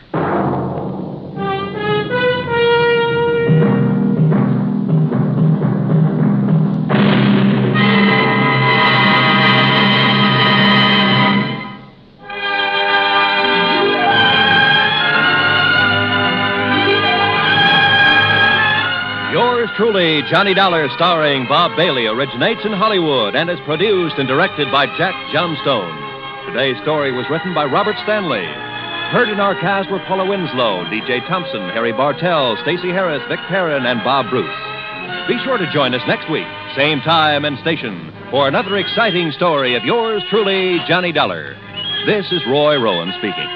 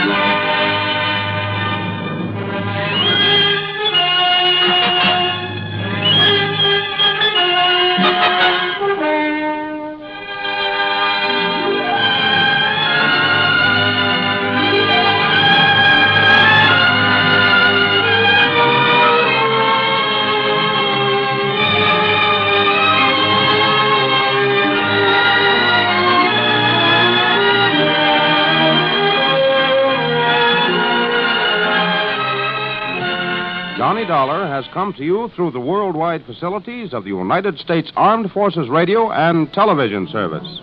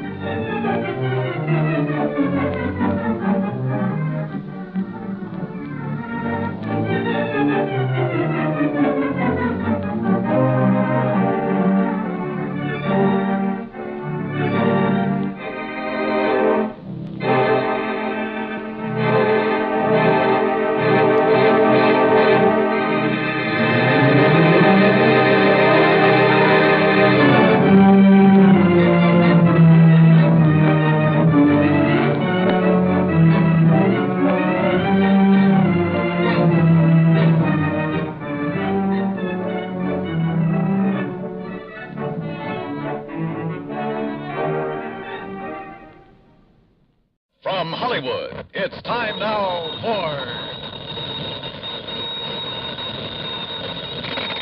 Johnny Dollar. Earl Foreman, Johnny. Hi, Earl. How are things in sunny Florida? I think I'll move to California. What? I mean, get away from this crazy insurance business as far as I can. You sound like you have a problem. I sure have. A real wild one. Trying to get rid of $65,000.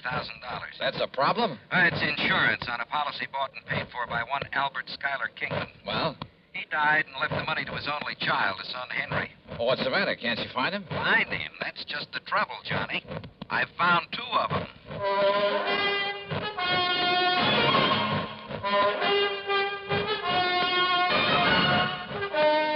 Bob Bailey in the exciting adventures of the man with the action-packed expense account. America's fabulous freelance insurance investigator. Yours truly, Johnny Dollar.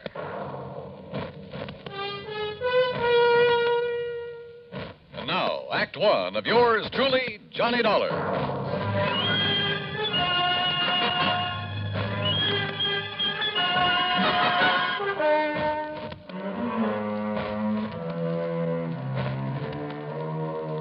Expense account submitted by Special Investigator Johnny Dollar to the Tri-State Life and Casualty Company, Sarasota, Florida. Following is an account of expenses incurred during my investigation of the Double Trouble matter.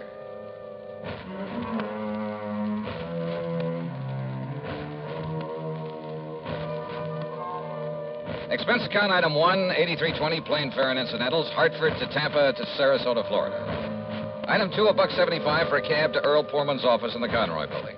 That's right. After waiting 20 years for this sole beneficiary to show up. 20 years? Well, like I told you, the insured was Albert Schuyler Kingman. 65 grand. Yes, he was a widower, lived up near Elizabeth City, North Carolina. And he had a son named Henry. Henry was his sole heir and beneficiary of his policy. Okay.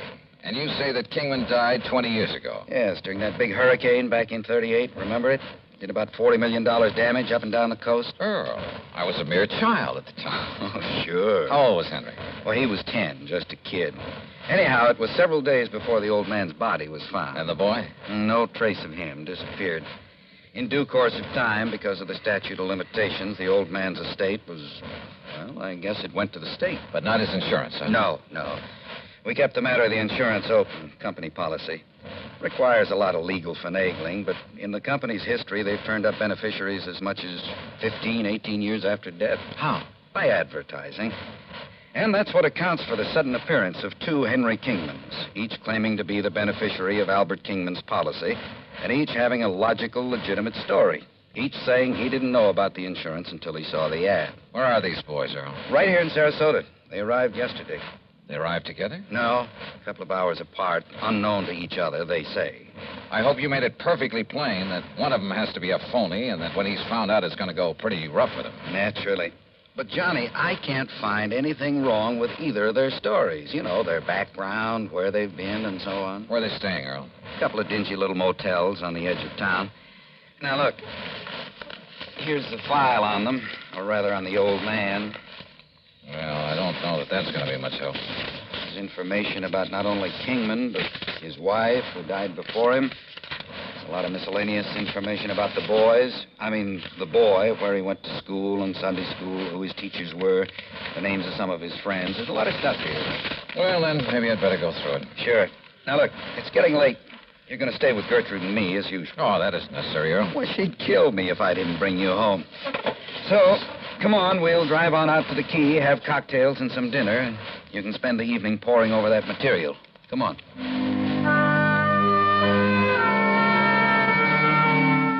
Cocktails and dinner were great. They always are with the Poormans. Only poor man is a misnomer.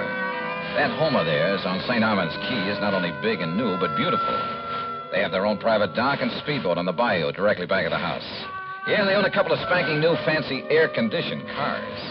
I decided that if I ever get enough to retire, this will be the kind of a setup for me. It was nearly 10 o'clock by the time I got around to the folder on Henry Kingman. But by 2 a.m., so help me, I knew more about him than he himself could. Yes, I was all set to expose one of these claimants as a phony, a fraud. Had the whole situation right in the palm of my hand, I thought. But, brother, I had no idea of what was coming. Believe me.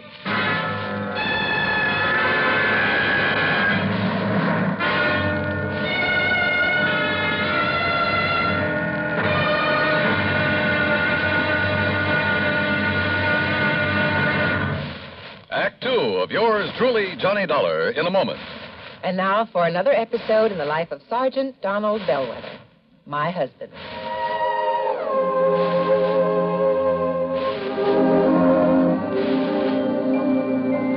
Reba! Reba! What is it, Donald? Confounded Reeve, I can't find the fountain pen. I've looked all through this desk. Here it is, dear. You must have used it as a marker when you were reading this book. Let's see. This great literary classic, Six Gulch. All right, never mind about my reading habits. Just look at the coverage we're going to get with this new auto accident policy. Let's see.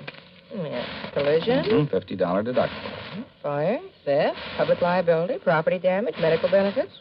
In other words, we have complete coverage. That's right. Of course, it's going to cost us money. I'm sending the company a check right now.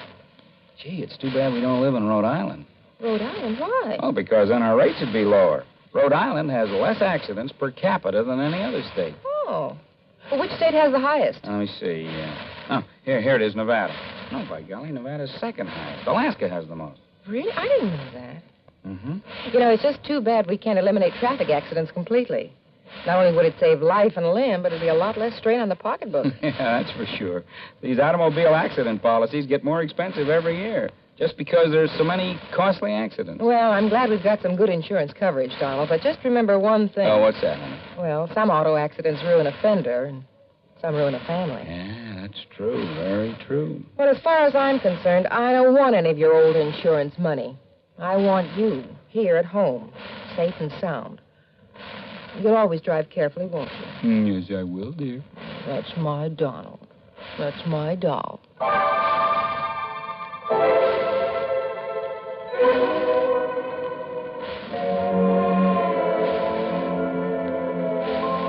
And now, Act Two of yours truly, Johnny Dollar and the Double Trouble Matter.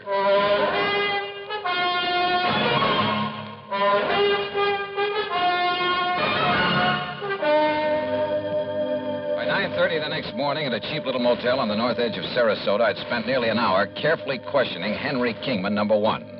And I was getting nowhere. Obie O'Brien? Well, sure, Mr. Dollar. He was one of the kids I used to play with back in Elizabeth City. He and Bobby Tank. Yeah? You see the scar on my arm right here? That's where Obie hit me with a stick one time when we were playing caddy. Yeah, I see. If you know where Obie is these days, you ask him and he'll probably remember. Scared him to death. He thought he'd busted my arm. Now, let's see. How about Miss Albertus? Albertus? Yes. Gee, I don't remember any Miss Albertus. Your Sunday school teacher there in Elizabeth City. Listen, I was only 10 years old then, but I remember my Sunday school teacher real good. Her name was Miss Griswold, and she was, Look, are you trying to trick me or something? Yes, I am. Because Henry... Why don't you call me Hank? Everybody else does. The fact remains, Hank, that one of you two claimants to the insurance is a phony. Well, believe me, it's not me. Everything you've told me about your childhood checks perfectly with the information I have. Well, of course, Mr. Dollar. Almost too perfectly. Listen, where did you live and go to school after the hurricane?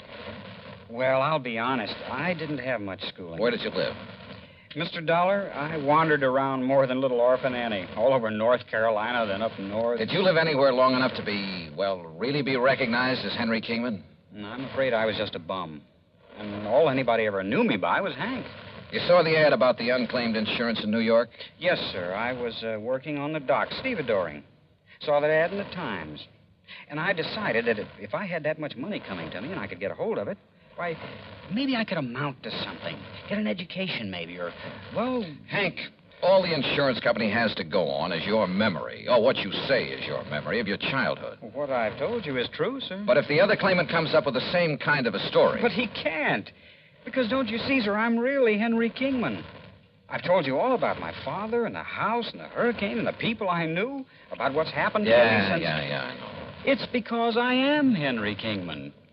Uh-huh. We'll see.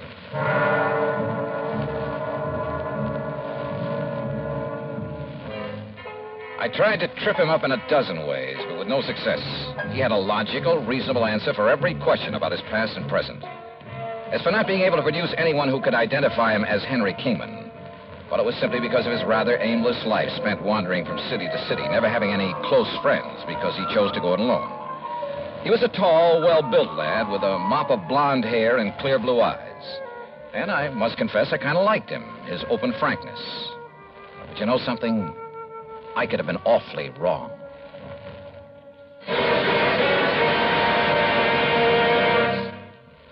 Although most men by nature don't feel in a combat mood much of the time, There are some who just can't get enough of a good fight, particularly if there is good, sound reason for it. In July 1900, when American fighting men were protecting the rights and liberty of their fellow countrymen during the Boxer Uprising, the battle was a furiously fought affair. Army Private Robert H. von Schlick, serving with Company C of the 9th United States Infantry Division, was in the thick of the fracas. Although he had been wounded previously while carrying a wounded comrade to a place of safety, he rejoined his command, which partly occupied an exposed position on a dike. Private von Schlick remained there after his company had been withdrawn, and in spite of the hail of bullets around him, single-handedly continued to fire into the enemy ranks. Oblivious to the fact that he was a conspicuous target, he refused to leave the fight until he was literally shot off his position by the enemy. Private Robert von Schlick earned the Medal of Honor for valiant devotion to duty and added heroic background to the code of conduct of American fighting men. And now, Act 3 of yours truly, Johnny Dollar.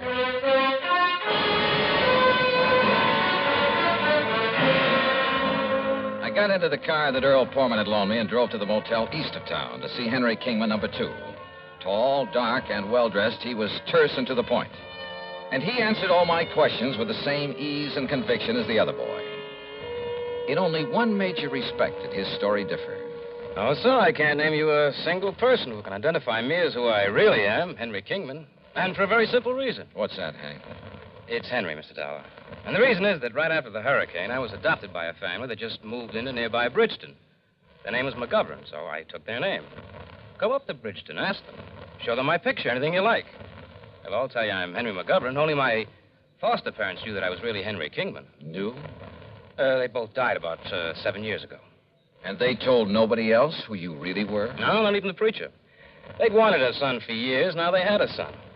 And they didn't want anyone to come along and take me away from them. Then how did you find out that you're Henry Kingman? If you are. I'll ignore that last part of your question, Mr. Dollar. They didn't tell me until my 21st birthday. Bridgeton. Isn't that the little town up near Currituck that was completely destroyed by fire a couple of years ago? Oh, yes, of course. I'd forgotten. There isn't a living soul up there anymore. Oh, but I'm sure a man like you could track down some of the people who live there. Uh-huh.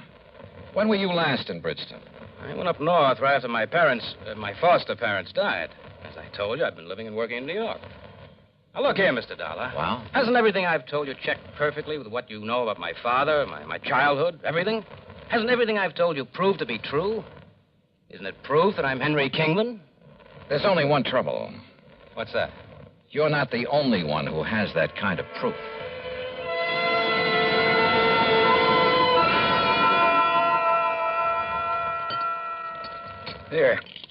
Here, Johnny. Have some more of this baked sea trout. No, thanks, sir.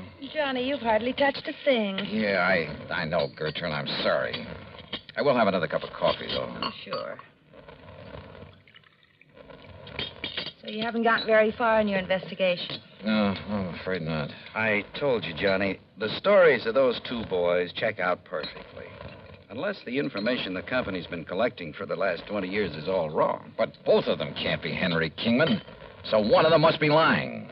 But which one?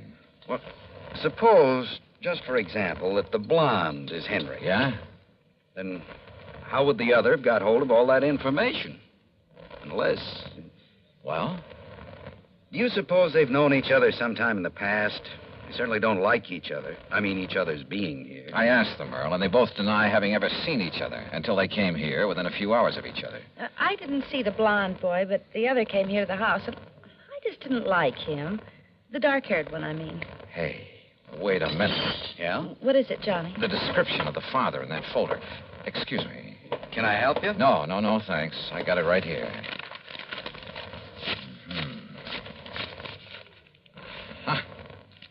Find it? Hey, listen. Does Dr. Crutcher still live up the street? Sure. Do you want me to drive you over? No, thanks. I'll walk. Johnny, what'd you find I'll in that see you folder? later. Walking up that street, and there was no moon, turned out to be a big, fat mistake. In the first place, I almost bumped into a palm tree in front of the house.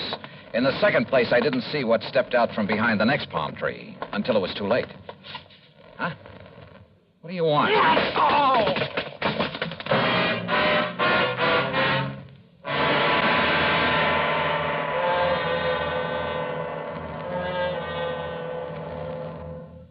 Times have changed, and so has the man. Through the ages, man has advanced both physically and mentally. Prehistoric man's concept of war and living was like that of an animal. His implements were crude, his knowledge simple. It was survival of the fittest.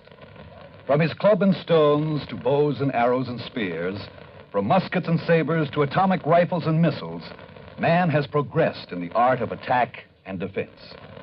With each new phase, man's knowledge has developed. Today, the warrior, if he can be called such, is not a stone thrower, a bowman, or a swordsman. He's a technician who needs knowledge of all that science has developed. He's a sonar man, a radar man, a rifle man, or a torpedo man, a missile man, or a pilot. But whatever his job, he needs the skill and the technical know-how to do the job and do it well. Yes, times have changed, and so has the man.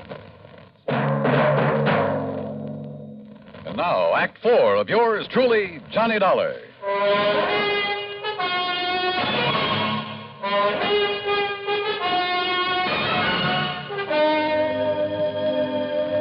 Decided maybe I'd better drive him over anyway, Doc. And that's when I found him lying out there by the palm tree. Well, it's lucky you did, Earl, but I think these smelling salts will bring him around. Whoever attacked him must have seen you coming and... Hold it. What's this? It's okay, Johnny. Yeah? Then what's Doc Crutcher? Who socked me? You don't know, Johnny? I sure don't. Oh. But, brother, I have a suspicion.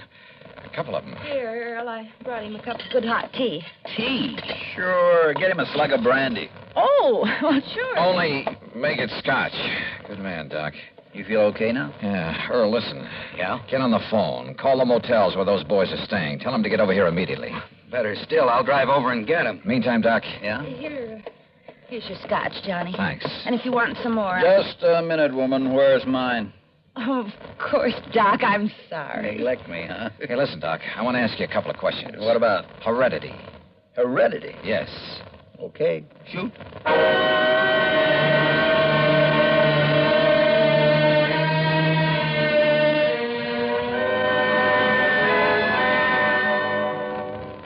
All right. Just to keep things straight, I'll call you Hank. Sure, Mr. Dollar. And you I'll call Henry. Well, it does happen to be my name. Now, Earl tells me he found you both in Hank's motel just now. That's right, sir. Comparing notes? I went over there to tell him that he's a phony. But if he doesn't get out of town... Oh, sure. Hank, let me see your hands. Huh? Oh, sure. Here, sir. What about them? Look, Doc. By golly, you're right. Right about what, sir? How did you bruise these knuckles? Well, it was kind of clumsy, but my hand slipped trying to open one of the windows in that cheap motel. Don't you believe it, Johnny. He's the one who... Wait a minute. This one has a bruised knuckle, too. Oh? Now, what's your excuse, Henry? Well, you can believe it or not, suit yourself, but exactly the same thing happened to me. What? You ask me, Johnny, they both attacked you. On the other hand, Earl, they may both be telling the truth about this. Of course it's the truth, sir. What did you mean about this? I mean that at least one of you was lying about being the son of Albert Schuyler Kingman. Well, of course you did. I told you. All right. Just pipe down for a minute. I suddenly realized that the laws of heredity could solve this case a lot quicker than detective work. What's heredity? So I checked with Dr. Crutcher to make sure I was right. Then I checked descriptions of Henry Kingman's father and mother. Did you, sir? Both of them had brown hair and brown eyes. So what? Where both parents have identical color hair and eyes, any offspring will have the same. Hank, your hair is so blonde it's almost white, and your eyes are blue. Now, Mr. Henry, Dollar. your hair is almost black. Your eyes are also blue. Now, Henry, you crazy fool. I told you this wouldn't work. Crazy fool, huh? If you'd let me come here alone... Yeah? Then you'd never have cut me in. Of course, I got suspicious. So If you'd kept out of the way, I got here first, didn't I? Well, how was I to know you were coming? Why didn't you All right, boys, all right. No, it isn't all right, Dollar. Come on, now, put that thing You down. make one move and I'll kill you. Come on, Hank. No. Go ahead and kill him. If you... No. Get back. Get back!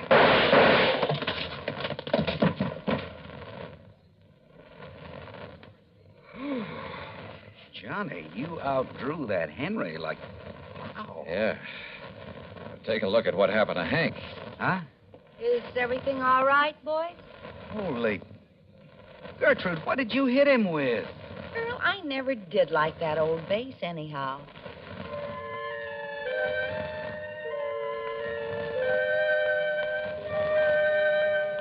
Yeah, my heredity gag was just that, a gag. But it certainly brought things to a head in a hurry. How did they know so much about the real Henry Kingman? Well, listen. As soon as we locked them up, I called the National Press Services, had them put the story of this attempted fraud in the headlines all over the country. Result? A phone call from the head of an orphanage where the real Henry had been taken in as a child, where he still lived. And, yeah, the phonies were a couple of kids who'd run away from that orphanage after he'd palled around with them, told them all about himself. As for why they both appeared to make the claim, sure. Each of them saw the company's ad and tried to get in ahead of the other. Well, they're in all right. For a long time. Expense account total, including incidentals and fare back to Hartford, $178.70. Yours truly, Johnny Dollar.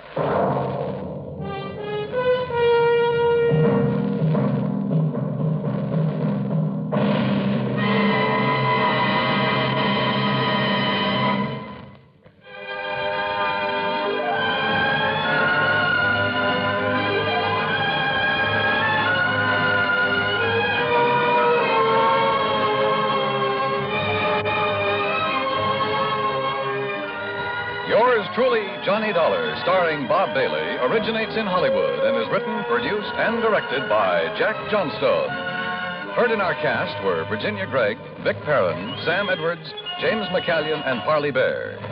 Be sure to join us next week, same time and station, for another exciting story of yours truly, Johnny Dollar.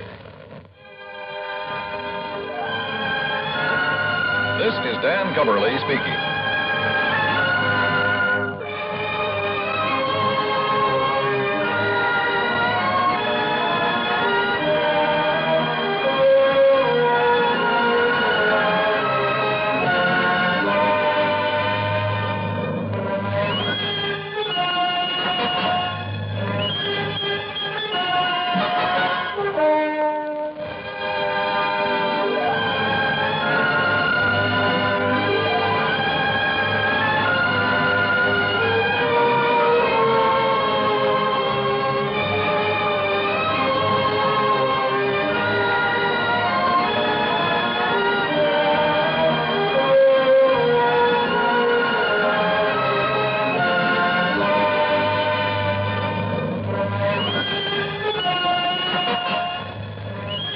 Yours truly, Johnny Dollar, has been a presentation of the United States Armed Forces Radio and Television Service. Time now for Johnny Dollar. I have your call to Universal Adjustment Bureau in Hartford. Oh, thank you, operator. Hello. Pat McCracken. Johnny Dollar, Pat. Oh, Johnny, I've been trying to reach you. Yeah, I'm in Sarasota, Florida. Oh? Been down here the better part of a week and just thought I'd check to see... Johnny, I'm glad you called. Can you grab a plane out to the West Coast? Don't see why not. Good. Now, your contact will be Arthur at Western Maritime and Property, office in Beverly Hills. Got it. What's it all about, Pat? Piracy, according to him. What was that? You heard me. Now, for a second there, I thought you said piracy. Maybe you'd better go out there and see him, huh? Yeah, but I still don't believe it.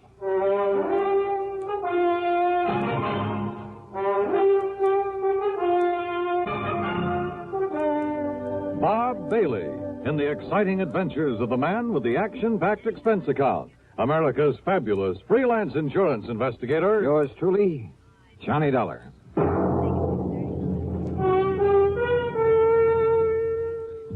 Welcome, William Bendix. Nobody can act up to par with a nasty cold.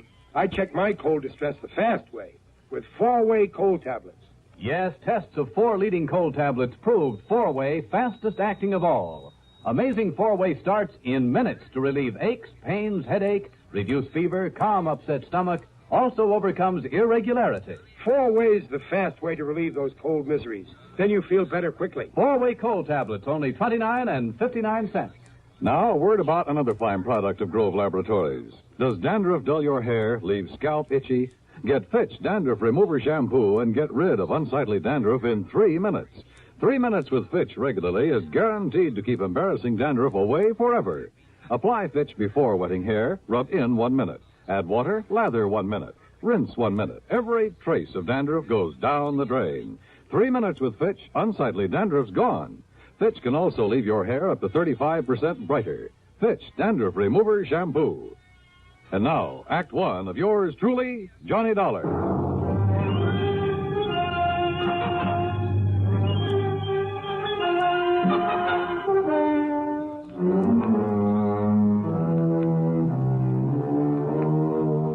Expense account submitted by Special Investigator Johnny Dollar to the Western Maritime and Property Insurance Company, Beverly Hills office. Following is an account of expenses incurred during my investigation of the Baldero matter.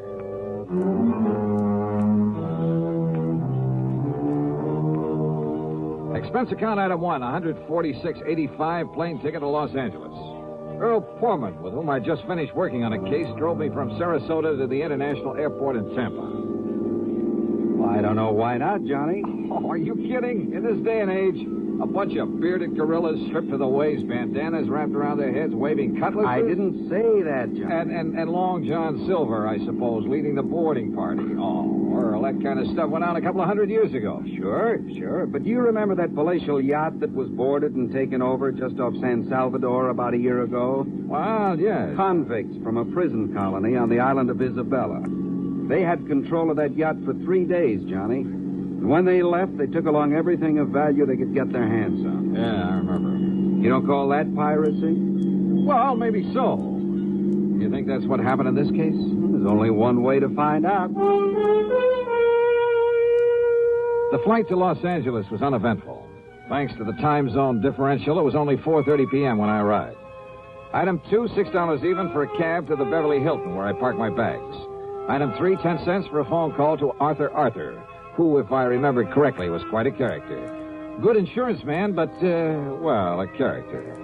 Item 4, 75 cents for a cab to his office on Wilshire Boulevard. Yes, it all happened somewhere off the coast of Mexico. Mr. Baldeston and his party were just cruising around. They were just taking life easy. Baldeston is the owner of the yacht? H.V. Baldeston. Oh, he's a big stockbroker. He lives here in Beverly Hills at 3124 North Roxbury Drive. And what's the name of his yacht? The Baldero. Oh, it is a tremendous thing. It's over 100 feet from stem to stern. Wow. It's 100 Where is it now? feet long. Arthur, where does he keep it now? Where does he keep it? Oh, at his dock. He's down there in Balboa. Oh, you know where Balboa is. Yes, I know. Oh, one of the nicest places by the ocean in all of California. Yes. Now, Johnny, if I ever wanted to retire, that would who be were the guests on board? Well, let me see. His wife, of course, and Mr. and Mrs. Gerald Hooper, and young Richard Spidle, and Lee Woolway. Just cruising around, huh? Yes, but they'd planned to sail on up to San Francisco for that big charity ball up there on the 30th. Oh. That's why they all had their finest clothes and most expensive jewelry with them. Oh? Yes, sir. $394,000 worth of jewelry. Stolen. Oh. Yes, plus a few other things, too. Mostly silverware, things like that. Actually, it was reported to me by one of the guests on the yacht. These pirates simply pulled alongside in the middle of the night, held them at gunpoint, took the stuff and left. That's right. There were two of them. Oh, my, they must have been horrid fellas. Just where off the coast of Mexico did this happen? Well, I'm not quite sure. Mr. Baldeston was, he was kind of vague about where it happened. You know, he's kind of vague. Maybe I better talk to him. Yes, by all means, John. Yeah. Art, I'll see you later. Item 5, $50 deposit on a rental car. I drove to the Baldeston's home on North Roxbury. It was a tremendous place in one of the most wealthy parts of Beverly Hills. A snazzy-looking sports car was parked in the broad driveway, and as I walked up to the front door, another car, a big sedan, pulled in the drive. A heavy-set, well-dressed, rather nice-looking man of about 50 got out of it and came over to me. Are you looking for someone, young man? Well, I believe this is the Baldeston residence. That's right. And I'm Harry Baldeston. Oh, well, my name is Dollar, Mr. Baldeston. Johnny Dollar? The insurance investigator that Mr. Arthur sent for? That's right, sir. Well, come in. We'll have a cocktail or two. I understand it's that time of day, and I'm sure you won't object. Not a bit. Good. And I'll tell you all about the unfortunate affair aboard the Baldero. Happened just night before last, you know. So I understand. but I'm not quite clear as to just exactly where you were when it happened. Down off the Mexican coast, Dollar. Sit down. Thanks.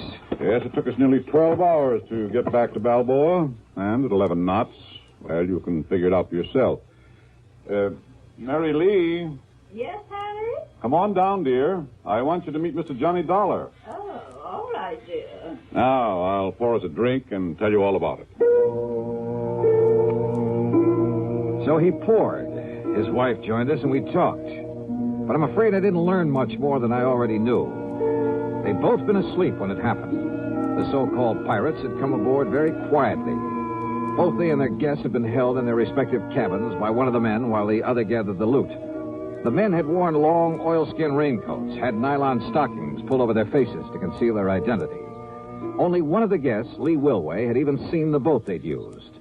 Baldeston never did tell me definitely where it happened. And the more I listened, the more suspicious I got. Yeah, suspicious of him. Act 2 of yours truly, Johnny Dollar, in a moment. There goes a treasure car. There goes another. And another. And one of them may be your car. Yes, folks, you may have a Fram treasure hunt filter in your car worth $1,000 and not even know it. A Fram filter worth 1,000 silver dollars. A filter change is important to today's cars, so important that Fram Corporation, in conjunction with its silver anniversary, is paying $60,000 in cash to get you to check your filters now. Last year, 10,000 secretly numbered Fram filters were distributed all over the United States and installed in cars during regular servicing. These filters are worth from $1 to $1,000. You may have one in your car and not even know it. A Fram filter worth 1,000 silver dollars. Check your oil filter and air filter now. If there's a specially numbered Fram filter in your car, you will win up to 1,000 silver dollars, and your dealer will win the same amount. Get in on Fram's big silver treasure hunt. Check your car filters now. And now, Act 2 of yours truly, Johnny Dollar and the Baldero matter.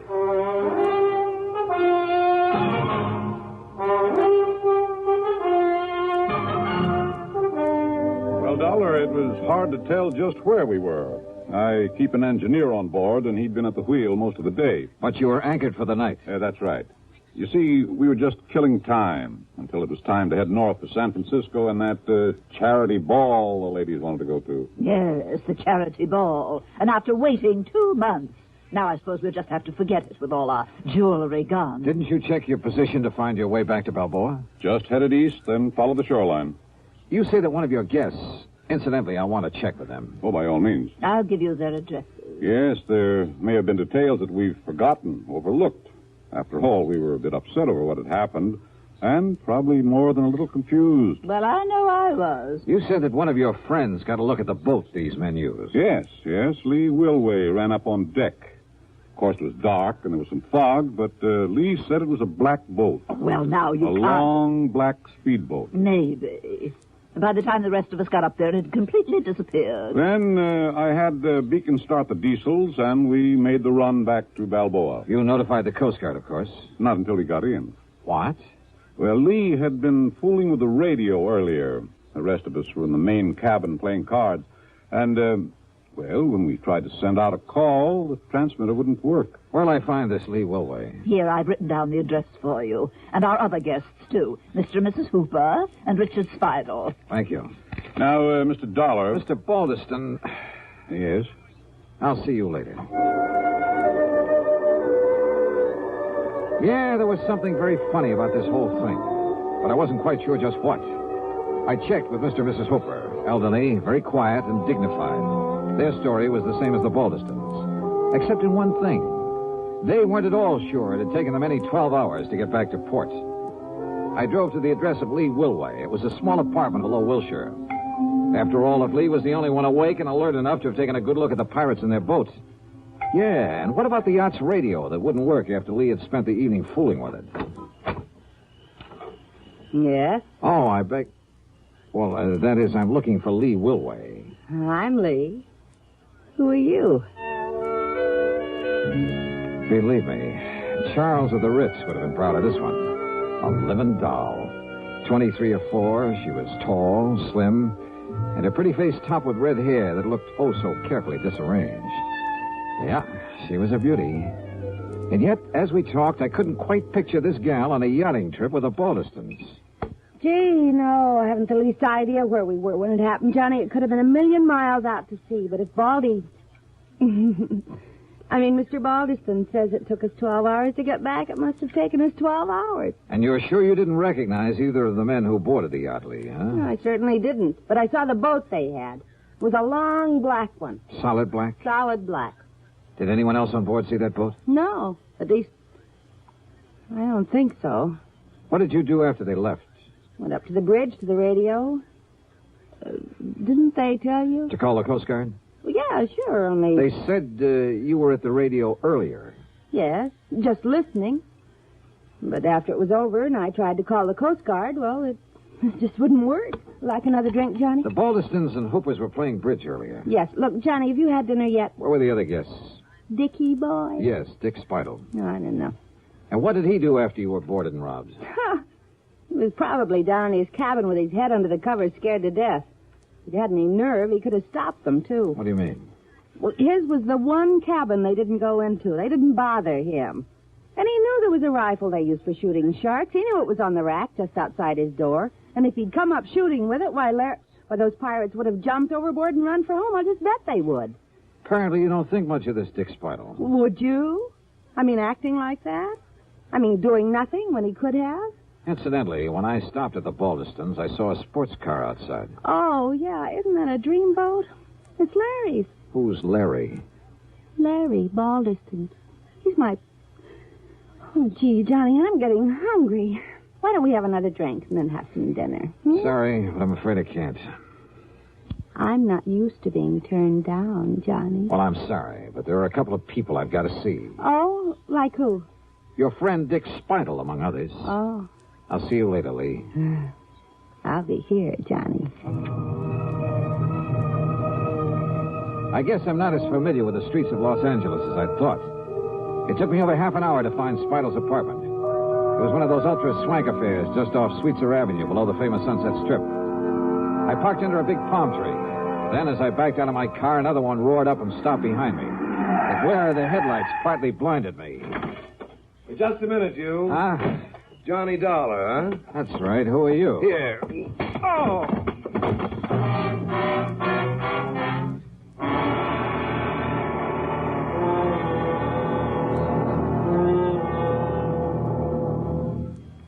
Act 3 of yours truly, Johnny Dollar, in a moment. Ever have trouble sleeping nights because of acid indigestion, heartburn, or gas? Then remember, for acid indigestion, nothing but Tums works so fast to make you feel so good so long. Tums work fast. Get rid of the burning excess acids that won't let you sleep.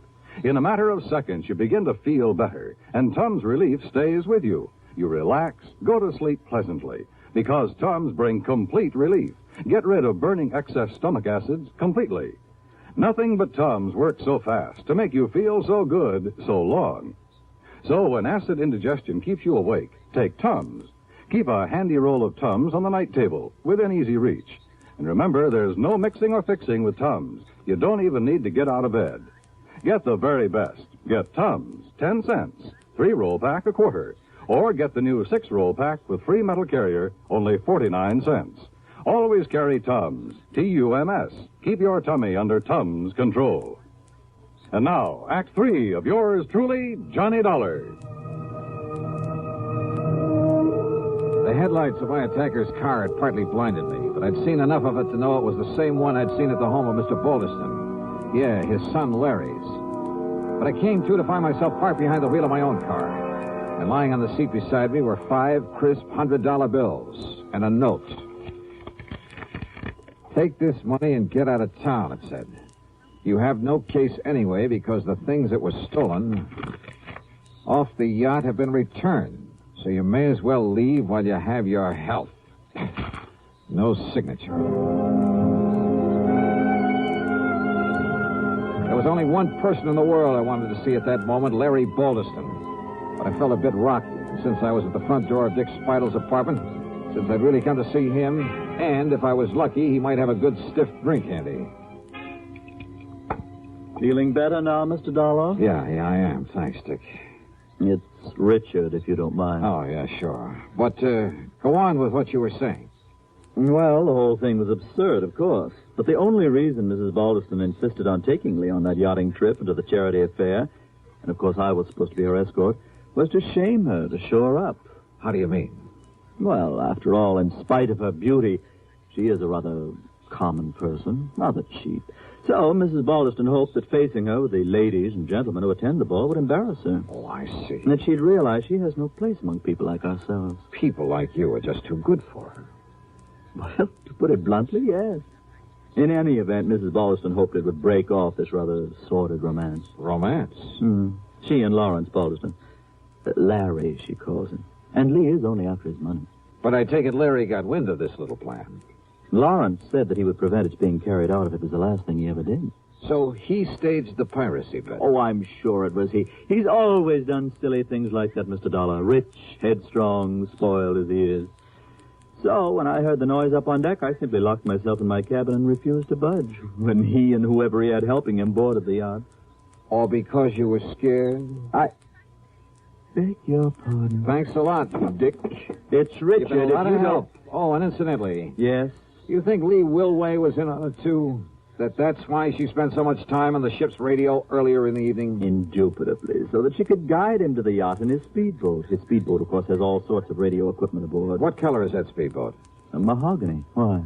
Lee said the pirates were using a solid black boat. Which simply proves she was onto his plan. What do you mean? Well, the wench was lying, that's all. Maybe you're right. Thanks, Dick. It's Richard, if you don't...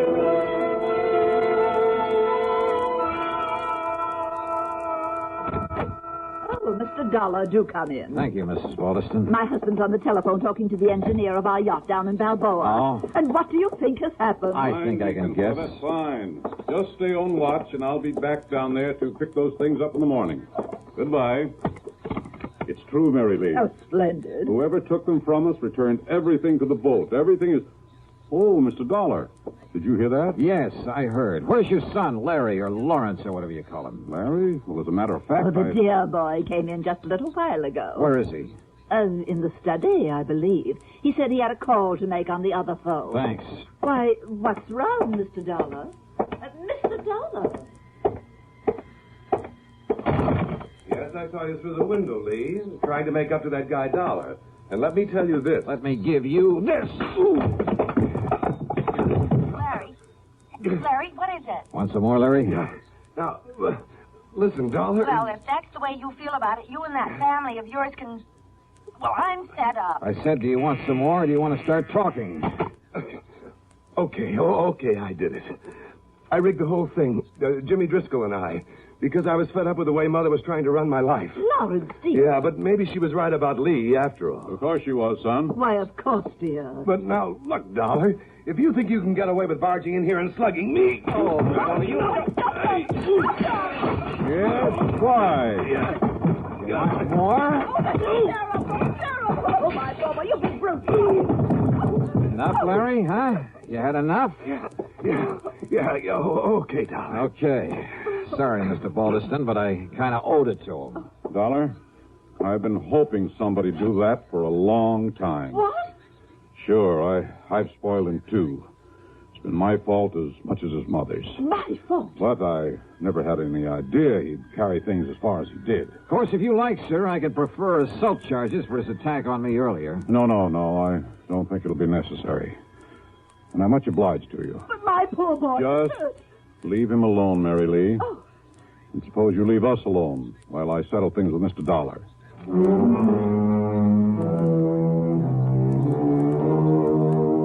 Fee on this case? Forget it. The $500 that Larry mistakenly tried to bribe me with, plus a nice fat check for Mr. Baldeston. Well, much as the thought of it hurts me, let's forget the expense account, too.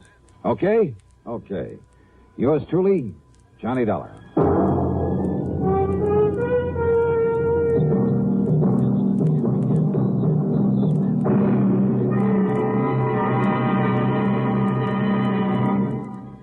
Our star will return in just a moment.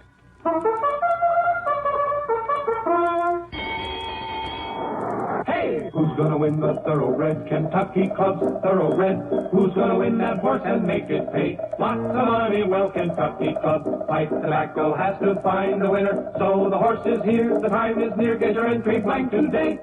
Yes, enter the annual Derby Day contest sponsored by Kentucky Club's 9 brands of pipe tobaccos. First prize, a thoroughbred bay colt, son of famous oil capital, who won over $580,000. Jockey Ted Atkinson helped select this prize colt. You name him and he's yours. He could win a fortune for you. Get Kentucky Club Derby Day contest entry blanks free at tobacco counters now. Hey, who's gonna win the Thoroughbred Kentucky Club's Thoroughbred? Who's gonna win that horse and make it pay? Lots of money, well, Kentucky Club. Pipe Tobacco has to find a winner. So the horse is here, the time is near. Get your entry blank today.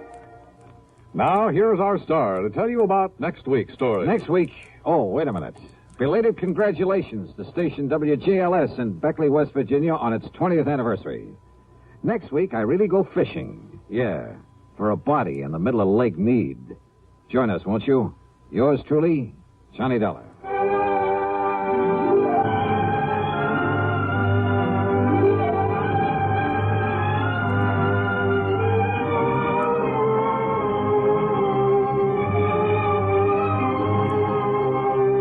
Yours truly, Johnny Dollar, starring Bob Bailey, originates in Hollywood and is written, produced, and directed by Jack Johnstone. Heard in our cast were Virginia Gregg, Eleanor Audley, Vic Perrin, Howard McNear, Larry Dobkin, Will Wright, Carlton G. Young, and Jack Edwards. Be sure to join us next week, same time and station, for another exciting story of yours truly, Johnny Dollar. This is Dan Cubberly speaking.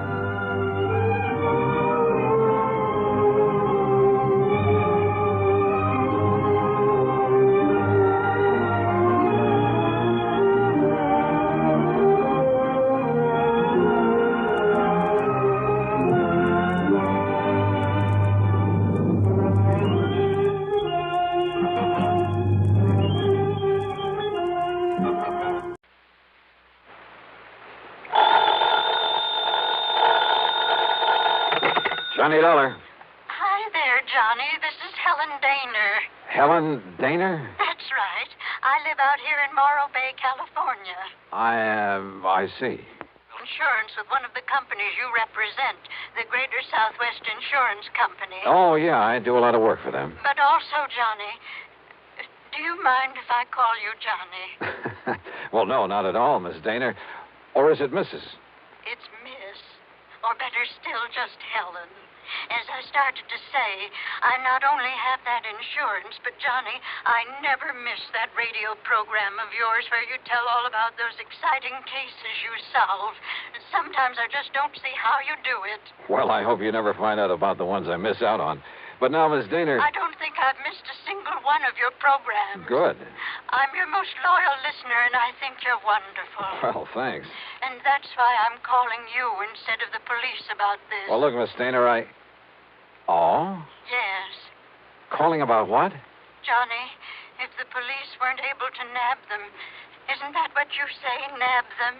Yeah, sure, but go on. Well, Johnny, these terrible people might suspect that I'm the one who told the police about them. What people, Miss Daner? And if that happened, well, I guess you can just imagine what they might do to me. Well, who are these people you're talking about, and just what is it they're up to? All right, Johnny. Now listen carefully. Yeah. Yes?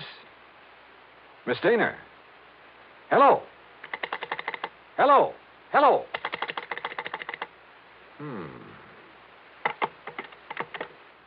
Oh, come on now, Dollar. Don't be a sucker for a... And yet... I wonder...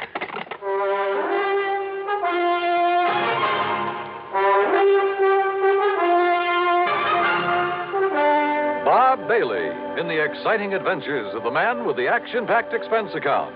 America's fabulous freelance insurance investigator. Yours truly, Johnny Dollar.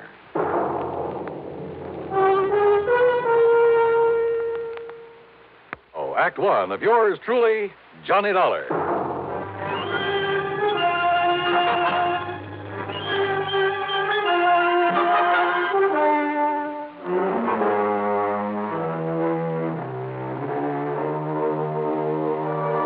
expense account submitted by Special Investigator Johnny Dollar to the Greater Southwest Insurance Company, Home Office, Los Angeles, California. Following is an account of expenses incurred during my investigation of the Big H matter. Expense account item 1, 275, long-distance telephone call to Hollywood 82124. That is to say, the office of Royal J. Harkins, contact man at Greater Southwest Insurance in Los Angeles. It was late in the day, but luckily he was still in his office. Nice to hear from you again, Johnny. What can I do for you? Roy, I'm putting this call on expense account. Oh? But that ain't all. If I could make connections down to New York, well, let's see. There's a plane leaving for the West Coast a little after midnight, so I'd arrive in L.A. early in the morning. You coming out here? Unless somebody's been pulling my leg. Roy, do you have a policy holder named Helen Daner? Yes, we certainly do. Well, now, what's that mean? She's an elderly woman, a spinster, who lives up in the little town of Morro Bay. That's about 200 miles north of here. Johnny, she called this office early this afternoon. She demanded your phone number there in Hartford. And? Well, I didn't give it to her. Why not? Because she wouldn't say why she wanted to get in touch with you. Oh, fine. And knowing how busy you always are, well... But then, just a few minutes ago, I began to wonder about it. Yes? Well, after all, if she wanted to contact you about some insurance matter... Yeah. What? Well, did you call her back? Yes, since we handle all her insurance. That is, I tried to, but I got no answer. Then, Roy, I'm going to grab that plane I was talking about. Well, now, wait. Did she get to you? Did you talk to her? Yes. And it has something to do with her insurance? Plenty. So I'm flying out there, Roy, at your company's expense. Now, just a minute, Unless, Johnny. of course, you'd rather pay off her insurance to some beneficiary. Johnny. Then just be sure to have a rental car waiting for me when I pull into the airport. Item 2, 162.85 plane fare. The big mainliner took off from New York's International Airport promptly at 12:30 a.m.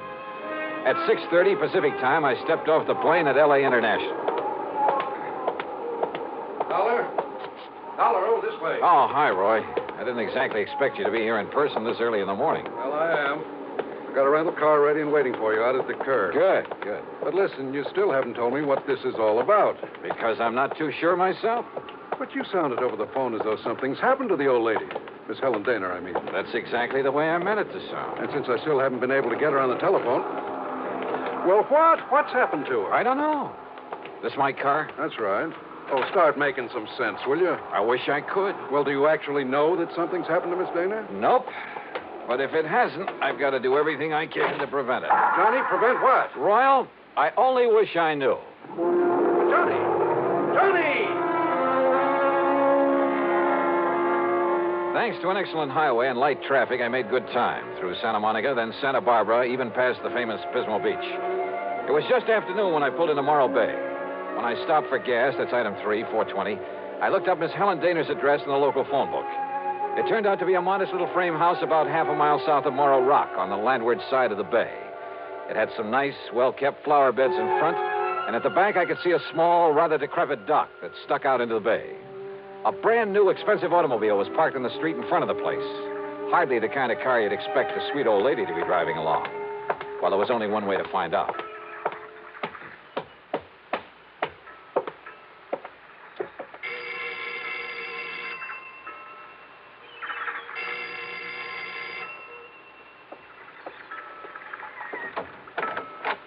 Yes? Miss Helen Daner? No, I'm Bessie Daner, Helen's sister. And who are you, young man? Johnny Dollar. I'm from Hartford, Connecticut. Is your sister? Oh, yes. I've heard Helen speak of you. You're an old friend of hers, aren't you? Well, yes, I guess. Won't you come in? Well, is she here, Miss Daner?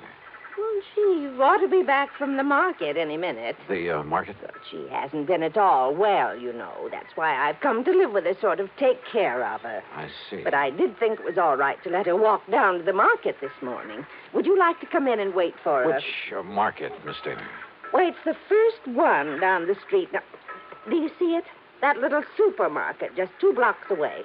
Oh, yeah, I see. So if you'd like to come in and wait... No, thanks. I'll pick her up there. Well, but Mr. Dollar... Thank you very much. Mr. Dollar...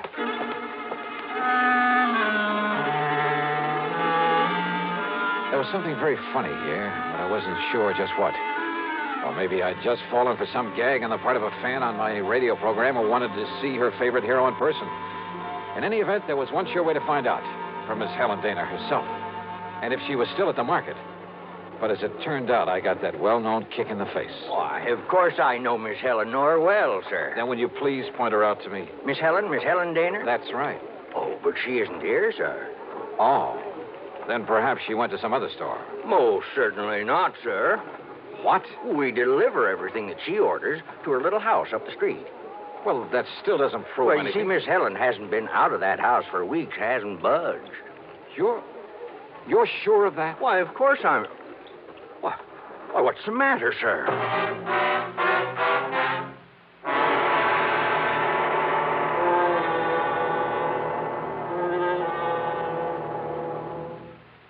And now, Act Two of yours truly, Johnny Dollar and the Big H Matter.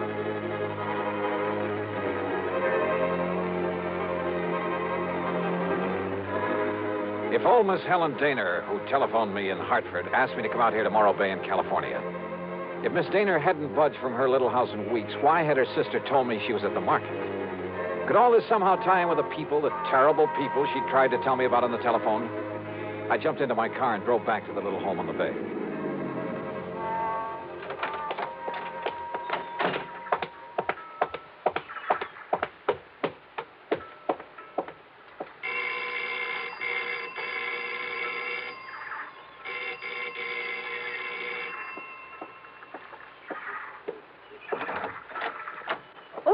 Mr. Dollar. That's right. Now, where is Helen Daner? Oh, Sister came back while you were gone. Came back without my seeing her? Now, listen, I was... Yes? Well, the manager of that market said she hasn't been out of this house for weeks. What? Oh, you must have gone to the supermarket. Well, where else? And just because she isn't shopping there anymore... Oh, now, look, Miss Daner, you told me... Won't you come in? I think she'll be terribly disappointed if you don't. You see, she's told me all about you now. In the couple of minutes I was away from here? An insurance investigator. I think it's awfully thrilling. But now come in and see her. I think she's been kind of expecting you. Yeah. And if you'd like to know what I think, Miss... Good Lord.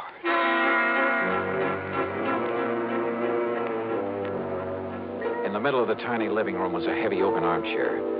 Sitting in it, tied down to it, was a sweet-looking gray-haired lady of maybe 70 or 75. A handkerchief was lashed tightly across her mouth, and the eyes behind her old-fashioned steel-rimmed glasses were filled with tears and a look of utter despair. I swung around to her so-called sister and was struck by two things. She seemed to have suddenly lost about 20 years. Her face wore an unpleasant smirk, and in her right hand was a .38 aimed at me.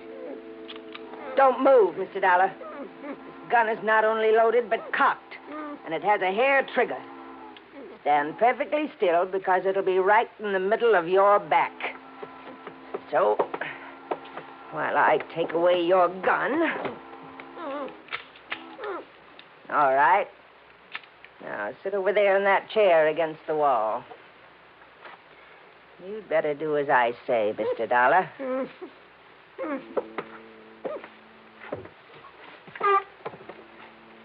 Now, we may have to wait a little while. So get one thing straight. Any move, any tricks, and I pull this trigger. Mind telling me what we're waiting for? You'll see. And why you've tied her up that way? That is Helen Daner, isn't it? Why, what's the matter, honey? Getting a little short of breath with that gag in your mouth? Well, then why don't I take it out for you? No, Dollar. Not a single move. Just crossing my legs. Sure. Here now, honey. Don't want you to conk out on it. After all, you may be of some use before we're through with this caper. There you are. Johnny, I don't know what. These terrible people, they sneaked in while I was phoning you. Yeah, Helen, I guessed that. If only you hadn't come, but I thought maybe. They're smugglers, Johnny, of the worst possible kind. You tell them, honey. It'll help to kill time while we're waiting for Pete and Dollar. Okay. They're smuggling in narcotics, heroin, from the way down in Mexico. Oh, pretty smart picking a spot as far up the coast as this. If only I'd known. When this man, Pete, asked if he could use my dock. He said it was to tie up his boat at night when he came in from fishing. How did you get onto them, Helen? When they saw I turned my lights out so early every night, they thought I was asleep. That I wouldn't notice he wasn't taking fish off his boat, but little cans of of heroin. Heroin. Then Bessie here, who can look so sweet when she wants to. Why, Helen, I thought I was pretty sweet. Then Bessie would meet him with her car. How did you know it's heroin? Because they told me they'd use it on me if I don't behave myself. Which is a lot better than you'll get, Dollar. And besides, Johnny. Yeah. I found a little of it that was spilled on the dock. And I remembered how you described it once when you caught a man bringing in the terrible stuff. Yeah, she's a real smart old biddy. Except when she phoned to you, Dollar, and we caught her at it. We can handle her all right. With a little H in her veins, we can even let the neighbors see her now and then. And with me acting as her sister, taking care of her. Oh, listen, here he comes now from the dock. Just relax, Dollar.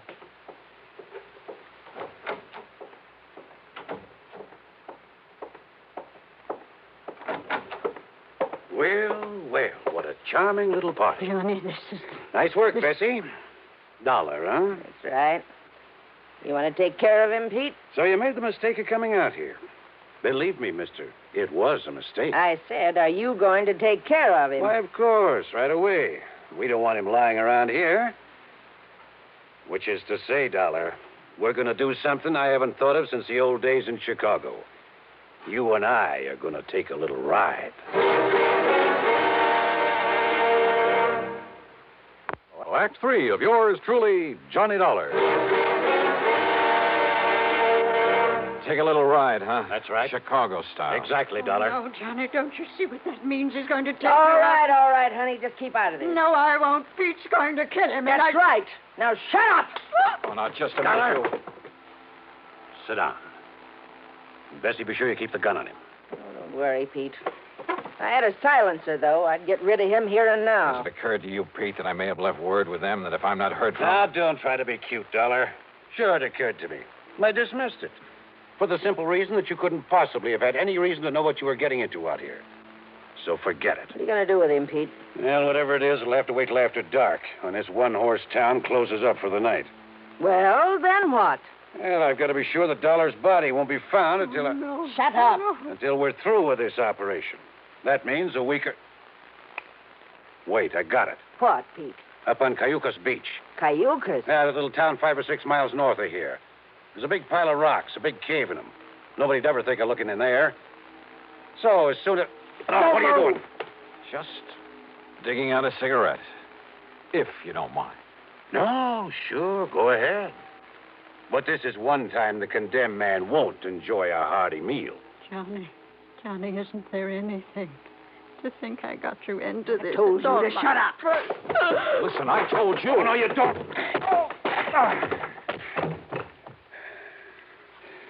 Finish him off, Pete. No. No, we'll wait for dark and do it right.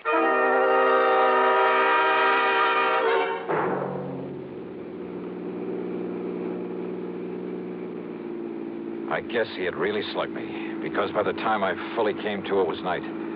I was in the back seat of a car driving along the highway beside the ocean. Pete was at the wheel. Beside him, leaning over the back of the seat watching me, was Bessie. And the .38 in her hand was aimed straight at my head. You're sure the old lady won't be able to work herself loose, Bessie? I'm sure.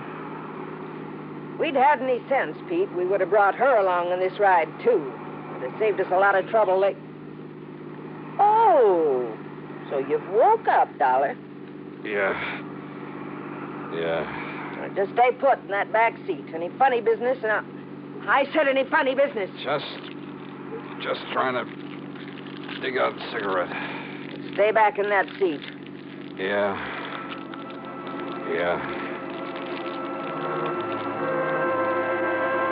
She didn't take her eyes off me for a second, or the gun either. As clumsily as possible, I struggled with a pack of cigarettes, rolling and squeezing it, and hoping the tobacco was plenty dry. Then, having apparently failed to pull out a cigarette, I turned the pack upside down over my hand. And the fine tobacco poured into it. I took a deep breath. What's the matter, Dollar? You need some help with that. Oh, no! No, my eyes! Bessie! My eyes! eyes open. Instinctively, she dropped the gun, put her hands to her eyes, now filled with tobacco dust. With what little strength I had, I picked up the gun and slammed it against the side of Pete's head.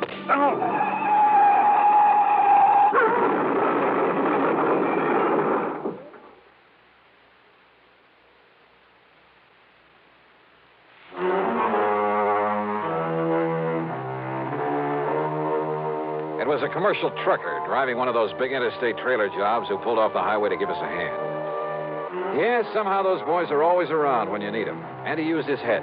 When he found my credentials in my pocket, he saw the whole picture in a flash. So he hailed down the first police car that came along and turned both Pete and Bessie over to them. Miss Helen Daner, bless her heart, the spunky little old character was tickled pink to be involved in the whole thing. Yeah, she just can't wait to go to court and testify against those two. Expense account total, including the trip back to Hartford, $447.45. Yours truly, Johnny Dollar.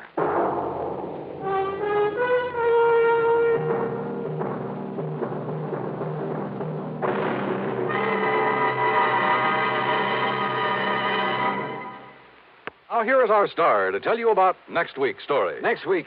Well, so help me, it's the wildest case I ever got messed up with. Join us, won't you? Yours truly, Johnny Dollar.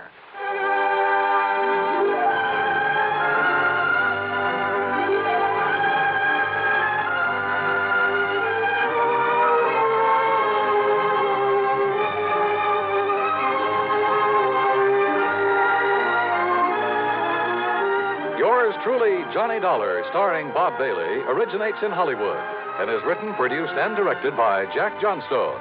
Heard in our cast were Peggy Weber, Virginia Gregg, Bartlett Robinson, Joseph Kearns, and Russell Thorson. Be sure to join us next week, same time and station, for another exciting story of yours truly, Johnny Dollar.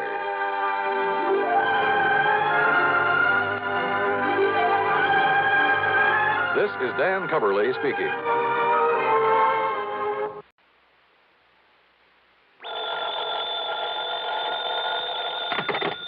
Johnny Dollar. This is Al Turner at New Britain Mutual. Hi, Al. What goes with you these days? Johnny, one of our important clients is very anxious to get in touch with you. Says that she's an old friend of yours. Oh, who's that?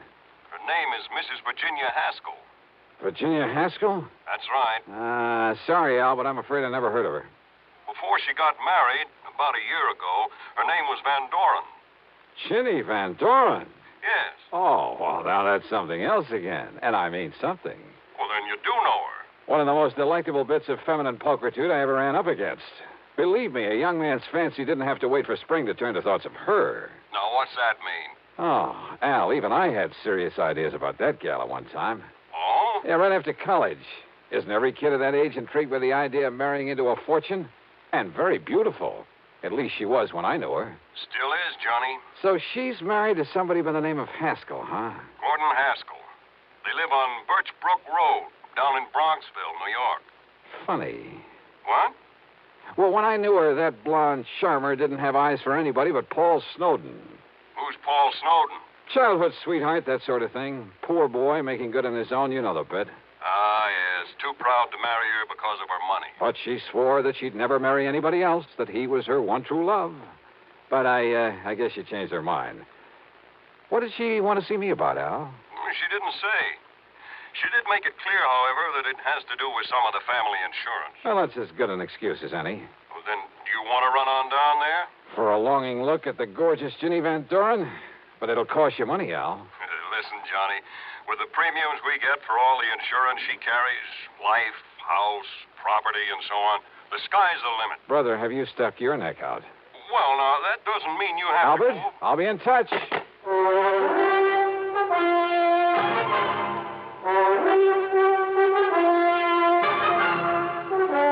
Bob Bailey, in the intriguing adventures of the man with the action-packed expense account. America's fabulous freelance insurance investigator. Yours truly, Johnny Dollar.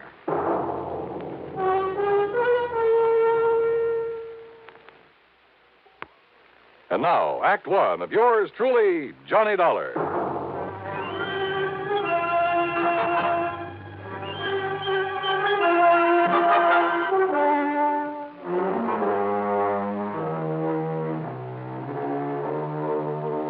expense account submitted by Special Investigator Johnny Dollar to the New Britain Mutual Insurance Company Home Office, Hartford, Connecticut.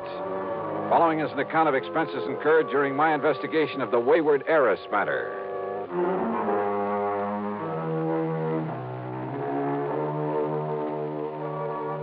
I decided it might be handy to have my own car along for this one, so expense account item 1, $4.25 for a tank full of gas.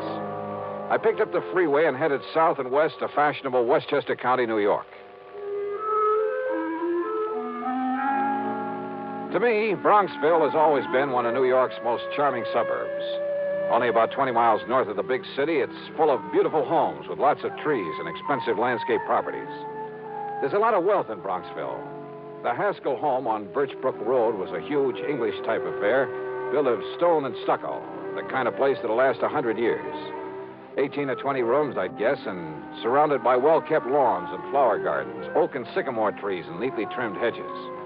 Yep, a big hunk of the Van Doren oil money must have gone into it, unless young Haskell was mighty rich. Virginia, looking every bit as beautiful as I'd remembered her from college back in the Midwest, greeted me like a long-lost, well, brother, darn it. And, Johnny, I'm so glad you could come. I'm worried, sick. Worried about what, Jenny? Gordon, my husband. Well, look, it's none of my business, but it kind of surprised me to learn you'd married somebody other than Paul Snowden. It's Paul who has me worried, Johnny. Oh? Yes. How? Well, back in the old days in college, I wasn't interested in anybody in the world but Paul. I mean, seriously. Yeah, I remember.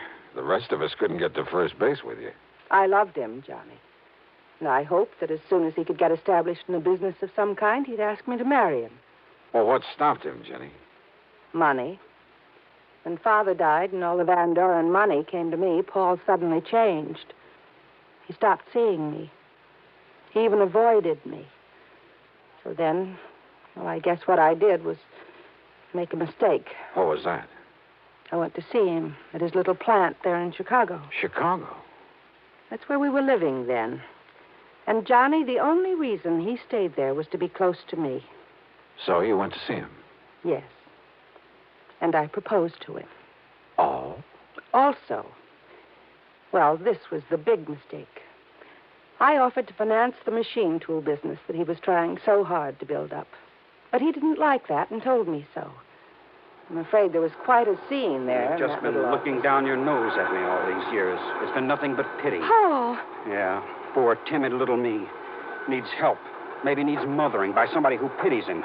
By somebody who can afford to support him. Paul, that isn't true. Then why do you come offering help, offering money? I don't want pity. Somebody holding up my head for me. I've got to work this out alone. It may take me a long time, but I'm not going to... Oh, I'm sorry, Jenny, but don't you see I love you? I'll never love anybody else. Then why don't you let me Don't you understand? I'll never get anywhere on your charity. You're feeling sorry for me. Paul, darling, please. All right. All right, the less we see of each other now, the better. Maybe sometime, but... Well, no, not now. Find somebody else, Jenny. Somebody who can give you the things you need and want. Uh-huh. A little too much pride for his own good, I'd say. It upset me terribly, Johnny. Especially when he told me to go out and find somebody else. But I take it you did. Then Gordon came along. Sort of caught me on the rebound, I guess. Tall, good-looking. He fell in love with me the first time we ever met. I guess he kind of swept me off my feet.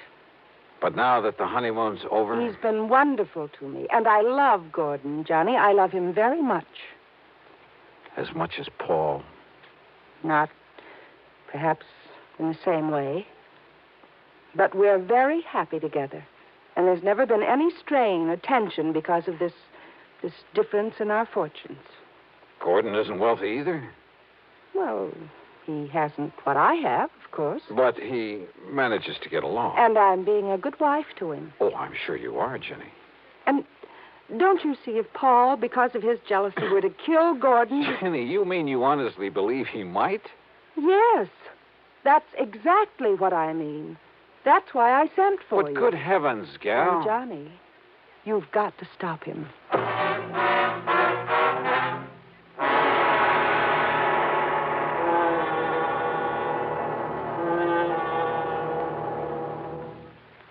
And now Act Two of yours truly, Johnny Dollar and the Wayward Heiress matter.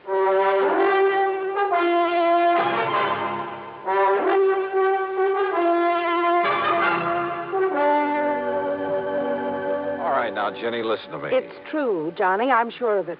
Paul Snowden has come here to kill my husband.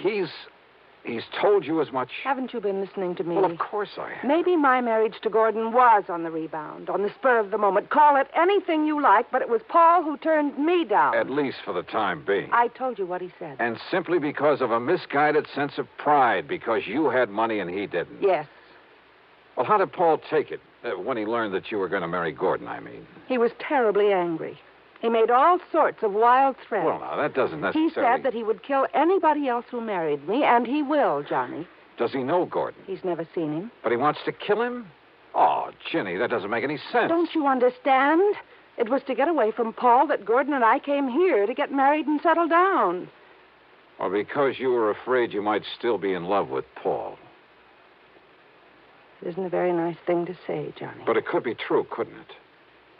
Is Gordon in business here in the East? Well, I've helped him to start one, Johnny. A little importing business. What did he do before? Jenny? Well, his family had quite a bit of money once. But they lost it all in some bad speculations. And, well, if you must know, Gordon just sort of played around for a while. Did Paul know all this? I don't know. Because if he did, maybe you shouldn't blame the poor, hard-working guy for not liking him. But Gordon is good, and he's good to me. He's good to you. Seems to me you're the one You mustn't say that, Johnny. He is good to me. And he's all I have now. If only Paul hadn't found out where we've come to live. Oh, look, Jenny, I'm an insurance investigator, not a love counselor, and... Oh, what's the matter? Don't you believe me? All I've told you? Or are you just trying to be very cold-blooded about this? Jenny. All right, then. This happens to be a cold-blooded insurance matter. For the simple reason that Gordon's life is insured. And if you have no heart, if all you can think about is business, all right. It's your job to keep Paul from killing Gordon. Now, listen, Jenny, you've been married nearly a year. Nothing's happened, nothing at all. Yet now, all of a sudden... Because Paul has come here. He telephoned me. And there can be only one reason why he's here. I doubt that. But where is he? In New York, at a hotel. What hotel? He didn't say. Well, is he coming out here to the house? He said he wouldn't come until he could be sure that Gordon was here. And then? Then to prepare for the worst. Those were his very words, Johnny. Prepare for the worst. Wasn't Gordon here when he phoned? Yes, but I didn't tell him that. Where's Gordon now? Over in Larchmont at the Beverly Arms. In hiding, in other words. I want him to stay there until something can be done about Paul, that's all. Well, if Paul's so all-fired determined... He is, Johnny. He always was. That could be a pretty admirable quality, Jenny. Of course it is. But when he's determined to do such a horrible... Johnny, I don't understand you, the way you're taking all this. Are you going to help me or aren't you? Yes. Okay, Jenny, I'll see what I can do. If by any chance what you suspect is true, if Paul really has come here to get him... Of course he has.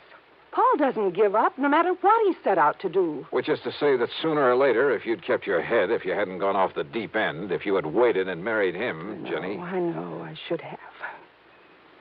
I should have waited for him, no matter how long it took. And... Yeah? And what?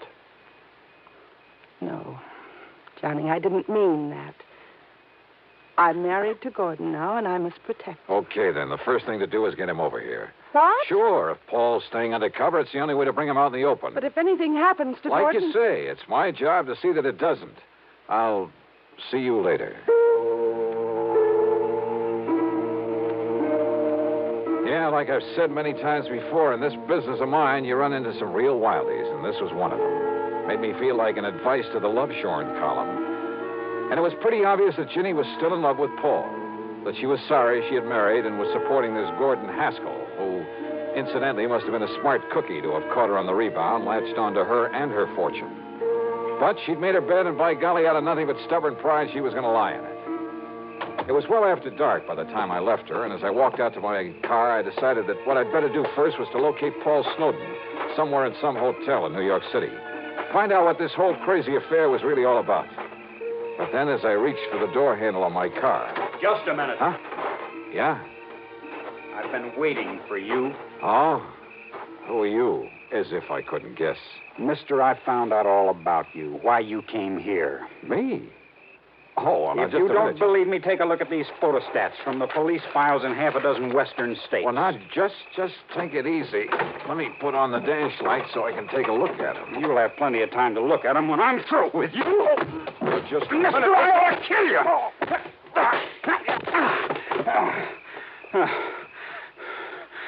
All right, now. You want some more? Johnny, what on earth's going on out there? Huh? Johnny? What? Johnny! Oh, no. Paul!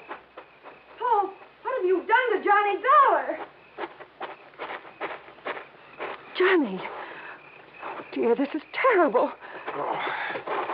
Well, it ain't exactly good. That was Paul. I saw him. Yeah, so I figured. He must have found out that I sent for you.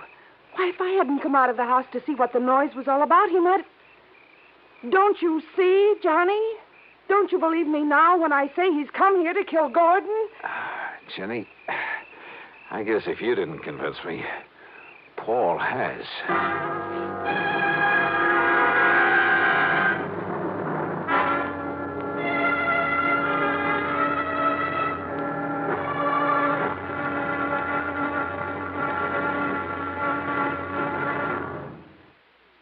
Now, Act 3 of yours truly, Johnny Dollar.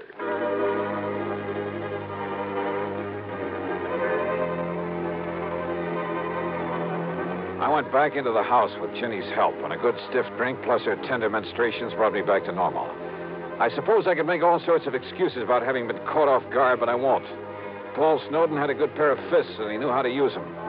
My plan had been to call on the New York City police for help in locating Paul, but now this had suddenly become a personal matter. And yet, wait a minute.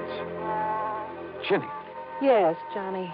Are you feeling Listen, didn't you tell me that Paul and your husband Gordon didn't know each other, had never met? Yes. What about those papers, the photostats? Papers? And we've been thinking that Paul jumped me because he'd found out you'd called me in to protect Gordon. Of course. Well, it just happens we were wrong. Johnny, I don't understand. Listen, I'll be right back. But, Johnny, he may still be out there somewhere. I wouldn't be at all surprised. Well, but, Johnny, don't you... I found no sign of Paul or the papers he'd shoved at me. But I was certain that he was still in the neighborhood, waiting. But not for me. I jumped into my car, drove away, then circled around the block, parked, and sneaked into the house the back way. Johnny!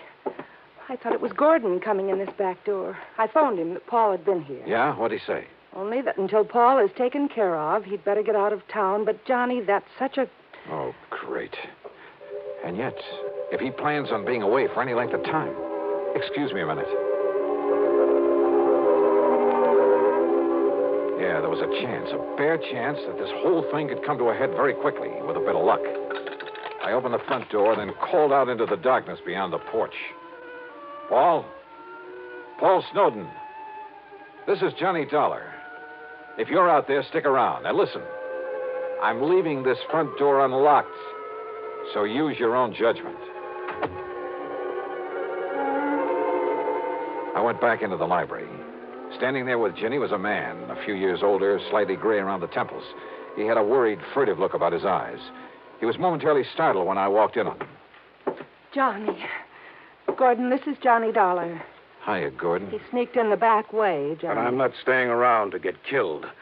Now, listen, Virginia. Gordon, it'll be all right now. No, I don't know who Dollar is or why you've called him in, but I'm not staying around here with Paul Snowden gunning for me. You're afraid of him, Gordon? Wouldn't you be? Come on, Virginia. Open up the safe. You've got plenty of money in it, I know. But look, darling... Come on, get it for me. Give it to me. But to run away like this... Oh, because Paul wouldn't run away. You know that isn't what I... Give me the money, Virginia. Or do you want a dead husband on your hands? Well... Now listen, Gordon. You listen. This is none of your business. I wouldn't be too sure of that. Well, I am, Virginia. Now, just a minute. Will you keep out of this? No. Oh, yes, you will. You see what I mean? Gordon, that gun... Give me that money so I can save my life. Put that thing down, Gordon. Stand back, Dollar. I'll pull this trigger. Brother, that's what you think. Yes. Ooh.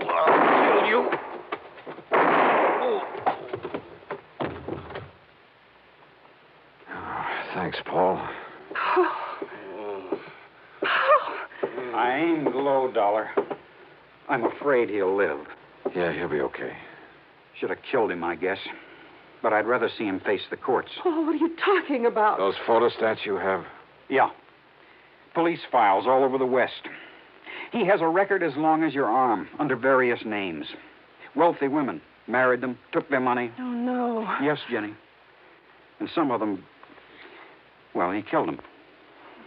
Paul, I didn't know. I didn't know. I'm sorry, Dollar, about what happened outside earlier, but in the darkness, I thought you were Gordon. It's, okay, Paul. You've, more than made up for it.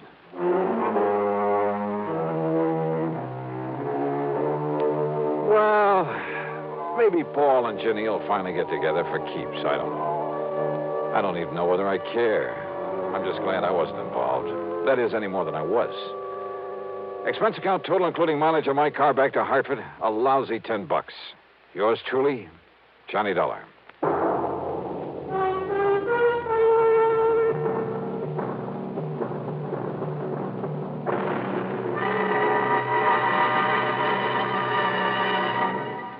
Our star will return in just a moment.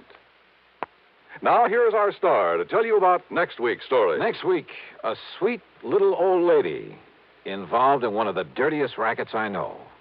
Join us, won't you? Yours truly, Johnny Dollar.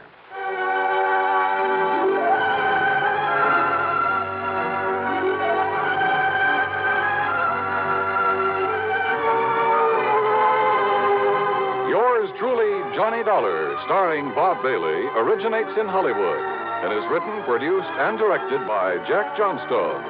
Heard in our cast were Virginia Gregg, Les Tremaine, Sam Edwards, and James McCallion. Be sure to join us next week, same time and station, for another exciting story of yours truly, Johnny Dollar. This is Dan Cubberly speaking. Universal Adjustment Bureau. Hi, Pat. You've been neglecting me. Yeah, but think of all the trouble it saved me. Huh? Now, what's that supposed to mean? Well, I haven't had to bleed over one of those fancy expense accounts of yours for nearly a month. Oh, Pat, you've cut me to the quick. Oh, sure. But no, well, it looks as though I'll have to stick my neck out again. So, what's the problem? Well, Johnny, it's a real funny one. So I'm laughing already? No. I don't mean funny, ha-ha. I mean funny, peculiar. Hey, you know, the last time you said that, I got shot at, banged on the head, nearly run over by a truck, and half a dozen other pleasant little things. So come clean, Pat. What is it? Johnny, maybe you better run over here so we can talk about it. It'll cost you money. I'll risk it. Okay, then. I'm on my way.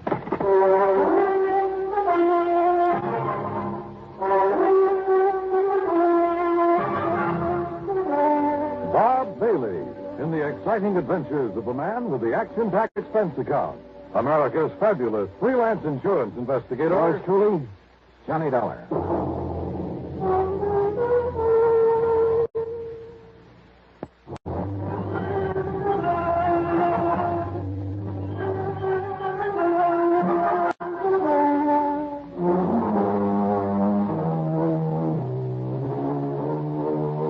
Expense account submitted by Special Investigator Johnny Dollar to the Universal Adjustment Bureau, Home Office, Hartford, Connecticut. Following is an account of expenses incurred during my investigation of the Wayward Sculptor matter.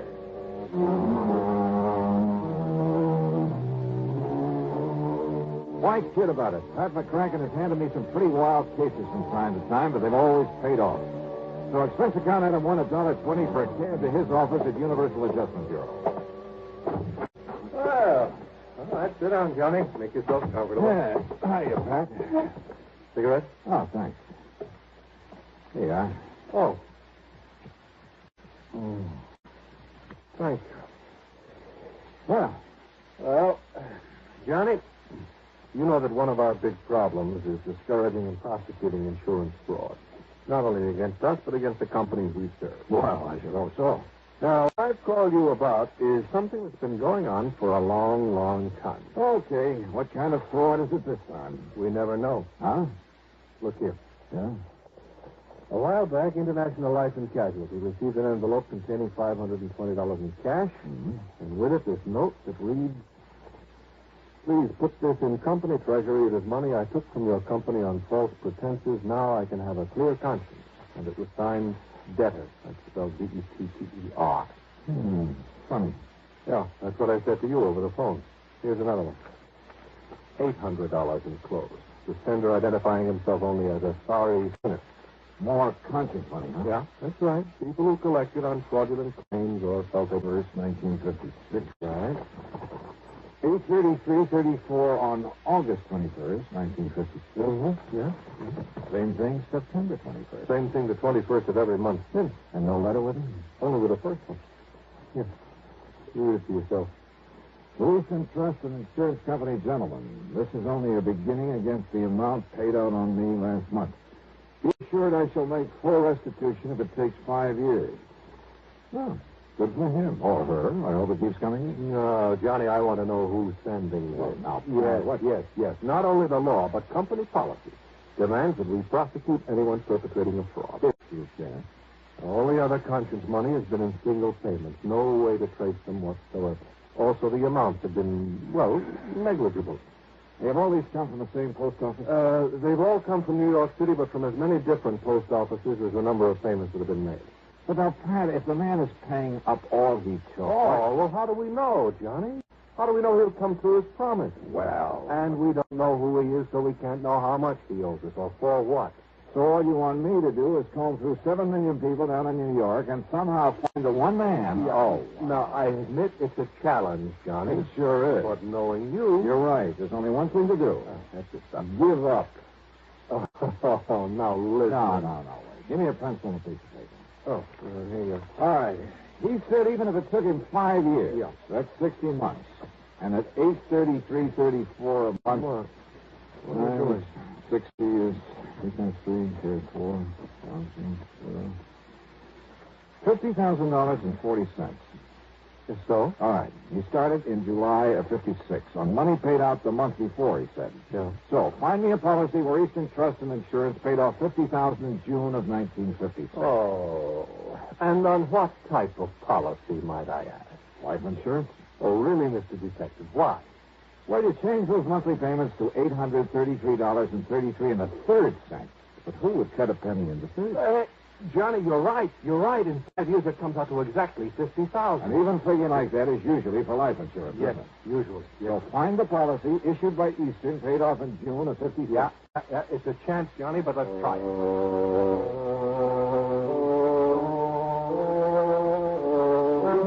And then suddenly it all began to look too easy. In June 1956, the total number of $50,000 benefits paid came out to just exactly one.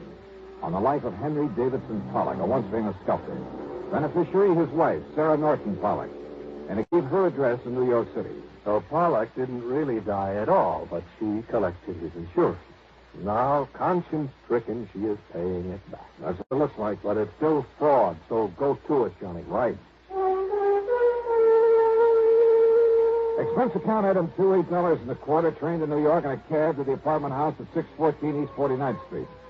Failing to find Mrs. Pollock's name on the mailboxes, I got hold of the building superintendent. Mrs. Pollock? Sure. Mrs. Pollock lived here for years. Well, where is she now, do you know? You trying to be funny? What do you mean? I mean, she died last fall. Oh, Greg, then it's too late. No, wait a minute. Those payments are still coming in. What's that? You're sure that she's dead? I was with her when she died. Then, mister, what's going on around here happens to be just plain impossible.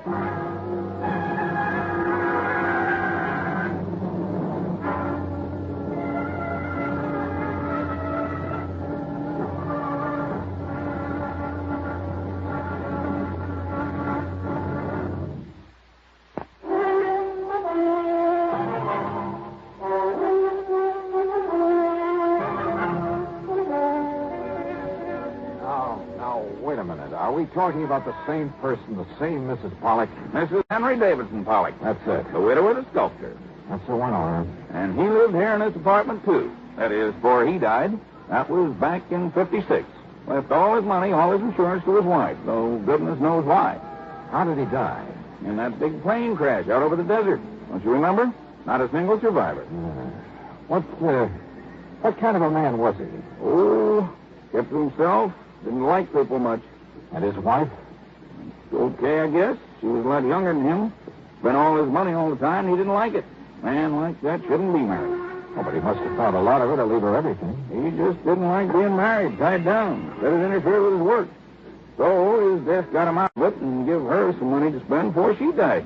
But somebody's been paying that money back. Well, now, you think maybe she suffered a change of heart? Something like that? You think she realized she never deserved what he left her? That what you're thinking? Well, sure, that might have been a possibility. Except for one thing. The money's still coming in. Oh? Hey, is there anybody to whom she might have turned over that insurance? Her give anything to anybody else? Not her, mister. And you're absolutely sure that she's dead? I carried her in off the street after the car hit her. If you don't believe me, ask a doctor. Dr. Jules Maitland over on Park Avenue. Ask the police. Yeah, maybe I will.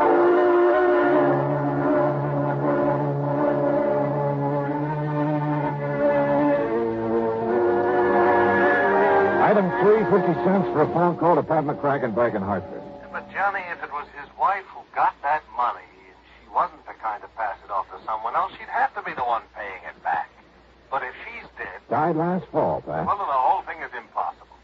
Payments have still been coming in. There'll probably be another one plunked down on my desk by the time you get back here. Now, I tell you, somehow that woman must still be alive. So find her. Oh, Pat. Find her, Johnny. But why? Suppose by some miracle she is still alive. Where's the fraud? Look, people don't just hand over $50,000 for nothing. Somebody's conscience is hurting. What other possible reason could there be for sending that money back to us this way? Well, now, wait just a minute. All right, look, Johnny, I'll be honest with you. Maybe there isn't any fraud, so far as the company's concerned. All right. But you know something, Johnny? This whole crazy thing has me so curious now that, well, even if there isn't any insurance angle to it... Except for the money the company keeps getting back. So, okay. But, Johnny, I want to know what this is all about. And if necessary, I'll pay your expense account myself. Well, now, Pat, this is the golden opportunity I've been waiting for years. Don't go overboard, Johnny, huh? But find out for me, will you? Who knows? If I can. Item 4, 785 taxi fare. I talked to Dr. Maitland. No, there was no question about it. The woman who had died when the car struck her last fall was Mrs. Henry Davidson. Yes, Henry Davidson Pollock had definitely been a passenger on the ill-fated aircraft had perished along with the rest. I even checked the main office of the airline and learned the same thing. So neither Pollock nor his wife could possibly be sending back that money. But then who could? And why? Dr. Maitland had mentioned a little art gallery over on 3rd Avenue, the only gallery that Pollock had ever dealt with directly. The owner of the gallery was a nervous little man by the name of Walter Besson. No, Mr. Dollar. Strange as it may sound, I never met Mr. Pollock. But I thought you were the only outlet for his sculpture. Very true, very true. But he was a man who stayed very much by himself, abhorred the public eye, so to speak. Yes. Well, now, nevertheless, you must have. You see, it was his wife who always brought his works in here for me to sell, and was always very sure to collect the money for them. Quite frankly, I doubt if Pollock himself ever saw much of the money that resulted from his artistry. Were his sculptures worth very much, Mr. Besson? Mr. Dollar, I have yet to find anyone who has seen his work without wanting to possess some of it. It's beautiful, exciting. Oh? In addition to his superb technique, his originality of design, there was a subtle charm about everything he did that was, well, irresistible. Look here, the only one I have left. Fawn at play. Isn't it? Yeah, I see what you mean. Yeah. It's such a little thing, but what's the price of it? $15,000. But now, wait. Here, this one over here. It is not a Pollock, Mr. Dollar. What? Well, look, I'm not an expert on these things, but it seems to me as though it has the same, well... Yes, the same style, the same charm, the same delicacy of line. It, too, is a fine work of art. And if I chose, I could pass it off as a genuine Pollock. But it isn't. Then who did it? And this one over here? John Wesley Collins. He so admired Pollock's work that he felt the style, at least, should not be allowed to die. Therefore, he has subjugated whatever style he himself might have had to that of the man he worshipped. Fortunately for him, his work, too, command a good price so that... Oh, please, don't touch... Oh, sorry. How long has this man Collins been doing this? Wait, something over 2 years. Thanks, Mr. Besson. I think you've just helped me solve a $50,000 insurance fraud. What? Mr. Besson, I'll see you later.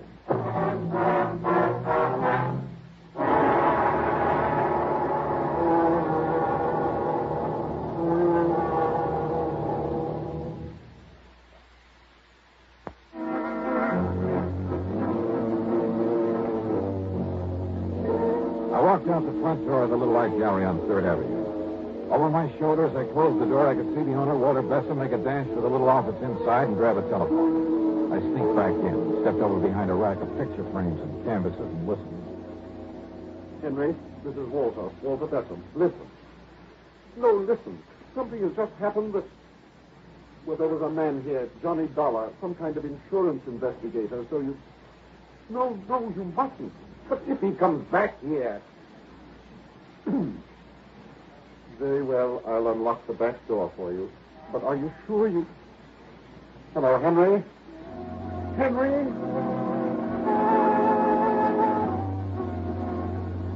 While Besson went to the back door, I quietly slipped out the front.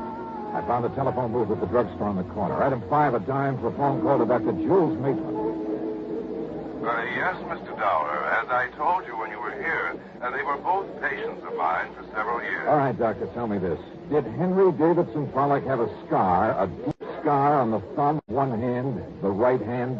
Yes. He told me that when he was a child, he cut through the tip of that thumb very deeply, all the way down to the bone. That's all I wanted to know. Well, now, tell me, Thank sir. you, Doctor. Thanks a lot. The trip to the corner on that phone call couldn't have taken me more than 5 or 6 minutes. And when I went back to the art gallery, Besson was coming out of the little office, careful to close the door of it behind him. Well, Mr. Dollar, I didn't expect you to return, at least not so soon. Have you decided to buy one of the sculptures by John Wesley Collins, perhaps? No. Of course, insofar as the one remaining genuine Pollock is concerned... What's the matter, sir? Besson, would you like to sit down and write a statement for me? Statement? I'm afraid I don't understand. Or would you rather I call in the police? What are you talking about? I told you before, Mr. Besson, fraud. What? And since it's pretty obvious that you're an accessory... Fraud, an accessory? You mentioned the great similarity between the sculptures of Henry Davidson Pollock and John Wesley Collins. Yes, and I told you the reason for it. Did you? Of course. All right, look here. This one. Fawn at play, you called it. It's a Pollock, the genuine Pollock. You'd swear to that? Of course I would. And how could you prove it? Well, there's one way. The marks left by the artist's right thumb. Here. And here, for instance. Because that thumb was split on the end, left its imprint on the clay. No, Mr. Dollar. And I can prove that these recent things done by the man you call John Wesley Collins were done by the same person. They all bear that same mark. Very well, Mr. Dollar. But the world will never know. Oh, now, Besson, put that thing down. Yes, put it down, Walter. Henry, I mean, Mr. Collins, Henry will do. Mr. Dollar, I suppose I should have known that sooner or later. Well, I give myself up to you. But, Henry... The story is a simple one, Mr. Dollar. I suppose you'd like to hear it. Yeah, I certainly would. Now, you see, I wanted to get away from my wife for reasons that we don't really have to go into. I planned to fly out to the West Coast to disappear. But at the last minute, I gave the plane ticket to someone else. On the plane that crashed out there over the desert? Yes. Then, knowing that my wife thought me dead, and realizing I could become lost in this tremendous city as well as anywhere else in the world, But I'd forgotten about the insurance. So then, anonymously, of course, I started paying it back. I see. All of this was very wrong, I know. Well, I'm afraid it's something for the courts now, Mr. Pollard. Mr. Dollar, the works of John Wesley Collins have sold very well, at good prices. Only this morning, listen, I was able to mail the whole balance of the $50,000 to the insurance company. Do you think that will help, sir? So,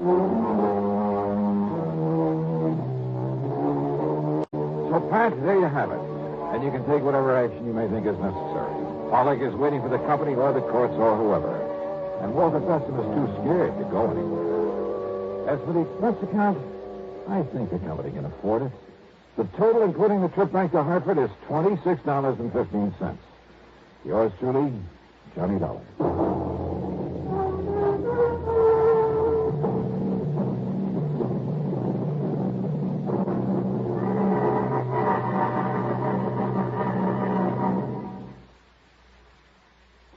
Now, here is our star to tell you about next week's story. Next week, one of my oldest and wildest friends in one of my rarest and wildest adventures.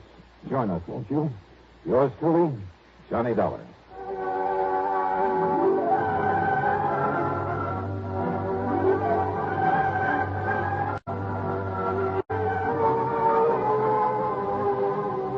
Yours truly, Johnny Dollar, starring Bob Bailey, originates in Hollywood and is written, produced, and directed by Jack Johnstone.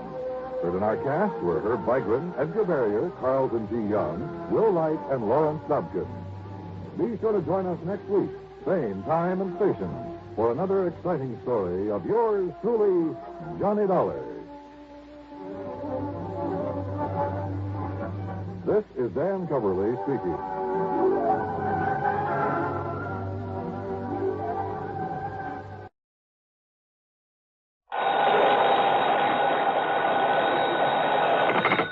Johnny Dollar. This is the Milford Advertising Agency in Denver, Colorado, Mr. Dollar. Advertising agency? Mr. Horace W. Milford would like to speak with you. Hold on, please. Hello, Dollar. That's right, Mr. Milford. Yes, can you come out here to Denver to see me right away? Well, now, look, sir, if you're interested in buying commercial time on my weekly radio program, you'll have to contact CBS Radio in New York. No, Dollar. This is a purely personal matter that I wish to see you about, that I must see you about. Well, I'm sorry, Mr. Milford, but unless there's insurance involved... Well, yes. Yes, there is. The same company that's insured my life. One of the outfits I work with? Tri-Western Life Insurance Company? Yeah, that's one of my clients. Well, then, please, come out here right away. Well, I'd better check first with the company and get their authorization to... What was that? No, by all means, do not contact the insurance company. Not yet. Well, there's a little matter of my expense account. That will be taken care of, most adequately. Okay, whatever you say. Now, what's this all about, Mr. Milford? Mr. Dollar, here on the phone, I can only tell you it's a matter of preventing... Yeah? Yes? Of preventing a murder.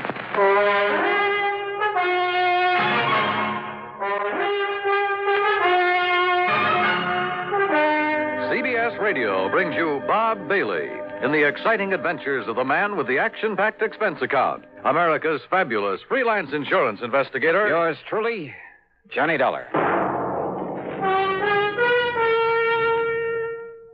And now, Act One of yours truly, Johnny Dollar.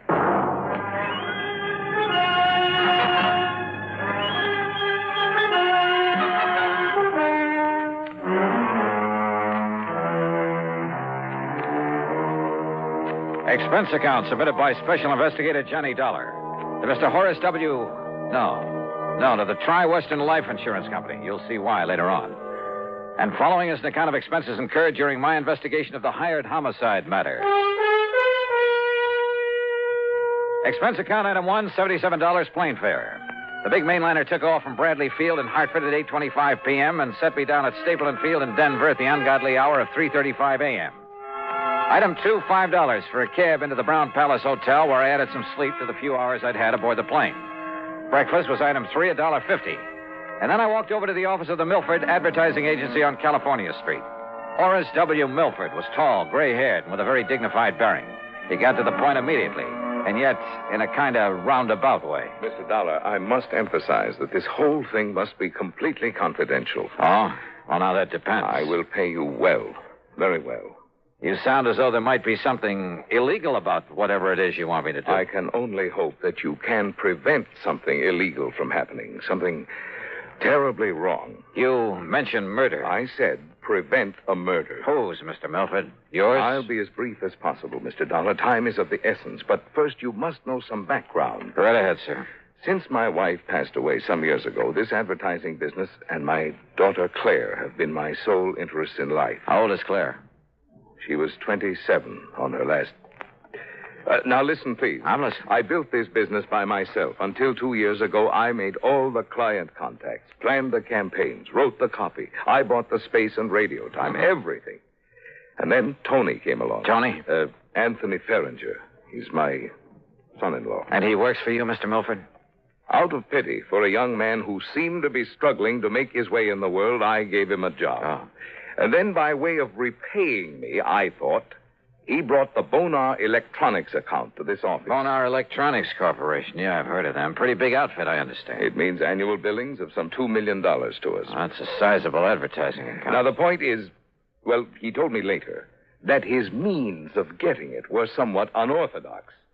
Unethical is a better word. No, how do you mean? He told me that he had something on officers of the Bonar organization, that he threatened exposure and ruinous scandal if he weren't permitted to handle their advertising here. Well, now that doesn't seem possible with a big But company. thanks largely to my own efforts and ideas, we have established them as one of the most important companies in their field.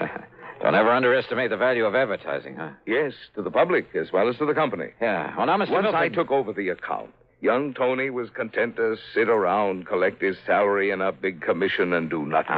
Nothing, that is, but constantly remind me that he had brought the business here. I see. But, Now- Mr. Dollar, were the account suddenly to go to some other agency, it would ruin me. Oh, how so? Buying this building, setting up the organization adequately to service such an account cost me everything I had. I'm not a young man anymore. Well, is somebody else gunning for Bonar Electronics? Oh, far worse than that. Mr. Dollar. Now, wait a minute, please. I'm afraid we've got far away from the subject of murder that you talked Mr. Dollar, about. far worse than his simply falling down on the job is the fact that Tony Ferringer, against my will, mind you, because I knew him well enough not to trust him, courted and eloped with my daughter. Well, now, and Mr. it wasn't because he loved her, believe me. It was only a further step in a plan to get his hands on this advertising business of mine. You're sure of that? He had the nerve, the audacity to say so himself. I can see him now, sitting right there where you are, with a smirk on his face, blandly telling me that now that he'd lost her, he'd have to resort to other tactics. Oh, wait a minute. That he'd have to take this important account away from me by opening his own agency, and that I couldn't stop him. Wait a minute, please. You said lost her. What did you mean by that? Because of his duplicity, what he'd done to me, because of the miserable way he treated and tortured her. Claire, my daughter, my only child. Claire took her own life. Oh, I'm sorry. Oh, the shock of it almost killed me, Dollar. Tony Ferringer was bringing my whole life crashing and crushing down upon my head. I hated him. With every fiber of my being, I was beside myself. I could see only one thing left for me to Mr. do. Milford, please, But if then, you're leading up to then what my I think clients you at are. Bonar came to me 2 days ago, and they told me they realized what had happened and why. And they assured me there was nothing Tony could do or say that would hurt them and that they would stand by me. Well, that straightened me out, Mr. Dollar. It made me realize that killing Tony, there was no point, no use in it. Well, I'm glad of that, sir. But then I'm afraid I don't see why you sent for me. Because it was too late. What? Because I had already hired a man, a professional killer. To murder him? Yes. Well, then, good heavens, man, call him off. I can't. Sure, get in touch with him and... What do you mean you can't? There's no possible way for me to reach him, contact him, until after he's murdered Tony Ferringer.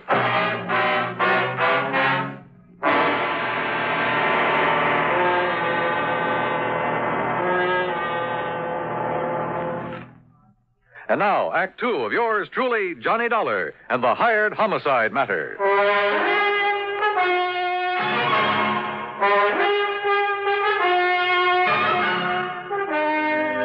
Now, wait a minute, Mr. Milford. You mean there's no way to reach this hired killer to call him off, to tell him not to murder Tony Ferringer? No, none whatever. But look here, you can't just Mr. stand... Dollar, when the only thing I wanted in life was to see him dead for all the terrible things he did to me and to my daughter, I went about arranging it very carefully. How? By means I don't need to go into here, I finally established a contact in the underworld here in Denver. Sort of a stool pigeon, I suppose you'd call him. A man named Eric Blinker. Yeah? For a price, Blinker had the killer contact me at my home. Do you know the name of this killer? Well, he only told me that if he felt it necessary to phone me or to contact me in any way before the job was done, he would identify himself as Blackie. Oh, great. Then the only thing you can do is contact this Eric Blinker again. No. Tell him to call off Blackie. Have Blackie get in touch with you. No, Mr. What do you mean, no? Eric Blinker's body was found floating down the Platte River yesterday afternoon, just before I called you. Oh, but don't you see, Mr. Dollar? Unless we can somehow contact this Blackie, he'll go ahead with the murder. The murder I arranged. It must not happen. All right, how much do you know about Blackie? What does he look like? I don't know. But you just finished telling me that he called on you to make arrangements for the killing. He came to my home at night. He insisted on talking to me from outside a window where I couldn't see him. I couldn't see him. All right, did you give him any money? $5,000 in cash. Marked? Huh? Marked bills? No. Oh, fine. Well, he said that if any of the money was marked in any way, that he would know about it and that he wouldn't hesitate to kill me. All right. When was he to do the job? He would only say by the end of the week. And this is Friday. This is Friday. And you can't give me anything to go on to find this man, Blackie? Nothing, unless he calls. Well, if that happens, you don't need me. Mr. Milford. Yes? Have you told Tony Ferringer anything of this? Good heavens, Dollar, you don't know the man. Can't you see what would surely happen if I did? He would bleed me for everything I have. Me, accessory to a plot to murder him. Don't you see what that means? Yeah, sure I do. And if you were to call in the police, it would be just as... Oh, yeah, Mr. Milford, you've really stuck your neck in a noose. Somehow you've got to get me out of this. You? What about Tony? Right guy or wrong, he's the one who's going to be killed. Well, I meant stop this thing. I don't want his blood on my hands, not anymore. Somehow you've got to stop this killing. Oh, yeah, sure, great. But how? You got any good ideas? Hey, a phony telegram, something like that. What? Yeah, some kind of a message telling Tony to get out of town. But if it weren't to reach him soon enough, or if he were to disregard it. If you were to go to the police. Oh, I'd sooner kill myself. I might as well. Or contact them. An anonymous warning, maybe. There is only one place from which Tony Ferringer might expect trouble. From me. Mr. Milford. Well... Oh, I don't know. So help me, I don't know. I'm not even sure you deserve help after what you've done. I beg you, Mr. Dollar. Hey, you told me on the phone there's insurance involved in all this. Well, when he first came with me, Tony had his life insured. He named some distant relative as the beneficiary. Through Tri-Western Life? Yes. But he didn't even name Claire in it when he married her. Yeah, well, that's beside the point now. Do you have an idea, Mr. Dollar? Is something, is some way... No. I was just thinking it's not only your neck I've got to look out for now, but I got to keep the insurance company from having to pay off on Tony. Well, you could watch over him. Oh, yeah, sure. Sit on his lap for 24 hours a day without his knowing it. Where is he now? I don't know. Well, where does he live? Well, then you will watch over him. We'll see. Scribble down his address and phone number for me. Oh, yes, of course. He lives at 425. Now, what does he look like? About the same height and weight that you are. Here. Very good. 425. But his hair and complexion are somewhat different. Tony! That's right, Papa. And who are you, mister? I take it you're Tony Ferringer. That's right. Oh, Tony. Oh, listen, you old fool. I just found out you spoiled my chances of starting my own agency. That you can't bone our electronics into staying with you. No, it's because you lied to me about the way you got us that account. Oh, but so Tony, you finally caught on. Tony, will you listen to me? You listen to me. I'm not going to let you get away with this. Please, Tony. Or maybe you will. Maybe I can't stop you. But believe me, you're going to pay me plenty. Tony, will you please... Why? I haven't figured that out yet. But you'll pay me, Papa. Just remember that. Wait. Oh, dear. I don't know. I don't know what to do. Just keep your shirt on, Mr. Milford. Yeah. What? Yeah. And wish me luck.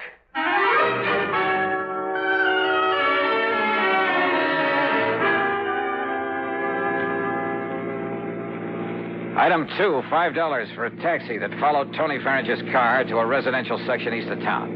And sure enough, he pulled up in front of his own home. Maybe the wild, the crazy idea that I'd suddenly got back there in the office would work. Driver. Yeah? End of the line. Pull around this corner and stop.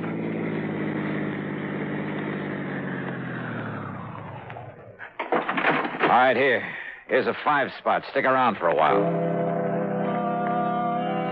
Instead of walking up to Tony's front door, I sneaked around to the back, half hidden by a hedge at the side. I hoped that none of the neighbors would see me and raise a fuss or report me as a prowler. I rang the buzzer at the back door, then stood aside, flat against the wall, so that whoever opened it wouldn't see me. I hoped. Yes? Yes? Hello, somebody ring this door buzzer? Yeah. And now if the rest of this wild plan works out, in you go, Tony.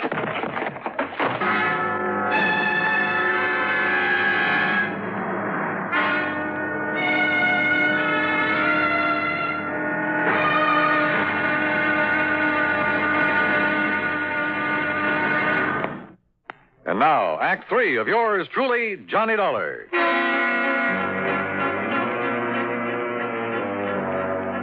After wasting some fine Scotch whiskey, pouring it on Tony Farringer's clothes, item 3 was another 5 to the cabbie for helping me haul my apparently drunken friend to a cheap rooming house over on the other side of town. A place run by a frowsy old dame who called herself Ma Letcher. Sure, mister. Just carry him up and let him sleep it off in this room here at the top of the stairs. Here, I'll open it up for you. Yeah, thanks. You ask me. Somebody must have hit him with a bottle. Here you are. Well, you can lay him onto the bed. This room will cost you $1.50, though. All right, here's a fire spot. Well, thanks. Well, who'll I tell him? And here's another for telling him a taxi driver brought him in here. Somebody you never saw before. Oh, don't worry. I know how to keep my mouth shut when I get paid for it. Paid good, that is. Okay, I'll make it 10 here. Well, mister, you ain't got a worry in the world. Want to bet?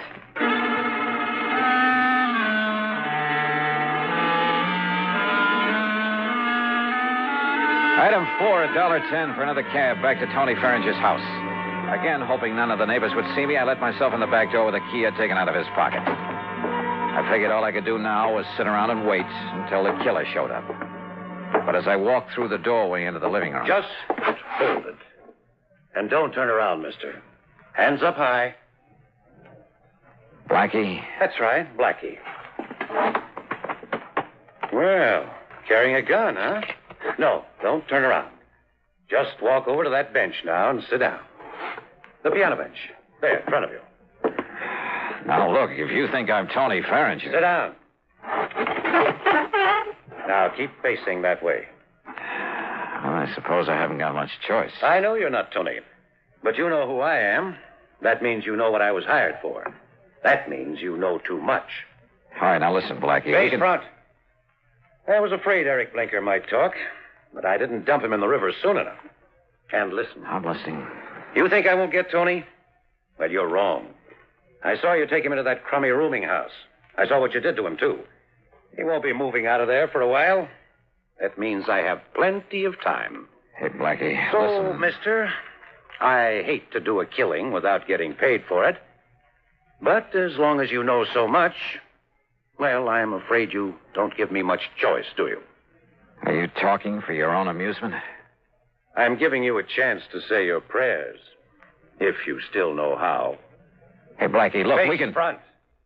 Well, what difference does it make? What? If I should see you, I mean. If you're going to kill me... Let's just say I prefer it this way. Are you ready? Are you kidding? You think you're going to get away with this? I'm absolutely sure of it. And I asked you, Do you think I'd come here looking for you without taking precautions? I think you've said enough. Now, do you feel this gun in the back of your head? I could tell by his voice that he stood directly behind me. I put my right heel tightly against the leg of the piano bench. And then as I felt the cold muzzle of his gun against the back of my head, I suddenly dropped to the floor, kicking the bench against his legs.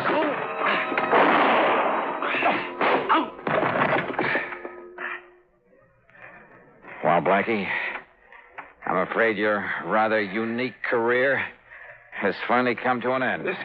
Listen, if you... Down, boy, down!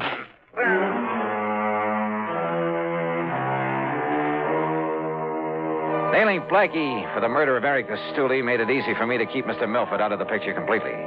Nor did Blackie talk. Some code in the underworld, I guess. As for the expense account, Well, in view of the fee that was handed to me, you can forget it. Tony Farringer, incidentally, never did quite know what happened to him. Now, will somebody please give me a nice, clean case to work on? Yours truly, Johnny Dollar.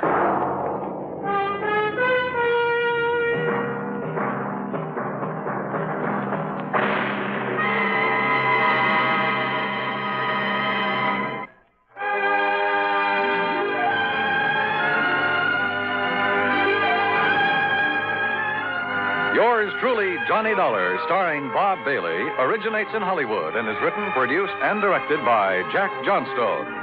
Heard in our cast were Virginia Gregg, Marvin Miller, Lawrence Dobkin, and Russell Thorson. Be sure to join us next week, same time and station, for another exciting story of yours truly, Johnny Dollar. This is Dan Coverly speaking. Johnny Dollar has come to you through the worldwide facilities of the United States Armed Forces Radio and Television Service.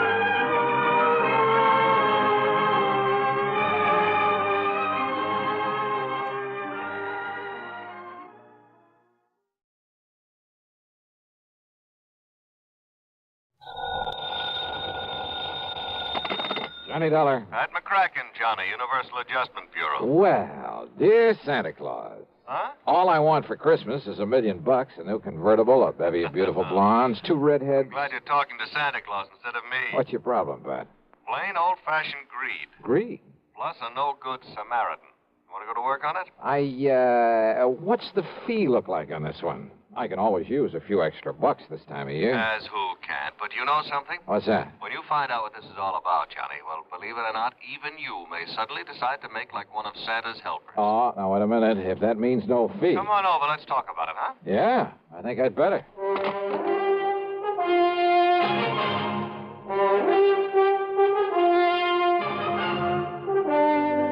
CBS Radio brings you Bob Bailey in the exciting adventures of the man with the action-packed expense account, America's fabulous freelance insurance investigator. Yours truly, Johnny Dollar.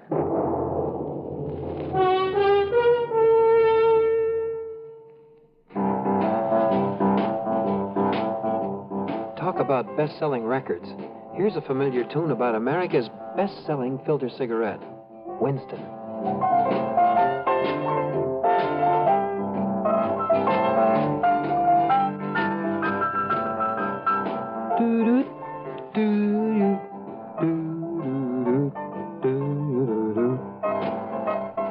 Winston gives you real flavor, full, rich tobacco flavor. And you know, that's because only Winston has filter blend up front. Choice, flavorful tobaccos, specially selected and specially processed for filter smoking. No wonder Winston tastes good, like a cigarette should. Smoke Winston. And now, Act One of yours truly, Johnny Dollar.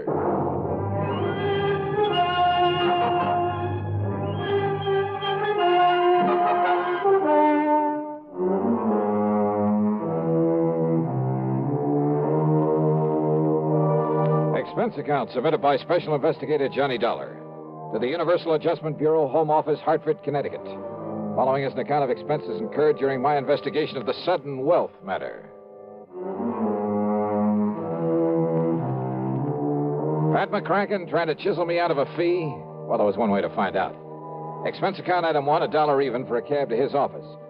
On second thought, just in case, let's call it $1.50. When I got there, Pat got straight to the Johnny, point. as you know, we adjust insurance claims, do a lot of other services for a lot of small companies. So? Well, a good many of them cater to the farming communities. Not only home and property insurance, but they push endowment, the retirement type of policies. Companies like, Amalgamated Life, Trinity Mutual, New Britain Mutual, and so on. I think I've worked for all of them. Well, then you know the sort of clientele they cater to. So what's happened? 2 years ago, out in South Dakota, in a big agricultural area. Just a few days before Christmas? Wow. Now listen, Pat, Huh? We suddenly got notice that a lot of people in a town near Sioux Falls were cashing in their insurance. Well? Well, then a little over a year ago, the same thing happened in a farming section near Fayetteville, Tennessee. And about 6 months ago at a small town near Macon, Georgia. And these people are not only cashing in their policies, but they were borrowing on their land, hawking their furniture, raising cash any way they possibly could. For what purpose? To invest in the stock market. Oh, well, maybe you can't blame them. Johnny. Own a few shares myself, some AT&T, Sure. GE, some Union Carbide. Yeah, but you buy those blue chips, and through a legitimate broker. Well, doesn't everybody? Not these people. They were handing their dough over to some guy who moved into town and promised to double any money they gave him inside of 3 weeks. Oh, no. That old racket? That old racket. They'd give him $100 to invest for them, and 3 weeks later he'd return them $200? Yes. And when the word got around, everybody in town would start handing him his life savings? Yes. And out of the money coming in, he'd pay off the early suckers. Pay them 2 for 1. So they and all the rest of the pigeons would keep handing him more and more. And then, of course... Oh, sure. As soon as he got a really big bundle in his hands, he'd disappear. Exactly. Oh, brother. One of the oldest, dirtiest, meanest rackets in the world. And the poor, greedy people are still falling for it and getting burned. And the authorities haven't been able to catch up with this guy? By the time they have, he's been gone. But now the latest series of policy cancellations started coming in only a few weeks ago from a town called Enterprise, New Jersey. Well, then, Pat, there may be time to nab him. I hope so. But why aren't the local authorities doing something about it? The man is still paying off, Johnny. You know, the early investors. You can't nab him for that. Oh, well, what he's really doing, though, is setting up the later suckers for a big killing. Of course. But isn't anybody wise to what he's up to? Who knows? Maybe there are a few who were smart enough to get in at the beginning during the big build-up. Yeah, but they'll get their money back. Why, sure, doubled. But then, when he gets enough new money... Well, aren't the police wise to him? Suppose they are, Johnny. What can they do so long as he keeps paying off as promised? Oh, brother. Of all the dirty, rotten... Well, you want to go look? I sure do, Pat. And you can pay my expense account, but that's all. You know, on account of Christmas or something. I kind of thought you'd feel that way about it. Yeah. I'll be in touch.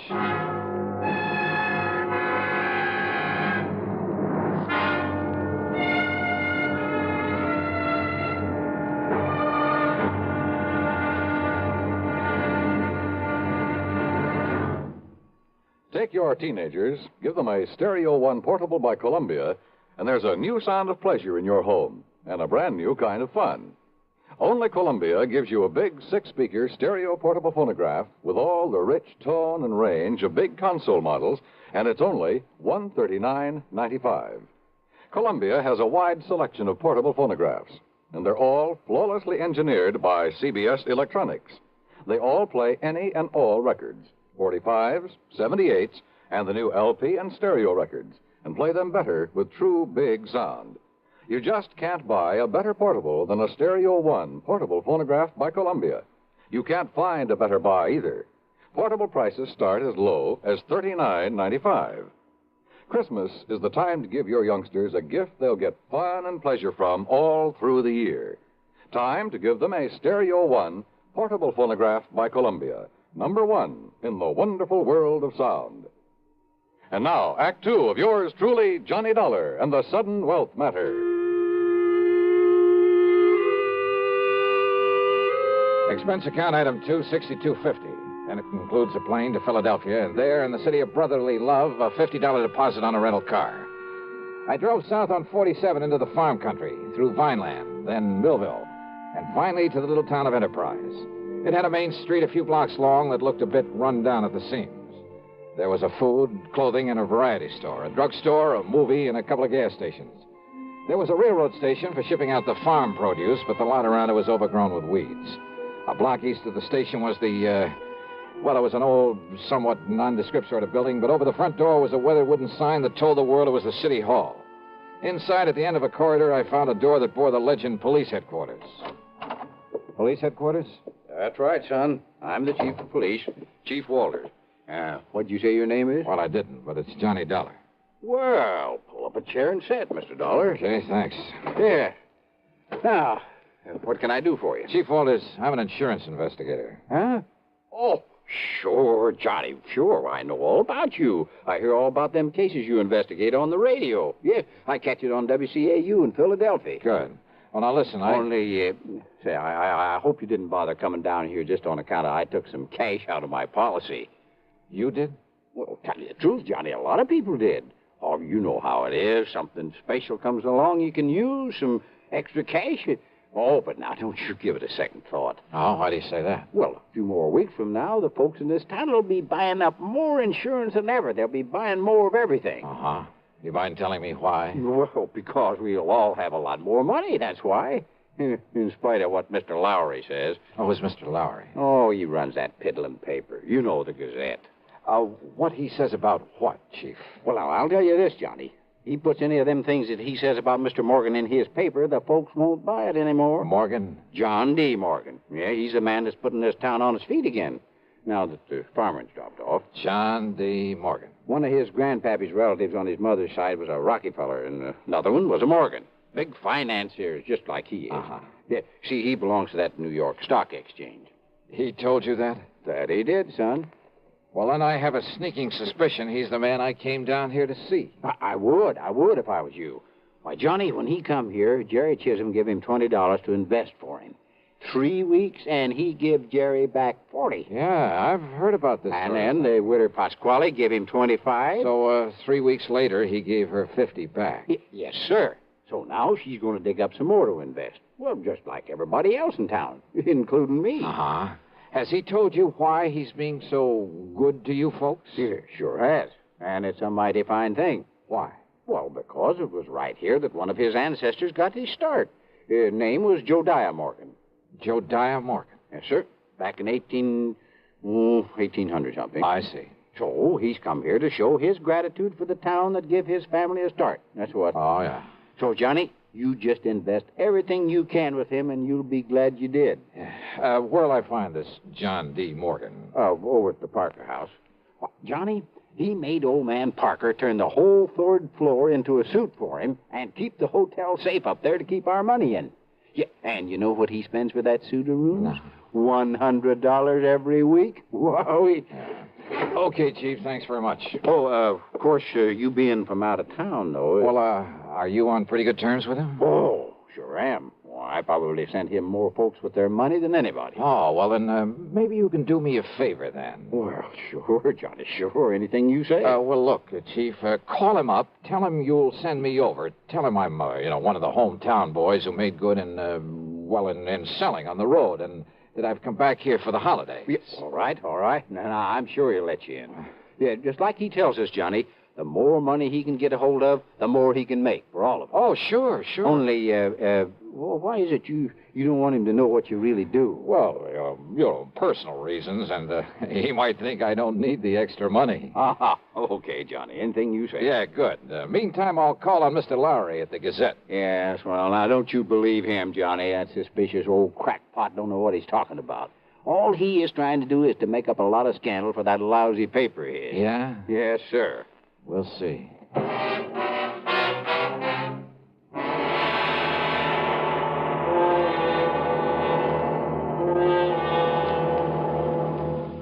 Act 3 of yours truly, Johnny Dollar, in a moment. Meet star Stuart Irwin. Nothing's worse for an actor than a nasty cold. To feel better quickly, I take wonderful 4-way cold tablets, the fast way to relieve cold distress. Right. Tests of all the leading cold tablets proved 4-way fastest acting.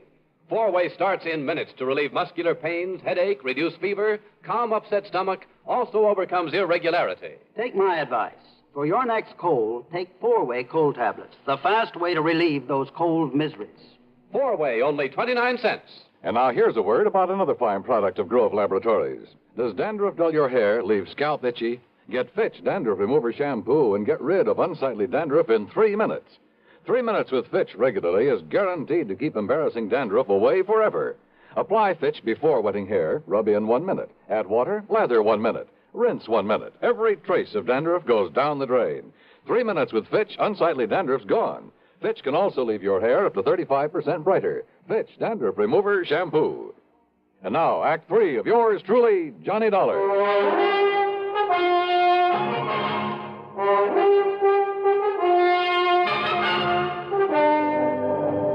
Believe me, I've tried to pound some sense into their heads, Mr. Dollar, but they won't listen to me. If I print something about that shyster in my paper, they won't buy it. It's unbelievable. All they do is keep handing over more of their hard-earned money to us. Oh, sure, but they're getting it back, aren't they, Mr. Lowry, plus a handsome profit? Sure they are, those who gave him money over 3 weeks ago. So what do they do then? They go out and beg and borrow some more and give that to him. You just can't raise it. So he keeps taking in more than he's paying out. 10 times as much, every day. But as soon as he's got hold of every cent these people can cough up for him, well, you know. Oh, yeah, I know. Oh, if only I could get some action around here. Get him locked up in jail. Yeah, but how can you as long as he's paying out on the original investments? You have no case against him. I know. Well, he'd sue for false arrest and have you over a barrel. Of course. Oh, the suckers would rally to his side and you couldn't prove a thing on him. I know. You simply can't touch him, Mr. Lowry, until he makes a break for it. Yes, but who knows when he'll try it.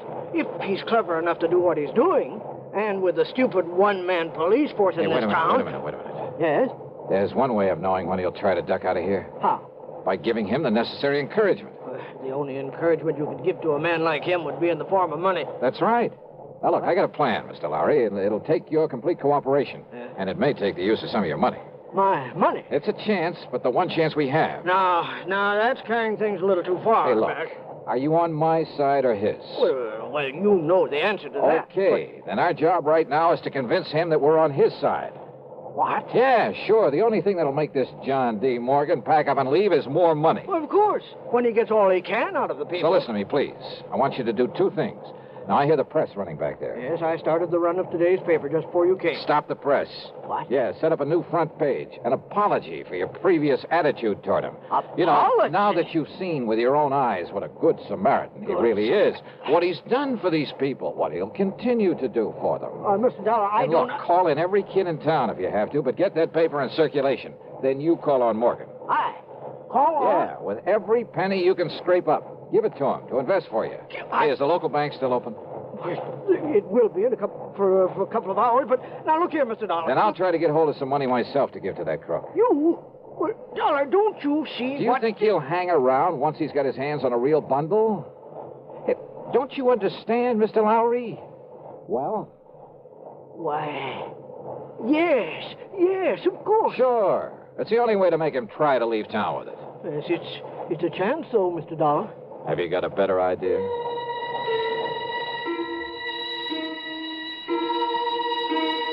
While Mr. Lowry set up a new front page and got the paper back on the press, I went over to the city hall. Under protest, Chief Walters went through the old town records. And when he found no record of any Josiah Morgan, he kind of changed his mind about John D. Then I spent item 3, $1.50 for a call to the Securities and Exchange Commission in New York. They'd never even heard of our shyster friend. Chief Walters' protest then was because I wouldn't let him go straight to the hotel and slap the cuffs on John D. Morgan. And he is a crook. Lowry over at the Gazette was right. Well, sure, of course he was. But look, if you try to arrest Morgan now, you'll only make trouble for yourself. Until we get proof, we have... Bang that dirty crooked. What can I do, Johnny? Well, I got a plan going, Chief. I'll tell you about it on the way to the bank. Oh, what kind of a plan? Did you phone Morgan I'd be over to invest with him? Yes, sir. Good. And when I said your name, well, he made me repeat it for him. But I didn't tell him who you really are. I mean, what you do. Good. Now, you can help some more by taking everything you have out of the bank. Huh? Sure. To invest with John D. Morgan. What? Come on. I'll tell you what it's all about. At the bank, I laid the whole thing out to the president, a dignified old man by the name of Peterson. He, too, agreed to cooperate. Item 4, then 2.25 for a call to Pat McCracken back in Hartford. $10,000? Yeah, wire it to my account right here at this bank. Now, Pat, immediately. And you're going to hand it over to that crook? That's right. Well, Johnny, if something goes wrong, if he gets It's away... a chance we got to take, Pat. Well? Okay, Johnny, whatever you say. Attaboy. Now, Mr. Peterson. Mr. Dollar, my own wife has just gone to see Morgan with $5,000 for him. Oh? And if that doesn't, well, I guess flush him out is Yeah, the term. good. And yet, I wonder. Yes. Well, I just hope we aren't overdoing this thing now. Enough to make him smell a rat, I mean. No, of course not, Johnny. Ain't you seen the Afternoon Gazette? Precisely. With the paper now supporting instead of fighting him, more people than ever have gone there to give him money. Yeah, but if he does get suspicious, I think I'd better go over there and see him. Whatever you say. But until Pat wires me that $10,000... Oh, here, Mr. Dollar. Here's $1,000 in cash. Huh? From my own personal account. And if you need more... No, thanks. But this ought to be enough to convince him I'm sold on him. Hope I'm not too late. Not unless he were to find out who you really are. Come on, Chief, let's... Hey. Yes, Mr. Dollar? How does Morgan get around? Johnny, you mean you ain't seen that beautiful limousine, that brand new... Where does he keep it? He rents the garage back of Miss Goodwin's house on Wood Street, a couple of blocks west of the hotel. Okay, Chief, then I'll meet you at Morgan's hotel room. Okay, Johnny. And don't, for heaven's sake, tip him off about this. I'll go along with the chief. Yeah, do that. I found the Goodwin house on Wood Street. I found the garage and back. But there were no keys in the limousine inside of it. And rather than lose time breaking open the trunk, possibly to find nothing, well, I remembered an old trick I'd used once before. Then over to the hotel and up to the third floor. But instead of John D. Morgan, I found half the population of Enterprise milling around in it. I had to force my way through to where Chief Walters and the banker, Mr. Peterson, were standing in front of an old-fashioned open safe. Too late, Mr. Dollar. We got here too late. What? Don't you see, Johnny? He skipped. He's already skipped out on us. Must have got wise to you. I had the chief order Mr. Parker to open the safe and look.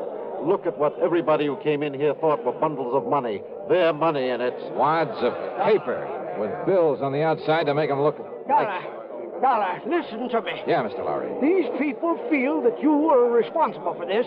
Me? And after making me give my last penny to him a while ago, Dollar, I can't help wondering myself. Oh, now look, use your head. Listen to me, listen. All right, I'm listening. Well, doesn't anybody know where he went? He must have went out the window in the back room when he seen me and Mr. Peterson coming. The back window, huh? Okay.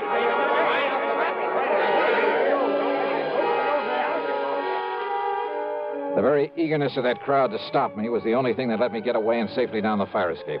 For they jammed so tightly into that back room, into the window itself, that it was a long, precious second before the slow, clumsy old police chief could start down after me. I tore on over to the garage again. And there, sitting in the car, was John D. Morgan. One hand on the starter key, the other with a Colt 38 leveled at my head. You, huh? I might have known you'd done something to my car when I saw you leaving this garage for the hotel a few minutes ago, Dollar. Yeah, that's right, Morgan. I took the rotor off the distributor. Then put it back quickly, or so help me, Dollar. Sorry, old man. It stays right here in my pocket. And you give me no choice. I'll have to kill you and take it All away. right, wait a minute, Morgan. Look out there on the street. Oh, those people. Yeah, that's right. And I don't think they like you anymore. You see their faces? Not very pleasant looking, are they? Oh, no, let me... Oh, help me. They'll kill me. Maybe. You had that money for him? But yes, it's in the trunk of this car, all of it. Then you'd better open it up and be ready to give it back to them. Yes, tell them I will. I'll give it all back, all of it. After you let me have that gun. What? Come on.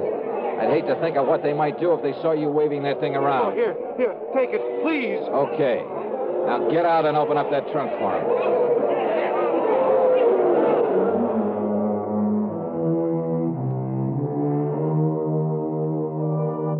That mob, slowly, menacingly moving in on us, was something I won't forget for a long, long time. Matter of fact, it was Morgan tossing out the money, shrieking out a confession, promising to pay them all back that saved me from them.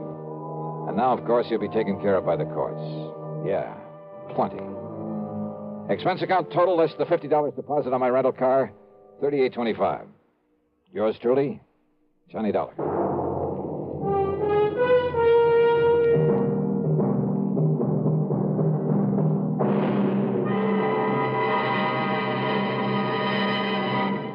Our star will return in just a moment. How's your Christmas shopping coming? Not leaving everything for the last minute, we hope. Remember, as a practical gift-hunting matter, the best selections usually go to the earliest shoppers. Another thing, last-minute men compete with the biggest crowds in the stores and streets and face greater accident danger. CBS Radio suggests shop early and safely for a healthy, happy holiday season. And here's a suggestion for Christmas buying that's really giving the best. Almost Christmas, no time to lose. Lots and lots of gifts to choose. Give him, Give her a gift set by Yardley. For her, an array of all new Yardley gifts, $1.50 to $13.50. A Yardley Red Roses Spray Mist and Soap Set, $3.50. All prices plus tax. Yardley. Give him, Give her a gift set by Yardley. Now, here is our star to tell you about next week's story. Next week, the strangest disappearance I've ever been called on to investigate. Join us, won't you? Yours truly, Johnny Dollar. Yours truly, Johnny Dollar, starring Bob Bailey, originates in Hollywood and is written, produced, and directed by Jack Johnstone. Heard in our cast were Lawrence Dobkin, Forrest Lewis, Junius Matthews, Edgar Barrier, and Russell Thorson. Be sure to join us next week, same time and station, for another exciting story of yours truly, Johnny Dollar. This is Dan Cubberly speaking. Time once again for another tale of suspense as this popular weekly drama follows on the CBS Radio Network.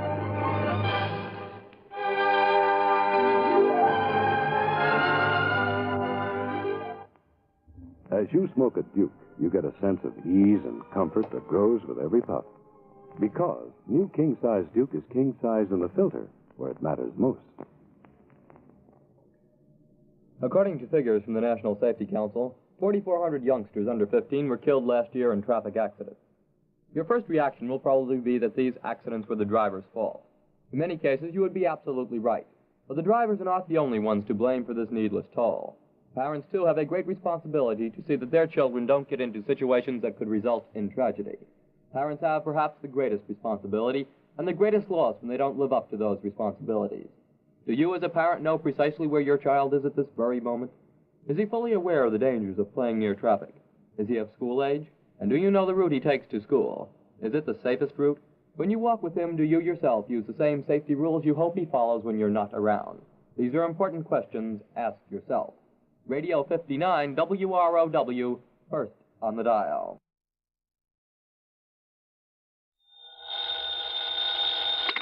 Johnny Dollar. Henry Bascom, Johnny, at Four State Insurance Company. Well, hiya, Hank. It's been a long, long time. Yeah, I know. Johnny, are you free to come down here and look into something for us? Henry, as long as somebody pays my expense account, and of course a nice fat fee, I'll go anywhere. Johnny, for once, you're not going to be able to pad that freewheeling expense account of yours. Any bets? Why not? Because the investigation I want you to make is right here in New York City. Oh, well, there's always the fee to fall back on. How much?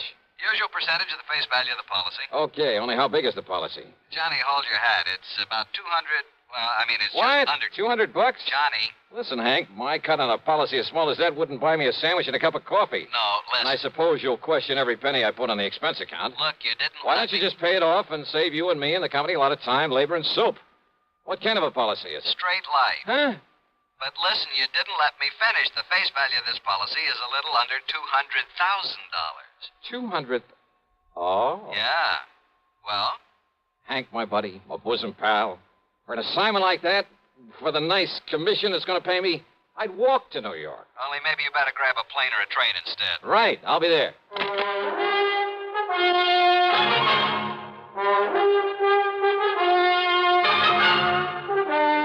CBS Radio brings you Bob Bailey in the exciting adventures of the man with the action-packed expense account, America's fabulous freelance insurance investigator. Yours truly, Johnny Dollar.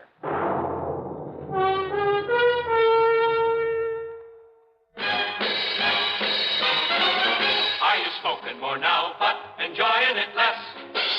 Have a real cigarette, have a Camel. The best tobacco makes the very best smoke. Have a real cigarette, have a Camel. Are you looking for flavor and mildness? Have a real cigarette, have a Camel. The best tobacco makes the very best smoke. Have a real cigarette, a real cigarette, a real cigarette, have a Camel. If you're smoking more today, but enjoying it less, try Camels. The Camel blend of costly Turkish and domestic tobaccos has never been equaled for rich flavor, easygoing mildness, real smoking satisfaction every time you light up. The best tobacco makes the best smoke. Have a real cigarette, a real cigarette, a real cigarette. Have a Camel. And now, Act One of yours truly, Johnny Dollar.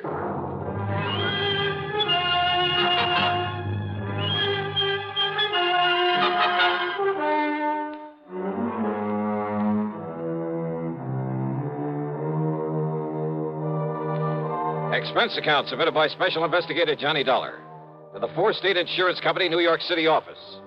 The following is an account of expenses incurred during my investigation of the evaporated clue matter.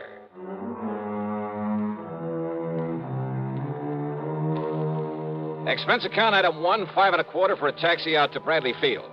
Item 2, $13 even for a plane to New York and a limousine to Grand Central Station. Then I walked over to Henry's office at 500 Fifth Avenue at the corner of 42nd Street. Johnny, you really made time. Sit down. Yeah, thanks. That's because of the tempting offer you made to me over the phone. A policy worth $200,000. $189,000 to be exact. Straight line. Mm-hmm. On whom? Mr. Jonathan R. Kenworthy. Kenworthy? Very, very wealthy. Retired some years ago after selling off the Kenworthy copper mills. Oh, yeah, sure. Been living here in New York for the past 20 years. Big fancy apartment overlooking the East River. 714 East 52nd Street. Expensive neighborhood. Oh, I told you he was loaded. So what happened to him? He was murdered, Johnny. Oh? Yeah. And who was the beneficiary of this nice, juicy hunk of insurance? His grandson, Carlton M. Kenworthy. And that's the answer to your next question, too. Now, what do you mean by that? I was going to ask you if you or the police have any idea who might have killed him. Yeah, that's right. And I told you, this young Carlton Kenworthy, his grandson, who is also the sole heir to all the rest of his estate. Oh, no, wait a minute. That's a pretty strong accusation, Hank. You have any proof? None whatsoever. Nor have the police. But I take it you figure that Carlton had the motive and the opportunity. And a perfect alibi. Oh? Yeah. And what makes you think he did it? And the police, too? And the police, too. Well? Motive, Johnny. It's as simple as that. All right, keep talking. It's simply that nobody else in the world could possibly benefit by old Mr. Kenworthy's death. Well, now, Hank... Plus the fact that he had no enemies. None whatsoever, Johnny. You sound pretty sure of that. I am. I not only knew him, but I knew a great deal about him. Oh, but after all, a man who's been head of a company as big as Kenworthy Copper Mills, you know, some disgruntled employee with some imaginary grievances. Over 20 years ago? Well... But even if he'd only retired from that business last month, I'd still say no. Kenworthy was one of the best-loved men I've ever heard of.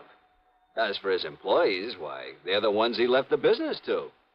He never had a strike, any other kind of labor troubles, despite the size of his plant, because he treated every one of his employees like one of his own kids. This sounds pretty unusual, Johnny, I know. But he was an unusual man. Oh, I see. But now about this grandson, Carlton Kenworthy. Well, about as useless a hunk of human being as I've ever seen. How old is he? Oh, 30, 32 or 3. What's he do for a living? Well, that's the point. He doesn't.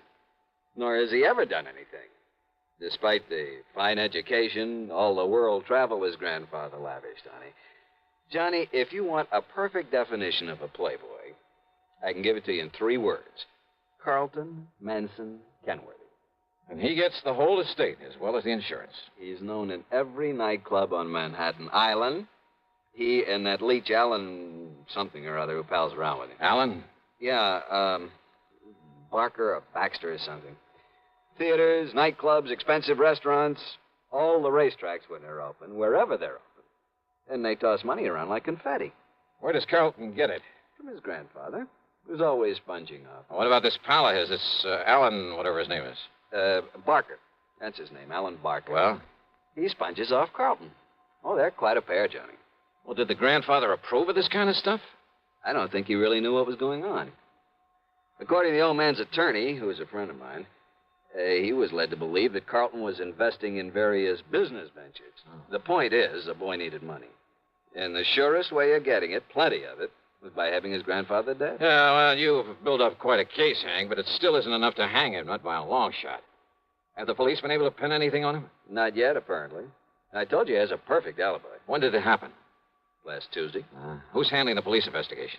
Lieutenant Randolph Singer at the... Randy Singer? Great. Randy just happens to be one of the best homicide men in this fair city of yours. Well, he certainly hasn't impressed listen, me. If they've got him working on it, and if you have got a case against Carlton Kenworthy, Hank, I'll see you later. Where you going, Johnny? Over to see Randy Singer.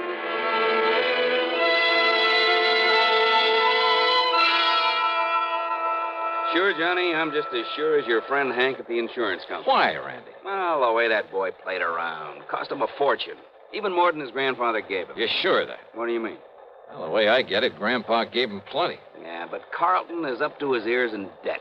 Every time the boys raid a plush gambling joint, there he is. He and that hanger-on of his, Alan Barker. Like peas in a pod, those two. Then he probably welcomed the raids. Sure. Probably kept him from having to pay off some of his losses. Yeah, he's still in up to his ears. And as long as he's the only one who could possibly benefit from Grandpappy's death, as long as we're sure that nobody else had any reason for killing him, and we are... How and when and where was he killed? Tuesday night in his apartment. He was struck on the back of the head with a heavy wrought iron poker from the fireplace. One good wallop, and he was done for. Hank says that Carlton has an alibi. Yeah, airtight. I checked it every way I can. From here, that is. And where's your case against him? But if you can break that alibi... But, Randy, if you've checked it out... I said from here. But if that company of yours will pay your expenses to Alaska... Alaska? That's right. Oh, look, with such flimsy evidence... Will you do it, Johnny? But now listen, Just Randy... to, let's say, to get me off the hook. But I'm still not convinced that... Johnny... Okay, Randy, sure.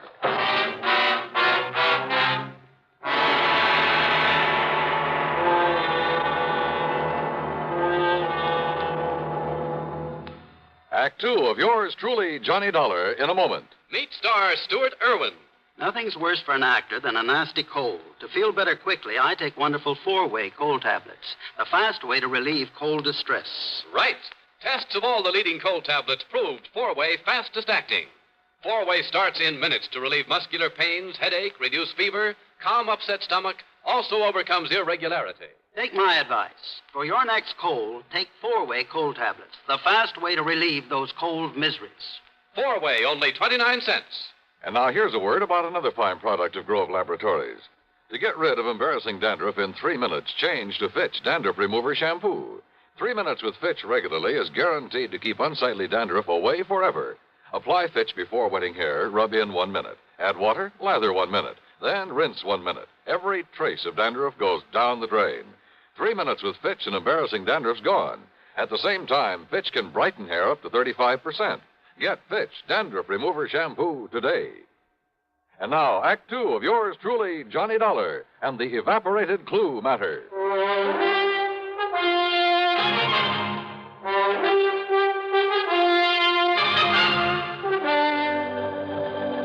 But why Alaska?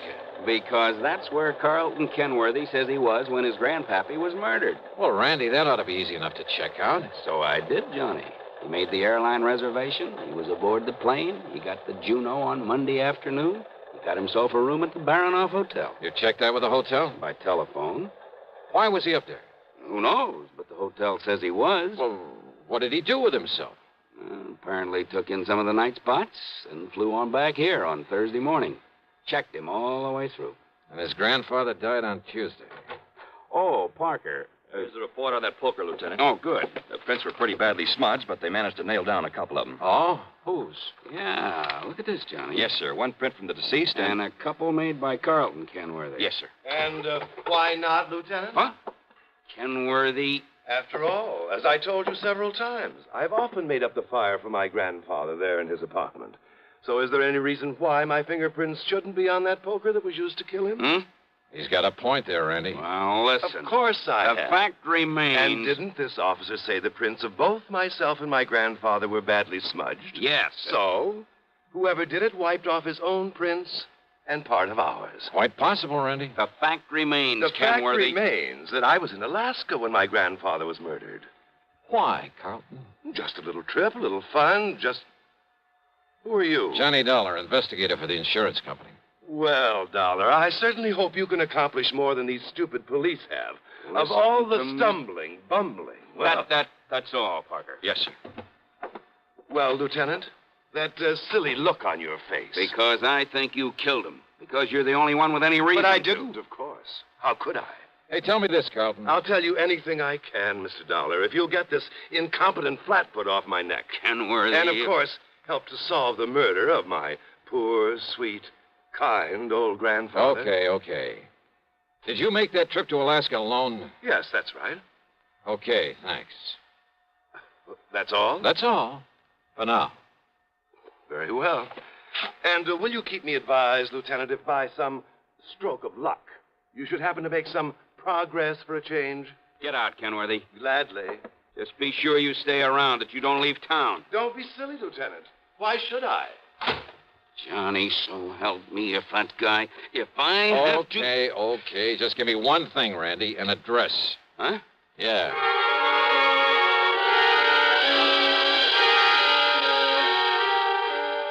I could see why Randy'd harbor no love for Carlton Kenworthy.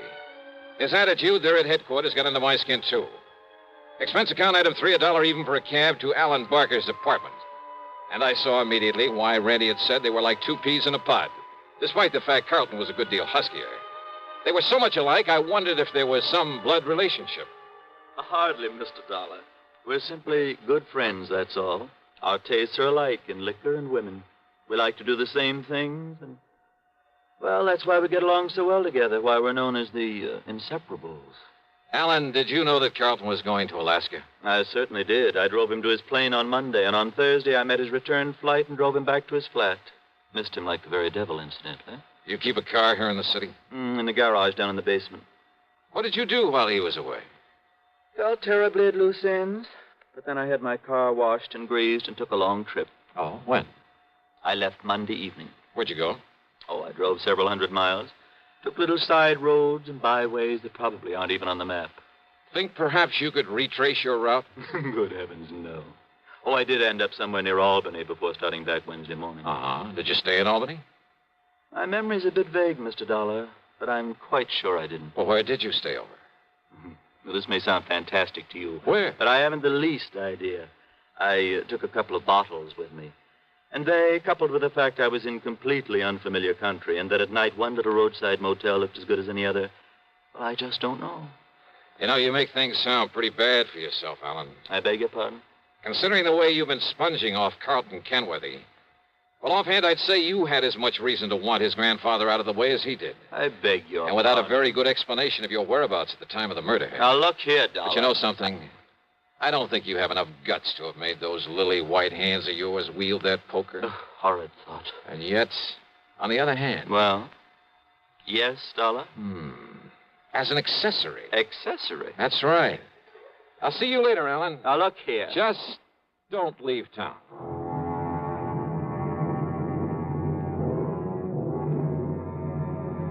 Carlton? Possibly. Alan? Well, I don't know. I don't pretend to be an expert judge of character. But I'd swear that Alan wasn't capable of killing a man.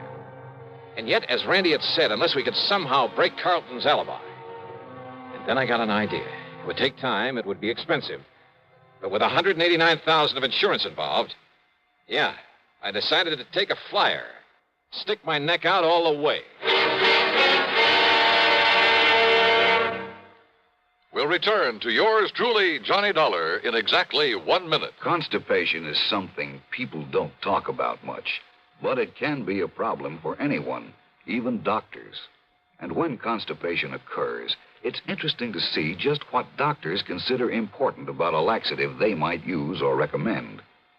Well, a majority of the doctors we heard from had this to say. A laxative should be effective, gentle, as close to natural acting as possible, and a medicine that can be used with complete confidence. Now, X-Lax has been popular with many doctors and millions of people over the years because pleasant-tasting chocolated X-Lax is effective. Overnight, it helps you toward your normal regularity. X-Lax is gentle. Next morning, it gives you the closest thing to natural action. And that's why many doctors and millions of people use X-Lax with complete confidence. X-Lax, the laxative that helps you toward your normal regularity gently, overnight. Is X-Lax in your medicine cabinet? And now, Act 3 of yours truly, Johnny Dollar. Expense account item 4, $489.54. That's a round-trip plane ticket to Juneau, Alaska, by way of Seattle, Washington. It wasn't until we got there that I suddenly realized I'd been pretty stupid. In spite of the fact that Alan looked very much like him, I should have taken along a picture of Carlton Kenworthy. And certainly I should have taken along a set of his fingerprints for comparison with any I might be able to pick up, or even a sample of his handwriting. But I didn't, so I'd have to work things out the best I could. Item 5, $10 for miscellaneous taxi fares. Item 6, $10 for a room at the Barron Hotel. And yes, I get the same story Randy Singer had about Carlton's having been there, having spent plenty of time at the bar and the bubble room, at nightclubs all over the town. But then it was item 7, $8.50 for some drinks and dinner in the main dining room that finally did the trick. Yeah, that pointed out the one small, seemingly insignificant way in which I could either prove or disprove Kenworthy's alibi. Believe me, seldom has the solution of a murder case hung on such a slender thread. Anyhow, less than 36 hours after I'd left New York, I was back at Idlewild Airport.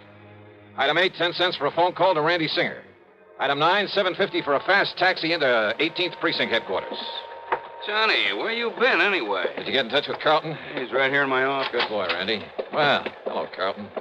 Ungodly hour to drag a man out of bed and over here. Yeah, have a bad night of it? Alan and I did do the town a bit. Have you found some lead, I believe you call it, on the killer of my grandfather? Yeah, maybe. Do you mind if I sit down? Maybe you'd better. Where were you when your grandfather was murdered? Why, I've told you, Juneau, Alaska. You know Alaska pretty well? I know nothing about it. This is my first trip and a very brief one. You stayed at the Burnoff Hotel? That's right. Check with him, and you'll find I was there on Monday, Tuesday, and Wednesday. Did you eat there at the hotel? My dinners, yes. But I fail to see what that could Just answer my questions, will you, please? Why not? Okay, now. Monday night. Cocktails in the bubble room? That's right. But what difference could that possibly... And what did you have for dinner? Now, that's a stupid question. Yeah? But if I can prove you weren't where you say you were when your grandfather was killed... If you can, Dollar, and I know that you can't, but if you could, I would gladly confess to this murder, regale you with gruesome details, tell you anything you like. Wise guy. I asked you what you had for dinner Monday night there at the Baronoff. Oh, I see. You think if I say I had something that wasn't on the menu that Just night... answer my question. Or perhaps you'll check to see if the dinner was put on my bill, so I'd have to sign for it, leave a sample of my handwriting. But I paid cash for everything. I asked about your dinner. Well? Dollar, of all the asinine, idiotic... Shrimp cocktail, a salad, a steak, and some coffee. Get that stuff anywhere. But now, Dollar... Mike? What? The coffee. Really, if this is detective work, if this nonsensical questioning... Well? No, Mr. Dollar. I had my coffee with cream and sugar. Oh, you ordered cream? I used the cream that was on the table. Look here, now, of all the silly, absurd, childish Cream was on the table? Of course it was. Real cream? Yes, and the sugar was real sugar. That's beside the point. But what you hope to gain by all this, stupid... Oh, you mean you solved this heinous crime without knowing about the sugar, little boy? That's right. Because you'd already told me you were never there. What? Because Alan went up there instead, didn't he? Using your name to establish an alibi for you. Now, what miraculous deduction leads you to... Because of your certainty about that cream on the table. Of course I'm certain. Doesn't any decent restaurant put cream on the table? No, not up there. What? What's that, Johnny? But he didn't tell me that. I don't know why, Randy. Maybe no big dairy farms yet. Maybe just plain habit. Maybe they like it better. Dollar, how did you find out about But on that? every table, even in the best places, you'll find no cream. But a little can of evaporated milk. Like to check on it? Well, I'll be doggone. It was Alan. Did Alan tell you that? Did Alan give me away because he thought he could get the money if I knew he was my friend only because of the money I could give him, but listen, he's as guilty as I am, Mr. Dollar. Is he? Of course he is, because he helped me kill my grandfather. Well, isn't he? I'll prove it. I'll prove I couldn't have killed him without his help. Do you hear me, Dollar? Do you hear me? You think that's going to help you in court?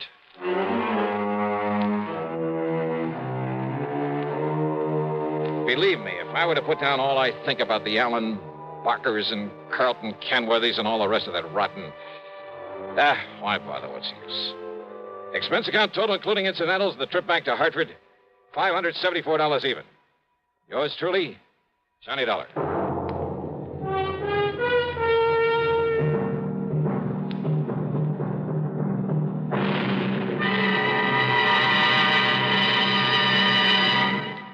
Now, Now, here's our star with a word or two about next week's program. And a welcome to a couple of more stations that have joined us. WBRK in Pittsfield, Massachusetts, and WKNY over in Kingston, New York. We're glad to have you with us. And, man, how this network grows and grows. As for next week, well, I wonder just how you'd feel sitting on top of a nuclear explosive device, knowing the darn thing may go off any second and blow you to kingdom come. I know how I feel. And I'll tell you all about it on my program next Sunday, as usual, right here on the CBS radio station that brings you all the best in programming. The story's a real cliffhanger, and I'm sure you'll like it. Join us, won't you? Yours truly, Johnny Dollar.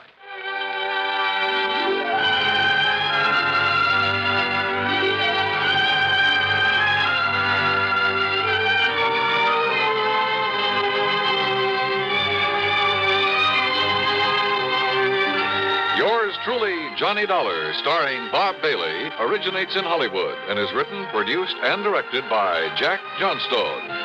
Heard in our cast were Harry Bartell, Herb Vigran, Carlton G. Young, Herb Ellis, and Jack Edwards. Be sure to join us next week, same time and station, for another exciting story of yours truly, Johnny Dollar.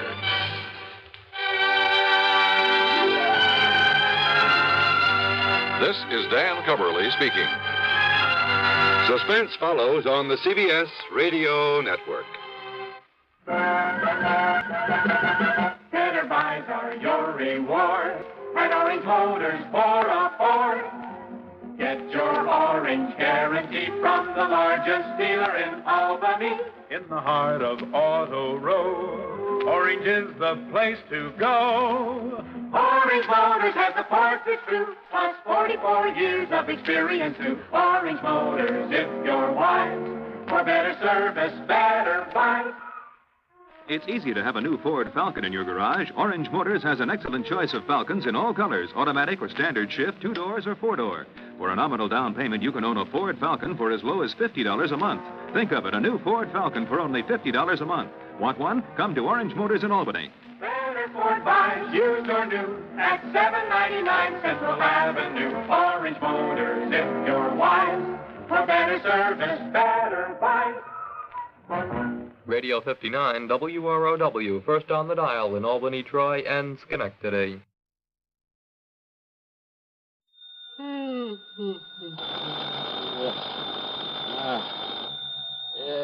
Just... Johnny Dollar. We're all clear, Johnny, because I've assured them that you have more than adequate federal security clearance. After all, you were permitted to investigate that missing missile matter. No, wait a minute. What? So, in spite of the fact this sort of thing isn't exactly covered by the insurance we've written for them, well, I wish you'd go over there right away. Wait a minute, will you? Who are you? Oh, I'm sorry. This emergency and all. This is George Reed, Floyd's of England, here in Hartford. Now, Johnny, if you're free... Holy, George, don't tell me you're in your office at this ungodly hour. Johnny... It isn't even 9 a.m. yet. I know. I just got here a few minutes ago. Well, what's the big emergency? A phone call I just received from Dr. Paulus Rayburn. Do you know him, who he is? Rayburn? No. He's the head of Nuclear Processors Incorporated. Where's that? Out on Woodland, beyond the north end of town. You know, that large group of concrete buildings at the edge of Piney Woods? Nuclear processors, huh? Yes, that's right. Now, we handle all the insurance on the place and its equipment, though I understand there's no actual coverage in this specific instance. Nonetheless... What do you mean? Nonetheless, because they're a client, in view of our reputation for extraordinary service at all times, plus the sizable premiums we collect from them, well, I hardly think we should let this call... Yeah, well, what's bothering this Dr. Rayburn out there? Something very important has been stolen, he tells me. Like what? I don't know, he wouldn't say. But he did imply it's something vital to the outer space rocketry program. Okay, George. So, in view of the fact you have security clearance... Yeah, I said okay. And the fact it'll take some hours for an investigator to come up from Washington... Yes, George. Plus the fact he made it plain the time element is George. most important. And since you're right here within a few miles... George, stop yammering and hang up that phone so that I can... Okay, baby. Oh.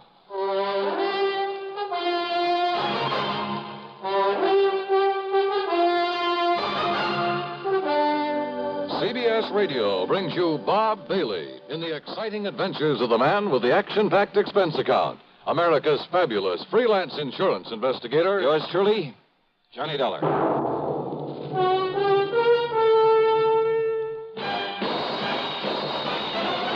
Are you smoking more now, but enjoying it less? Have a have a Camel. The best tobacco makes the very best smoke. Have a real cigarette, have a Camel. Are you looking for flavor and mildness? Have a real cigarette, have a Camel. The best tobacco makes the very best smoke. Have a real cigarette, a real cigarette, a real cigarette, have a Camel. Again, for the 11th straight year, Camel outsold every other cigarette, filter, king size, and regular. The best tobacco makes the best smoke. So if you're smoking more now but enjoying it less, change to Camels. Get more real satisfaction every time. Start to really enjoy smoking again. Have a real cigarette, a real cigarette, a real cigarette, have a Camel. And now, Act One of yours truly, Johnny Dollar.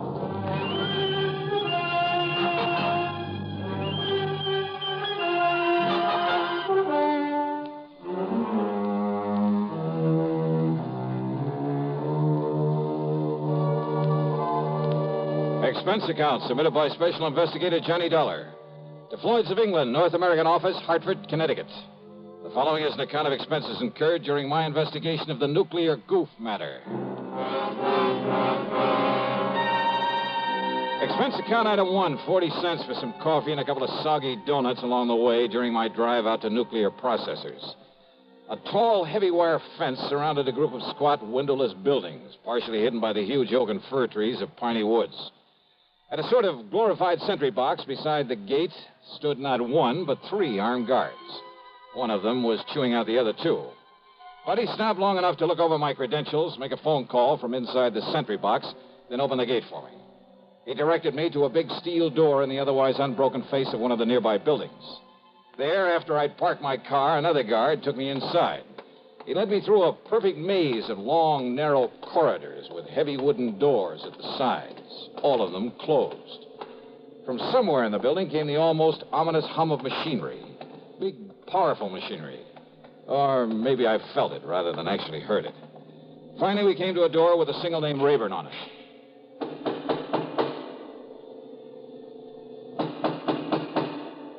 Come in. Come in, Mr. Dollar. Dr. Rayburn? Come in and sit down, Mr. Dollar. Thanks. Only how do you stand it in here, Doctor? I beg your pardon? Oh, compared with this place, the city morgue is real cheerful. I'm afraid these buildings were put here not for decoration, but to carry on the very important scientific work we have undertaken. Yeah, something to do with rocketry, I understand. Partially. And does that mean space probes, lunar shots, atomic missiles, and so on? Yes, something of the sort. Now, the time is of the very essence, Mr. Dollar. I take it Mr. Reed of Floyd's of England was somewhat vague about why I asked for you? Oh, that's the understatement of the week. But he told me something's been stolen. Yes. A minutely small quantity of a highly radioactive substance that is vital to a new concept in cyclotrons. That is to say, atom smashing. Oh, something like radium or uranium or strontium or... Yes, something like one of those elements. The point is that outside of the protective paramagnetic field in which we keep it here, it can become dangerous. Terribly dangerous, within a matter of hours. Oh, how dangerous? The tiny amount in the container that was stolen.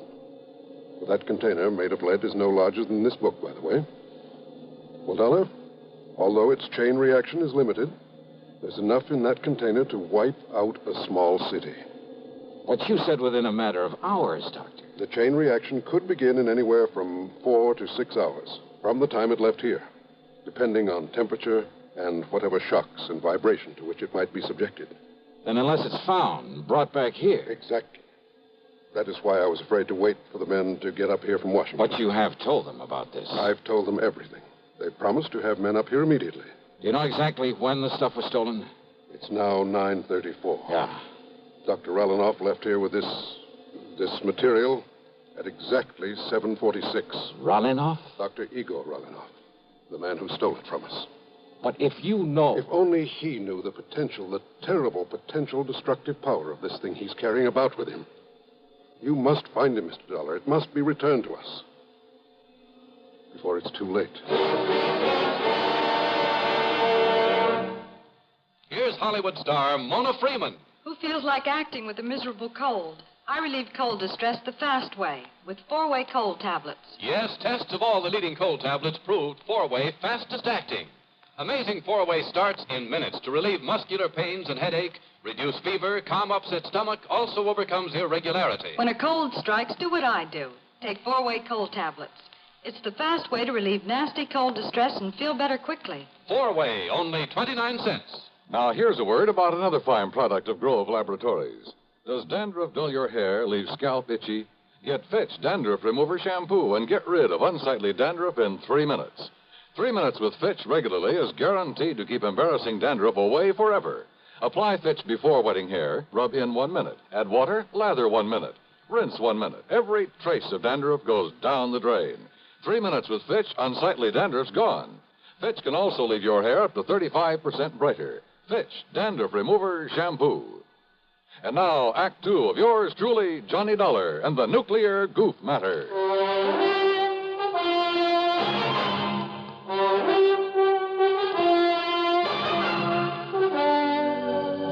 Yes, Mr. Dollar.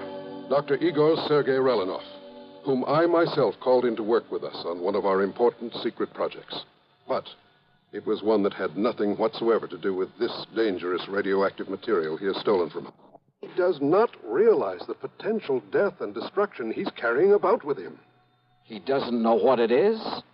Then why did he steal it? Not knowing what it was, not knowing its destructive power, he nevertheless must have realized it would be of importance to, shall we say, to a foreign government. Relinov. You see, because of pressure from Washington on the project to which I had assigned him, well, I had employed him. I alone am responsible for bringing him here before obtaining a final security clearance on him. Oh, then I guess you're in real trouble. If you can find him, if you can return that leaden container with that deadly material in it... And you have no idea where he might have gone when he took off from here? We have only his address and a list of the names of some of his friends here in Hartford. Then let me have them.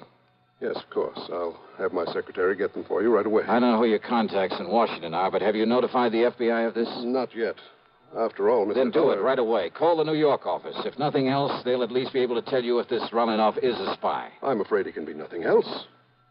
If only the guards had questioned his leaving so soon after he got here. If only you hadn't hired him in the first place without getting a proper clearance on him. But his recommendations were excellent. His references. I got no negative reports. Oh, let's face it, Doctor. You're in trouble, whether we find him or not. I know. To say nothing of what'll happen if heat or vibration or something triggers off that chain reaction you were talking about. Or even just the passage of time. I know. Give me those names and addresses. And more important, this, Mr. Dollar. Oh, what's this? A detector. A sort of adaptation of the Geiger counter, in very compact form. It reacts only to this material that was stolen. Then if I get near him and he has the stuff with him? It will make a clicking sound like a Geiger counter. This tiny needle will move and indicate the degree of radioactivity. All right, good. Provided, of course, this switches on. I see. But be very gentle. Oh? It's extremely delicate, like a fine watch. So be very careful. Very gentle with it. Okay, Doctor, I'll take care of it. Now, give me that list of names and addresses.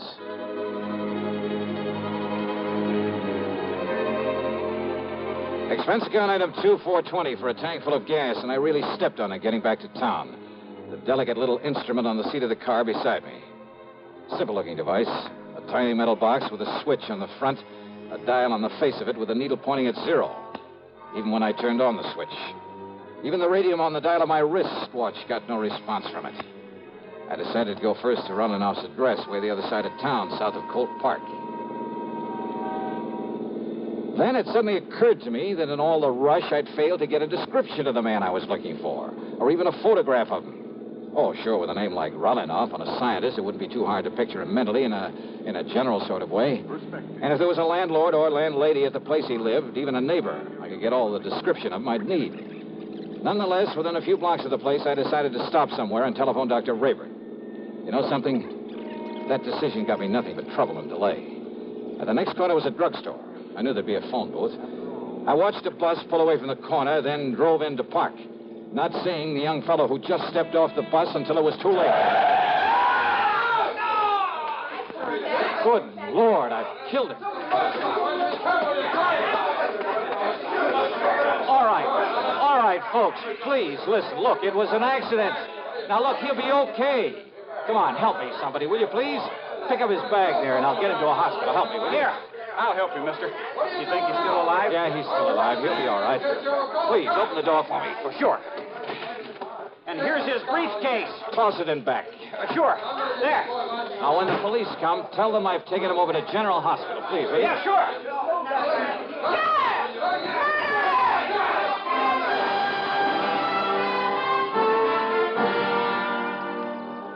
The nice-looking young blonde fellow I'd struck down was still unconscious when I got him to the hospital, but apparently had no broken bones or internal injuries.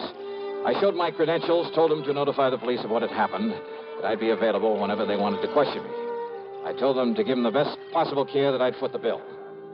Then I went back to my car and took off again, cursing the delay that my own carelessness had brought about, because I knew the terrible danger to wherever running off might be because of the deadly package he was carrying, because of the... And then I saw it, where the shock and impact of my sudden stop had knocked it to the floor when I'd struck the young blonde fellow. The delicate device that could have been the one, the only way of detecting that radioactive material. My one sure way of spotting Rolinoff. It was ticking merrily away. Switch on or off, it didn't make any difference. Ticking away. Broken.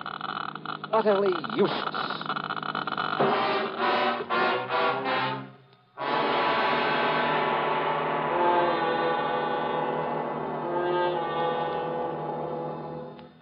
We'll continue with the third act of yours truly, Johnny Dollar, in exactly 1 minute. Constipation can be a problem for anyone, even doctors. And when constipation occurs, it's interesting to see just what doctors consider important about a laxative they might use or recommend. Well, a majority of the doctors we heard from had this to say. A laxative should be effective, gentle, as close to natural acting as possible, and a medicine that can be used with complete confidence. Now, X-Lax has been popular with many doctors and millions of people over the years because chocolated X-Lax is effective. Overnight, it helps you toward your normal regularity. X-Lax is gentle. Next morning, it gives you the closest thing to natural action. And that's why many doctors and millions of people use X-Lax with complete confidence. X-Lax, the laxative that helps you toward your normal regularity gently, overnight. Is X-Lax in your medicine cabinet? And now, Act 3 of yours truly, Johnny Dollar, and the nuclear goof matter.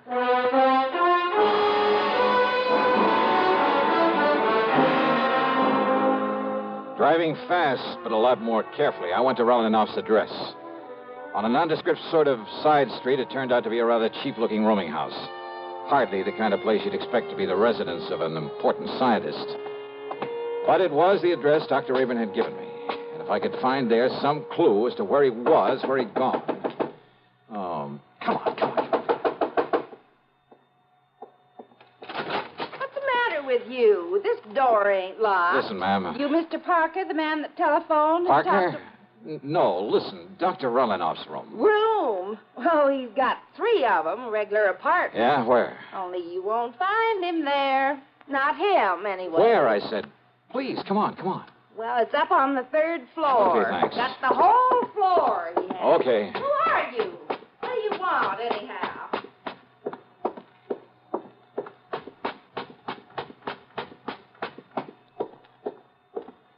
Oh, great. I didn't get the key from her. Well, there's no time for that now. Here we go. The shades and drapes were tightly drawn. The room was dark. I felt my way along the side of the wall looking for a light switch, then gave up and headed over toward one of the windows. I never got there. You're not Parker. Huh? I thought not. Yes, sir.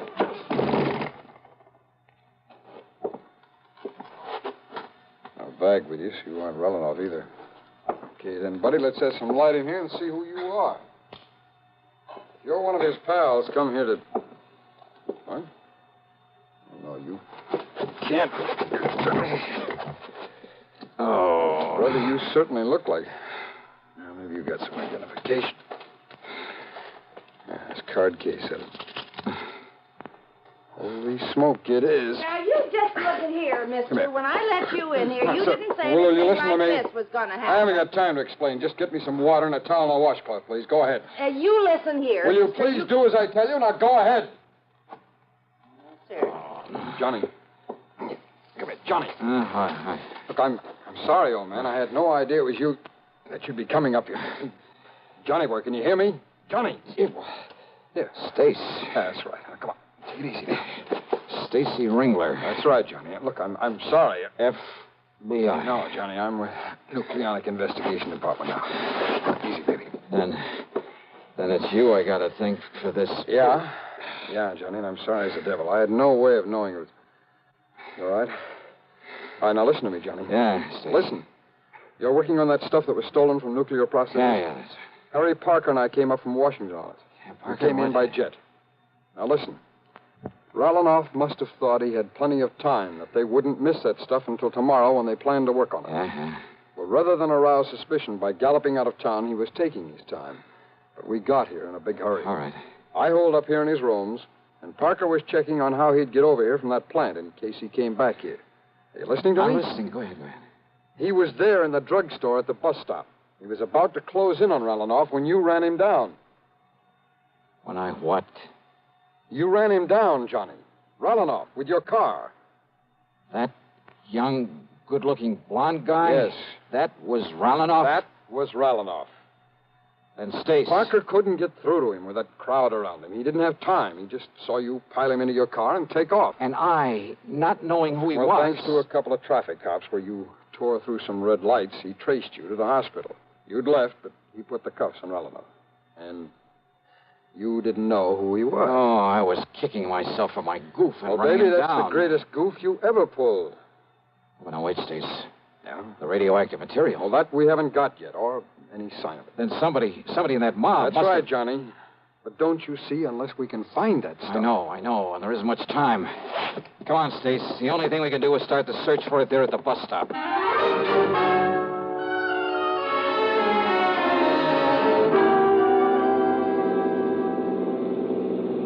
Johnny, unless we can locate every one of the people who were there. And Parker said there was a big crowd by the time he got out of that drug... Hey, where'd you get this? Detector for radioactivity. Yes, I know. Where'd you get it? Dr. Rayburn gave it to me. Thank heaven the darn thing is run down now. It's what? Oh, it fell off the seat. It must have got busted. What do you mean? It was clicking like mad, even with the switch off. Busted. No. Huh? Busted or not, Johnny, there's only one thing in the world that could have made it operate. So don't you see, until it ran down the tiny battery that was... You're sure of that? Of course I am. Now, where was it when you heard it make the clicking? Johnny, what's the matter? Good Lord. Well, yeah, come on. Look, behind the seat. What is this briefcase of yours back there? Stace, the man who helped me put him in the car. This thing, it weighs a ton. Gently, Stace. What? Not mine. Ralanoff's. Then it's weight. The lead container with the stuff in it. Then your goof really paid off. Yeah. What time is it? It's 11:38. 39. Would go off in 4 to 6 hours. After 7:46 this morning. That means we have exactly 7 minutes. Yeah. Johnny, you think we can make it back to the plant in time? Unless some sudden change in temperature, some shock or vibration sets it off. I'll drive as fast as I dare. Okay, Johnny. Hold it gently, Stace. Yeah. And maybe you'd better pray a little.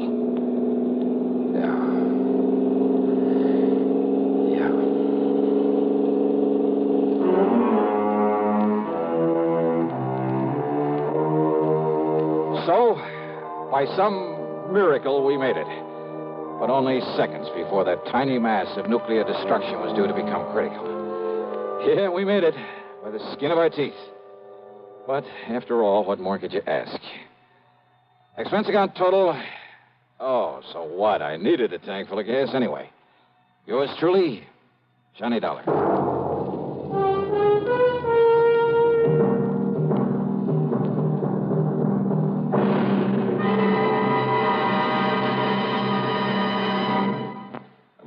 Star has a word or two for you about next week's show. Thank you, Daniel. You're a good man. Well, thank you, Johnny. We're going to miss you. Next week, well, let's face it. The case I have to work on has more twists and turns and angles than anything you can imagine. It's called the merry-go-round matter, and believe me, the name fits. It all starts out with the loss of a valuable object of art, but from the collection of the wildest, most unpredictable old character I've ever known. What's more, he has a friend along, another character, just to complicate matters. And I'll tell you this, you'll get more than one shekel out of the whole affair. So join us, won't you? Yours truly, Johnny Dollar.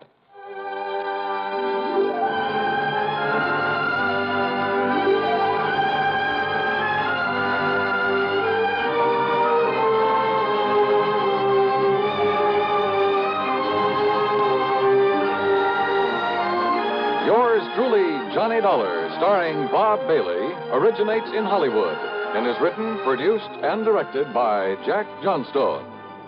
Heard in our cast were Virginia Gregg, G. Stanley Jones, Bartlett Robinson, Sam Edwards, and Stacey Heiress. Be sure to join us next week, same time and station, for another exciting story of yours truly, Johnny Dollar.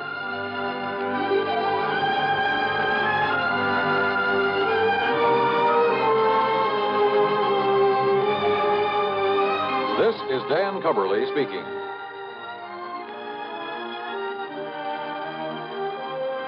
This is the CBS Radio Network. Better buys are your reward at Orange Motors for a Ford. Get your orange guarantee from the largest dealer in Albany. In the heart of Auto Row, Orange is the place to go. Orange Motors has the parts that suit, plus 44 years of experience too. Orange Motors, if you're wise, for better service, better buy. Talk about service. Do you know about Control Tower service? Come to Orange Motors, 799 Central Avenue, and see the most efficient automobile service department in eastern New York. 44 years of experience. Get quality work and get it fast at Orange Motors, 799 Central Avenue, Albany. Better Ford buys, used or new, at 799 Central Avenue. Orange Motors, if you're wise, for better service, better buys. Radio 59, WROW, serving Albany, Troy, and Schenectady.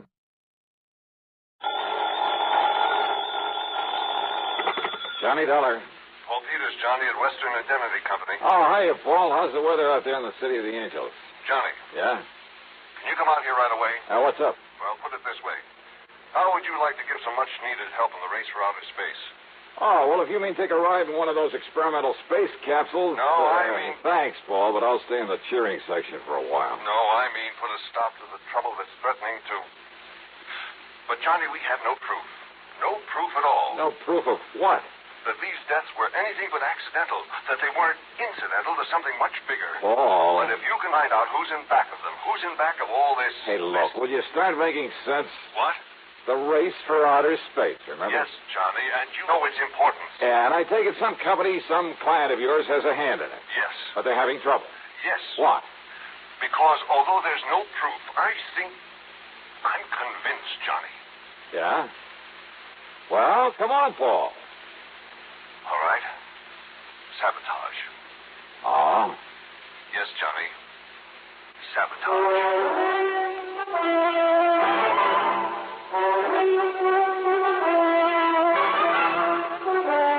CBS Radio brings you Bob Bailey in the exciting adventures of the man with the action-packed expense account, America's fabulous freelance insurance investigator. Yours truly, Johnny Dollar.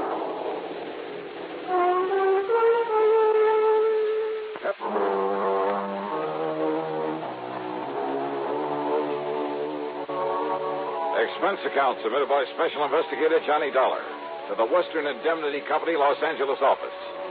Following is an account of expenses incurred during my investigation of the Flask of Death matter.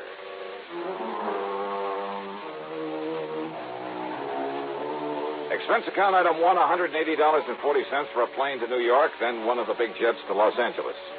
Item 2, $5.70 for a cab to Paul Peters' office on Wilshire Boulevard on the strip they call the Miracle Mile. I've arranged a rental car for you, Johnny, so you can get on up there right away. On a where, Paul? And you still haven't told me what this is all about. Look here at this detailed map, just above Santa Barbara. Here. Hey, looks like that road runs off into the ocean. On a high bluff overlooking the ocean is the Bar Manufacturing Company. Bar. From the names of Doctors Joseph L. Barron and Ralph T. Barnwell. They're a couple of top-grade scientists. So what do they build? Spaceships? Ostensibly, they make small aircraft components, but actually, well, after they were dropped from governmental service, they begged and borrowed a lot of money to set up a little plant. And they've developed a capsule they're sure will enable a man safely to return from outer space. Kind of competing with the government, aren't they? Barham and Barnwell are determined to prove that private enterprise can accomplish more than a lot of inter-service wrangling can. More power to them. And if they can prove their rescue capsule works, they'll make millions, Johnny, literally millions. I should think so. Naturally, we, as their insurance company, will benefit, too. So far, though, it's cost us a lot of money. Oh, how, Paul? Insurance policies on a couple of their key men who died recently under most peculiar circumstances. Yeah, how? During the testing of this device, but nobody seems to know exactly how or why those men died. Now, if you can find out for us... Yeah, well, I can try. Barham and Barnwell don't want you up there poking around, Johnny, but I've insisted on it, so they're expecting you. I see. So will you get on up there right away? Sure, why not?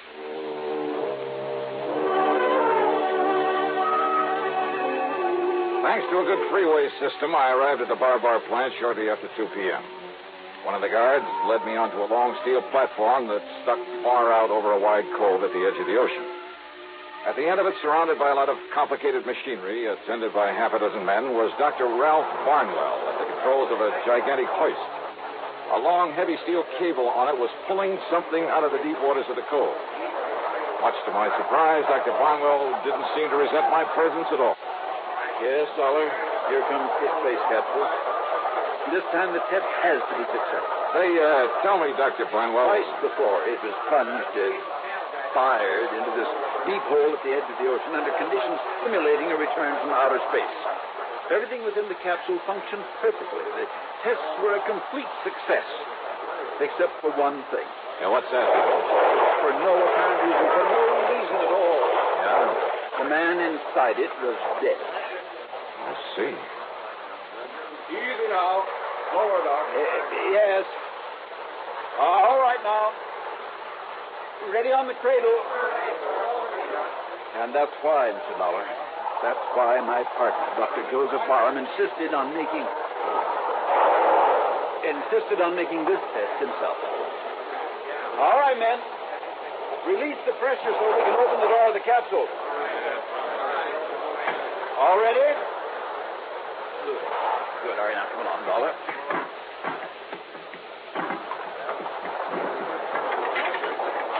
Open it up yourself, don't you? Yes, I'll open it. Stand aside, men, so that we can... All right, now, Dr. Barron, did you...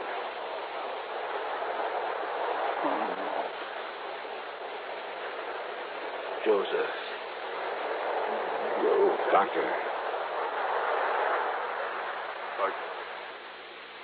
Like the others, sir. Dr. Barham's dead.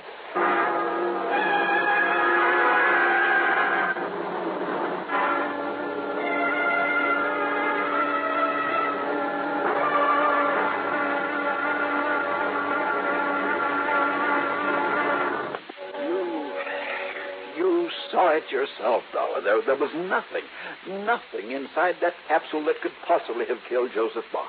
Yeah, well, now, maybe the autopsy will, Doctor? Yes, of course. We'll have an autopsy, the same as we had on the other two men who died this way, but I know what the findings will be. What, sir? Asphyxiation. But I tell you, it's impossible. If the atmosphere inside it became insufficient or faulty for any reason at all, it would have shown up on the tape recordings that we so carefully checked over. And these young scientists we employed don't miss anything, Dollar. Well, what about a poisonous gas of some kind in there? Poisonous gas? Well, 3 of these in a row, Doctor. It looks kind of deliberate, doesn't it? The presence of any known poisonous gas would have been recorded, too. Any known poisonous gas? What? Well, isn't that what you said, Doctor? And with all the people in the world who'd like to see you fail with the rescue capsule, don't you think a few of them might be clever enough to make up something you couldn't spot? You're talking about some spy, that sort of nonsense? Is it nonsense? Nothing could be placed in that capsule without our knowing about it. You're pretty sure of all the people you have working here? Of course we are, as sure as we can be. Yeah?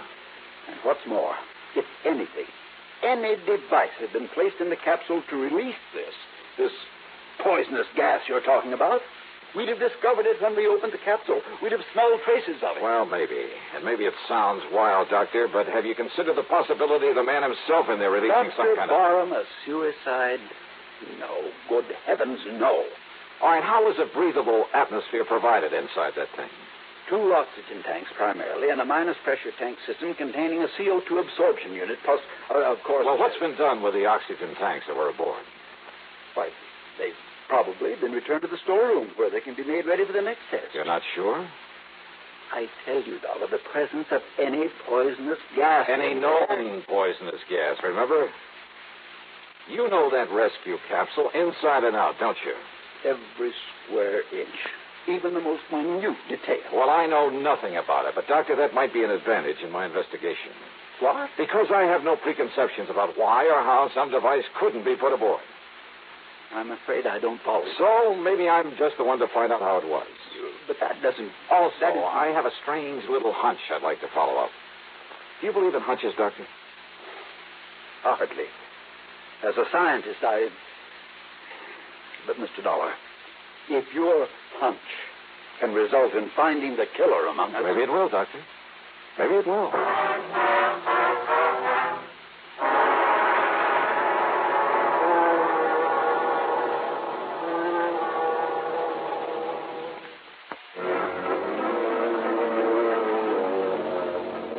My hunch was a long shot, and I knew it. But my hunches usually pay off. Dr. Barnwell promised no interferences and gave me a pass that would get me by his security guards to any department or laboratory in the place. I talked with some of his bright young scientists and engineers and other technicians, not because I expected to get anything from them, and I didn't, but to hide my real purpose. Then I wandered into the storeroom where the oxygen cylinders were kept. I talked to a rather dull-witted character named Pete Prosser. Just about to empty out these here little oxy bottles and go home. Say, didn't I see you up there on the dock with Dr. Barnwell this afternoon, Mr. Dollar? Yeah, that's right, Pete. And, aren't you the one who opened some of the valves on the outside of that capsule just before Dr. Barnwell opened the door of it? Well, release valves, they call them, Mr. Dollar. Yeah. I open them up real slow so as to let the inside pressure get what you call equalized with the outside air. Or to release whatever was inside that killed him. Oh, what you say, Mr. Dollar? Pete, where do the oxygen bottles come from that are used to provide an atmosphere in that capsule? Right here in my storeroom, Mr. Dollar. Oh, you fill them up yourself? From a master cylinder of the stuff, something like that, huh? Oh, no, sir. I only issue them out when I get the orders, Mr. Dollar. I guess they don't think I got brains enough for anything much else. But I really have, Mr. Dollar. I got a lot of... Well, who does fill them up for use? Well, now, that's a funny thing, Mr. Dollar. I don't exactly know. You don't know? But it must be some of the scientists they got all around here. For all I know, Mr. Dollar, is they're always full and ready when I get the orders to deliver flask number so-and-so and so-and-so up to the dock. I come down here and get them and then help install them. What happened to the bottles that we used this afternoon? Well, the first thing we done, Mr. Dollar, was check them out up there on the dock. Check them out? Well, sure, Mr. Dollar, to be sure they still had pressure in them in case their running out was what killed poor Dr. Barron. But it wasn't. On account of they still had plenty of pressure. You emptied them up there? Oh, no, sir, Mr. Dollar. That's what I was going to do when you come here just now. You see them here on this rack? Yeah. What have you hooked them up to? That pipe through the ceiling there. What's that? Oh, that's the exhaust. You see, I just pop this valve, and they empty out in the air where they can't cause no explosion or nothing. No, wait. Close that valve. Oh, sure. Only we can't fill them up fresh if we don't empty them first. Hey, Pete, well, listen, Pete. Yes, sir, Mr. Dollar. Well, I've kept you after hours, and I'm sorry for that. Oh, that's all right. So, why don't you run along and I'll take care of emptying these flasks for you, huh? Well, now, that's real nice of you, Mr. Yeah, Dollar. sure. I'll see you in the morning. Yes, sir. Well, good night, Mr. Dollar, and thank you, sir. When he was gone, I tore over to one of the laboratories I'd visited earlier. There I borrowed a couple of healthy-looking white mice. Then back to the storeroom. I hooked a tube onto each of the oxy bottles and slowly fed the contents, supposedly pure oxygen, into the cage with the mice. Well, for a while, they cavorted about very merrily, and I wondered if for once my hunch had been a wrong one. But then, suddenly, the mice keeled over, lay there, gasping for breath. And by the time I could shut off the valve, both of them were stone dead.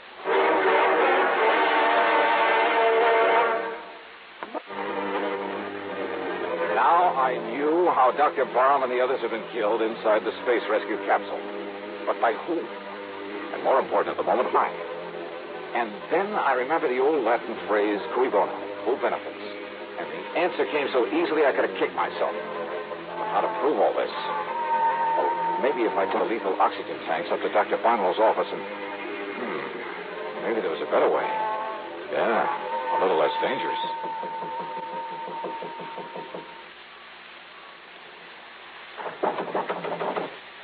Yes, come in. Oh, come in, Mr. Dollar. Hi, Doctor. Well, as long as you're still around, why don't we have dinner together and see? What's that you have there? Oh, it's just one of the oxygen bottles that was taken off the rescue capsule this afternoon. Yeah, I'll sit it here by the door. May I ask why? Well, because I think the valve has developed a leak, and I just thought you ought to know about it. The valve? It leaks? Sure. Did you hear it? Yes. Yes, well, then we'd best get it out of here. Oh, no, that's all right. Sit down, Doctor. I want to talk with you. Yes, but a lot of additional oxygen in here. If you were to forget and light a cigarette, light a match. I won't forget. Probably wouldn't do a thing anyway. Now, Mr. You know, in spite of your nice reception, I understand you didn't want me to come up here and poke around. Well, I'm sorry if you got that impression. It's probably because Dr. Barham and I thought that... you and Barham got out of government service, didn't you? Why, yes, we did, because we... Because the security boys found out some things about you they didn't like? I know, that's ridiculous. Doctor, I'm not going to beat around the bush any longer. I should have known there was something phony about your ordering the pressure released in that capsule before you'd opened it up this afternoon. What? It was really to dissipate the poison gas in it, wasn't it? What poison gas? Mr. Dollar, I told you my opinion of your poison gas theory earlier. But now about this flask of oxygen you... Doctor, now that the capsule works, it's worth millions, isn't it? Works? By killing 3 good men? The first 2, I suspect, were to convince everybody it was accidental. What? Sure. So nobody'd be suspicious when Dr. Barham... Dollar. Yeah. Leaving everything to you, millions. What is this nonsense? And listen, about this leaky bottle of oxygen... Well, now, why get so upset about it? I'm not upset. Then sit down. No, Doctor, I said sit down. What do you mean? Done? Yes, sir, that's right. Now move over so I can call the police to come and pick you up for murder. No, you can't prove it. And listen to me. Well? Listen, we must get out of here quickly. Oh, I'm in no hurry. Now, Dr. Barnwell... Listen, that flask there by the door leaking the gas in here... I thought it was harmless oxygen. It is, of course it is. Only just... Please, let me out of here. Doctor, you try to move and I'll pull this trigger so... But that gas... That hydrogen oxygen gas... Oh, is that what you really put in that harmless-looking little flask? Yes. The same slow-acting gas you used to kill your partner and the other 2, huh? Yes. Then you admit it, huh? Yes, I killed him. I killed Barron to get the plant for myself. You'll put that in writing? Anything. But let me out before the gas kills me, too. I can feel it now. We're too late, Dollar. We're too late. Oh, stop blubbering and get up on your feet. Too late, we'll die. Wrong, Doctor. The flask isn't one of those out of the capsule. What? No. I pulled this one off the shelf. All it holds is pure oxygen. I hope.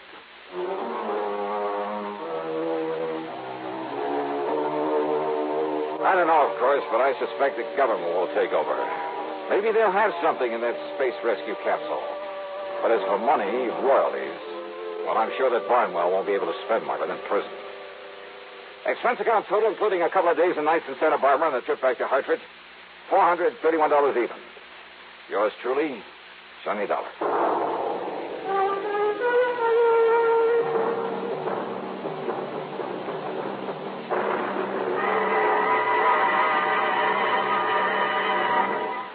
story that's called The Wholly Unexpected Matter. And believe me, the title fits. Yeah, it involves a wild trip across the country in search of a killer. A killer who just happens to be looking for me. Who apparently knows more about my plans and where I'm going than I do myself. All of which leads up to a really unexpected twist at the end of the yarn. I think you'll like this one. Like it a lot. So join us, won't you? Yours truly, Johnny Dollar.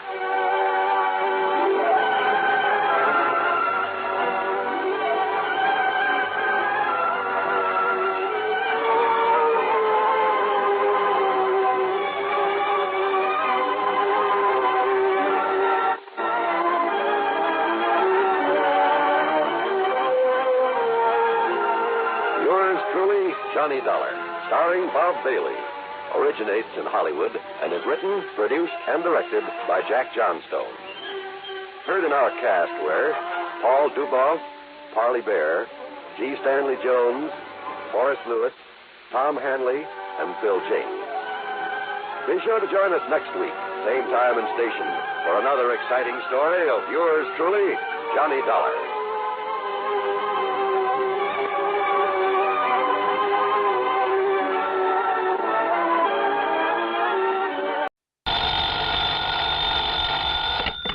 Johnny Dollar. Dollar, my name is Hal Barker, Tri-Western Life Insurance Company. Out in Los Angeles, California. No, I'm holding down the branch office here in Reno, Nevada. Well, made a change, huh? That's right. Well, how are you, Mr. Barker, and what can I do for you? Are you available for an assignment? Can you fly on out here right away?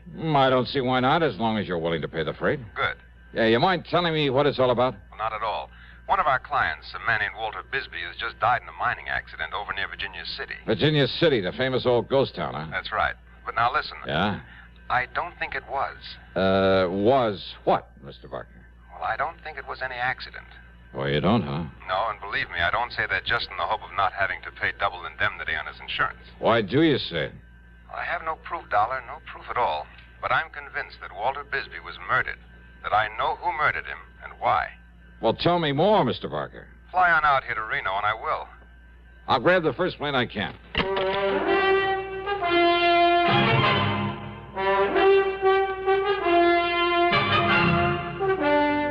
CBS Radio brings you Bob Bailey in the exciting adventures of the man with the action-packed expense account, America's fabulous freelance insurance investigator. Yours truly, Johnny Dollar.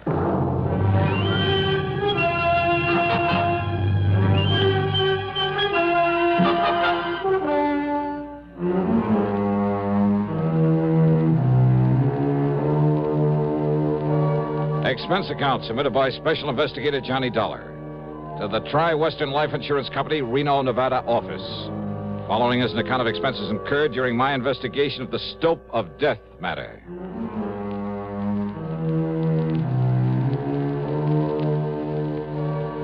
Expense account, item 1, $176.25, a jet to Los Angeles. Item 2, $32.70 for the flight to Reno, Nevada.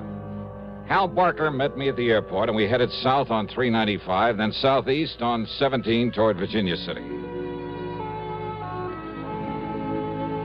Virginia City, by far the largest and most famous of the old mining towns of the West, with its quaint, colorful streets and fascinating buildings left over from the days when the Comstock lode was the richest silver strike the world had ever known. Where it didn't take much imagination to visualize the grizzled old characters with burrow and pick and shovel who roamed the desert hills in a stubborn search for gold-bearing quartz, who worked and fought and often died violently to keep others from getting their hands on the precious yellow metal, and who finally realized that the heavy blue mud they'd been discarding was the real bonanza, was loaded with rich silver ore. Yeah, you could almost see their ghosts walking the streets or stopping for a drink at the fabulous Crystal Bar or the lowly Bucket of Blood Saloon, depending on their luck. During the 23-mile ride over to this fascinating historical spot, Hal Barker filled me in. Yeah, thanks to modern methods, modern tools of the trade, so to speak, Walter Bisbee and his partner did fairly well, Dollar. Uh-huh. They'd explore these old abandoned mines around here, supposedly all worked out, and they'd locate new ore strata that would pay off. Like I say, with modern, efficient recovery methods that weren't even known about during the gold rush days. Yeah, like the big petroleum companies have found ways to get more oil out of wells the old-timers thought were pumped dry. That's it exactly. And Bisbee and Hargrave would locate these profitable veins and take a royalty from whoever worked them. They'd go off and hunt for another spot. Then made no fortune, but, well, they did pretty well. For a while, at least. Hey, you said Hargrave, Bisbee's partner, Hal? That's right, Bill Hargrave. Each of them claimed he couldn't do the job without the help of the other, so we wrote a partnership policy for them. How much?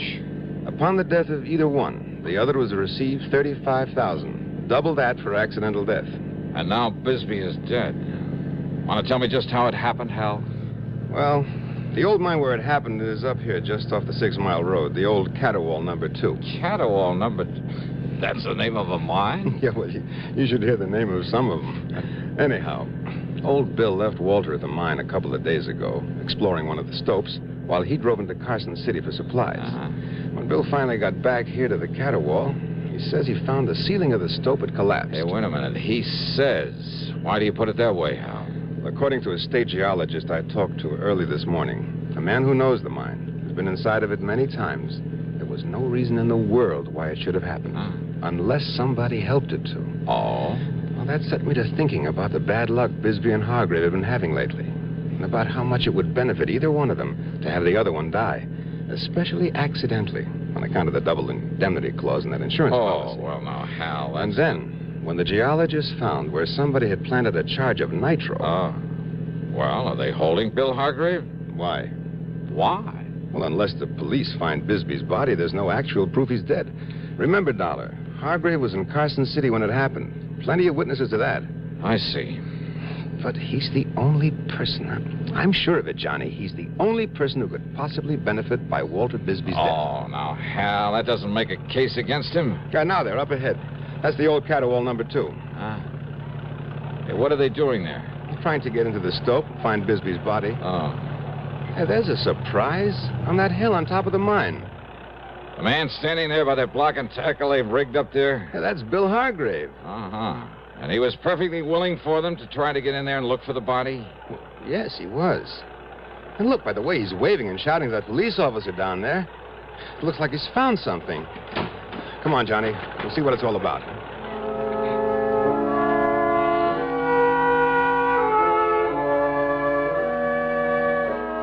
On top of the small hill was a vertical ventilation shaft driven down into the mine.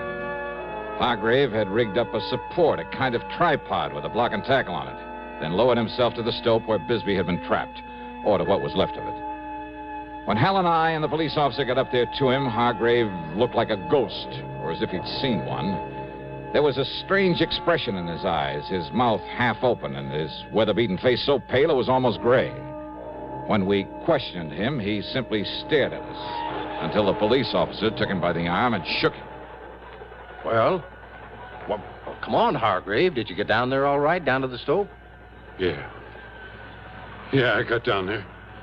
There's a clear space where Walter was working. Did you find him? Well, come on, Hargrave. Yeah. Yeah, I found him. And listen. Well? He was murdered in there. Walter was murdered. Well, the political conventions are long gone. Is it all over but the voting? Hardly. From now to November, we're in for some hard campaigning. Details, of course, from CBS News. And your candidate, whoever he may be, is in for tough sledding before he gets into office, if at all. Your responsibility to your candidate is, of course, to give him your vote. Your voice will help, too. But there's something else that helps put across a campaign. It's money. The best candidate in the world can't get elected without incurring expenses. If you believe in your man enough to vote for him, believe in him enough to get out and work for him, then put some money on the line, too. That's the real test of your interest. We haven't covered the subject of whom to vote for, whom to support, whom to help with a contribution. That's strictly your own business. But if the people who like the other man dig in for him, and you don't do likewise for your man, well, that could be the difference right there. So think it over and make sure you vote. And now, Act 2 of yours truly, Johnny Dollar, and the Stope of Death Matter.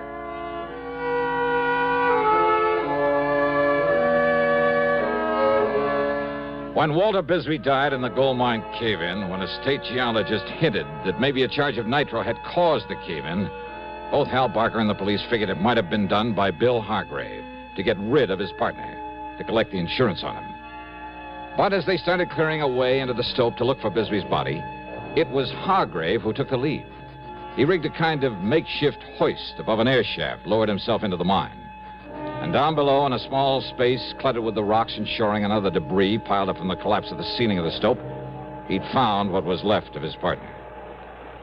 Beaten to death. Walter, my partner, beaten to death down there. By somebody knowed we'd made another find down there. Easy, and Mr. then they Hargrave. blowed in the mine on top of him. They murdered him. Don't you understand? Somebody murdered Walter down there. Okay, Bill, okay. Now, just take it easy. Well, you're the law. Now you go and find out who killed him. Who killed my partner? We'll try, Bill. You try. Sure. Dollar, You always said you want to go down there with me and help me recover the body? Yes, sure. I'll have some of the men working on the slope come up here and give us a hand, lower us down this ventilating shaft. Okay, officer. And Bill, you go on back to town. We'll bring the body in so you can give him a decent funeral. Funeral? That's right. No, officer. What? Why not, Hargrave? Because Walter'd want to be buried here in the mine. The same as I would if this had happened to me. But if you made a valuable find down there... What are you talking about, Dollar? You think all the dirty yellow dust in the world would ever make up for a man like Walter Wisney? He was my partner. He was my friend. 20 years together, like brothers we were. Always together. Always share and share alike. When I found something, it was his, too. When he found something, it was mine as much as his. Well, didn't you know that? Well, yes, and I understand the two of you did fairly well for a while. Yeah. As long as the two of us worked together, of course we did. We opened up the old Higby's Folly, didn't we? And the old Yellow Jaybird. Those were gold mines? And they still had plenty in them. We showed them where. We showed them where to get it out. When was that?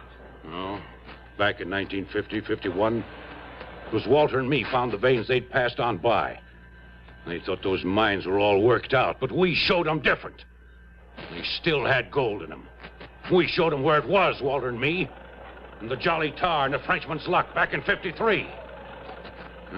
Walter and me.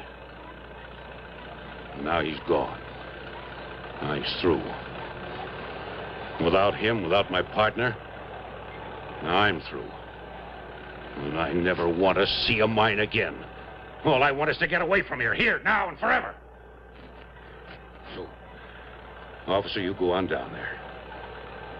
You'll find him laying there, Walter, in the mine. It's the way he wanted it. It's the way that it's happened. And if the law says it's all right, you can leave him there, God rest his soul. Well, now, of course, that's something that we'll have to... And with those machines you got there on the slope, you can fill up this shaft and bury him. The way he'd have done for me, if I'd gone first. Now, maybe we can do that, Bill. Officer, I'd be mighty beholden to you if you would. Now, you go on back to Virginia City, and if necessary, we'll talk to you later. Thank you, sir. Now, Dollar, let's get down inside the mine so I can verify the death and make out my report.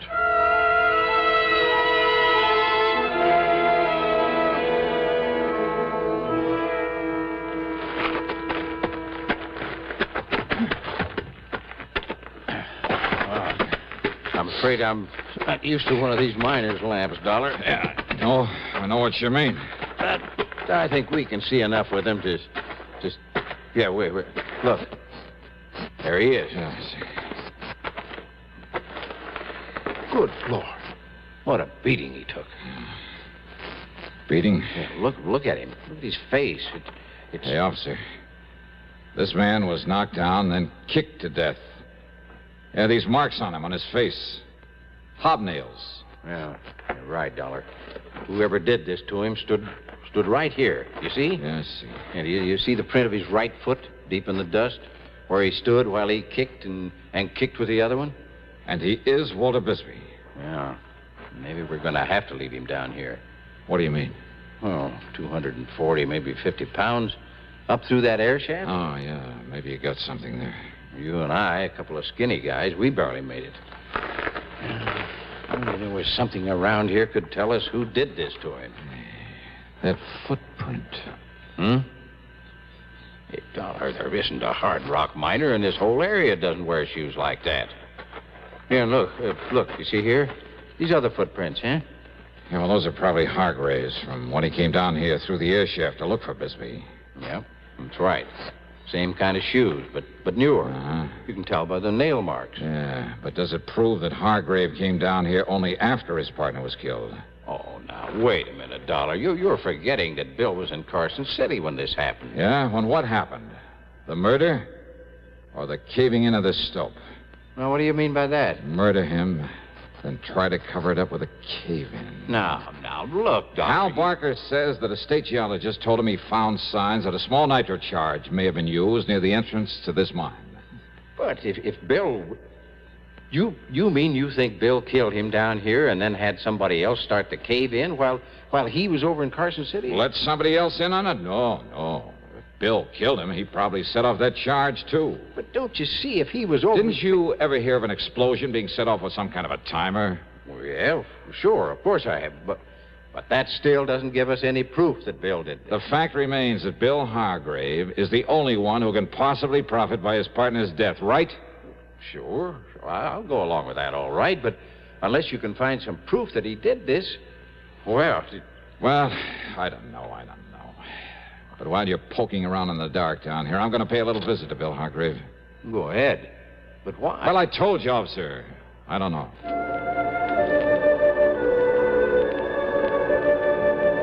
The police officer stayed inside the mine in the hope of finding some definite clue to the killer of Walter Bisbee. Several things convinced him that Bill Hargrave hadn't done it. What Bill had said about his partner, their relationship over the years, Bill's known presence in Carson City at the time the mine collapsed, and my theory that an explosion was set off by some timing mechanism was only a theory. Even the fact that Bill was his partner's beneficiary didn't prove anything. And Bill had been among the first to volunteer to help and try to recover the body, and found a way to get down to it that nobody else had thought of. Yeah, very convincing. Almost too much so. At least enough to make me more suspicious than ever. Suspicious of Bill Hargrave. Just a little sort of shack on the edge of town, Johnny. Okay, then let's head for it, Hal. Well, of course, he may have gone over to Miss Crutch's boarding house to take care of Walter's things. Hey, you mean in spite of all their palsy-walsy over the years, they didn't share the same living quarters? Well, up to a few months ago, yes. So maybe they had a falling out, huh? In spite of Hargrave's pretty little speech. Well, Johnny, I must confess, I believe what he said. They were still working together. Maybe Bill just got tired of Walter's cooking or vice versa. After 20 years? Well, sure. Look, Hal, you're the one who was suspicious of Bill Hargrave right from the beginning. I know, Johnny. I know. Well... But unless you can find some proof that he did it, after his behavior back there at the mine... You better do this, Hal, after you let me off at Bill's place. Go on back to the mine and bring that policeman over here to join me. Oh? Well, now, Johnny... Just do as I say, will you, huh? Well, did you see something? Have you discovered something you haven't told me about? No, or the officer? No, yes, maybe. I don't know. Hal, I honestly don't know. But there was something back there. Something you or the officer told me? I don't know. Something down there in the mine. Well, here we are. Here's the shack Bill lives in. Wait a minute. What, yeah? Maybe that's it, yeah. What, Johnny? Yeah. Hey, listen. Before he leaves that mine, tell the officer to take one more good long look at the footprint we found in the dust. Huh? Well, just exactly what is that? Tell him that, Hal. Then tell him to get on over here fast. Well, then you have thought of something to pin it on Hargrave. I told you, Hal. I don't know.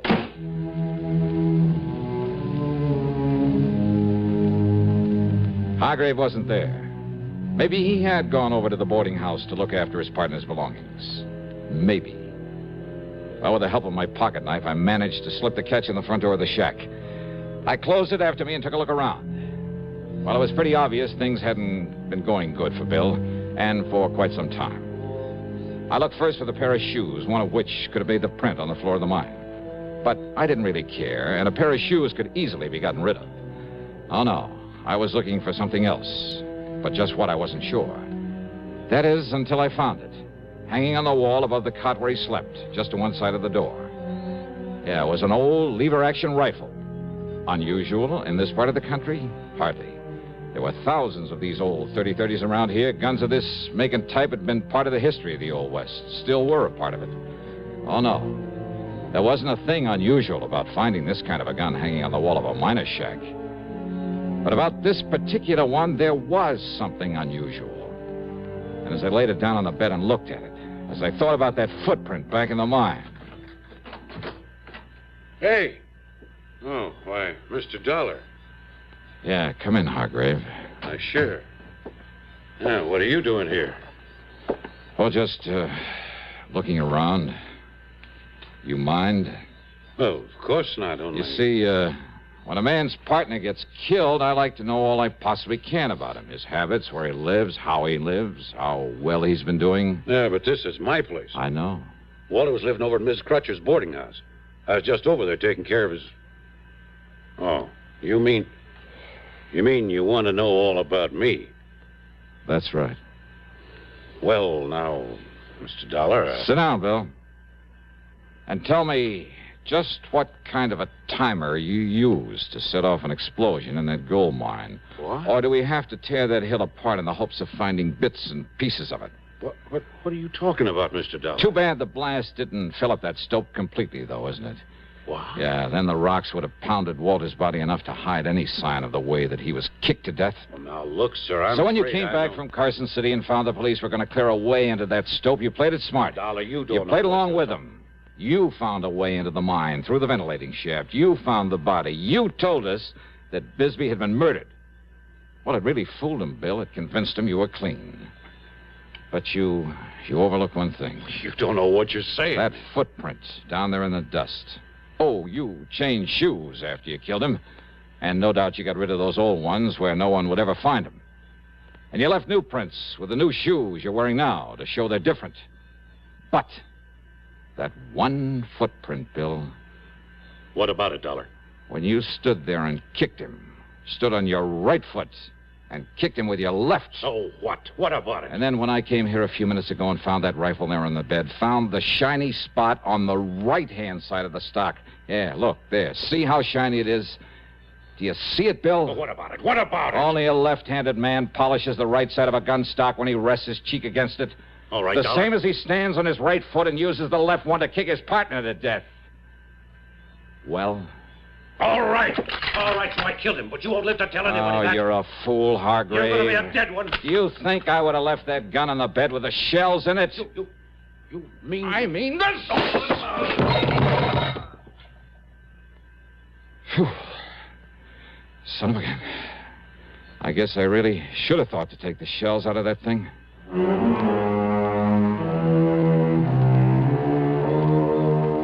So maybe there were dozens of left-handed men around Virginia City, and who knows, maybe there were some right-handers who kicked with the left foot. But Bill just didn't happen to think of that when he confessed the killing. Expense account total, including all the incidentals I can think of, and the flight back to Hartford, $248.75. Yours truly, Johnny Dollar.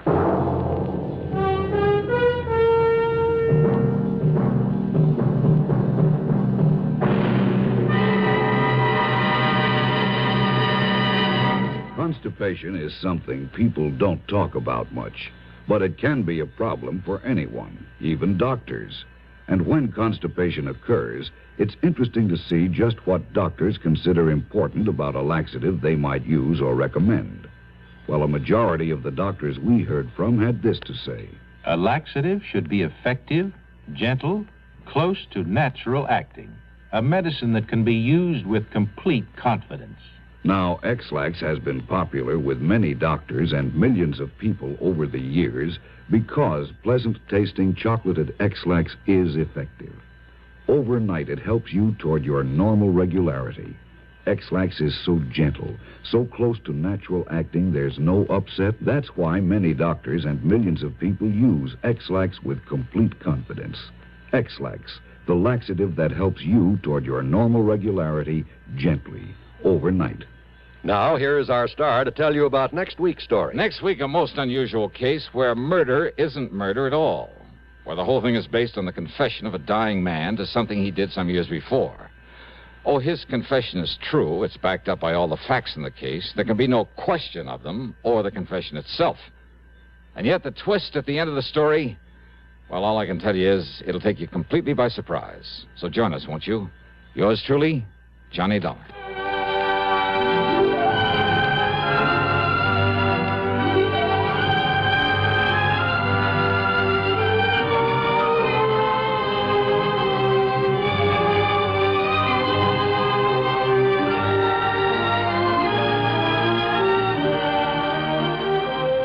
Yours truly, Johnny Dollar, starring Bob Bailey, originates in Hollywood and is written, produced, and directed by Jack Johnstone.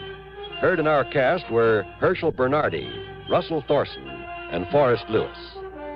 Be sure to join us next week, same time and station, for another exciting story of yours truly, Johnny Dollar.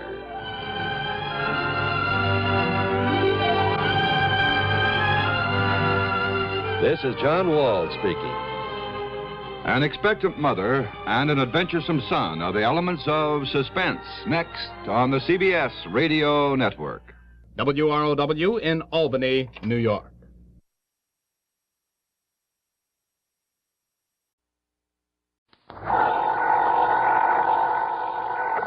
Johnny Dollar. Dollar, this is Michael J. Kendry at the San Francisco office of International Life and Casualty. Mr. Kendry. No, I'm not in my office. I'm over at Lake Tahoe. You know the place? South of Reno, kind of half in California, half in Nevada. That's right. Uh-huh. I'm staying at a motel called Seven Pines Lodge at the south end of the lake. On the map, the town's called Al Tahoe. Seven Pines Lodge in El Tahoe. Yeah, got it. Oh, and I understand there's some pretty great fishing in that lake. So, Kendry, I'll grab the first plane I can. Fishing, huh? What? Maybe that's what you'll end up doing, all right. Great. For the body of a man named Marvin W. Smedley. Huh?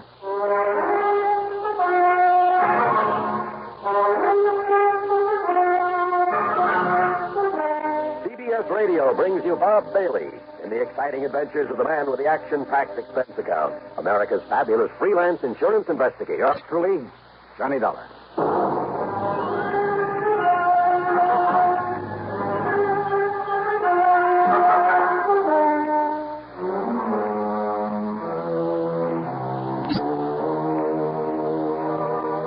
Expense account submitted by Special Investigator Johnny Dollar to the International Life and Casualty Insurance Company, San Francisco office.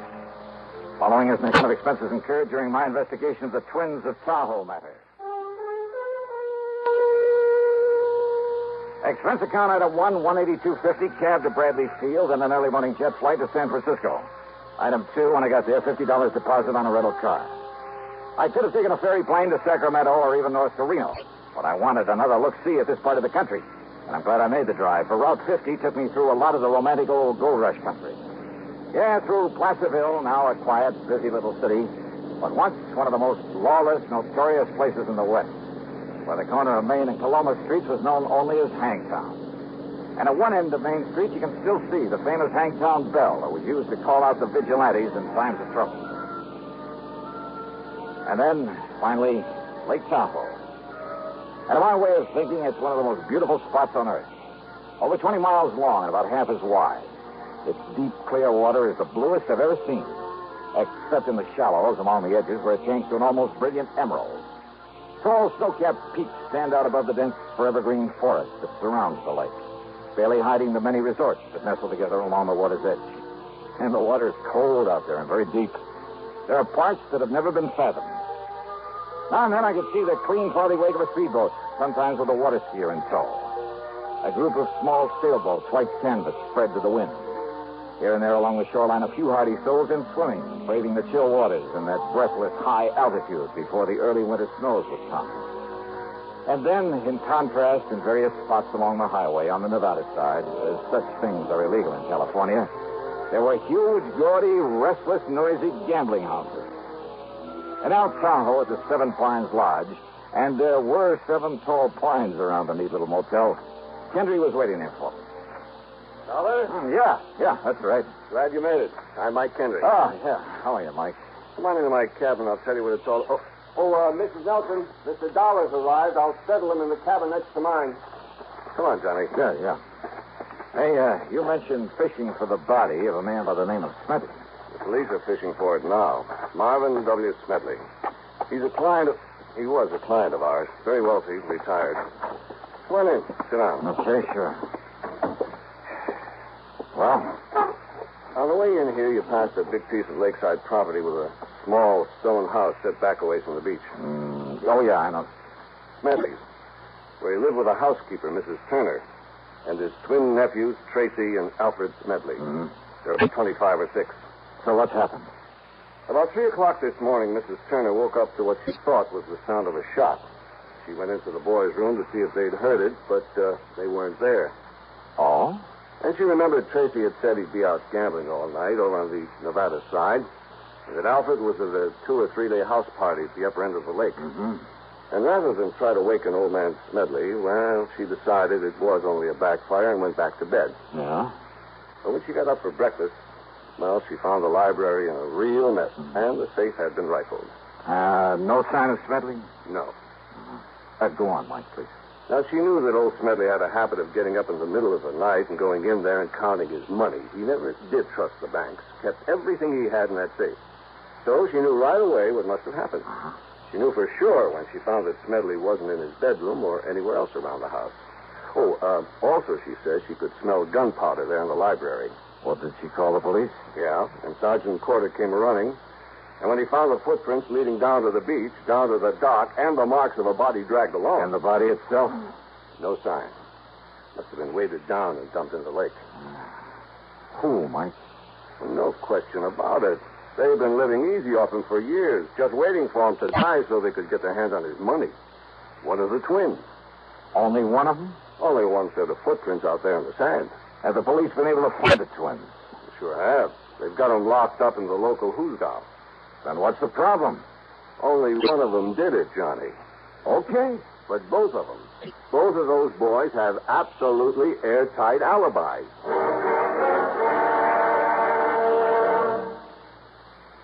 Crime, delinquency, threats of war. These are the subjects that dominate our news headlines these days. Not very pleasant subjects, are they? You may say that somebody ought to do something about cutting down on crime and delinquency and in promoting peace among nations, but that there's nothing you personally can do about it. Well, that's where you're wrong. You can wage your own fight against crime and delinquency in your own family by taking the family to the church or synagogue of your faith this week. The inspiration and guidance you and they will receive from spiritual contact will strengthen moral background and faith. Regular attendance at religious services will help your family to work out its own problems and give them comfort in facing the tensions of our present-day life. Worshipping together brings your family closer together, too. And supporting your own religious institution provides funds to help those individuals and families who, unlike you, are unable to help themselves. Find the strength for your life. Worship together this week. And now, Act 2 of yours truly, Johnny Dollar.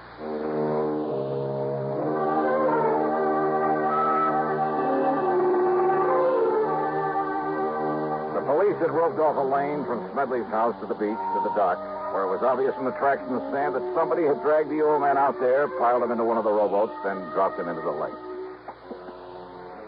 Sure, it was one of those twins, Mr. Dollar. It had to be. Well, now, why do you say that, Chief? Sergeant Bill Corder. Okay, Sergeant. Well, not only because of what Mr. Kendry told you about him, but because the footprints that hauled him out of here was made by the shoes of one of them. Which one? Either Tracy or Alfred. But you don't know which? Well, that's the trouble. Not only because it was a pair of brand new shoes that didn't have any what you might call identifying marks, even where they showed up clear in the damp sand, but because those two young punks always dressed exactly alike. You know, so as to cover up for each other. How do you mean? I mean, not only because they were always... Those boys were always mischief makers, Johnny. They sure were and still are. They just didn't have anything else to do. One of them would provoke a fight at one of the gaming casinos or borrow somebody's car without permission or such nonsense. And each of them would swear it was the other. Yeah. And because they look and talk and act exactly alike so that nobody can ever tell which is which, well, the police here, never knowing which one they could legally hold, and they were always threatening the super false arrest. And you'd be as mad as we are over how many times they've gotten away with that, Doc. That's right. And not only because witnesses to whatever they did couldn't tell them apart, but that fool uncle of theirs would always come along and pay a fine or something before we could nail down the right one. That's it. And you say they both have alibis for whenever it was this thing happened? Yes, sir. About 3 o'clock this morning. And you're sure about those footprints? Sure I am. Found the shoes that made him in the house in the clothes closet. Found the sand on them. In whose closet? Tracy's. Oh? Yes, sir. And Alfred's. Same closet. Sergeant Corder, Mike and I went on into the house to talk to Mrs. May Turner, Smedley's old housekeeper. Tall, raw-boned, but erect and strong in spite of her years, having worked hard all her life. She looked as if nothing in the world could ever face her. But obviously the death of her employer had. If only he'd have listened to me, Mr. Dollar. If only he'd have listened. Because I knowed something like this would happen to the poor old man. Him keeping all of his money here in the house instead of down to the bank where he ought to. How much money, Mrs. Turner? Oh, goodness knows, Mr. Dollar. But it was all he had, and he was a rich man, and everybody knowed that he kept it here, and that he'd come down in the middle of the night and count it all out to himself, and look. He didn't even pull down the shades so as anybody and everybody could see him sitting here with all his money, and I told him, and now it's happened. Oh. In other words, Sergeant, almost anybody around here could be suspect. If it wasn't for the footprints out there in the sand. Well, Footprints, did you say? Well, to be honest about it, that's why I came in here earlier, Miss Turner, to look at the boy's shoes in their closet. You see, whoever did it and hauled him out and threw him in the lake, well, that is... You don't need to tell me, officer, because I kept telling him about them, too. About the way he was spoiling them so bad, giving them everything they wanted. I told him that sooner or later one of them would get so greedy he'd turn on to him. But which one, Mrs. Turner? Which one? They're the only relatives that he had. So it was Alfred. Oh? Oh, it was Tracy. Oh, yeah. My next move was to go on down to the jail and talk with the twins. Oh, they were identical, all right. I wondered how they themselves knew which was which. But in spite of what seemed to be the general opinion of them, they impressed me as just a couple of rather nice, normal, high-spirited kids. So, what if we did raise a little cane around town now and then, Mr. Dollar? None of it ever really did any harm, and we had to do something with our time. All right, now look here, Tracy. No, I'm Alfred. Oh, well, I'm... And what I mean is, it's no reason to pin a lousy thing like this on us, even though we aren't too sorry that he's gone. After all, what did he have to live for? Oh, I mean, just having to drag on maybe 10 or 15 years more with that lung trouble he had. Now, look, you boys never had to do a lick of work in your lives. Well, not since we got through school. But do you know why, Mr. Dollar? Why, Al? I mean, Tracy? Because Uncle Marv didn't want us to. He'd worked so hard as a prospector and a miner accumulating his pile, and he wanted somebody to enjoy his money. And that old skinflint ever want somebody else to enjoy it? That's right, Trace and me. We're his only kin. Yeah, that's why he told us he was leaving us all his insurance. And what about the rest of the estate? We don't know and we don't care. After all, he did plenty for us. I mean, even before this insurance we'll get. Not if it's proved that you killed him, Tracy. Oh, now, wait, Mr. Dollar. Have you got any proof that Uncle Marv was killed? Proof that... Well... What? I mean, sir, that unless you find his body... Don't you worry about that, Tracy. Al. My boys will find his body if they have to drag that entire lake. But unless you do, you won't really have a case against us or anybody, will you? We'll find it, all right. And why don't you suspect somebody besides us? Yeah? Like who? I'll tell you who, Sergeant. What about all those old prospectors from the old days that he did out of mining claims that have kept coming back to him for handouts? Oh, you're a fine one to talk about handouts. Now, listen. Don't tell me you aren't glad that he's gone. Yes. Trace and me and that old witch Turner and all the other people. Now, you look. wait a minute. If Miss Turner hadn't taken care of him all these years... Oh, sure. All right. I understand you boys have pretty good alibis for 3 o'clock this morning. Do we have to go over all that again? What, afraid you might slip up retelling them, Alf? I'm Tracy, Mr. Dollar. Okay. Now tell those alibis to me. Okay, Mr. Dollar. Whatever you say.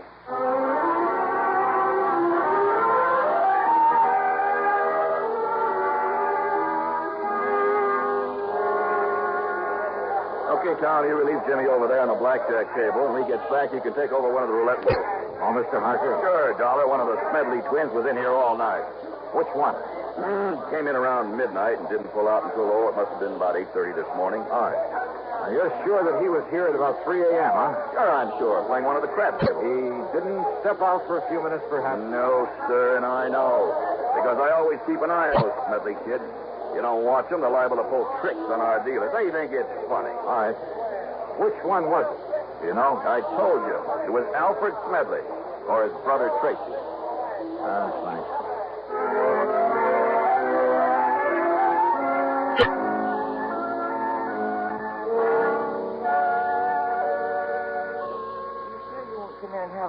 embarrassment, Mr. Dollar. No, thanks. Just go on with what you were saying, please. Well, the party got pretty big, and we all had a lot to drink. I didn't watch the clock, and it didn't really break up until about 9 o'clock. This morning? Mm-hmm. And he was with you all the time, huh? Every minute. All right, now, which one of the twins was it? Who cares? You're both a lot of fun. I mean, fun. But, now listen, I have to know if it was Alfred or Tracy. But I haven't the least...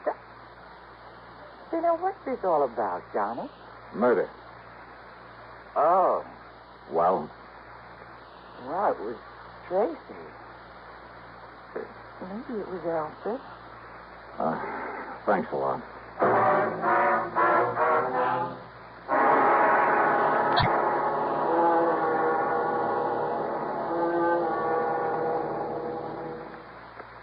In a world of doubting Thomases decades ago, it never would have been possible for stars to shine in the daytime.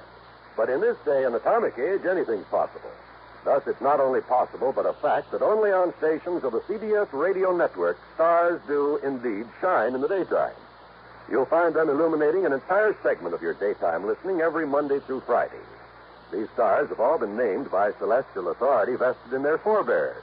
Those names are Arthur Godfrey, Art Linkletter, Bing Crosby, Rosemary Clooney, Gary Moore, and Durward Kirby.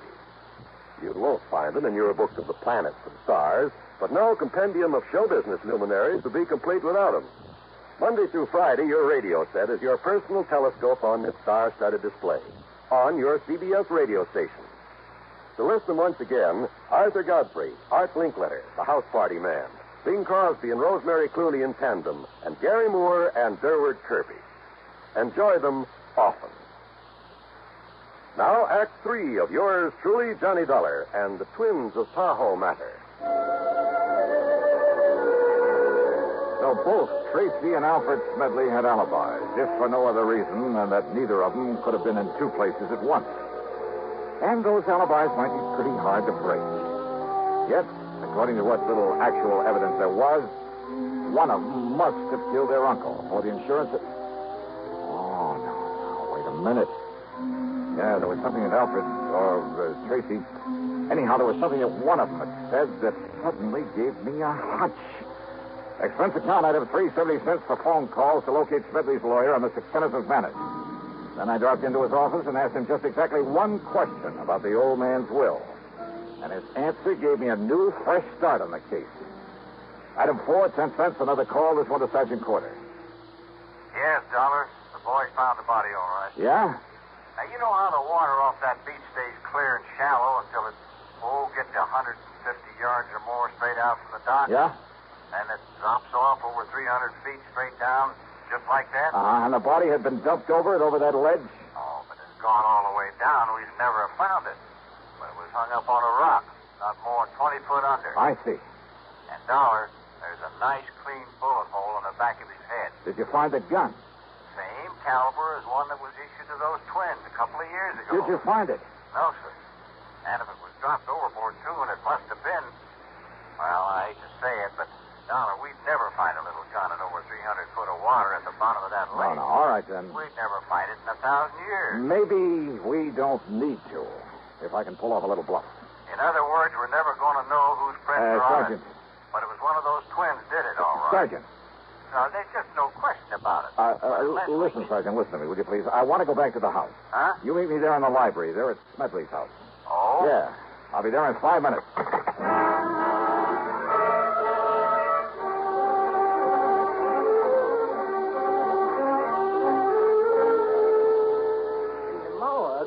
Oh, no. That's right, Miss Turner. Oh, that's terrible. Terrible place. Mrs. Turner. If you'd just brought me his poor old body here to the house. Mrs. Turner. Yes, Mr. Dollar. Well, let's quit fooling around with this thing, huh? I just finished talking to Mr. Kenneth McManus. Mr. McManus? That's right, the lawyer. Yes. Yes, and I guess he told you that all of poor Mr. Smedley's insurance goes to those two worthless twins, those murderers. Yes, he mentioned that. Is that all he told you? No. He also told me that the remainder of the estate goes to Let me see. I scribbled down some of the actual words. Now, here we are. The balance of my estate, including my home, I bequeath to one who, although I'm certain her motives have been entirely selfish, that she has simply been looking forward to being provided for in my will. What? Nevertheless, as a reward for Mrs. May Turner's faithful service, and I have told her this. He left something to me. You know that he told you he did. And that was your motive, Mrs. Turner. What's this? Now, you look Of here, course, the gun young man. belonging to the twins was just as available as a pair of shoes that were borrowed to carry the body out there and leave the footprints. Dollar. The point is, though, that when Sergeant Corder found not only the body, but the gun out there in the lake. No, Dollar. And when I take your fingerprints and compare them with those we found on the gun. No, listen. You don't mind giving me a set of your fingerprints, do you, Mrs. Turner? Well, Half of my life. Half of my life I spent taking care of that stingy old man. And him giving me nothing. Whilst all the time he kept giving his money to them boys. So that by the time he finally would die natural, what'd they be left for me? And you would have let those boys go to the gas chamber, wouldn't you? No. Oh, no? I hated those boys. But I knowed they could never put it on to them. Nobody could ever put anything on to them before. I'm afraid that's beside the point now. Now that we know you did it. But I had to. Because if I'd have waited, he'd give them all his money, and when he did die, there was nothing left. Nothing for me. Nothing. Don't you see? What's left for you now, Mrs. Turner?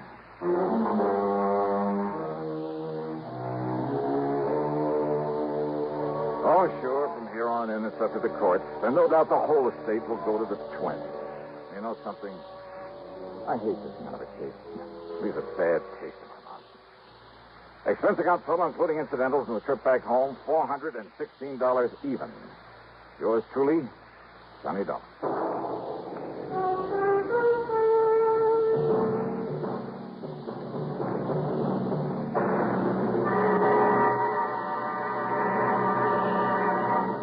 Constipation is something people don't talk much about, but it can be a problem for anyone, even doctors. And when constipation occurs, it's interesting to see just what doctors consider important about a laxative they might use or recommend. Now, a majority of the doctors we heard from had this to say. A laxative should be effective, gentle, close to natural acting. A medicine that can be used with complete confidence. Well, pleasant-tasting chocolate X-Lax is effective. Overnight, it helps you toward your normal regularity. X-Lax is so gentle, so close to natural acting, there's no upset. That's why many doctors and millions of people use X-Lax with complete confidence. X-Lax, the laxative that helps you toward your normal regularity gently, overnight. Now, here's our star to tell you about next week's story. Next week, one of the most beautiful, most charming girls I've ever known. Involved with a killer. But now, don't misunderstand me. I didn't say how she's involved. As a matter of fact, it's to protect her from a killer that I take on the case. And it just so happens that among the people on this man's list of intended victims, that is, the people who had a hand in sending him off to prison, yeah, you guessed it. He's also after me. Join us, won't you? Yours truly, Johnny Dollar.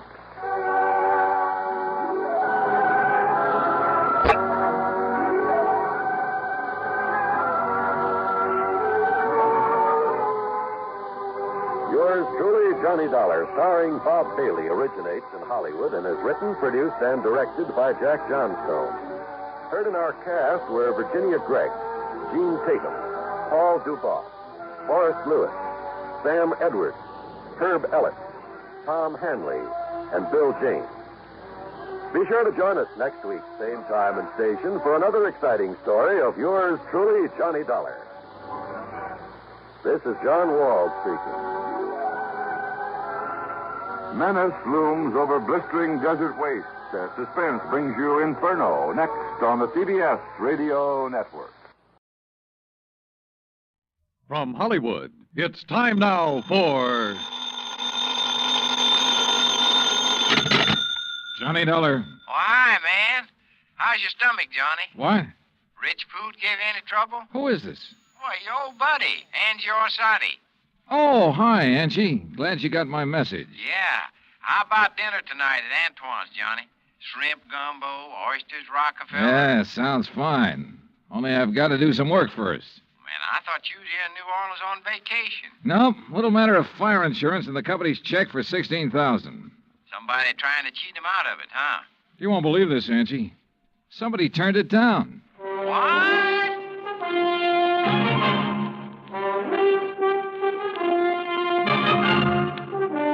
Bob Bailey in the exciting adventures of the man with the action-packed expense account. America's fabulous freelance insurance investigator. Yours truly, Johnny Dollar.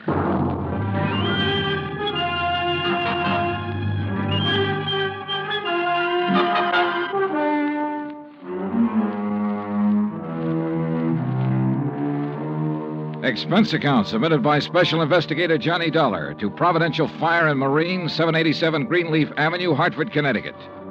The following is an account of expenses incurred during my investigation of the Royal Street matter.